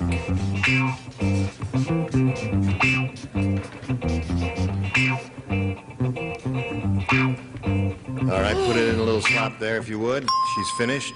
Now, Grady, we ask your response to that. How do you fill in that blank? Step blank. Stepfather. Stepfather. All right, Ruta, for $2,500, may we see your answer? The wrong sex. Stepmother. Oh, stepmother. You really both had the same idea. It's as near a miss, I guess, as we're ever going to get here on the head-to-head match. No, can't match that. All right, you're still our champ, and you're going to meet another player in a moment or so, but right now we've got to pause for this message, and we'll be right back. All right, let's meet a new player right now. Here is our new challenger. Let's say hello to Jill Volentine. Hello, Jill. Hi. You know Grady? Jill, would you tell us a little bit about yourself, if you please? Yes, I'm a professional dancer. I have a wonderful family, and I'm nervous. Really? A professional dancer nervous? May I have this dance? That ought to relax you. Well, you know, I find the thing I say all the time is if you get a little more oxygen in your bloodstream, it'll relax you. So take a deep breath. Well, you can't do that because it arouses my libido. So just stop breathing for a while, Jill, and we'll be all okay here. All right, nice to have you with us. You know how we play here? Nice to be here, You yes. and Grady will be answering questions, trying to match our 6 celebrities. The one who does that most often at the end of the second round will be the winner and has a chance to go on to the super match. Okay, Jill is the challenger. You make the first selection, if you would, please. I'll have A, please. A, we ask you to do the selecting because some contestants find these questions harder than others. Some are harder than others. Here we go. The 102-year-old man said, "Boy, I'm getting so old, I can hardly blink anymore."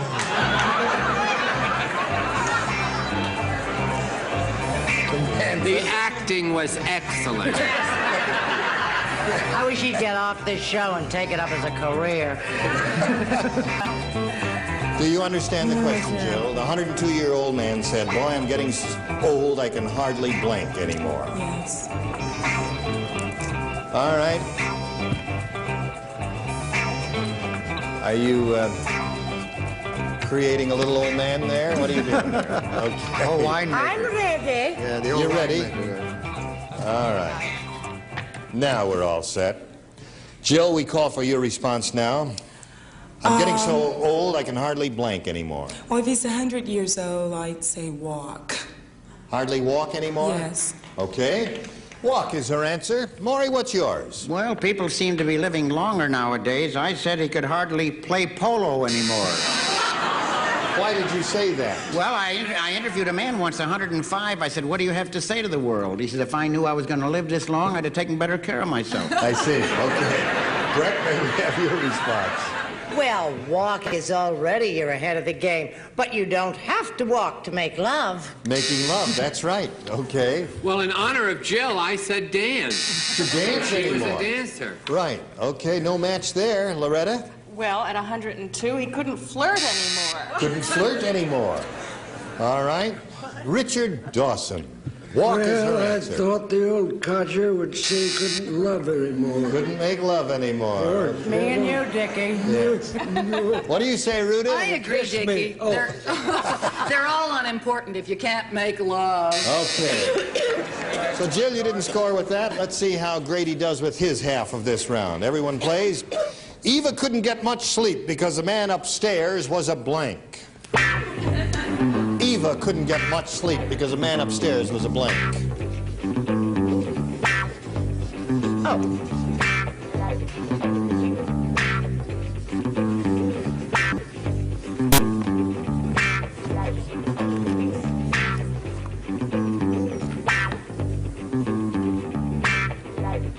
Maury, what are you doing? Come along, Maury. You're drawing a picture of the fellow. Oh, I see. Okay, they're all fizzed. Now, Grady, the man upstairs was a Musician. musician. All right, now, Maury, what took you so long? It all depends what kind of a musician. I said a trombone player. A trombone player. Practices Sorry. a lot. Well, musician does not match trombone player. Oh, because... trombone players are musicians. You're going to start a whole thing if you don't agree. Well, he could be a trumpet player. Now, here's the way it goes, folks. His musician could have been a trumpet player or a guitar player or anything, so we can't match that. Brett, what do you say? I can't get rid of the flies. Really? Ruby Keeler actually lived upstairs. She was a tap dancer. Okay. Well, I said a flamenco dancer because I personally knew him. His name was Jose, lived directly on Mona's cousin. No, his answer is musician. Loretta, what's yours? Could his musician be a drummer? No, sorry. We don't know what his musician was. me. Richard, can you help? Well, this won't help your musician, but we so far now have trombone, drums, and a trumpet player. We'll open in Vegas Monday. Don't forget Jose there with the... No. Jose is the on pens the go into the carpet. Okay. Ruda? Could all those musicians just make a noisy neighbor? No. No. So, neither player is scored at the end of round one. Let's go to round two. Jill, would you make a selection? I'll try A again, please. A again, here it is. Everyone plays again. The private said, when I look at that sergeant's face long enough, he begins to look a lot like blank. Would you repeat that? Yes, the private said. The private said. When I look at that sergeant's face long enough, he begins to look a lot like blank.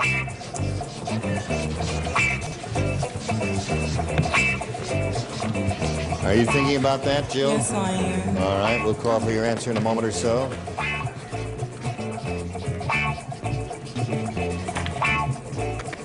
As soon as you're ready, Ruda. Yes, I'm ready.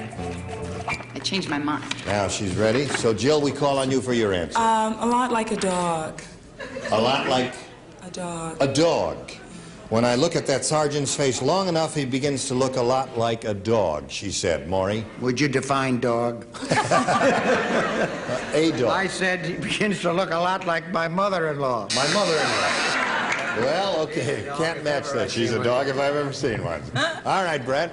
Well, this man that I knew was in the jungle, and he'd been away from home a long time, and he was getting very fond of the sergeant, and he began to look like his wife. Aha! I Yes. see. Okay. Yes, it's beautiful. It's romantic. The word sergeant gave it for me, you see, because there was one woman who did more for American servicemen than anyone else, and we just lost her, so I'd like to say hooray for Betty Grable. Hooray for Betty Grable. Okay, very lovely thought. All right, Loretta, what do you say? I have a match with Maury, mother-in-law. Mother-in-law? Okay, her answer is dog. Richard? Well, I thought that the sergeant started to look like King Kong, who actually is a dog, and we're all afraid to tell him. Ruda? Well, it all depends on how long he's been gone and how long he's been looking at the sergeant. And if the sergeant starts looking back, he may look like Raquel Welch. Okay. So there is no match there, and we've got to hold your question in abeyance. First, we've got to do this. Be right back. All right, we seem to have a little bit of difficulty here matching our celebrities with Jill and Grady. Jill didn't do it either in round 1 or round 2, and now we're going to go to Mr. Grady's question here of round 2 and see how he does. One match will win the game, Grady Ham. Here it is. Tom hasn't washed his blank in a week. Did you say lost or washed? Washed. Tom hasn't washed his blank in a week. Okay, honey. Did you hear that? Okay. You cogitate there.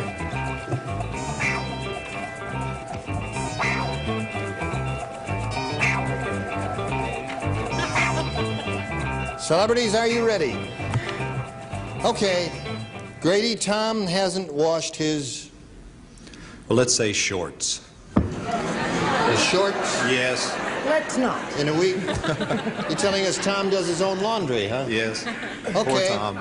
Tom hasn't washed his shorts in a week, he says. Maury, what do you say? He's going to be surprised when they break off at the thighs. One match wins the game for him. May we see your card, please? Unbelievable. Face. Face. All right, Brett? Tom must be a bachelor. Feet. Feet. Okay, Charles. Shorts is his answer. Well, What's get yours? your board of directors out because this will give you a little tip-off on Tom. He hasn't washed his undies. Is that a match or not?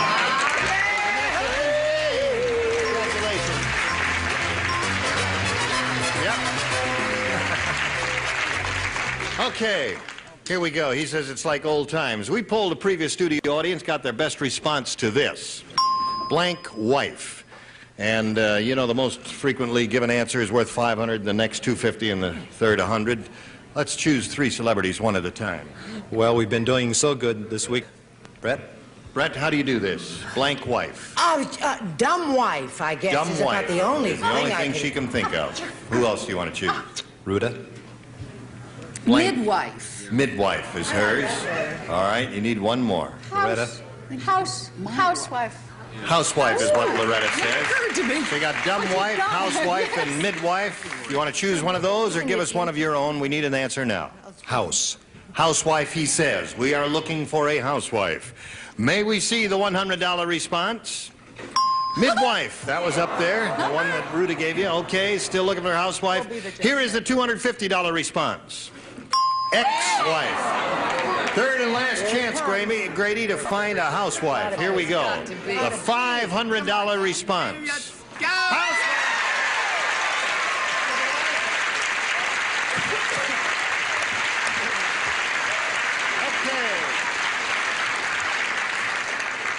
You got the $500, and that means you're going to play for $5,000. But first, we've got to tend to some business here, folks.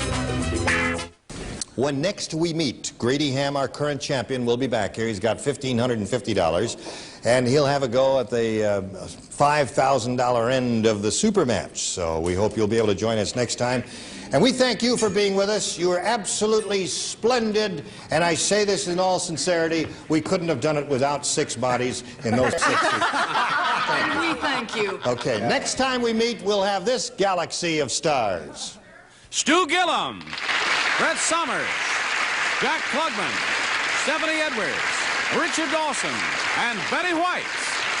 Gene Rayburn saying so long from Match Game 73. Join us next time.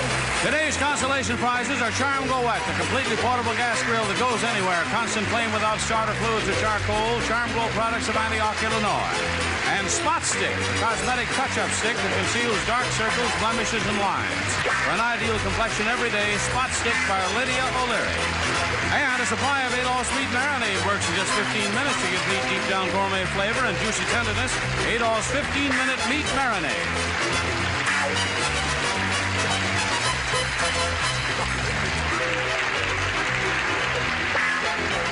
This is Johnny Olson speaking for Match Game 73, a Mark Goodson, Bill Todman production.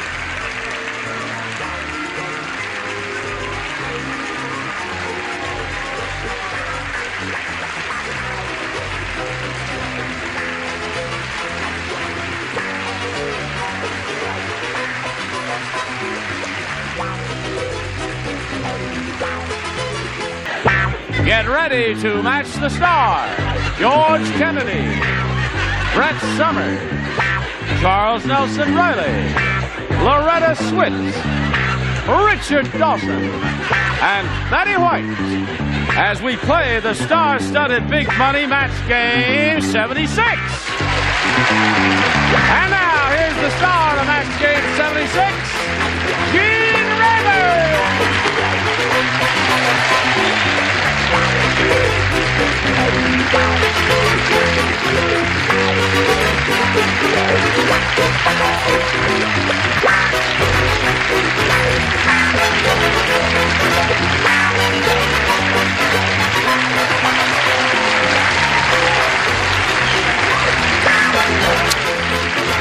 Thank you, Johnny Olson.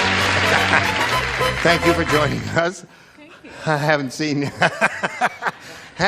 you in ages. How nice to she's been off the show so long. She's been in New York doing a marvelous play and all. It's like having a new kid on the block again, isn't it? So we have to welcome her properly. Brisk round of applause here while we welcome the new kid on the block. Applause, applause, applause. That's what kept her away the last time.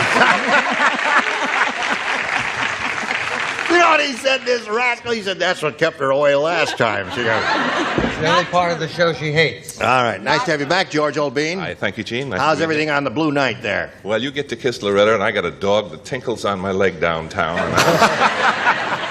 Now let's say hello to the current champ, Deborah Mitchell. How are you? Now, Deborah's won one game. She has $200 to her credit, and we were into the audience match, the first part of it, and she will be playing for $1,000 on that super match, and we'll see if she'll collect that money in a moment or so. But right now, let's see about this. This lady's just ready to have a go at it now. She won the $100. It means she'll be playing for 10 times that amount, or $1,000. But Deborah, in order to give you the money, you've got to match one celebrity exactly, and you have to choose one now. Betty. Betty? With Richard? It's you, Betty. It's you. You are the one, my dear. All right, stand on the tape and face me. You're on the tape. Face this way here. I'll get the one that's worth $1,000, and it reads as follows. Organ blank. Organ, O-R-G-A-N blank.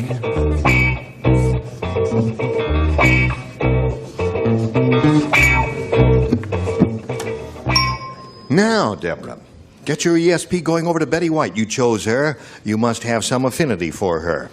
Give us the answer she's already written on her card, and we give you the $1,000. Organ blank. Grinder. Organ grinder. Okay.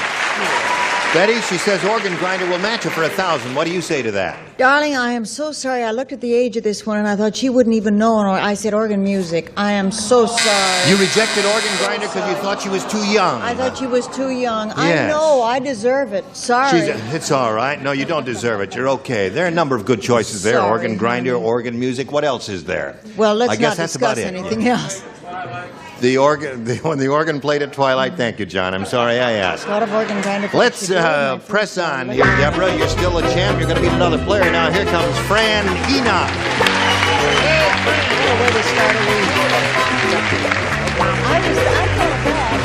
You know this lady?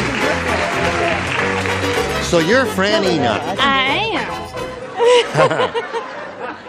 It's 2 words. She made 9 syllables out of those 2 words. Where are you from, Fran? Originally from Memphis, Tennessee, and I live in Potomac, Maryland now. Uh-huh. And I'm married to a Navy dentist. Yes. Have a marvelous grown son. And I'm thrilled to be here. We're thrilled to have you, Fran. I hope you win some money. Thank you. Shall we begin?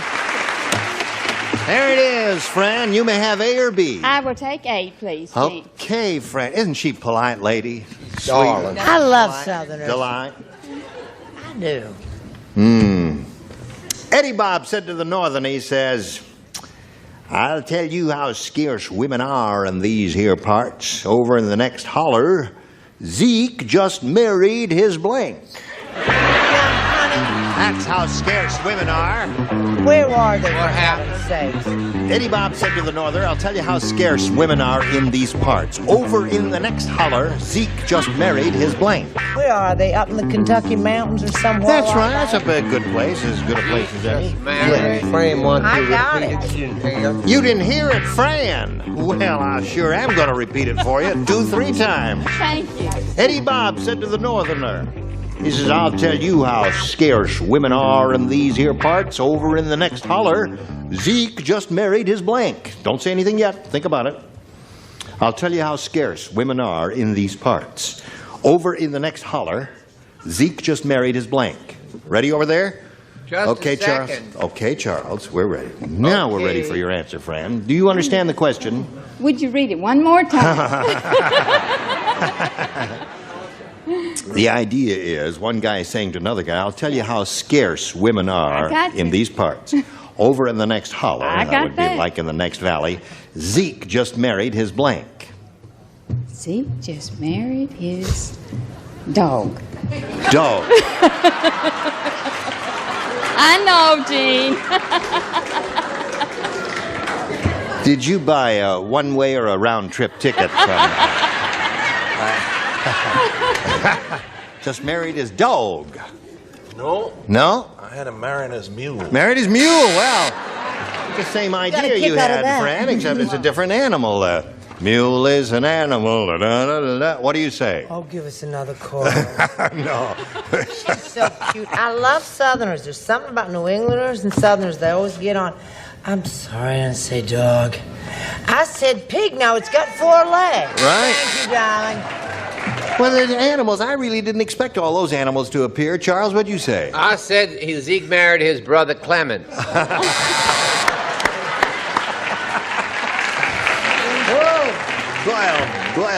Boy. Well, I'll tell you how scarce women are in these parts. Over the next holler, Zeke just married his horse. His horse. What do we got? A pig, a horse? What was yours, George? Mule. A mule. And his brother Clement. Talk to the animals.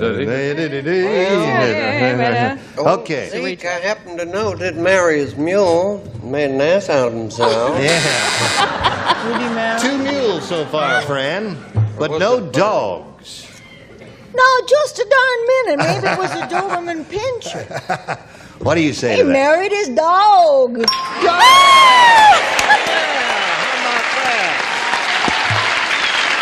Good for you, Fran.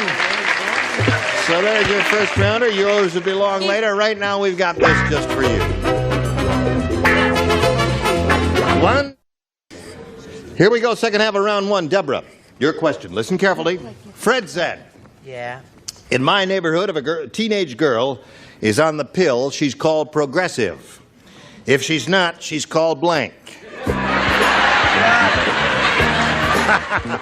Oh, I got a good one. I'm sorry I'm not playing. Okay. Good. Charles tried to look at my answer, Uncle All Gene. right. Yes. Once more, what's the... Fred said, in my neighborhood, if a teenage girl is on the pill, she's called progressive. If she's not, she's called blank. Gotta take a shot at that. All right. We'll stroll over here to Deborah Mitchell. Cute. I love it. Ready, Charles? Here we go. Fred said, in my neighborhood, if a teenage girl is on the pill, she's called progressive. If she's not, she's called blank. Pregnant? All right.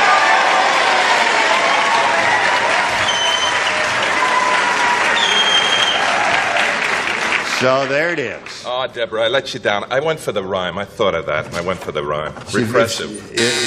She's called progressive. If she's not, she's called repressive.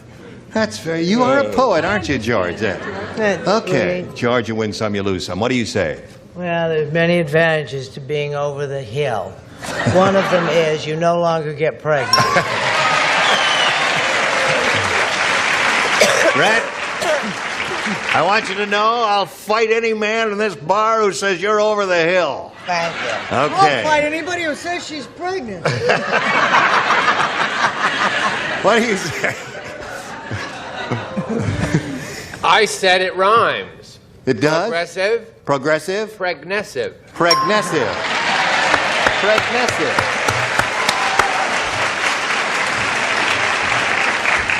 He made an adjective out of whatever that. What do you say? I gave her a nickname. I said Preggy. Preggy, of course. That's 3 for her. Yes, it does count.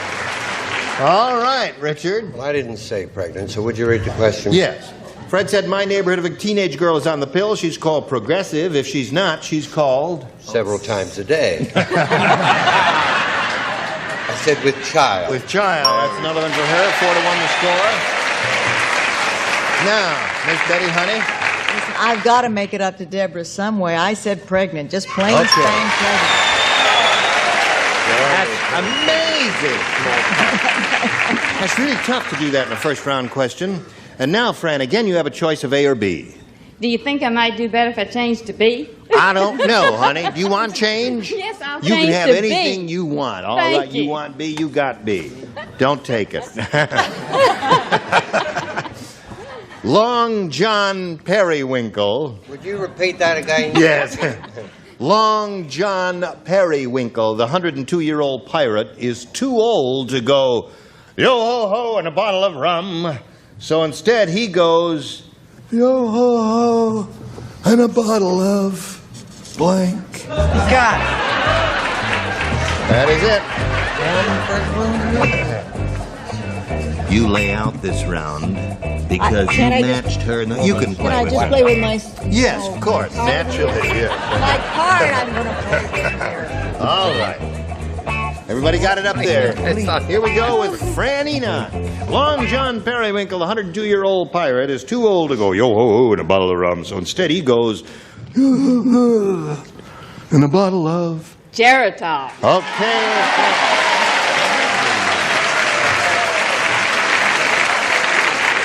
All the teenagers in the audience are yaying Geritol. What do you say to that, George? I couldn't let that accent down for me. There it is. Make it 2 for Fran. She's a good kid. I think I play better when I have pneumonia. Geritol. Oh, goodness. Charles? Don't cough on Charles. We need him. Who needs him? Oh, I'm sorry, Steve. She's a very sick woman. Geritol. Okay, that's 3. Now the score is 5-4 at this moment. Loretta? Geritol. Well, look at that. High score here. You wouldn't let that little lady down, would you? No, I wouldn't. Would you repeat the question? Oh, yes. No, not that question. The question. Oh, Geritol.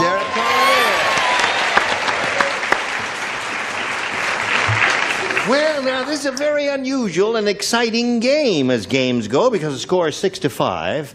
There's one person you have to match. That's George Kennedy. Oh, if you do that, you get a God. tie. If not, then Fran Enoch will have won the game. And here it is.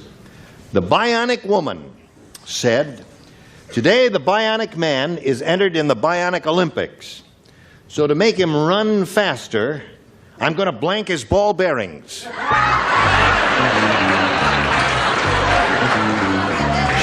Got it. Sure, I'll read it again for you, Deborah. Right. Anything you say. All right. I'll read it while he's writing his answer. You know who the Bionic Woman is, don't you? All right. The Bionic Woman said, today the Bionic Man is entered in the Bionic Olympics. So to make him run faster, I'm going to blank his ball bearings.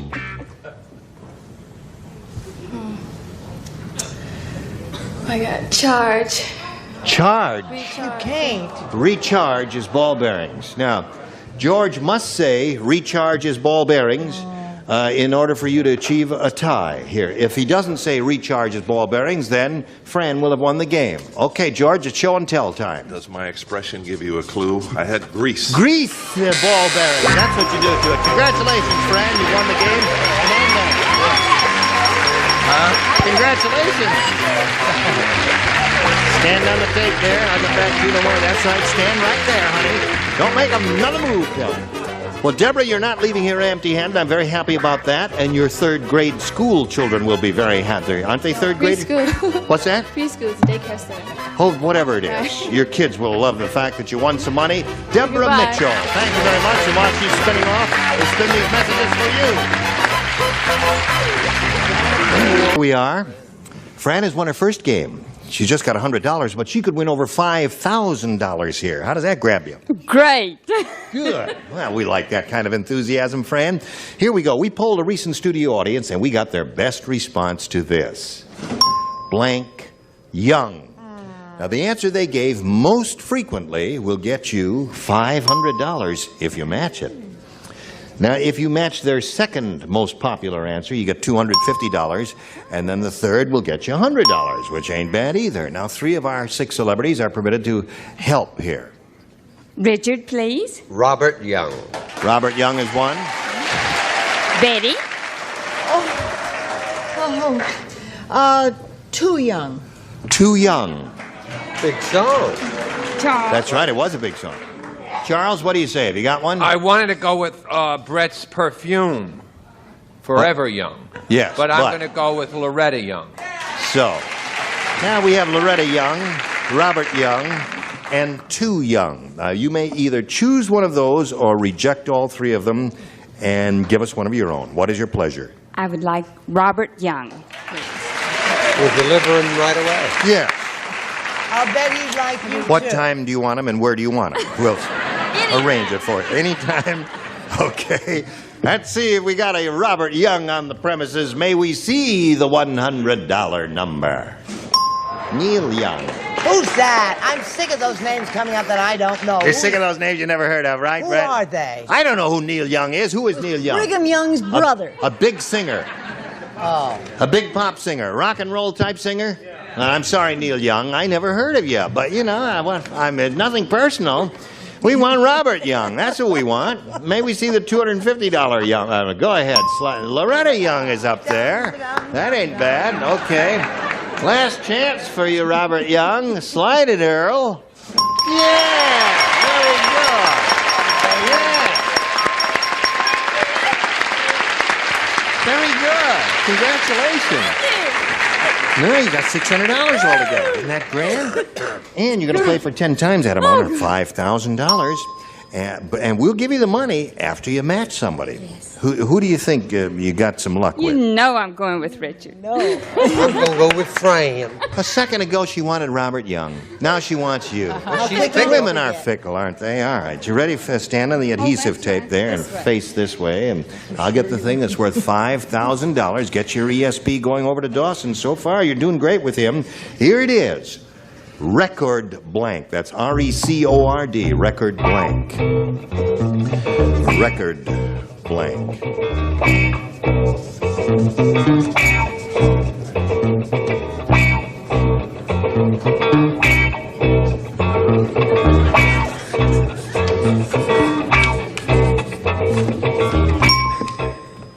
He took a long time with that, didn't he? Yes, he did. Well, I hope you've got an answer that will match his. Oh, I do. And if you do, then you get the $5,000. Wouldn't that That's be simple. great? That'd be great. So there it is. Record blank. Player. Record player.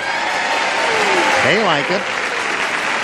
The May I audience. turn around? Yes, you may indeed turn around. Okay, she says record player will match it for I'm so $5,000. embarrassed because that was so good. I thought of record company and record breaker, and I said record album and record player. Record album is good. Record player is good too. There are 2 good we ones were in there. the same That's right. You're in the same ballpark. Fine. I'm sorry. I'm thrilled. Don't. But you do misunderstand. forgive him. Oh, I love him. Go over and give him a little kiss and tell him you. Good. Now wait a minute.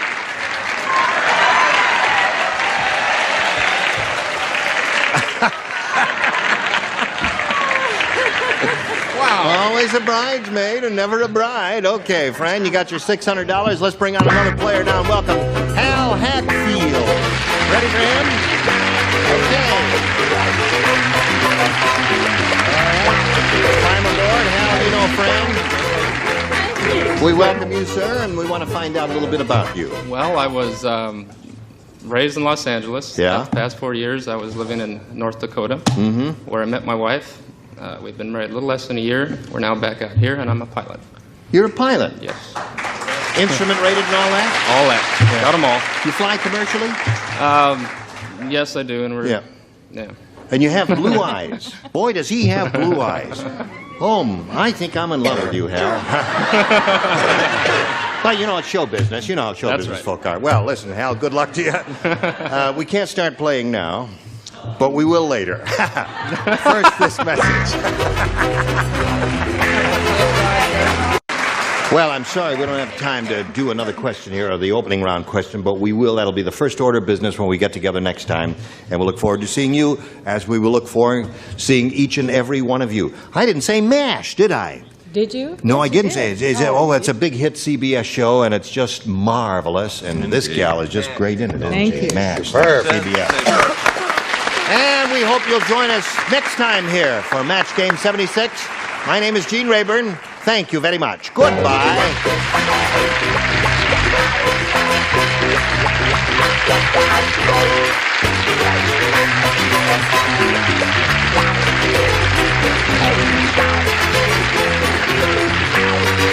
This is Johnny Olson speaking for Match Game 76, a Mark Goodson, Bill Todman production.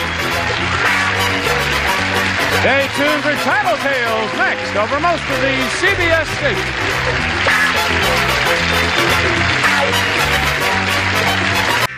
Get ready to match the stars. Gary Burghoff, Brett Summers, Charles Nelson Riley. From The Price is Right, Holly Holstrom, Dick Martin. And from Flo, George Gillimont. As we play the star-studded Big Money Match Game. And now, here's the star of Match Game, Gene Rayburn.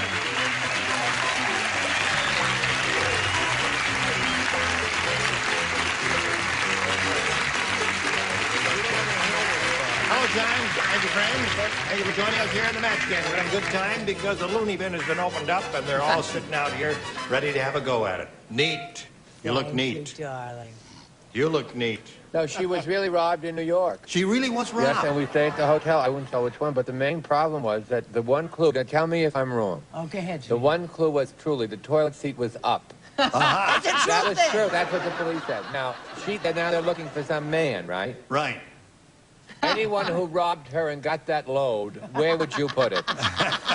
Where would it go? That's what the seat was up. That ain't never left with that stuff. He took one look at it and flushed it down the drain.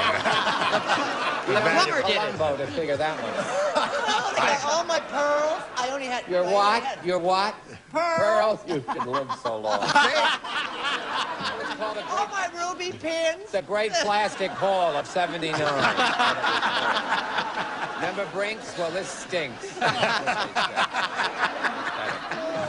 Okay, We I'm did sorry, it. but I It's hope you were over. covered by insurance. Now, let's say hello to Airman John Clark and Mimi Coons. Applause, applause, applause.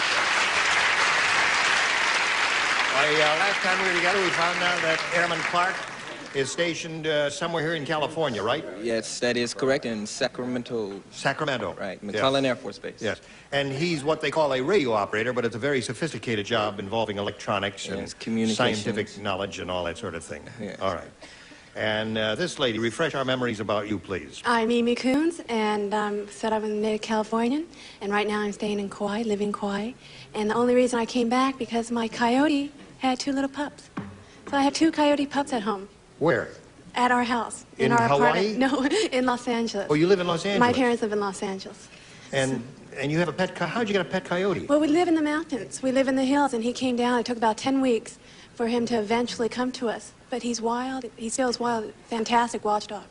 A watchdog? But he's my puppy. And it's a she. There's Yes, she must another have run she. off into the woods one night and Well, there's a she. mixed it up a little no, bit. there's a she down the street, and that's she. Oh. And I have the 2 pups because they wouldn't keep the 2 pups, the people. But I have a he. I see. That's as good as the robbery story. Right. They're both about equal. About a -3 on a scale of 1 to 10. John, you may have a choice of A or B. I will take B, please. It is for John. In prison, Ralph said, "This is cruel and unusual punishment. Instead of putting that guy in the electric chair, they're putting him in an electric blank." Oh, wait a minute, I got it. Here we go. In prison, Ralph said, "This is cruel and unusual punishment. Instead of putting that guy in the electric chair, they're putting him in an electric blank." Cell. Electric cell. Electric what? Cell. Prison. Cell. Electric what? An electric cell. Cell. Cell? You know, like in a battery? No, in like the prison that he goes in, his room. Yeah. You know, John, you're in the same category with Charles there. You found each other. Gary? That is the silliest answer I've ever heard. I said toaster. Toaster! No, I have a Electric better toaster answer. would be cruel and unusual Oh, no, punishment. it's a wonderful. This is a There are a wonderful. lot of good ones. Oh, You probably honey, got a you're good gonna be one, crazy too. about this. You're gonna love this answer. Mixer. Electric mixer's another good Those one. are my people out there. There's no So we have question two good about ones it. in a row, and now we come to This Charles. stinks. Said an electric toilet. Naturally. Going along with the jewel, the famous jewel robber. Holly, cruel and unusual punishment. Instead of the electric chair, they're putting in an electric... Well, you know, the saddest, pathetic thing about this answer is I honestly thought I was going to match him. Waterbed. Electric waterbed. You know, that's just right. fry him right up. That's okay. Yeah. Whatever turns you on. I'm just In a waterbed. astral projecting. All right. You're not really here. Dick? Oh, they shrunk him to death. They put him in an electric sauna. A sauna. Yeah. Wrinkled them all up. Oh, wrinkled him to death. Yes. Yes? This guy's in a lot of trouble, isn't he? Yeah, he sure is. I said electric dryer. Electric dryer. Yeah, that's good. I like mixer. Well, John, there were some good answers up there in that none of them were yours there. Now, Mimi, we have this one for you. On this date in 1952, Mike the male chauvinist became the first man ever to cross a woman's lib picket line. On this same date, Mike became the first man ever to swallow a blank.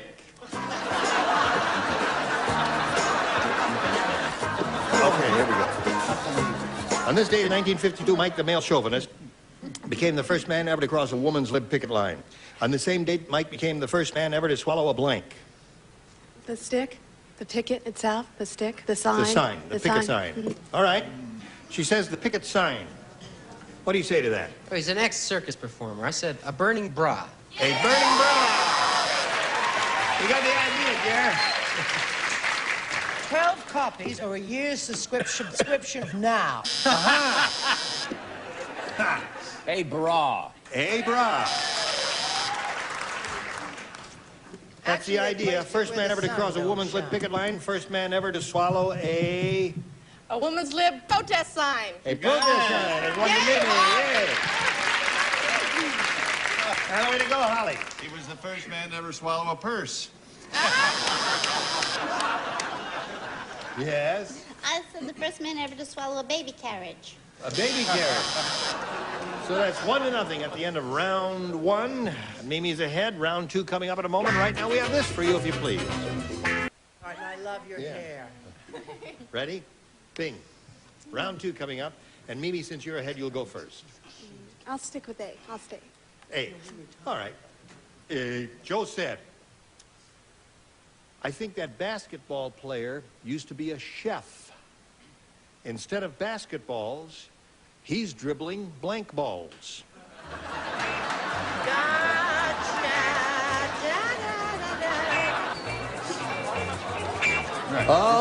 Okay, Mimi. Joe said, I think that basketball player used to be a chef. Instead of basketballs, he's dribbling blank balls. Dough balls? Dough balls. What are those? I don't know. Dough balls are dumplings. Stop it. Hurts. Dough balls. I guess is It's that the dough only thing you boys. could think of, maybe? It's dough boys. It's not dough. Oh, Yeah, I make Gary? it dough boys. Well, I think these are dough balls. I don't know. Matzah. Doesn't matter. Matzo ball.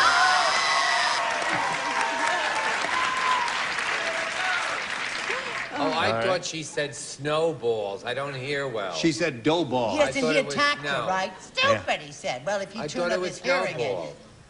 No. And it's actually dough boys is what it is. And I make the most incredible dough boys you have ever put. I line them all up. You're all invited to Brett's house afterwards. Shoot them. Matzah. Matzah. They can't spell.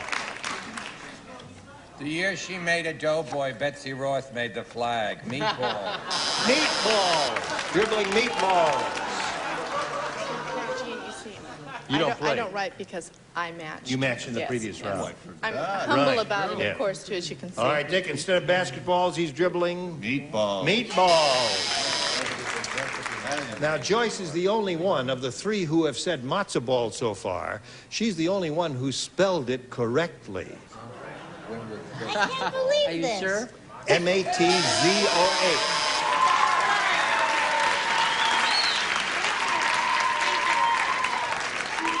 Is there any person of the Jewish persuasion in the room? I wonder who persuaded him. Yes. Is that the way to spell matzah? Okay.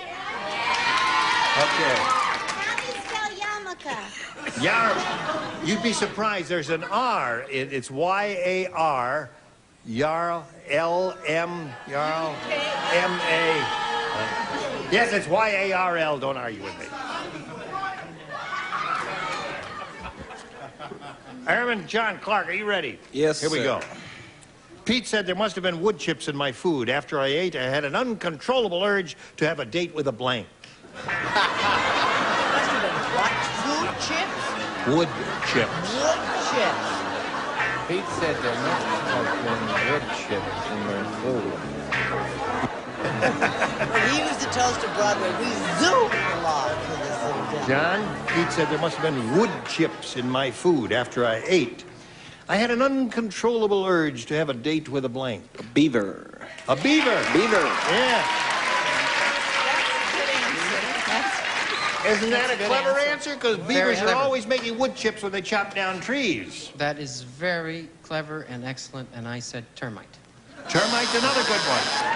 Because they make sawdust, No, too. I may have made an error. I may have moved too Now, quickly this into is my answer. really pathetic. I may have Just show us just your moved a answer. little quickly into the answer. Show us your without answer. thought. No. I said a barbecue. You know, like you have little wood chips, you put them on a little barbecue. You really Okay. are hard, aren't you? Yeah. Boy, I'm hot today, kids. Woo! You got a good one for us, Chuck. Can't blame her. It's the first time she saw the toilet seat up in a place she lived in 18 years. Beaver. Beaver! All right, 1-1 is the score. Holly, How do you do it? How does beaver she for do the it? man. Well, I would like to give you a beaver, but I'm going to give you a tree. A tree. A tree, okay. I'd like to All give right, you a Dick, show us beaver. your beaver. Okay. Tree. Tree. Oh. This Okay, show is Joyce. not- I'm going back Little to beaver. Broadway. I don't have a beaver, but I have a woodpecker. A woodpecker. Okay, so score is tied, 1-1. Will be shown to our service. This game ends in a tie, by Jove. It does end in a tie. Well, that means we've got to go to a tiebreaker. So we'll turn off these two lights here. Push this button, one question for each. The one who matches the most will be the winner. John, A or B? I'll take A this time. A it is. Tiebreaker. The psychiatrist said, that last patient told me he was Moses. I thought he was crazy until he pointed his finger at his hair and it blanked itself. All right, who's up here? John. Psychiatrist said that last patient told me he was Moses. I thought he was crazy until he pointed his finger at his head, at his hair, and it blanked itself. Parted. Parted itself? Okay, Dare, let's hear it. I think that's right. That's it. There's one for him. Makes perfect sense to That's me. 2 of those. Parted. And 3 of those. Got you covered. Okay, Holly, show us your part. Then he got up and walked on the water. Right. 6. That's 5. 6. Holy mackerel. Well, you'll have a chance to catch up later. Right now, this for you. Now, Mimi, you have your work cut out for you. Got to match all 6. Did you hear that Colonel Sanders is opening a franchise in the Arctic? No. Yes, he is. The specialty is going to be Southern Fried Blank. I just can't spell anything. Okay, here we go, Mimi. Did you hear that Colonel Sanders is opening a franchise in the Arctic? The specialty is going to be Southern Fried Blank. Iceberg. Southern Fried Iceberg. Southern Fried Iceberg, she said. Everybody had to come for the opening in formal dress. And most of them were penguins. Southern Fried Penguin! Come on down, John. What the rest of you have? Penguin, polar bears, and Eskimo pups. Please. Now, this is the first game, right? So you'll be back to play game number 2 a little bit later. Goodbye for now, Mimi. See you later. And now we'll see how Airman John Clark does with the big money here. With the big money super match here, you could win $10,000 or more. Good luck to you. We polled the studio audience and said, write down your best answer to this. Blank lounge. $500 for matching the most popular answer, $250 for the second most popular, and $100 for the third. Now, 3 of these 6 dingbats will give you some assistance here. And you call on the ones who are trying to get your attention or looking at you. If they turn their back to you, that means they ain't got no answer. Okay. I'll start out with Brett. Hi, hon. What you got, babe? Where you were instead of school. Oh, sure. Cocktail lounge. All right. Holly. I wasn't even looking intelligent or anything. He called on me. I have no answer. Jeez. I will say, Ladies lounge. Ladies lounge. Quick, Just came to you, right? Just came What to a me right thinker. like that. Out of the blue. And Gary. All I can think of is peppermint. Peppermint lounge, ladies lounge, Oh, and honey, cocktail keep abreast lounge. of the times. Those are the 3. Peppermint. You want one of those or one of your own? You can use one of your own if you'd like. First one that came to my head was Cocktail Lounge. And that's the one you want, all right? That's the one we're looking for up here. Let's see if we got cocktail lounge on the $100 response. Shays Lounge, okay? I know The her. $250 response is Women's Lounge. Cocktail Lounge, are you on top of the heap there? Go. Please. Yes, sir. Attaboy, John. All right.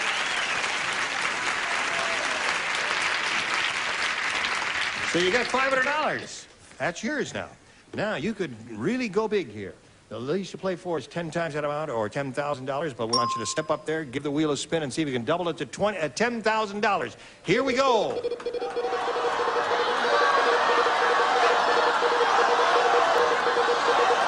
He's a strong spinner. It's gonna be you, Dick. Now? $5,000 with Joyce Boulevard. All right, here we go. Good luck to you, sir. Ready, Joyce? This is it. Blank Sheriff. S-H-E-R-I-F-F. Blank Sheriff. Want to take a look at it? There it is. You think about it.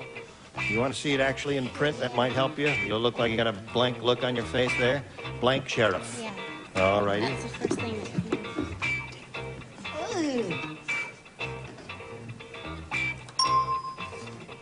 What was that? Now it's Gina. There you go. Thank you. All right. If you give us the answer that she has, we give her $5,000. What do you say? Town Sheriff. Town Sheriff. You don't like that? What would you say? Deputy. Deputy. What do you say? Matzo. Matzo ball. I said matzo. I said Omar Sheriff. Omar Sheriff. Terrific. Gary said it. Show us your Take card. credit. Oh, I'm sorry. There were a lot of sheriffs. I said county sheriff. County Sheriff. Deputy Sheriff, Town Sheriff. The 3 we got. All right, you've got $500, and you're going to bring Mimi back here right now and play game number 2. Here comes Mimi Coons, and as soon as it stops rolling around, you can step right up there and take your seat. And welcome back, Mimi. And you can have A or B. B. B it is for Mimi. Starting another game here. All right. Yes. Rick said there's something wrong with this book. The joy of sex and the joy of cooking are printed on the same pages. Oh, gee. And it's very strange. I just learned that wearing blank can be very sexy. That is the longest Would question. you read it again, please? Now just get it. Now just don't pay any attention to the question.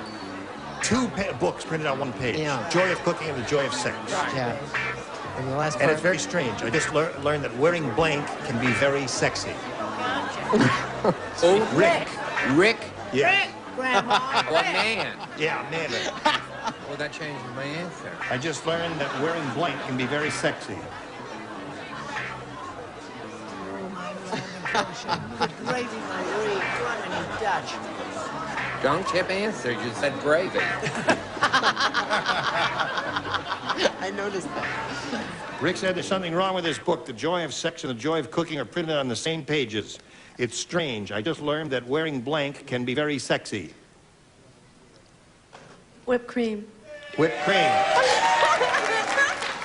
All right, said whipped cream. I didn't know what to say for this question. Well, anything. Well, I'm half Italian. I said spaghetti. Well, that's good. Nothing wrong to apologize. It's a very good answer. She stole it from me. Of course it's a good answer. Meatballs and spaghetti. Okay. I didn't steal it from you. What do you got? Okay. She says she's a gourmet. Did you ever see meatballs and spaghetti in a Joy of Cooking book? Blow it out your ear. There. I said what we always had when I came home from school with my governors, crepes. Okay. We say crepes. What do you say? I said Wesson oil. Wesson oil. Oh. Ah, they know. They know. Right there in the front row. They know. Come on up. Yes, sirree. Okay. There'll be a lot of letters to you. Yes, sirree. You're going to get a lot of fan mail. Pasta. Pasta. There's the pasta king, Dick Martin. What do you say, Joyce? Wesson oil? Yes. Okay. Yeah. Pond's cold cream is not bad. What do you say? Sausage. Nivea works for me. All right. So here we are. Well, I don't know where we are, but right now we've got a little message for you. Time to say goodbye. Join us next time for the Match Game. I'm Gene Rayburn. Thank you, one and all. Goodbye. Today's consolation prizes are a cordless electric weed eater from Taylor Rental Centers. Taylor rents practically everything. When you want it, rent and save at Taylor. And a walk in La Choy Chinese food. Let your meals swing American with La Choy bean sprouts, vegetables, water chestnuts, bamboo shoots, and soy sauce. And 4 gallons of super scrubbable True Test Easy Care latex flat wall and trim finish. Perfect for both walls and woodwork. Sold only by True Value Hardware stores. And a paper-made family of products including freezer wrap to protect the foods you freeze. Baking cups, coffee filters, and paper-made plastic cups for all occasions.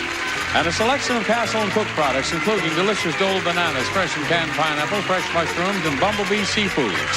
And, like Madge the manicure says, try mild Palmolive dishwashing liquid. Palmolive softens hands while you do dishes, and it makes loads of thick, long-lasting suds.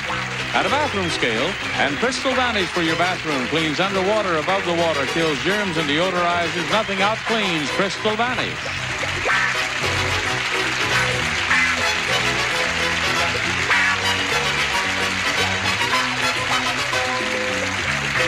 This is Johnny Olson speaking for Match Game, a Mark Goodson, Bill Todman production. This program was edited for broadcast. Match Game 74, production number 0194, air date to be announced, VTR 41374, and it's take one. Get ready to match the star. Rosie Greer, Brett Somers, Charles Nelson Riley, Loretta Swit, Richard Dawson, thank you, and Kay Stevens, as we play the star-studded Big Money Match Game 74. And now, here's the host of Match Game 74, Gene Rayburn.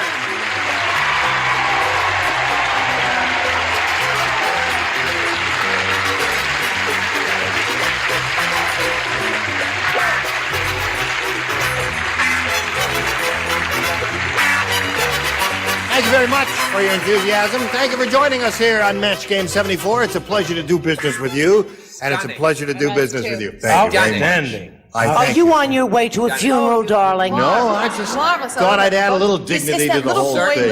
You have that little boy quality. A little boy quality? Yes, That's terrific for a middle-aged guy, isn't it, to be able to have that? It's just marvelous. It's terrific of you to be so perceptive. How are you? You know, she made a movie called Freebie and the Bean.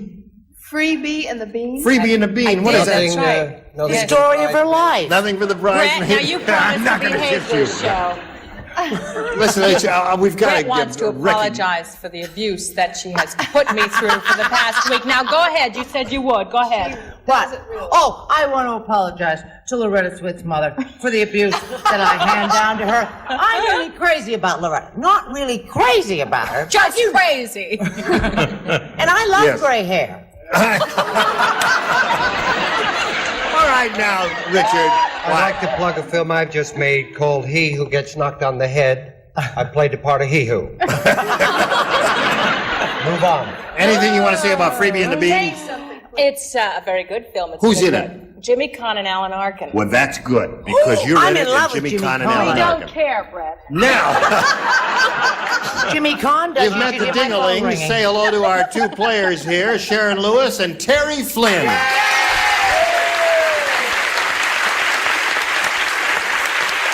How are you, Sharon?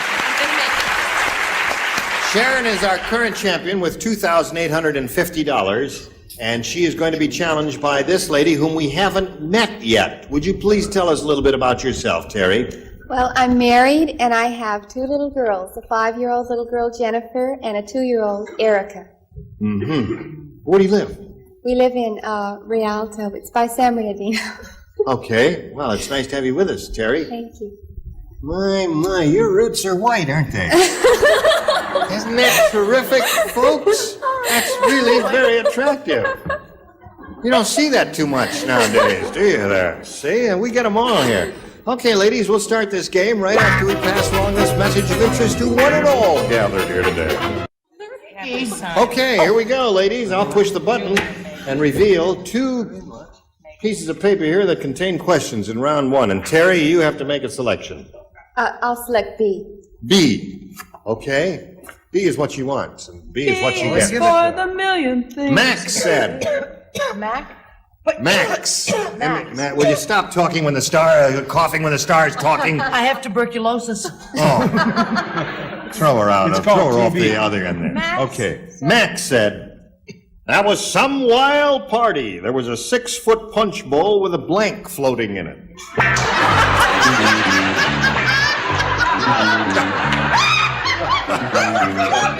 You went to that party. She's cheered up.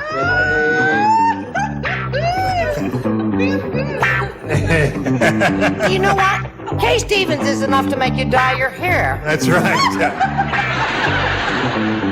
Okay, the lower tier is ready. Charles. Charles?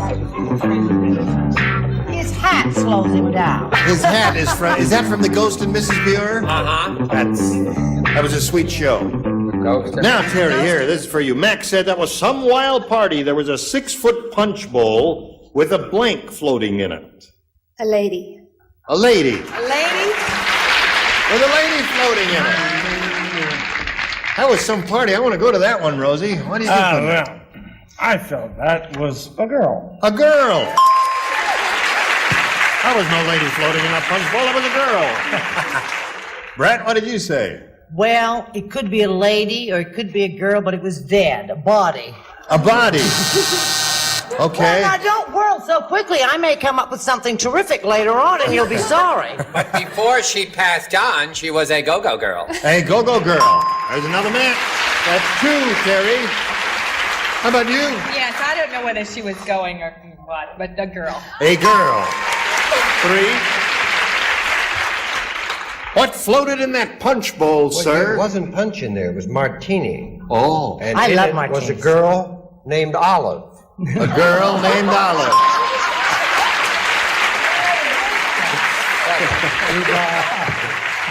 Okay. I was at this party with a banana in the punch bowl, and I don't care. It was a marvelous banana. I don't care what you're yelling. A big banana in a 6-foot punch bowl. Okay. So that's 4 for you in the first round. That's unusual and very good for a first round question. Now, folks, listen carefully. We all know that Loretta Swit plays... I've heard this one. Do another one. No, you haven't heard this one. all right. We all know that Loretta Swit plays Hot Lips Houlihan on MASH. Right. Well, here's a TV guide listing. Saturday night, CBS, MASH. Hot Lips loses her blank on the operating table.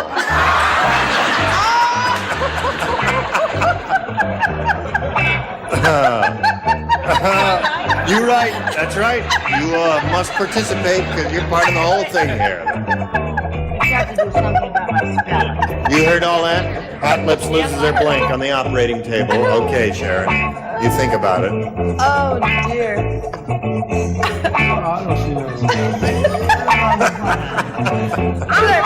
All right. Okay, these 2 are finished here, and Brett is finished. May I caution you? Okay. May I caution?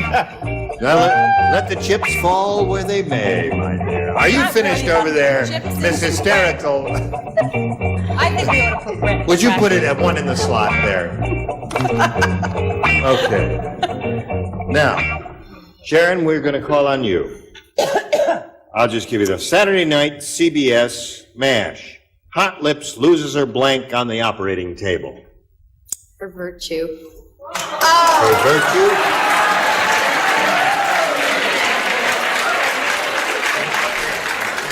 Who's booing in the audience? Who is booing virtue? A guy that was there.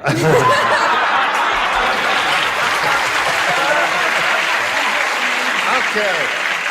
What do you say there, Rosie? Well, I say it was her lips. Hot Lips lost her lips on the operating table. Excuse me. Yeah, okay, there's one, and she's looking for virtue, Brett. Now, this is fantasy, right? Yes. This isn't real life because we know where she lost her virtue. But we won't go into that because this is just a sweet game show. I said innocence. There's that. Okay, one for you, Sharon. Charles, what I'll say be more you? specific. She lost it in junior high school.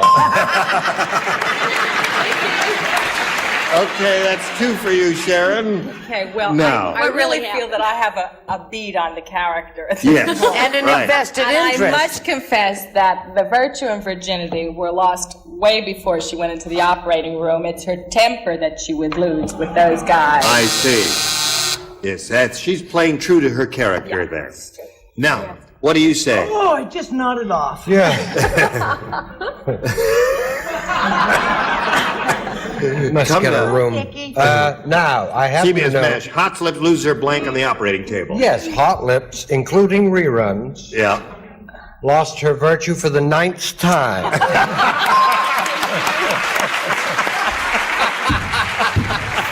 That's with residuals. Yes, including residuals. What did you have This there? is the only thing I had to lose on an operating table. My appendix. Everything else was gone. Oh, poor girl. So it's 4-3 at the end of round one in favor of our challenger, Terry Flynn. And ladies, we'll get back to round two right after we pass along this message to you.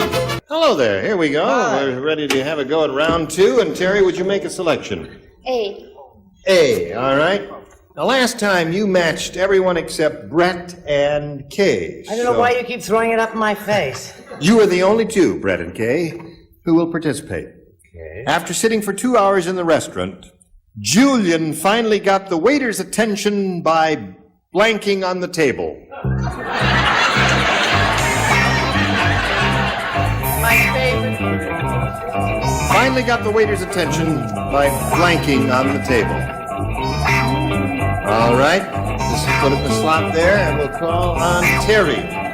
Julian finally got the waiter's attention by blanking on the table. Standing on the table. Standing on the table. Yeah, that's a reasonable answer, Brett, don't you think? What do you say? Yes, I think it's very reasonable, and I wish I thought of that. I said vomiting.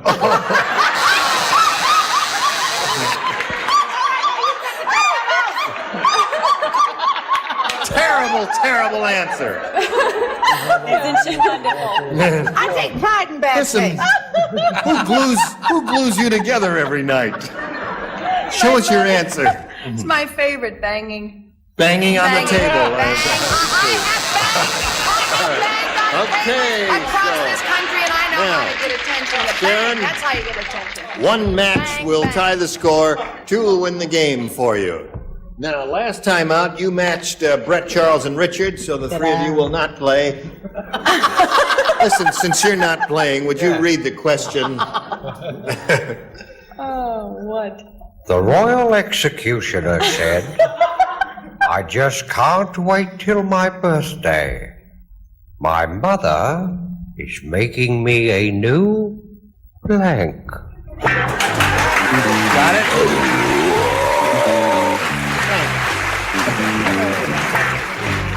The royal executioner said, I just can't wait till my birthday. My mother is making me a new blank. You got the idea, haven't you? Okay. Have you got the idea?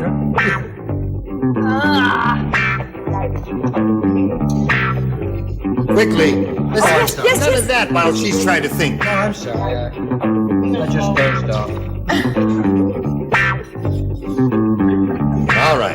Now we're all set. Sharon, the royal execution. Well, you know that. I just can't wait till my birthday. My mother is making me a new mask, face covering. mask. The thing the hood, whatever. Okay. I need 1 to tie and 2 to win. Rosie. Not exactly a mask, but a hood. Tied the score. Let's hear it for Rosie. Yes, sirree.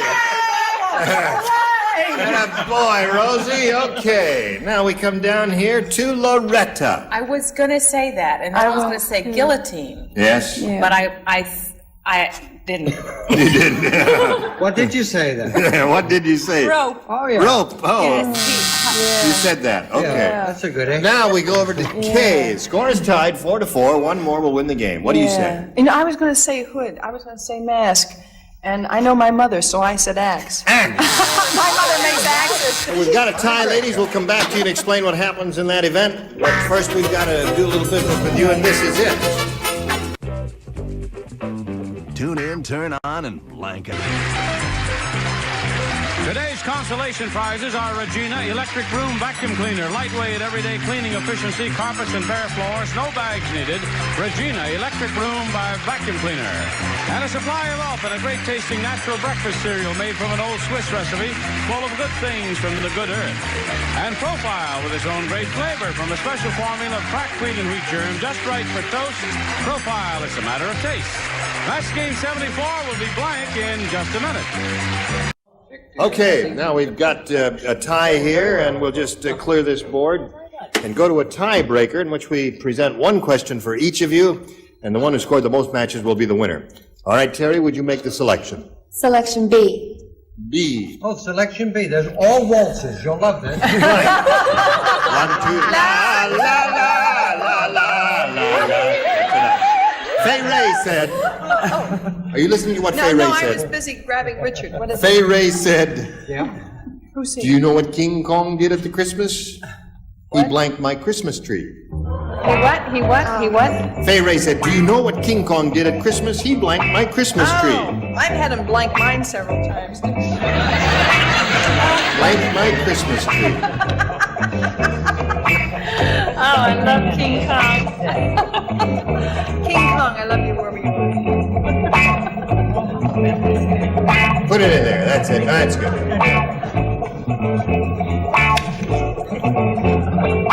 College. All right.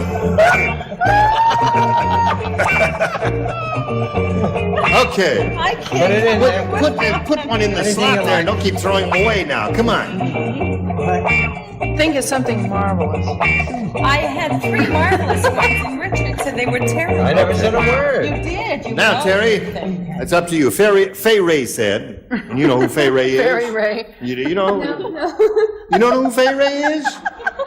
This is going to be a very tough question for you, Terry Flynn. If you never heard of Fay Ray, well, I'll explain who Fay Ray was.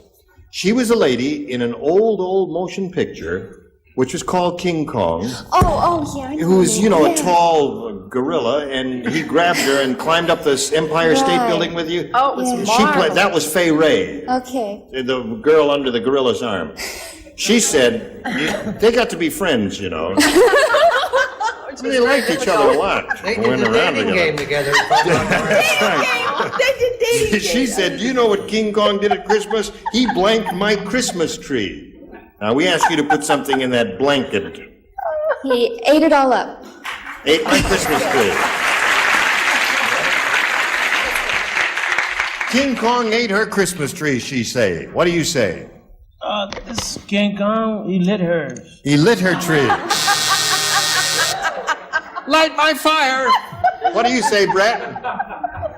I say he spelled it with an E and I had to take it off for him. Well, that's I said 8. 8. Okay, there's one, Terry. Charles? 8. 8. Did he eat that Christmas tree? No. He didn't. See, no. At the end of the film, you know, when he was in love with her and everything. Yes.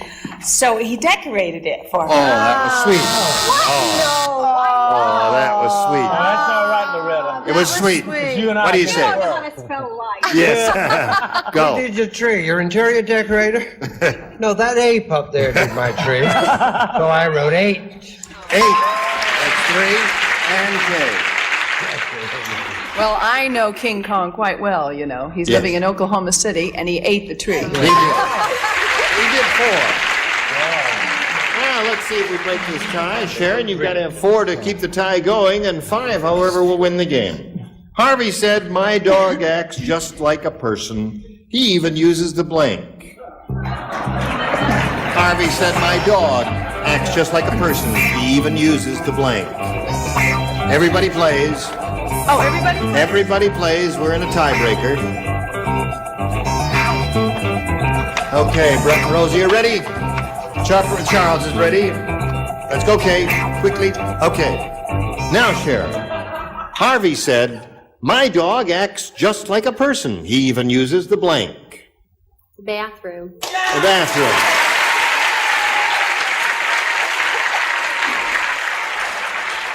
It's a weird audience. They're applauding John's now.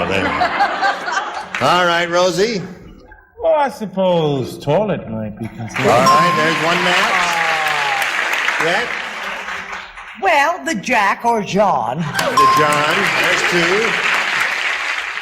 All right, When he Sharon. gets tired of the water dish, he has the water closet. Water closet. Okay, that's 3 different ways of saying it so far. What do you contribute, Loretta? Bathroom. All right. One more. John wins the game. Richard, it's up to you. You see, the whole world is a bathroom to a dog. Isn't it? They don't care.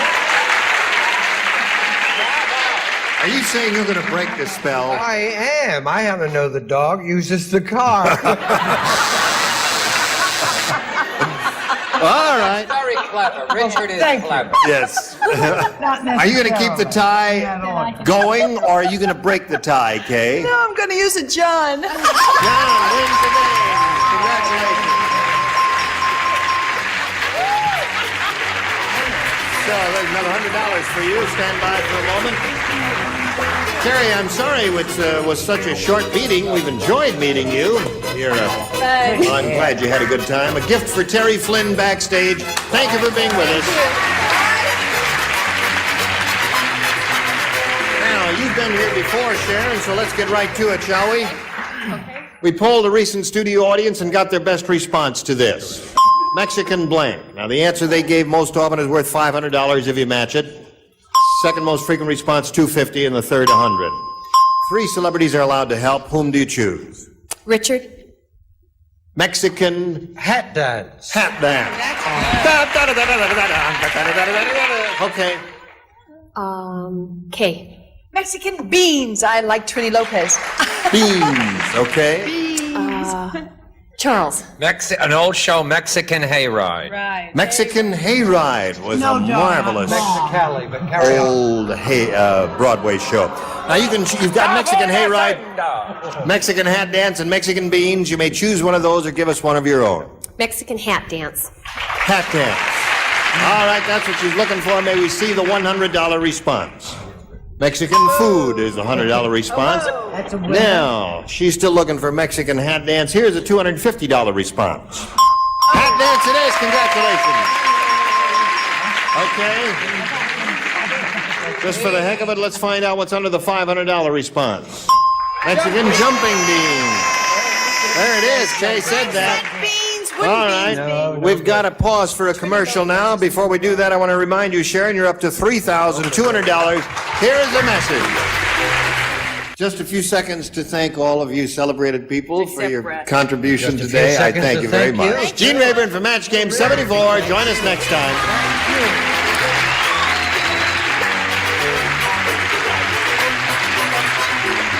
This is Johnny Olson speaking for Match Game 74. A Mark Goodson, Bill Todman production. Stay tuned for Tattletales next over most of these CBS stations.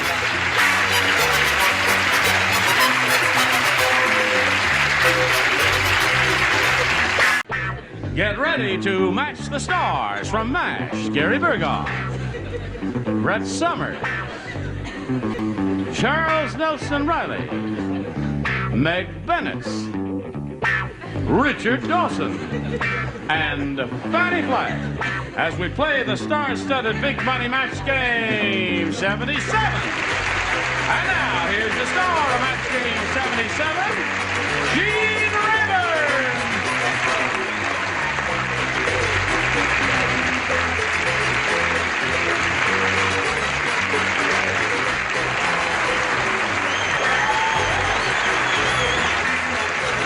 Hello, John. How are you? Thank you very much. We thank you for joining us, and we thank you for joining us, too. Is everybody ready to have a fun and game here? Yes. You all ready? Yes. Good. All right. Shall we get right to it, then? Yes, sir. All right. Ain't Let's say hello to showbiz, current champ here, Marcy Schneidmiller. Applause, applause, applause.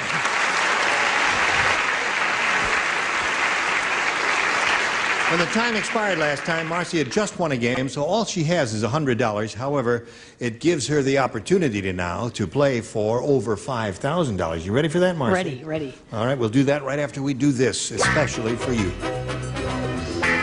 Do we make a lovely couple? We're both in brown, I just noticed there. Okay, you ready, Marcy? Ready, ready. For what? This. Okay, here it is. There, it's all for you. Not too long ago, we pulled a bunch in the studio and we said, write down your best answer to this. Mash blank. Now, if you match the answer they gave us most often, you will get another $500. If you match their second most popular answer, you'll get $250. And then for matching the third, you get $100. And 3 of our 6 celebrities are going to help you. Richard, please. Mashed potatoes. All right, sir, there's one. Charles. You got me, hon. Wait a minute. Well, Okay, wait. Gary's television show, but I'm trying to figure it out. What night are you on, Gary? Well, if I tell you, will you promise not to pick me next? Okay. We're on Tuesday nights. Just talk it over. Take it. Well, MASH TV show. MASH TV Pick show. me. And mashed potatoes has an ED. Yeah, That's all right. The whole thing is a mess. Matt, okay. Now, this is it. This is something that's just going to be wonderful. He's got one for it's you. Just no, I don't even know what that is. That's because this you is don't it. watch our show. Get yourself prepared, folks. Mashed turnips.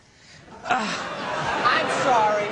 I'm sorry. I'm an Emmy winner. I don't have to take this now. Sit down there. There are no country people out there.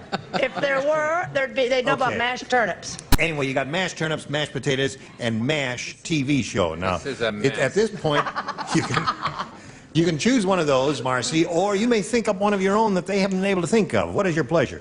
I thought of mashed potatoes, too. You want mashed potatoes? What a terrible I think that's the answer.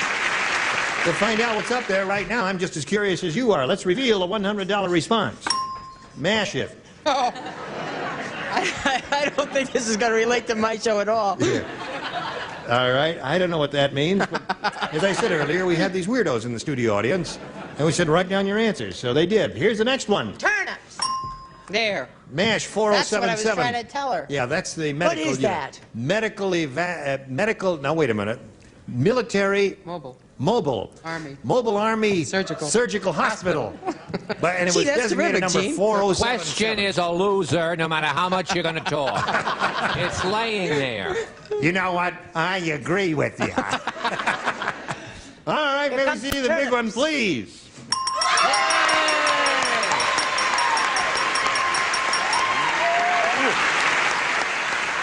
Congratulations, my dear. Pick up another $500.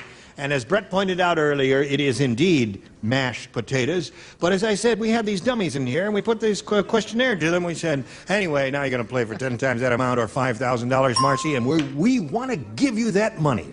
But we can't do it to you until you match one celebrity exactly. You've got to choose one now. Richard, please. Okay, here we go. Stand on the blue dot there. Here it is, worth $5,000.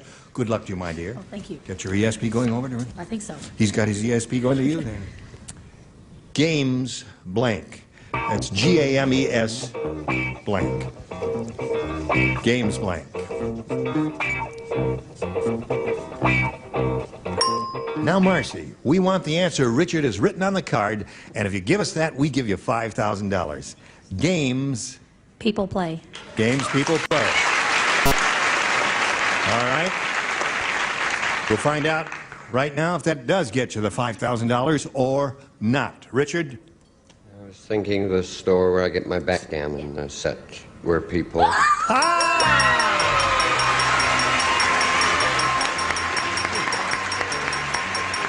Congratulations, my dear. You now have $5,600. You're stopping the flow of my blood there. All right, good luck to you, Mark. $5,600. Let's meet another play now. Here comes Kenneth Yaw. Kenneth Yaw. Hello there. Hey, Kenneth. Okay, Marcy, you have a seat. Kenneth, you know Marcy Schneidmiller? I sure do. You sure do. Right. She's very happy and excited, that's and wonderful, we'll give her a wonderful. chance to cool down a little bit now while we find out who you are, Kenneth. Do you know who you are? I don't know, Gene. Well, we'll find out. I'm retired from the Postal Department in Costa Mesa, California, and I've been married 41 years to the little lady right out here in the front row. Yeah.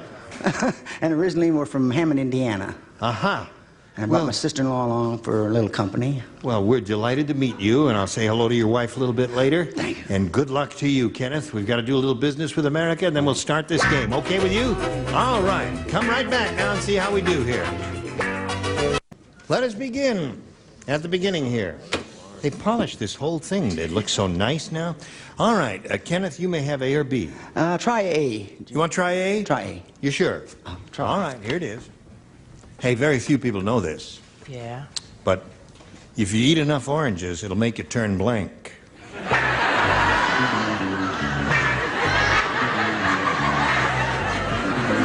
If you eat enough oranges, it'll make you turn blank. Are you changing it? No. Oh, okay. Put something down on the card, and we'll get on with it if you will. Please, Let's get on. grinding his teeth in desperation. Kenneth Yaw, you say you're from Hammond, Indiana originally, eh? Righto. Yeah, where do you live now? Now you live in Costa Mesa. California, right. All right, here it is, Kenneth. As soon as Charles is ready. I don't see his pen moving. Now it is. Very few people know this, Kenneth, but if you eat enough oranges, it'll make you turn blank. Well, the general answer would be, I'll say orange. You'll say orange. Orange. Make it turn orange. They turn orange if you eat enough oranges. I suppose so. Right. He says if you eat enough oranges, it'll make it turn orange. And you said very few people know this, right? Yeah, right. Just Anita and me. I said gay. Gay.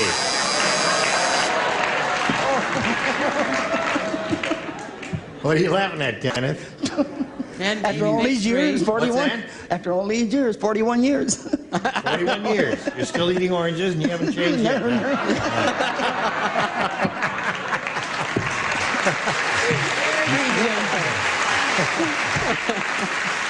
Okay.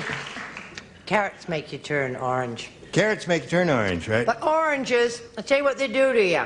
All you little orange eaters, watch out. Gay. Okay. All right.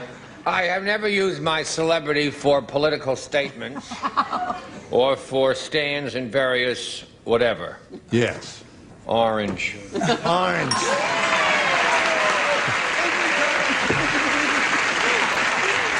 And don't you wish you had? Orange, no, that gives Kenneth one match, so that's fine. Now, Meg, we're up to you. If you eat enough oranges, it'll make you turn...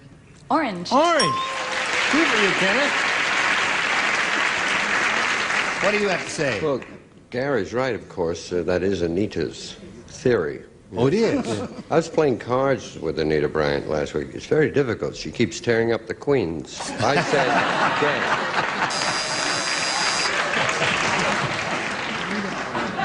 What do you say, Fan?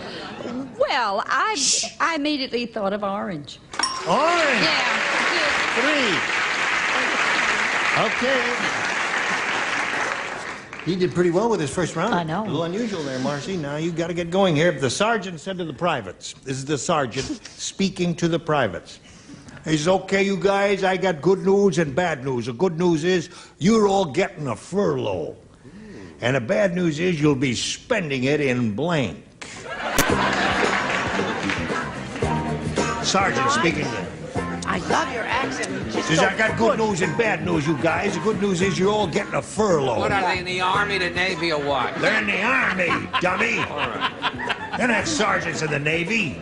He doesn't pay attention. What's a furlough? Furlough is a vacation. Oh, I get it. That he did. All right, they're getting a furlough. You're all getting a furlough, but the bad news is you'll be spending it in blank. I get it. Well, that's... Oh, yes, of course. Oh, yes. I shouldn't have showed it to you. You didn't even know what it meant. What is he doing?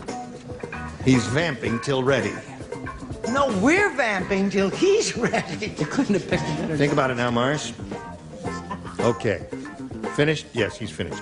Sergeant said to the privates, he said, okay, you guys, I got good news and I've got bad news for you. The good news is you're all getting a furlough, and the bad news is you'll be spending it in blank. Boot camp? Boot camp. So that means they won't be able to leave the camp at all, Right. huh? All right? Nah.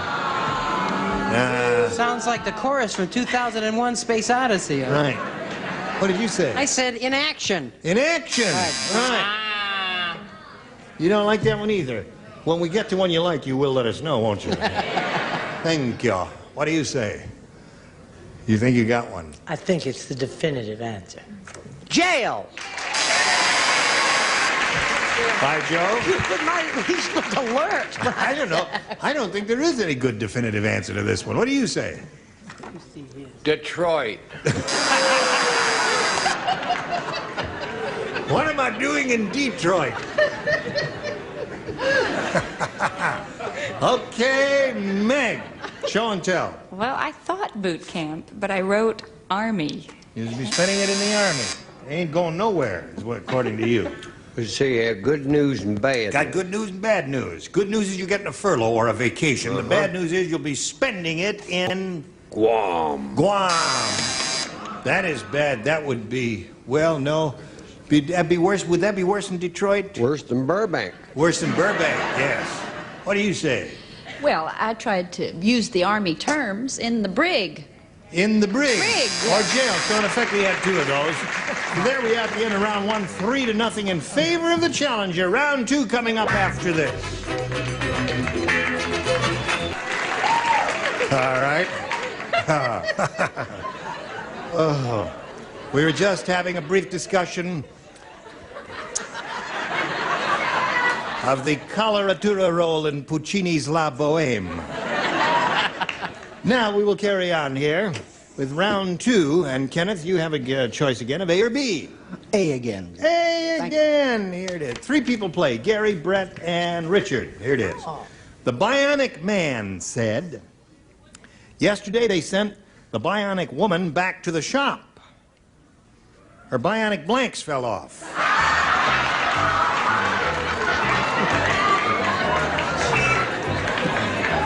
God darn.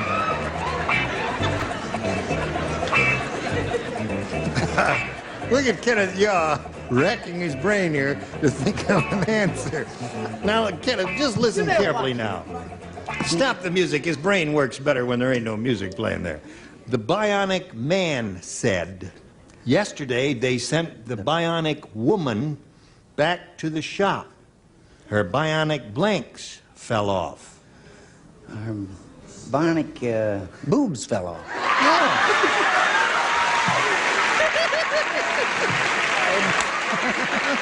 Her arms are bionic too, you know.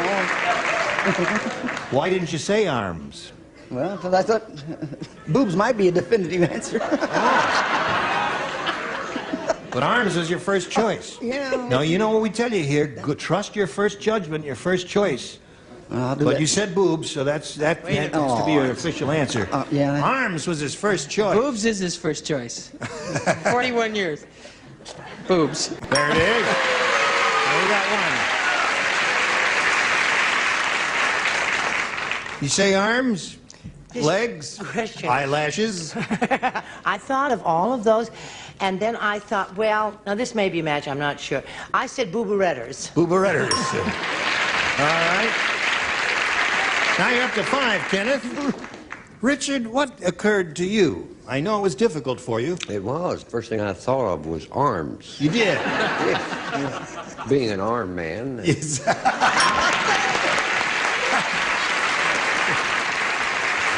Now, Marcy. Marcy, you got to match Mercy, Marcy. You in a heap of trouble here. I know. He in the catbird seat. You just one miss here and you're finished. I've had it. So listen carefully now. Now, you've all heard the story about the beautiful fairy princess who kissed the frog. Remember that story, Marcy? yes, Yes, it was a vividly. beautiful story. Well, there was also an ugly princess. Now, she was so ugly. When she... If you're going to be half-hearted, lay out. And if you're going to do it, do it. She was so ugly. A slight improvement. When she kissed the frog blanked. Right, attaboy. Gotcha. Everybody plays. See. Ha. Okay. Hello, Marcy. Hello. Now, you've heard this beautiful fairy story about the princess who kissed the frog, and there was also an ugly princess. She was so ugly when she kissed the frog blanked. Croaked. Croaked. Very good. She not only got the right answer, but she got a little attempt at humor we were making there. Croaked. Croaked it is. One for her. Gotta match everybody, Marcy. Need 6 dead frogs is what you need there. What do you say? I say better red than dead. Croak.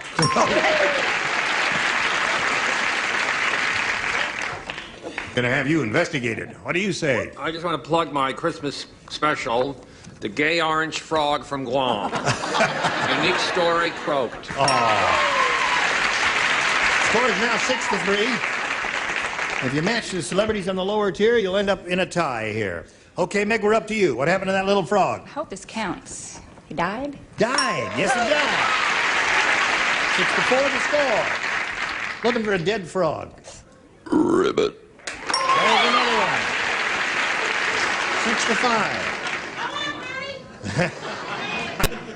6-5. They're rooting for you, Fanny. I understand but that. I point out to Marcy, as in everything in life, there's good news and bad news.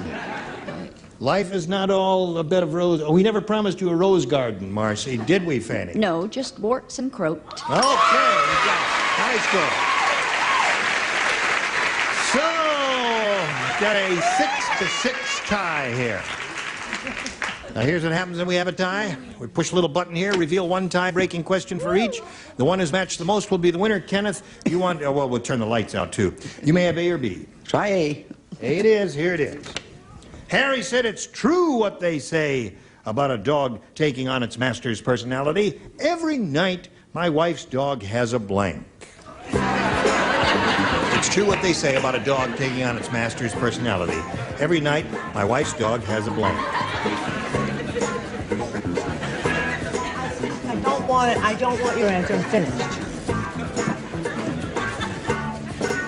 Hello, Kenneth. Harry said it's true what they say about a dog taking on its master's personality. Every night, my wife's dog has a blank. Has a headache. You got it. Very good, Kenneth. He's right on the ball there. Boy, Good after answer. 41 years, he should know. Yeah. Show him your headache, Can you Harry. imagine how many headaches that is? That's incredible. No, you know, that's a good answer, and I should have said it. I'm You sorry. didn't say no, that? it's terrible. What did you I say? said a tantrum. A tantrum? Yeah. Really? Oh, I apologized. The Pathetic Revealing Answer Award? What is that? I'm an unmarried woman. I said fit. A fit. Fit or tantrum? Chuck, looking for a headache. Oh. Came to the right place. There's one headache. Kenneth, looking for a headache here. You get one from Meg? I said nightcap. Nightcap. Will you give him a headache? Bet I will. There it is. 2 headaches there. Fanny, give him a headache. He's sweet. Well, you know, he's so cute, I can't imagine your wife ever having a headache. Having a fit, but not a headache. All right. So that's 2 for him, and we'll see how you do, Marcy. But right now, we got to stop and do some business with you. Join us next time, Match Game. Goodbye. Bye.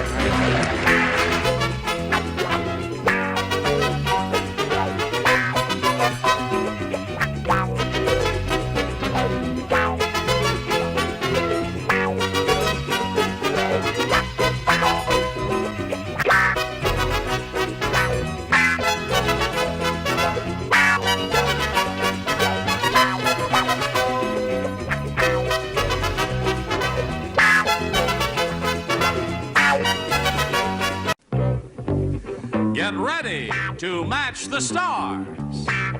Robert Vaughn, Brett Summers, McLean Stevenson, Nancy Dussault, Richard Dawson, and Betty White as we play the star-studded Big Money Match Game 73. And now here's the host of Match Game 73, Gene Rayburn.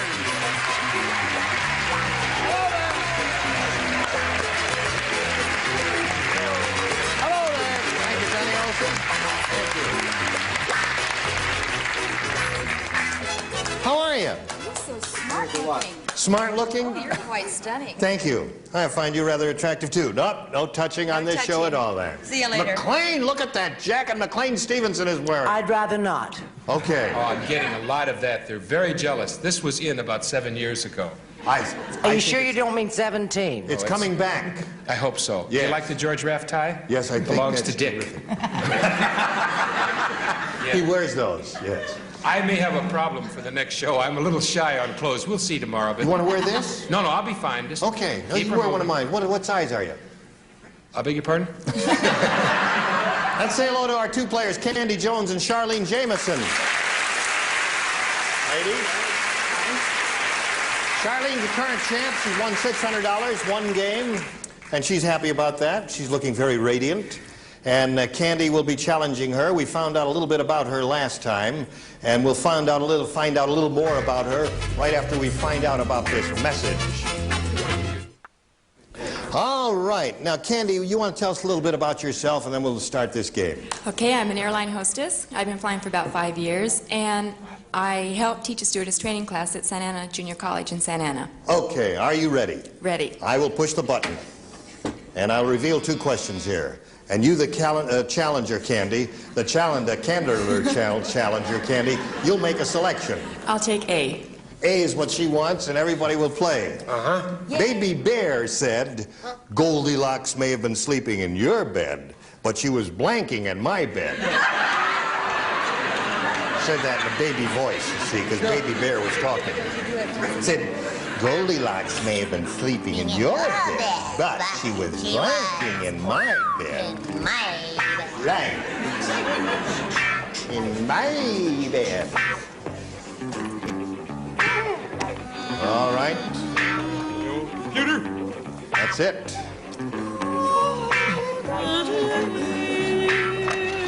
Okay. Now, Candy, you think about that for a second. Study your subjects over there.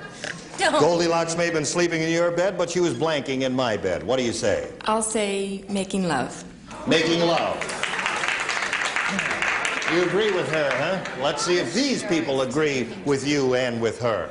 What do you say, Robert? I'm sticking with the alliteration. Burping. Burping. Okay. Brett, what do you say? I said, wait a minute. Oh, I said funning. Funning. Funning. It's like making love. If you're married to Jack Klugman, honey, that's what it's called, funning. I don't know. The judge did it. The judges said... Don't you buzz me. No, they buzzed you, Brett. The funning is not the same. What are you doing? Pulling the set apart? I don't know. You spend a lot of money to put Every this time thing I together. come on the show, I get one of these at where I'm sitting. Well, now, I want to see where this goes. You can unravel the whole stage. Now stop that and show us your answer. It goes right to Mr. Todman's office. Just kidding, Mr. Todman. My answer is wetting. Goldilocks may have been sleeping in your bed, but she was wetting in my bed. Okay, McLean. Making love is Candy's answer, and she hasn't scored a match yet. Let's see if she does down here with Nancy. I said fooling around. Fooling around. Now that's close. How about that? No? Fooling around is not making love? In your opinion, It is in my book. Don't you agree with me, Candy? In case you want to stone the judge, he's the one sitting over there. Can I speak to you for a Leave us moment? alone on the stage up here. What do you say? He's stoned already. Richard? No, that did not count. Go, Richard. Yes, I'm sure. Hit it, honey. She's a great little sport. I actually said she's staying over in the little ones. but she was staying over in my bed. Okay. Look, I didn't write it. I just gave an answer. Don't stare at me. Pretty dumb answer. What do you say well, then? What about that? Robert and I promised that we would get a little classier on this show. You can see he did, and I say she was eating crackers in his bed. Eating crackers in mine. That's a crummy answer, but it's the best I can do. Well, I think it's a classy answer there. So no score there, Candy. Let's see how Charlene does with her end of this first round. King Arthur tamed a fire-breathing dragon, and now he uses it as a blank. Is that a great... Oh, I don't know. Golly. King Arthur did that. I do. I'm all ready. Good for you, Brett. Everybody's busy. Robert, John, come on, change his Did mind. you change your mind? Change my mind. Oh, Robert changed his mind. Come along, McLean. We don't have until tomorrow, you know. Okay. Did you put it in the slot? Thank you. Okay. Now, Charlie, King Arthur tamed a fire-breathing dragon, and now he uses it as a blank. What's in that blank? A lighter. Cigarette lighter. A cigarette lighter? A lighter or something? A lighter, she says. She says a lighter, Robert. He says a lighter. Well, I don't. I What do say you a say? sword. A sword. What did he say? A sword. Oh, A sword. I didn't say sword and I didn't say lighter. I said furnace. A furnace. No, can't match that. What did Charlene say? A lighter. She's so dumb. Cigar lighter. Cigar lighter. That's a match. That's a match. Okay, Nancy, let's see if she matches you. Oh, golly. Bed warmer. A bed warmer. I'm still with Candy. Good answer. Okay, Richard Dawson. Yes, she does actually use them to light cigarettes. The dangerous part, of course, is trying to refuel it. But cigarette lighter is A definitely... lighter. There's another one, Charlene. What do you say? A heater is not close enough. Heater. No, heater and lighter are two different things. So at the end of round one, it's 2-0 in favor of our champion, Charlene. And we'll get back to round two right after we get to this. Okay, here we go with round two, ladies. Push the button and ask Candy to make a selection. 2-0 favor the champ. What do you say, Candy? I'll take A again. She wants A again. And since she matched no one last time, everyone plays this time. The exotic dancer said, "How do you expect me to do my act with only one blank?" The exotic dancer said, "How do you expect me to do my act with only one blank?"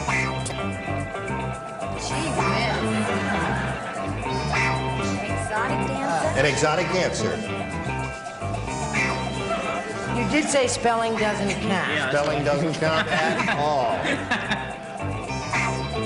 Quickly here. I can't. You're the last one. Huh? Oh, am I the last one? Yeah. This is. Come on, Mary Pickford. All right. So, now, Candy Jones, the exotic dancer said, "How do you expect me to do my act with only one?" The first thing I thought of was navel, so I'll go with navel. With only one navel. I could think of. The only thing you could think of, huh? Well, that's your answer then, Candy. That's the only thing she could think of is a navel there. What did you think of, Robert? Well, I could have spelled fan, but I wasn't sure about that, so I tried tussle. Tassel. Yeah. You mean Okay. tassel, dear. Oh, You don't tassel. mean, yes. Tassel. It's How wrong. do you spell in But you fan? got an Yes, exotic yes. dancer, you said. Oh, okay. What do you say? I didn't. Navel? I don't understand. You have to be born with that. Right. I said boa. You know those things that sort of go like that and they... A boa. It's a big feather. Yeah. No. It's Well, a big whatever. snake. Oh, a boa boa constrictor. constrictor. Yes, thank you. Yeah, okay. McLean. Now, this is true. I was going to say navel, but it didn't get a big laugh. You didn't? No, it didn't. Excuse me, these are Japanese stick-on caps, and they're not... They all right? Great, little transistor radio in there keeps slipping off. Oh, good, I got the ballgame. I said I was going to say fan. Navel. Right. Good night, folks. No. But Goob got a big laugh once before. Okay. All right. So that's his answer, and never the twain shall meet. What do you say? I don't want to see this. Yes, I... No, you don't. The exotic dancer said, "How do you expect me to do, but it was only one note." blank. It was one of those moments. Yeah, all right, you drew a blank and you wrote something. Now, you must match the two remaining celebrities, Candy, to stay in the game. And Richard, you are first. Yeah, you wrote last, didn't you? Yeah. Fan. Fan does not Very have small. stable, so Charlene wins again. Congratulations. Would you come around down? Okay, here you are. Another $100 for you, and our thanks to Candy Jones for joining us here on Match Game 73. A gift for Candy backstage. Thank you, Candy. Thank you. Goodbye. Bye-bye. Here it is again. So, lightning may strike twice here. I mean, you've won 2 games, and you're going to have another go at over $5,000 here. You all set? Ready. Okay. We polled a recent studio audience, Charlene. We got their best response to this. Blank white. And the answer given most often by that studio audience is worth $500 to you if you match it. Second most frequent response, $250, and the third, $100. Now, which 3 celebrities would you like to get a little assist from? McLean. Oh, thank heavens. Snow. Snow White is his answer. Beautiful answer. Thank you. Snow White is one. Richard. Betty Ludden. Betty White. Betty White. Doubt it very sincerely. Trying to make you stir. All right. One more. Betty. Oh, dear. All right, rub out Betty. Pure. Pure white. That's so dumb. Okay. Well, That's her answer. Okay, so you got Bob liked it. Snow White, Betty White, and Pure White. Now, you may choose one of those as your answer or give us another one. What would you like to do? I'll go with Snow White. You go with Snow White? Yeah, I remember that. You went with Snow White? Yeah, okay. Snow White is the answer we are looking for. Let's find out if it's up there first. May we see the $100 response? Betty White is up there. You see, Richard? You were right. Star is born. Very popular lady there. Okay, looking for Snow White. May we see the $250 response? Black and white? Okay, no plugs, please. All right. Last chance, Charlene, for Snow White. Here is the $500 response. Snow White is up there. That's the one that he gave you.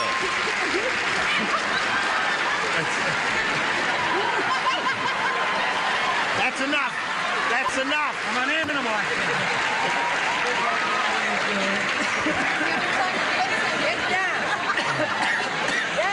And did you see who put her up to it? Betty White lifted her right up there, didn't she? You know what? I think she got my caps. Oh, here they are. I got them. This lady has a question for you, McLean. What would you do if I got 5,000? Well, I'm afraid we're going to find out right now. Not on the air, dear. You've won the $500, and that means, of course, you'll be playing for 10 times that amount or $5,000. Now, to collect, you've got to match one celebrity on a head-to-head basis. Remember, it has to be an exact match, and it's time to choose that person now. McLean. Now, I'm acting very serious now. Yes, very serious. You get ready to write, McLean. Charlene is facing me. Here is the $5,000 assignment. X blank. That's EX dash blank.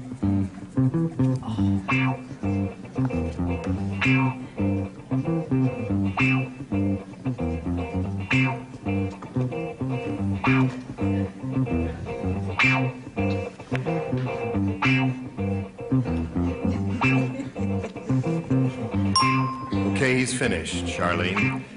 How do you handle that? EX dash blank. X blank. Ex-wife. Ex-wife? Your audience apparently think that's a winning answer. All right, for $5,000, McLean, may we see your answer? Yes, you may see my answer. I said exit. Exit. You said exit, McLean. I know. So move out. All right. say ex-wife because there might have been trouble. Anyway. I'm disappointed in you. She's won additional cash. She's up to $1,200 now, and she's going to meet another challenger right after we meet these messages. Okay, we're all set to start another game here. Let's do that by welcoming our new player, Ellen Hoey. Hi, Ellen. That's Ellen. Ellen, tell us a little bit about yourself. I'm married, and I'm a housewife, and I live in Orange, California, originally from San Francisco. Okay, welcome to our house here, and good luck to you. Thank you. Here we go, Ellen. You, as the challenger, will make the selection, so if you would, please. B. B is what Ellen wants, and everyone will participate in this. After going through the smuggler's luggage, the customs agent said, "I'm sorry, young lady, but now I have to examine your blank." The customs agent said that. After going through the smuggler's luggage, he said, "I'm sorry, young lady, but now I have to examine your blank."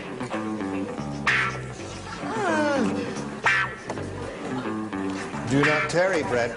I'm not. I'm zipping right along. All right. But look Look at at that. Betty White. She's tarrying. She's tarrying. Get milk. We need milk and eggs. All right. They're all set over there, Ellen, so we'll get a response from you now. After going through the smuggler's luggage, the customs agent said, "I'm sorry, young lady, but now I have to examine your..." Body. Your body. Your personal body. Okay. Don't tease me like that. Would you, she says body, what do you Yeah, I say? didn't want to go for body again. You didn't want to So go I for said body? went for purse. Purse is what you said. Audience says purse is a good answer. What do you say about that? You think it's a good answer? Well, I said both. I said purse and body. I said person. Person. Person. That's a match. Person and body. Same thing. Okay. McLean. I said ex-wife just so Charlene would... I feel so bad about that. I'm personally going to give her the $5,000 right after the show. That's your answer? That's it. Okay. No, that's my answer, All right. All right. I got it out here. It's my Nancy? I said body. Body. There's another match. You doing okay, Ellen? I'm so fond of How about you? You going to help along here, Richard? I'm going to have to examine your person. That's another match there. It's not with me. See? I'm going to have to examine yourself. Self and person and body. How about all that? Think about that for a second. There it is. 4 times for you. Charlene, you got to go somewhere now to keep up with her.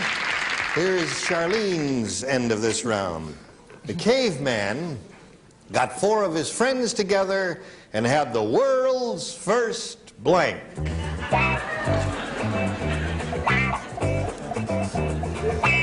I made a mistake in the spelling. Caveman got 4 of his friends together and had the world's first blank. Only 3 are finished. A lot of thinking going on here. Don't think too much, friends. Can I add I'm not thinking, I'm spelling. Sure, change it. Well, that's good enough. No, that's good. Okay, now they're all ready. So, Charlene, we call on you. The caveman got 4 of his friends together and had the world's first Orgy. orgy.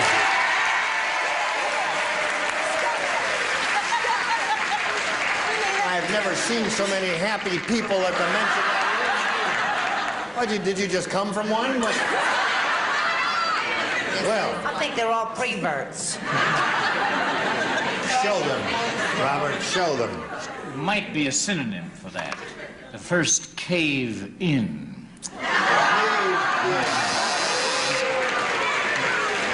Very intellectual answer, but a loser.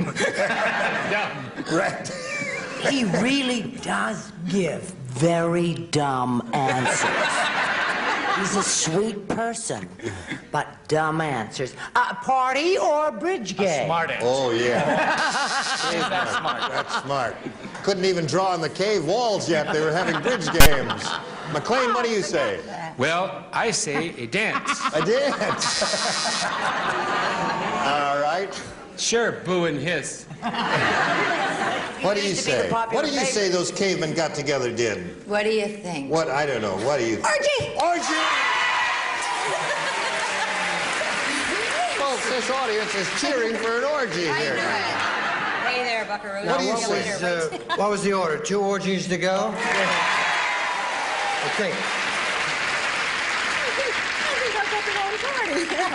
Party. It starts out as a party. Party and orgy did our match. So you did pretty well with that. It's 4-2 at the end of round 1, and we'll get to round 2 right after we get to this, so hurry back. Well, we don't have time to carry on, as I said a moment ago. But will you come back next time when we will carry on? We haven't carried on it hardly at all today, have we? All right. Well, it's 4-2 in favor of the challenger at the end of round 1, and we'll do round 2 next time. And what's it with Nothing, I'm sorry. Continue. You wanted to plug your specials that are going to be seen in December or anything like that? I'd like to invite everyone back after the show. Okay. For an orgy. Oh, all right. There you go. You neighbors, join us next time for Match Game 73. Bye. Today's consolation prizes are from Montgomery Ward's Christmas catalog. A remote-control wireless clock radio operates lights, TV, or coffee pot automatically from the Montgomery Ward catalog. And an assortment of Trouble aftershave and cologne gift sets. Trouble has a scratch and sniff spot on the outside so you can smell what's inside. And Rice-A-Roni, the big flavor side dish is so quick, so easy. Saute and simmer to flavor perfection. Rice-A-Roni, the San Francisco treat.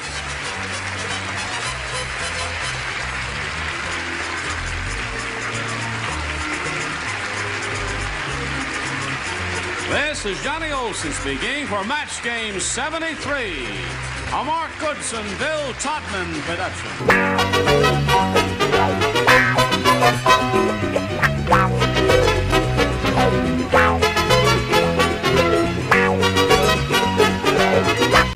Get ready to match the stars from MASH. Gary Burghoff, Brett Summers, Charles Nelson Riley, Joanne Flew, from Family Feud, Richard Dawson, and Fanny Flagg, as we play the star-studded Big Money Match Game PM.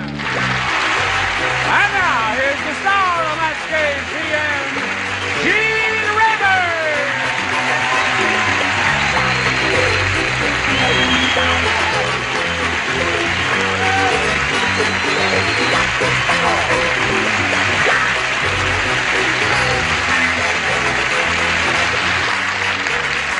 Hello, Johnny Olson.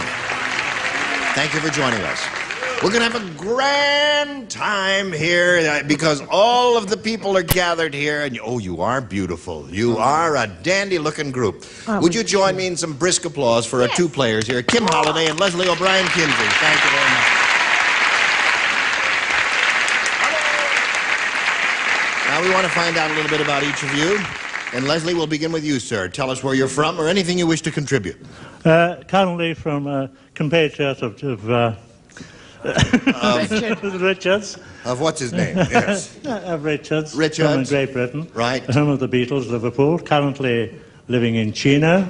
Yes. I'm a mechanical engineer. Uh-huh. Currently resting. Oh, unemployed. That's right. Between engagements, as we say in show business. Yes, indeed. And I'm married. I have 3 children, 2 daughters, a boy, and I have 3 grandchildren. And they're all hoping you'll find a job soon. Yes, indeed they are. Well, you may through this program. You know, mechanical engineers. Someone may be watching who needs a mechanical engineer. Have you had experience? Mechanical engineering? Well, I know you've had experience. Yes, indeed. Got 3 kids. You must have been doing something all this time. That's right. Yes, indeed. Where did you mechanical? London University. Oh, splendid. Yes. Good. All right, Leslie. That's Leslie O'Brien Kinsey. Has a hyphenated name. Hello, Kim. Hi. Where are you from? I'm from Los Angeles. Yes. Yes. I'm in flight attendant training right now with the major airlines. Right. I'm 23. Yes. Yeah.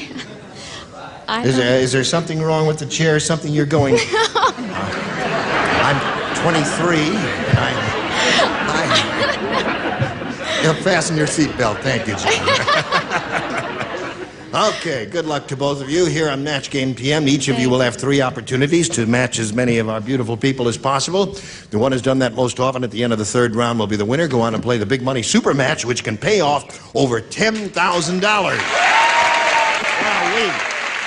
Okay, Leslie, A or B? I'll choose A.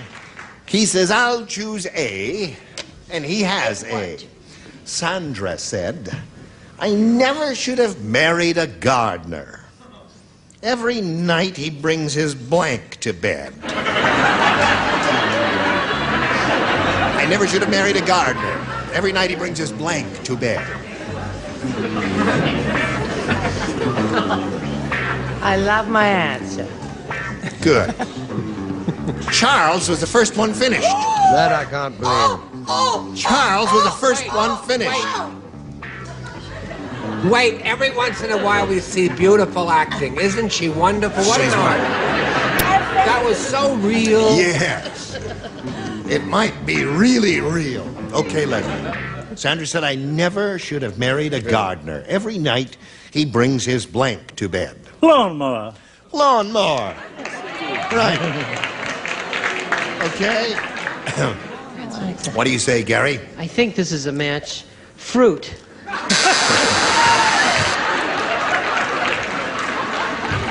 Listen, close, Gary. It's good enough Yeah. for Anita. It's good Right. enough for me, fella. What do you say? I think this is the definitive answer. He brings his seed. Aha!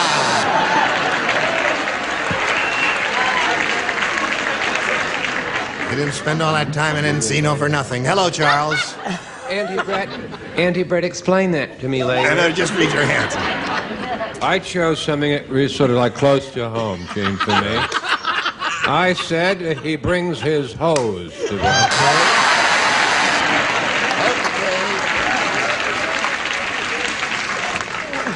Joanne, I never should have married a gardener. Every night he brings his blank to bed. And Leslie said lawn mower. Well, I didn't bring anything as funny as they all said. I brought something a little more dignified that I think might agree. A lawnmower. There's one for Leslie. Good boy. Okay. Very good. And I hope this is a match. Shovel. No, I don't think we're going to match yet. What? You let your countryman down there, Richard. I thought he was going to say shovel. That's why. Just because he's from Liverpool, you thought he'd say shovel? No. Marvelous. Scouse. From Yes. Liverpool. Scouse. Yes, indeed. Right. I'm sorry I let you down. All right. He'll I'm do sorry better too, next Richard. time. Yeah. Not as sorry as he. What do you say, Fanny?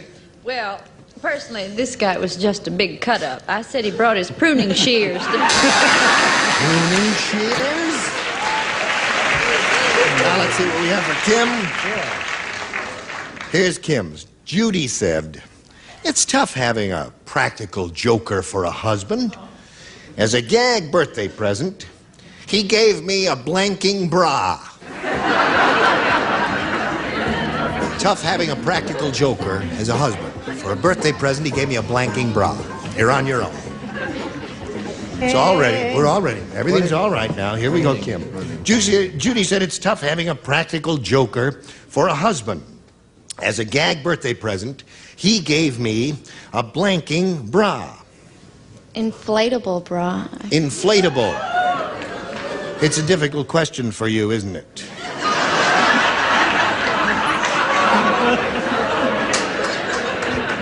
Because she don't wear none. Hello there.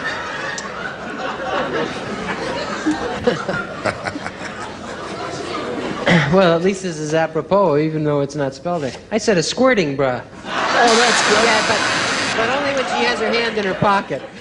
Yeah, that would be a gag. That, you know those flowers that you put in your lapel, and then you have a little tube that goes in your pocket filled with water, and you squirt it. Smell my rose. And you go, I think they got the picture, Gene. Okay. I'd get off of it as soon as you can. Go. Don't explain it, sweetheart. That's what Fanny has. An inflatable bra. Oh, really? Now, this woman happened to be 81 years old. It was not an inflatable, nor a squirting, nor anything. She was a true practical joke about her nursing bra. Aha. Well, that would be a gag. Yes. A sagging bra. A sagging bra. Okay. Super Troopers before her time. Joanne As a gag birthday present, he gave me a inflatable bra. No, he didn't. No? No, this What? is a very difficult one. I said training bra. Training bra. That'd be fun, wouldn't it? Well, we have all kinds of gags here. The reason I'm talking funny is I have a little sore throat. Usually I have a little deeper voice than this, but somehow something's happening to me there. Go ahead. It's tough having a practical joker for a husband. As a gag birthday present, he gave me a inflatable bra. No, a mooing.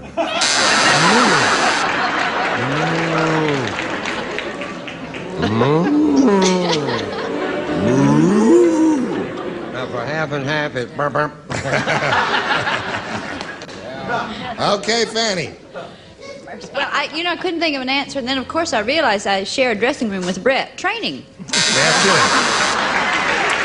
Okay, well, we have to end round one. Scores 1-0. Round two coming up after this. Hurry right back. All right, now let's go to round two here. And Leslie, you're ahead 1-0, so we'll ask you to go first. Well, I had a little bit of success with A before. Let's try it again. Anything you say. Everyone except Joanne will play. Old Lady Perkins said, "How, well, old man Berrywinkle's been sneaking out at night and dating chorus girls. I just put a stop to that. I hid his blank. I hid his blank. Yeah, hid it. He couldn't find it. Just put it away, didn't you? Right. Frankie, she's mean as a snake. You're cute when you're mad. This old lady Perkins, Leslie, she said, old man Berrywinkle's been sneaking out at night dating chorus girls, but I should have stopped to that. I hid his blank. His genital. His what? Genital. Genital.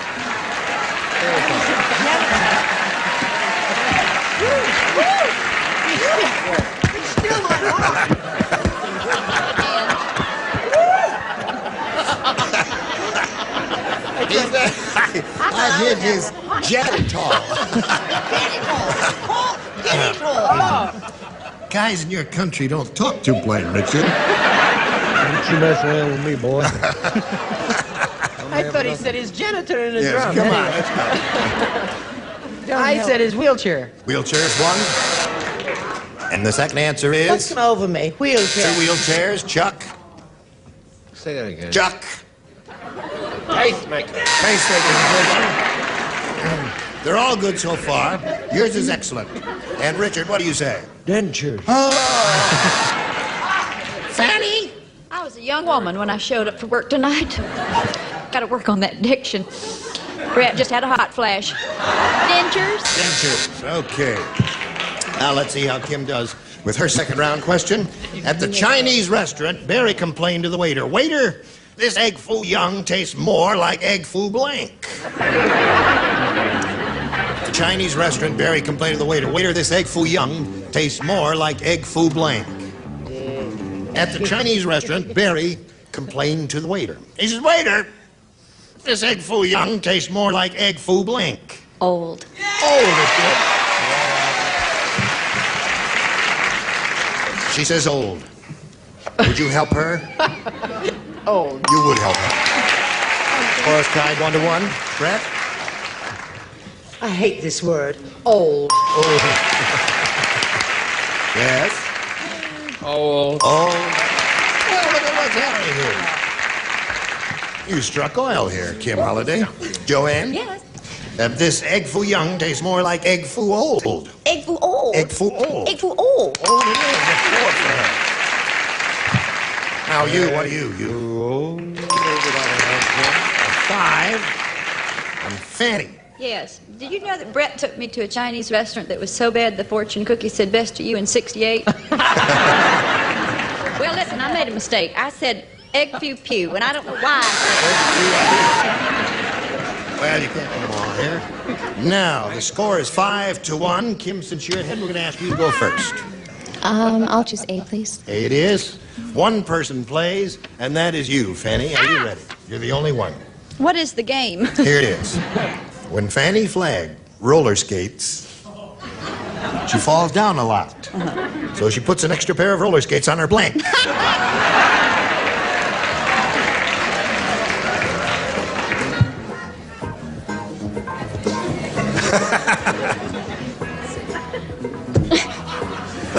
plays this gets a home version of the match game, and there it is. Thank you very much. Okay. Here it is. When Fanny flag roller skates, she falls down a lot, so she puts an extra pair of roller skates on her blank. On her fanny, of course. On her fanny. She says, on her fanny, of course. What do you say? Well, honey, I was thinking that I was falling forward. And I said boobs. I'm sorry. All right.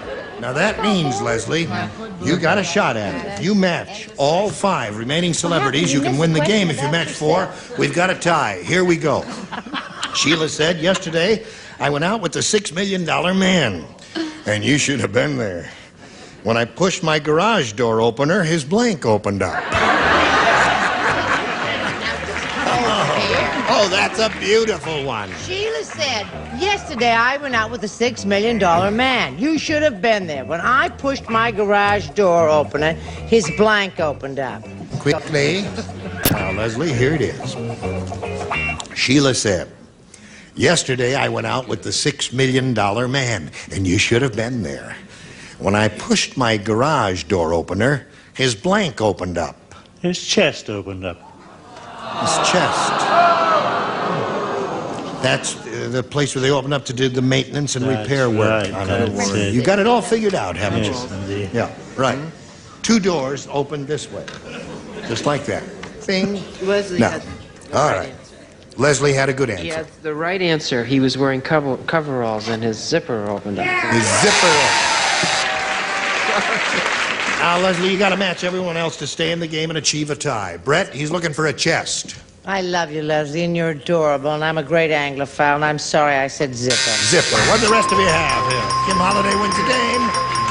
Oh,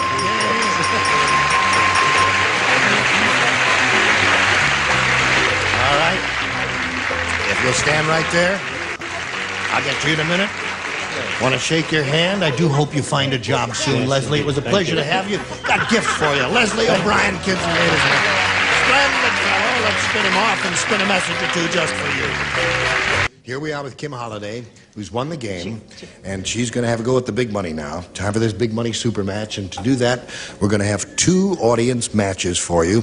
And I point out to you, whatever you win in these audience matches will be multiplied by 10, and that'll be the final dollar figure you're playing for. Here we go. We polled a studio audience not too long ago, and we said, you write down your best response to this. Cake blank. If you match the answer they wrote down most frequently, Kim, you get $500. If you match the answer they wrote down second most frequently, you get $250 and $100 for matching the third.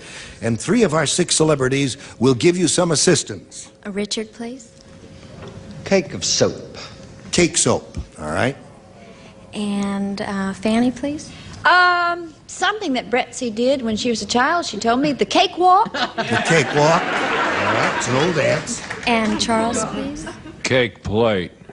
Cake plate. Now, There's no way you can think make it over that up. carefully, Kim. You've got cake plate, cakewalk, and cake of soap. Now, you can choose one of those or reject all of them and give us one of your own. What is your pleasure? I thought of cakewalk first. Cakewalk. Really? You have heard of that? Yes. All right, she wants cakewalk. Let's find out if it's up there and if so, where. Let's begin down at the bottom and reveal the $100 response.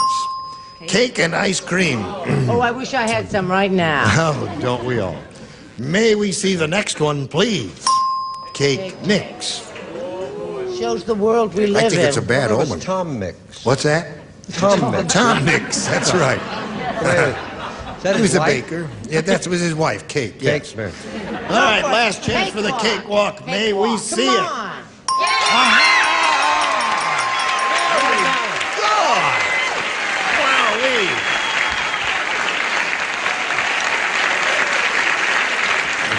Well done. And you picked the winner there. You've got $500, and that means the least you'll be playing for is 10 times that amount, or $5,000. And now, Kim, we're going to see how much more you'll win with the second audience match. Here we go. Tale of blank. Tale of blank. Now, whom do you want? Richard, please. Tale of Two Cities.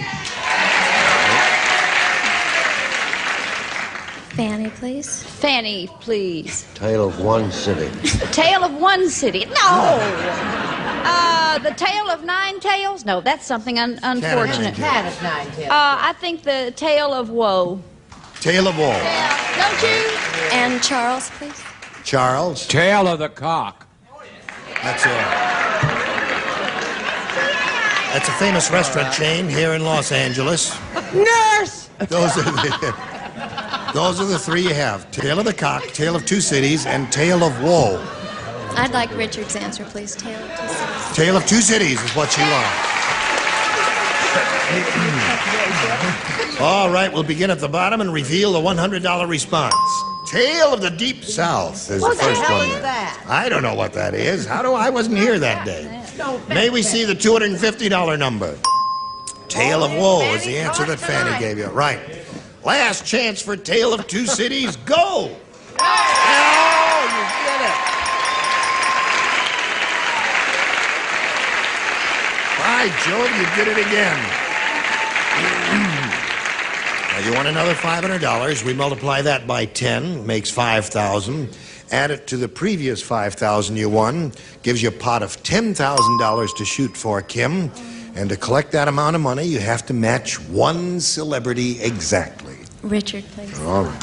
Stand right there in that blue dot and face me if you would, please, there. And I will get the question worth $10,000. And good luck to you, and here it is. Blank Boone, B-O-O-N-E. Blank Boone. Okay, now he's finished. You give us the answer that he's written on the card. We give you $10,000. Blank Boone. Daniel Boone. Daniel Boone. All right, Richard. Daniel Boone is what she says will match you. No, I can't do it there. I said Pat Boone. Pat Boone. You have it? He's just been in the news so much because his young daughter has a big hot record, really. Oh, really? Yes. And I'm sorry, my daughter. Oh, listen, Kim, you have a total of $1,000, and that's not bad. We congratulate you for that. Now we got this for you. Listen, we thank you for joining us. We hope you'll join us next week when we'll have a lot more money to give away, and we'll have a lot more beautiful people, such as Gary Burghoff from MASH, and such as Richard Dawson from Family Feud, and such as our regulars here and our semi-regular. Join us next time for Match Game PM. Gene Rayburn here. Goodbye.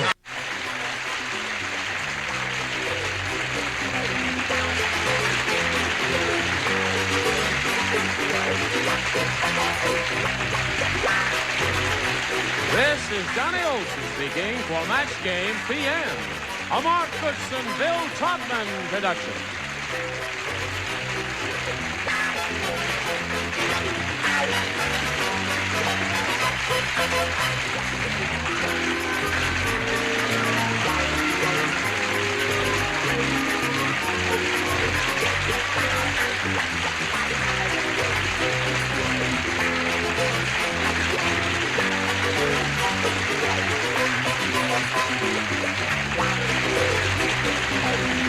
Get ready to match the stars. Avery Schreiber, Brett Summers, Charles Nelson Riley, Elaine Joyce, from Matt, Gary Burghoff, and Barry Flash as we play the star-studded Big Money Match Game PM. And now, here's the star of Match Game PM, Gene Rayburn.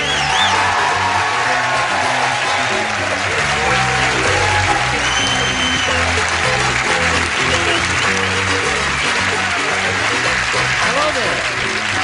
Thank you very much. Thank you for joining us here on Match Game PM. You're going to have a good time because we have the beautiful people here. Are you all ready? Yeah. He's the man in the our gray two flannel players, suit. Robert Beckwith and Lance Corporal Tracy Alger. How do you do? I want to welcome each of you here and find out a little bit about each of you. I kind of stumbled on your name. You are Lance Corporal Tracy Owsley. Yes. They didn't have... What army are you in? I'm in the Marine Corps. Oh, the Marine Corps.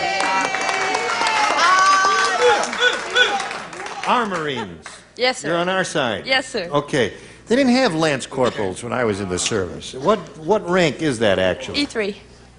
3. Yes, it's right after PFC and right before corporal. Okay. Where are you stationed? Camp Hamilton. And anything else you want to say about yourself, Tracy? Yes, I'm 19. I'm originally from Grants, New Mexico. And I also work as a DJ in a discotheque. Oh, good for you. That's nice to have you with us. Thank you. Robert Beckwith. Where are you from? Manhattan Beach, California. Near here. Yep. Now living in Denver, Colorado. I work with an airlines and I substitute teach occasionally. What subjects do you teach? Physical education and English. Okay. Welcome to both of you. Good luck to both Thank of you. Here on Match Game PM, you have 3 opportunities, each of you, to match as many of our stars as possible. The one who's done that most often at the end of the 3rd round will be the winner, and that person will go on to play the big money super match, which can pay off over $20,000. So here we go. Okay, Tracy, A or B? I'll take B. Shall I call you Tracy? Yes. Because I didn't know whether to call you Lance No. or Corporal or what here. Phil said, Judy wouldn't even go near my waterbed until he gave her blank. Phil said Judy wouldn't even go near my waterbed until I gave her blank. Phil said Judy wouldn't even go near my waterbed until I gave her blank. Mouth-to-mouth resuscitation.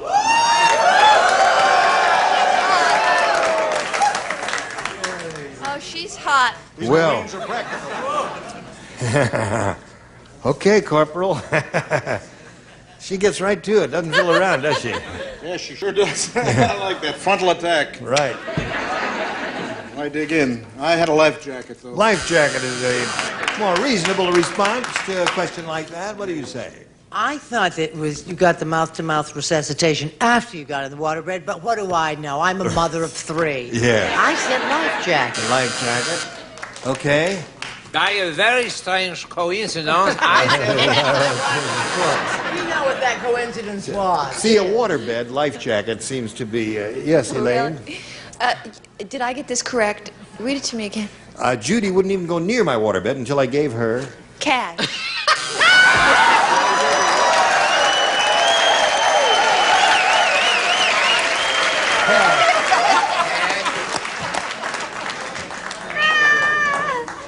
Do I have my master charge with me? You take Amex? Wow. What do you Lord. say here? Lordy. I said water wings. Water wings. That's another good one. Have you got goodie for us? About $50. Oh. Life preservers. Sorry. Life preserver. Okay, got no mouth to mouth there. Now let's see what we have for you, Bob. Paul said, I just saw the world's strangest wedding. How strange was it? Who asked? What a voice! I don't mind it, but his voice is changing right in the middle of this. He says, how strange was it? Henry Aldrich. He said, just saw the world's strangest wedding. Instead of a regular suit, the groom was wearing a blank suit.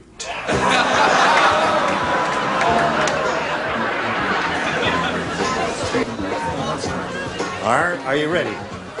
Paul said, I just saw the world's strangest wedding. Instead of a regular suit, the groom was wearing a blank suit.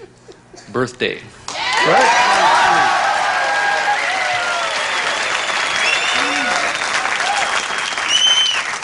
I hope you're not too smart for this crowd, because I think that is a nifty answer there. That is a lovely answer. I had a bathing suit. Bathing suit, yeah. With you, though. He came up with the winner there, right? Certainly did. He came up with a really terrific He came answer. up with losers here on the panel. Yes, but and I think he was too smart for the room because I said wetsuit. a wetsuit. Okay. The correct answer.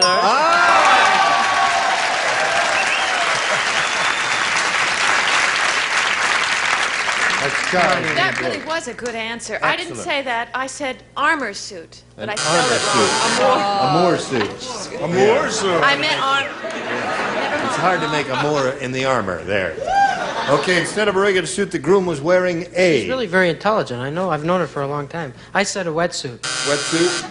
Okay, Fanny, come to you. Yes. Well, it's difficult. Show us your birthday suit. Well... Oh, I won't say it. I said she was wearing a lawsuit. That's an intangible thing. Okay, so there we are at the end of round one. 1-0 in favor of Robert Beckwith. Round two coming up after this. Here we go. Round two coming up. Now, Robert, you're ahead, so I'm going to ask you to go first. You may have A or B. I'll take B, please. B. It's lovely to hear the birds singing, isn't it? Yes, cleared up. It's spring. Judy and George. Judy and George were the strangest couple on the dance floor. I'll just lay out until I tell you to come in, okay? Everyone else was dancing cheek to cheek, but they were dancing blank to blank.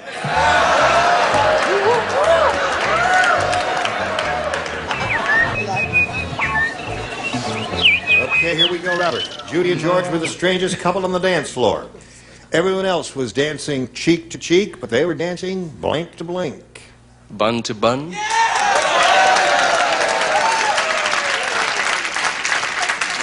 Yeah. Has that ever been done in a disco? Oh, for heaven's sakes, of course, sweetheart. Come on, you just... John Travolta never did that.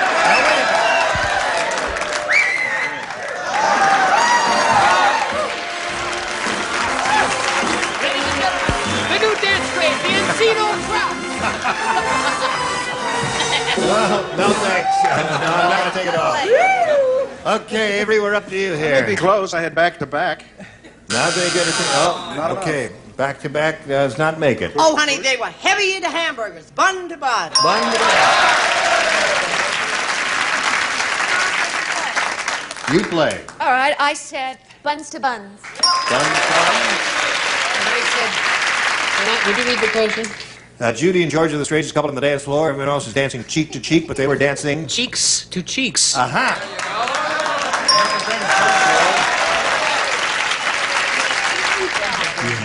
Hello there.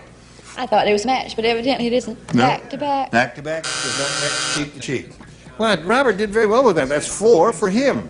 Now, Lance Corporal Tracy Owsley, this is yours. Bill said, my wife will never forget she used to be a sergeant in the wax. Every night, before I come to bed, she makes me blank.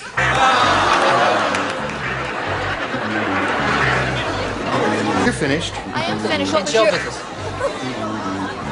All right. Okay, Chuck. Tracy, Bill said, my wife will never forget she used to be a sergeant in the wax. Every night before I come to bed, she makes me... Sing taps. Sing taps. That's what they do. What else we do? Lights out, everybody. Lights out. Time for now. You just get a mating call. I got a mating call from the audience. Really? Show and There's a tell. team out there. She makes me come to attention. Right.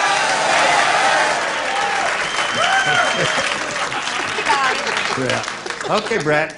I have a similar answer. I said stand at attention and salute. Stand at attention and salute. Salute. Signore, salute.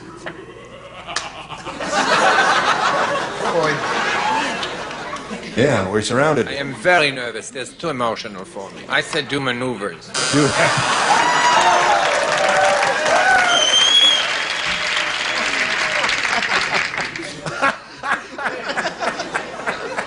A lot of them. Charles, you're too much. Hello, Elaine. Hello. You remember me? Yes. Good. I'm the one who's asks the questions, and you're right there. Every night before I come to bed, you make me what? Do KP duty. Do KP duty. Okay. Not being an army person at all. Right. You What do you see, say? folks, it's the stuff you don't see on the cameras that works on Salute! Salute. Okay.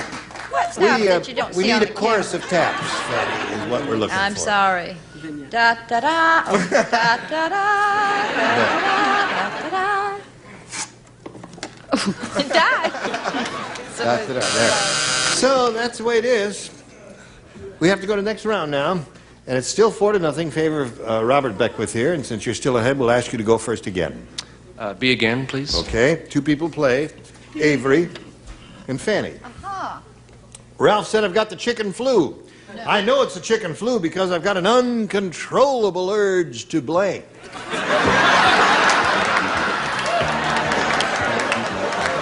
Chicken flu. Perfect. Chicken. You don't play. Oh, because I had such a good answer. I'll tell you later. Okay, I'll call on you. I doubt if he has a good answer. He says that because he's not playing. Fanny's ready. Ralph said, "I got the chicken flu. I know it's a chicken flu because I have an uncontrollable urge to..." Lay an egg. Lay an egg is okay.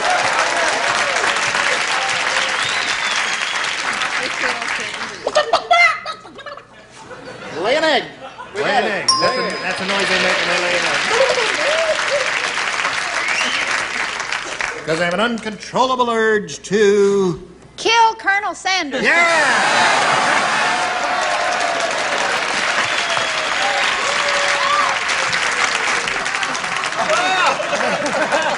Oh, I know exactly how you feel. Oh, what a wonderful answer that is. Well, now, Robert has 5. Wonderful. And Tracy, that means you need 5 to tie, 6 to win. Good luck. Brenda said to her son, she said, "It's not true that I wanted a daughter instead of you. Now shut up and put on your blank."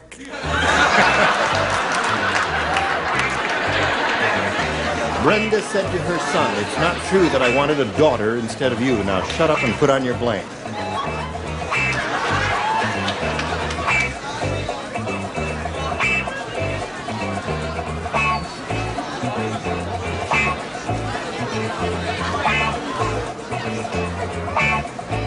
Here we go. Brenda said to her son, "It's not true that I wanted a daughter instead of you. Now shut up and put on your blank." Dress. Dress.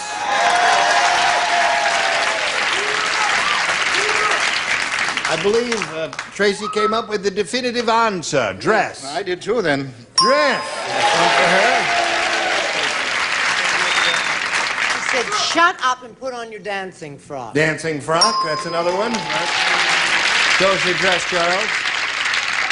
It's home. Oh, I beg your pardon. I said training bra. Training bra. Now. It's not over yet. Wait a minute. Hold on. Kill the music. Hold everything. We'll tell you. It's 5-2 is the score now. If she matches everybody in the bottom row here, she could tie it up. So it's not quite finished yet. She's looking for a dress. It's finished. Pantyhose. So that means Robert Becker does win the game. We have training bra.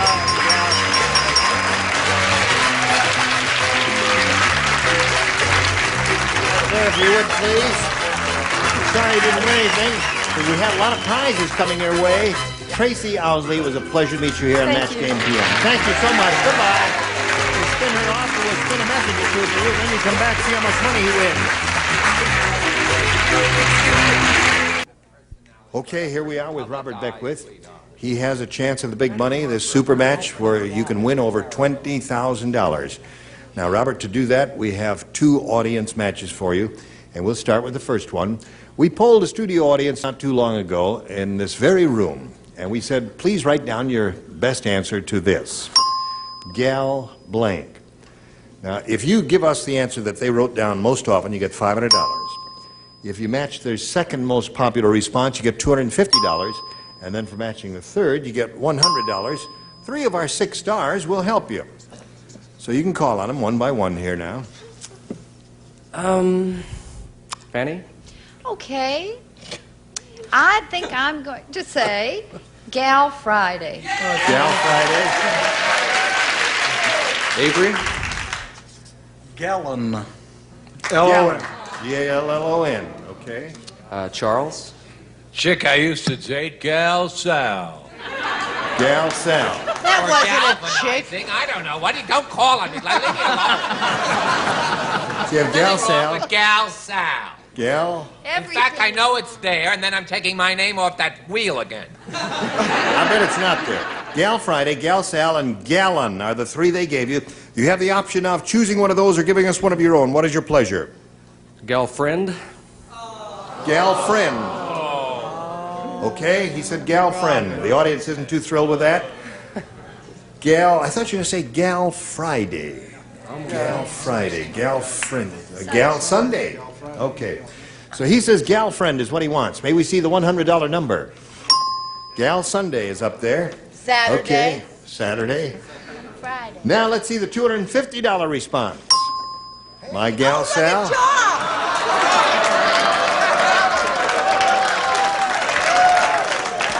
There's your gal, Sal. There's your $100. Any guy with a red handkerchief's weird.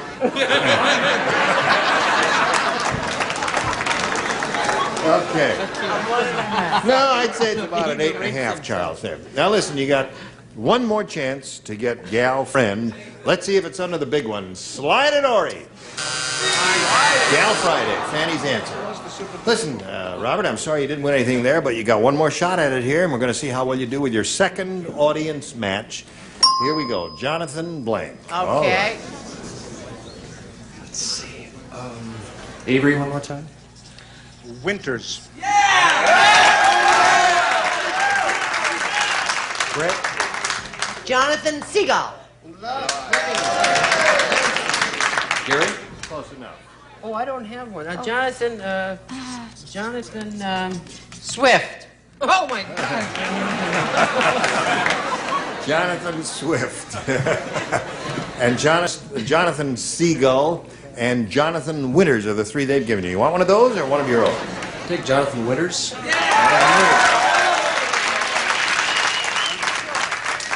Let's find if old Johnny Winters is up there. Let's go down to the bottom, reveal a $100 number. Jonathan Logan. That's a line of women's wear. Oh, there And must have been a lot of I've ladies. worn them often.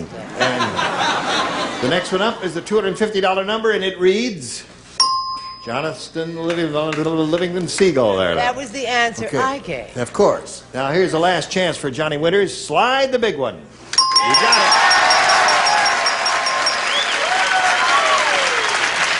Okay, Alan, here it is. You won the $500. Multiplied by 10 is $5,000. That means the least you can play for is that amount. However, you can double that stake if you have a lucky spin of the star wheel here.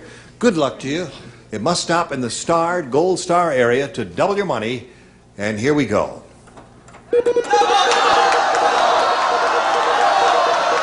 All hooked up automatically. If the blue light stays on, it is indeed a double.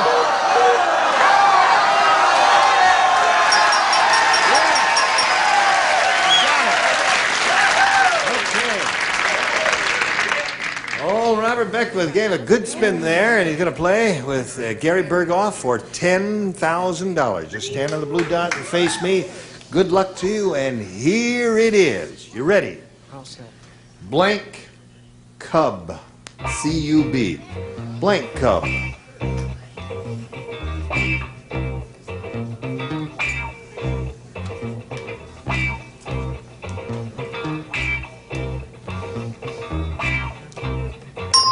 Okay, now if you give us the answer that Gary's written on the card, you get $10,000. What do you say to that? Blank Cub.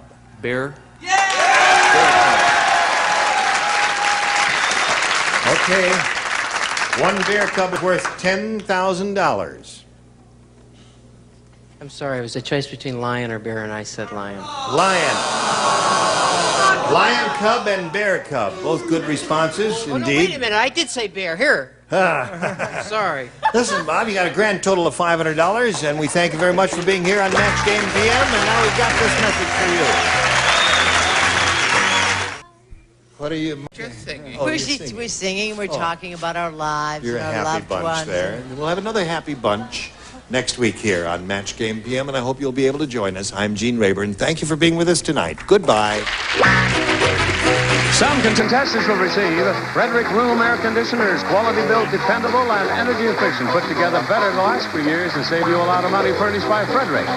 And Deep Woods Off has been proven effective in places where the bugs are tough. Available in spray or lotion, Deep Woods Off proved in test after test. And Sun Giant Snacks, California's finest raisins, dates, almonds, pistachios, and trail mixes, naturally delicious. There's something good under the sun, Sun Giant Snacks. And Blue Luster Shampoo and Blue Luster Plus Carpet Shampoo with grease cutters and brighteners to remove ground-in dirt and grime. And McCloskey Lumber, Life Exterior Stains and Man of War's Farr Varnish, the best weather protection money can buy. Made for people who want things to last. And Turtle Extra Car Wax. Extra easy, extra durable, extra brilliant. Turtle Extra Car Wax in liquid or new soft paste.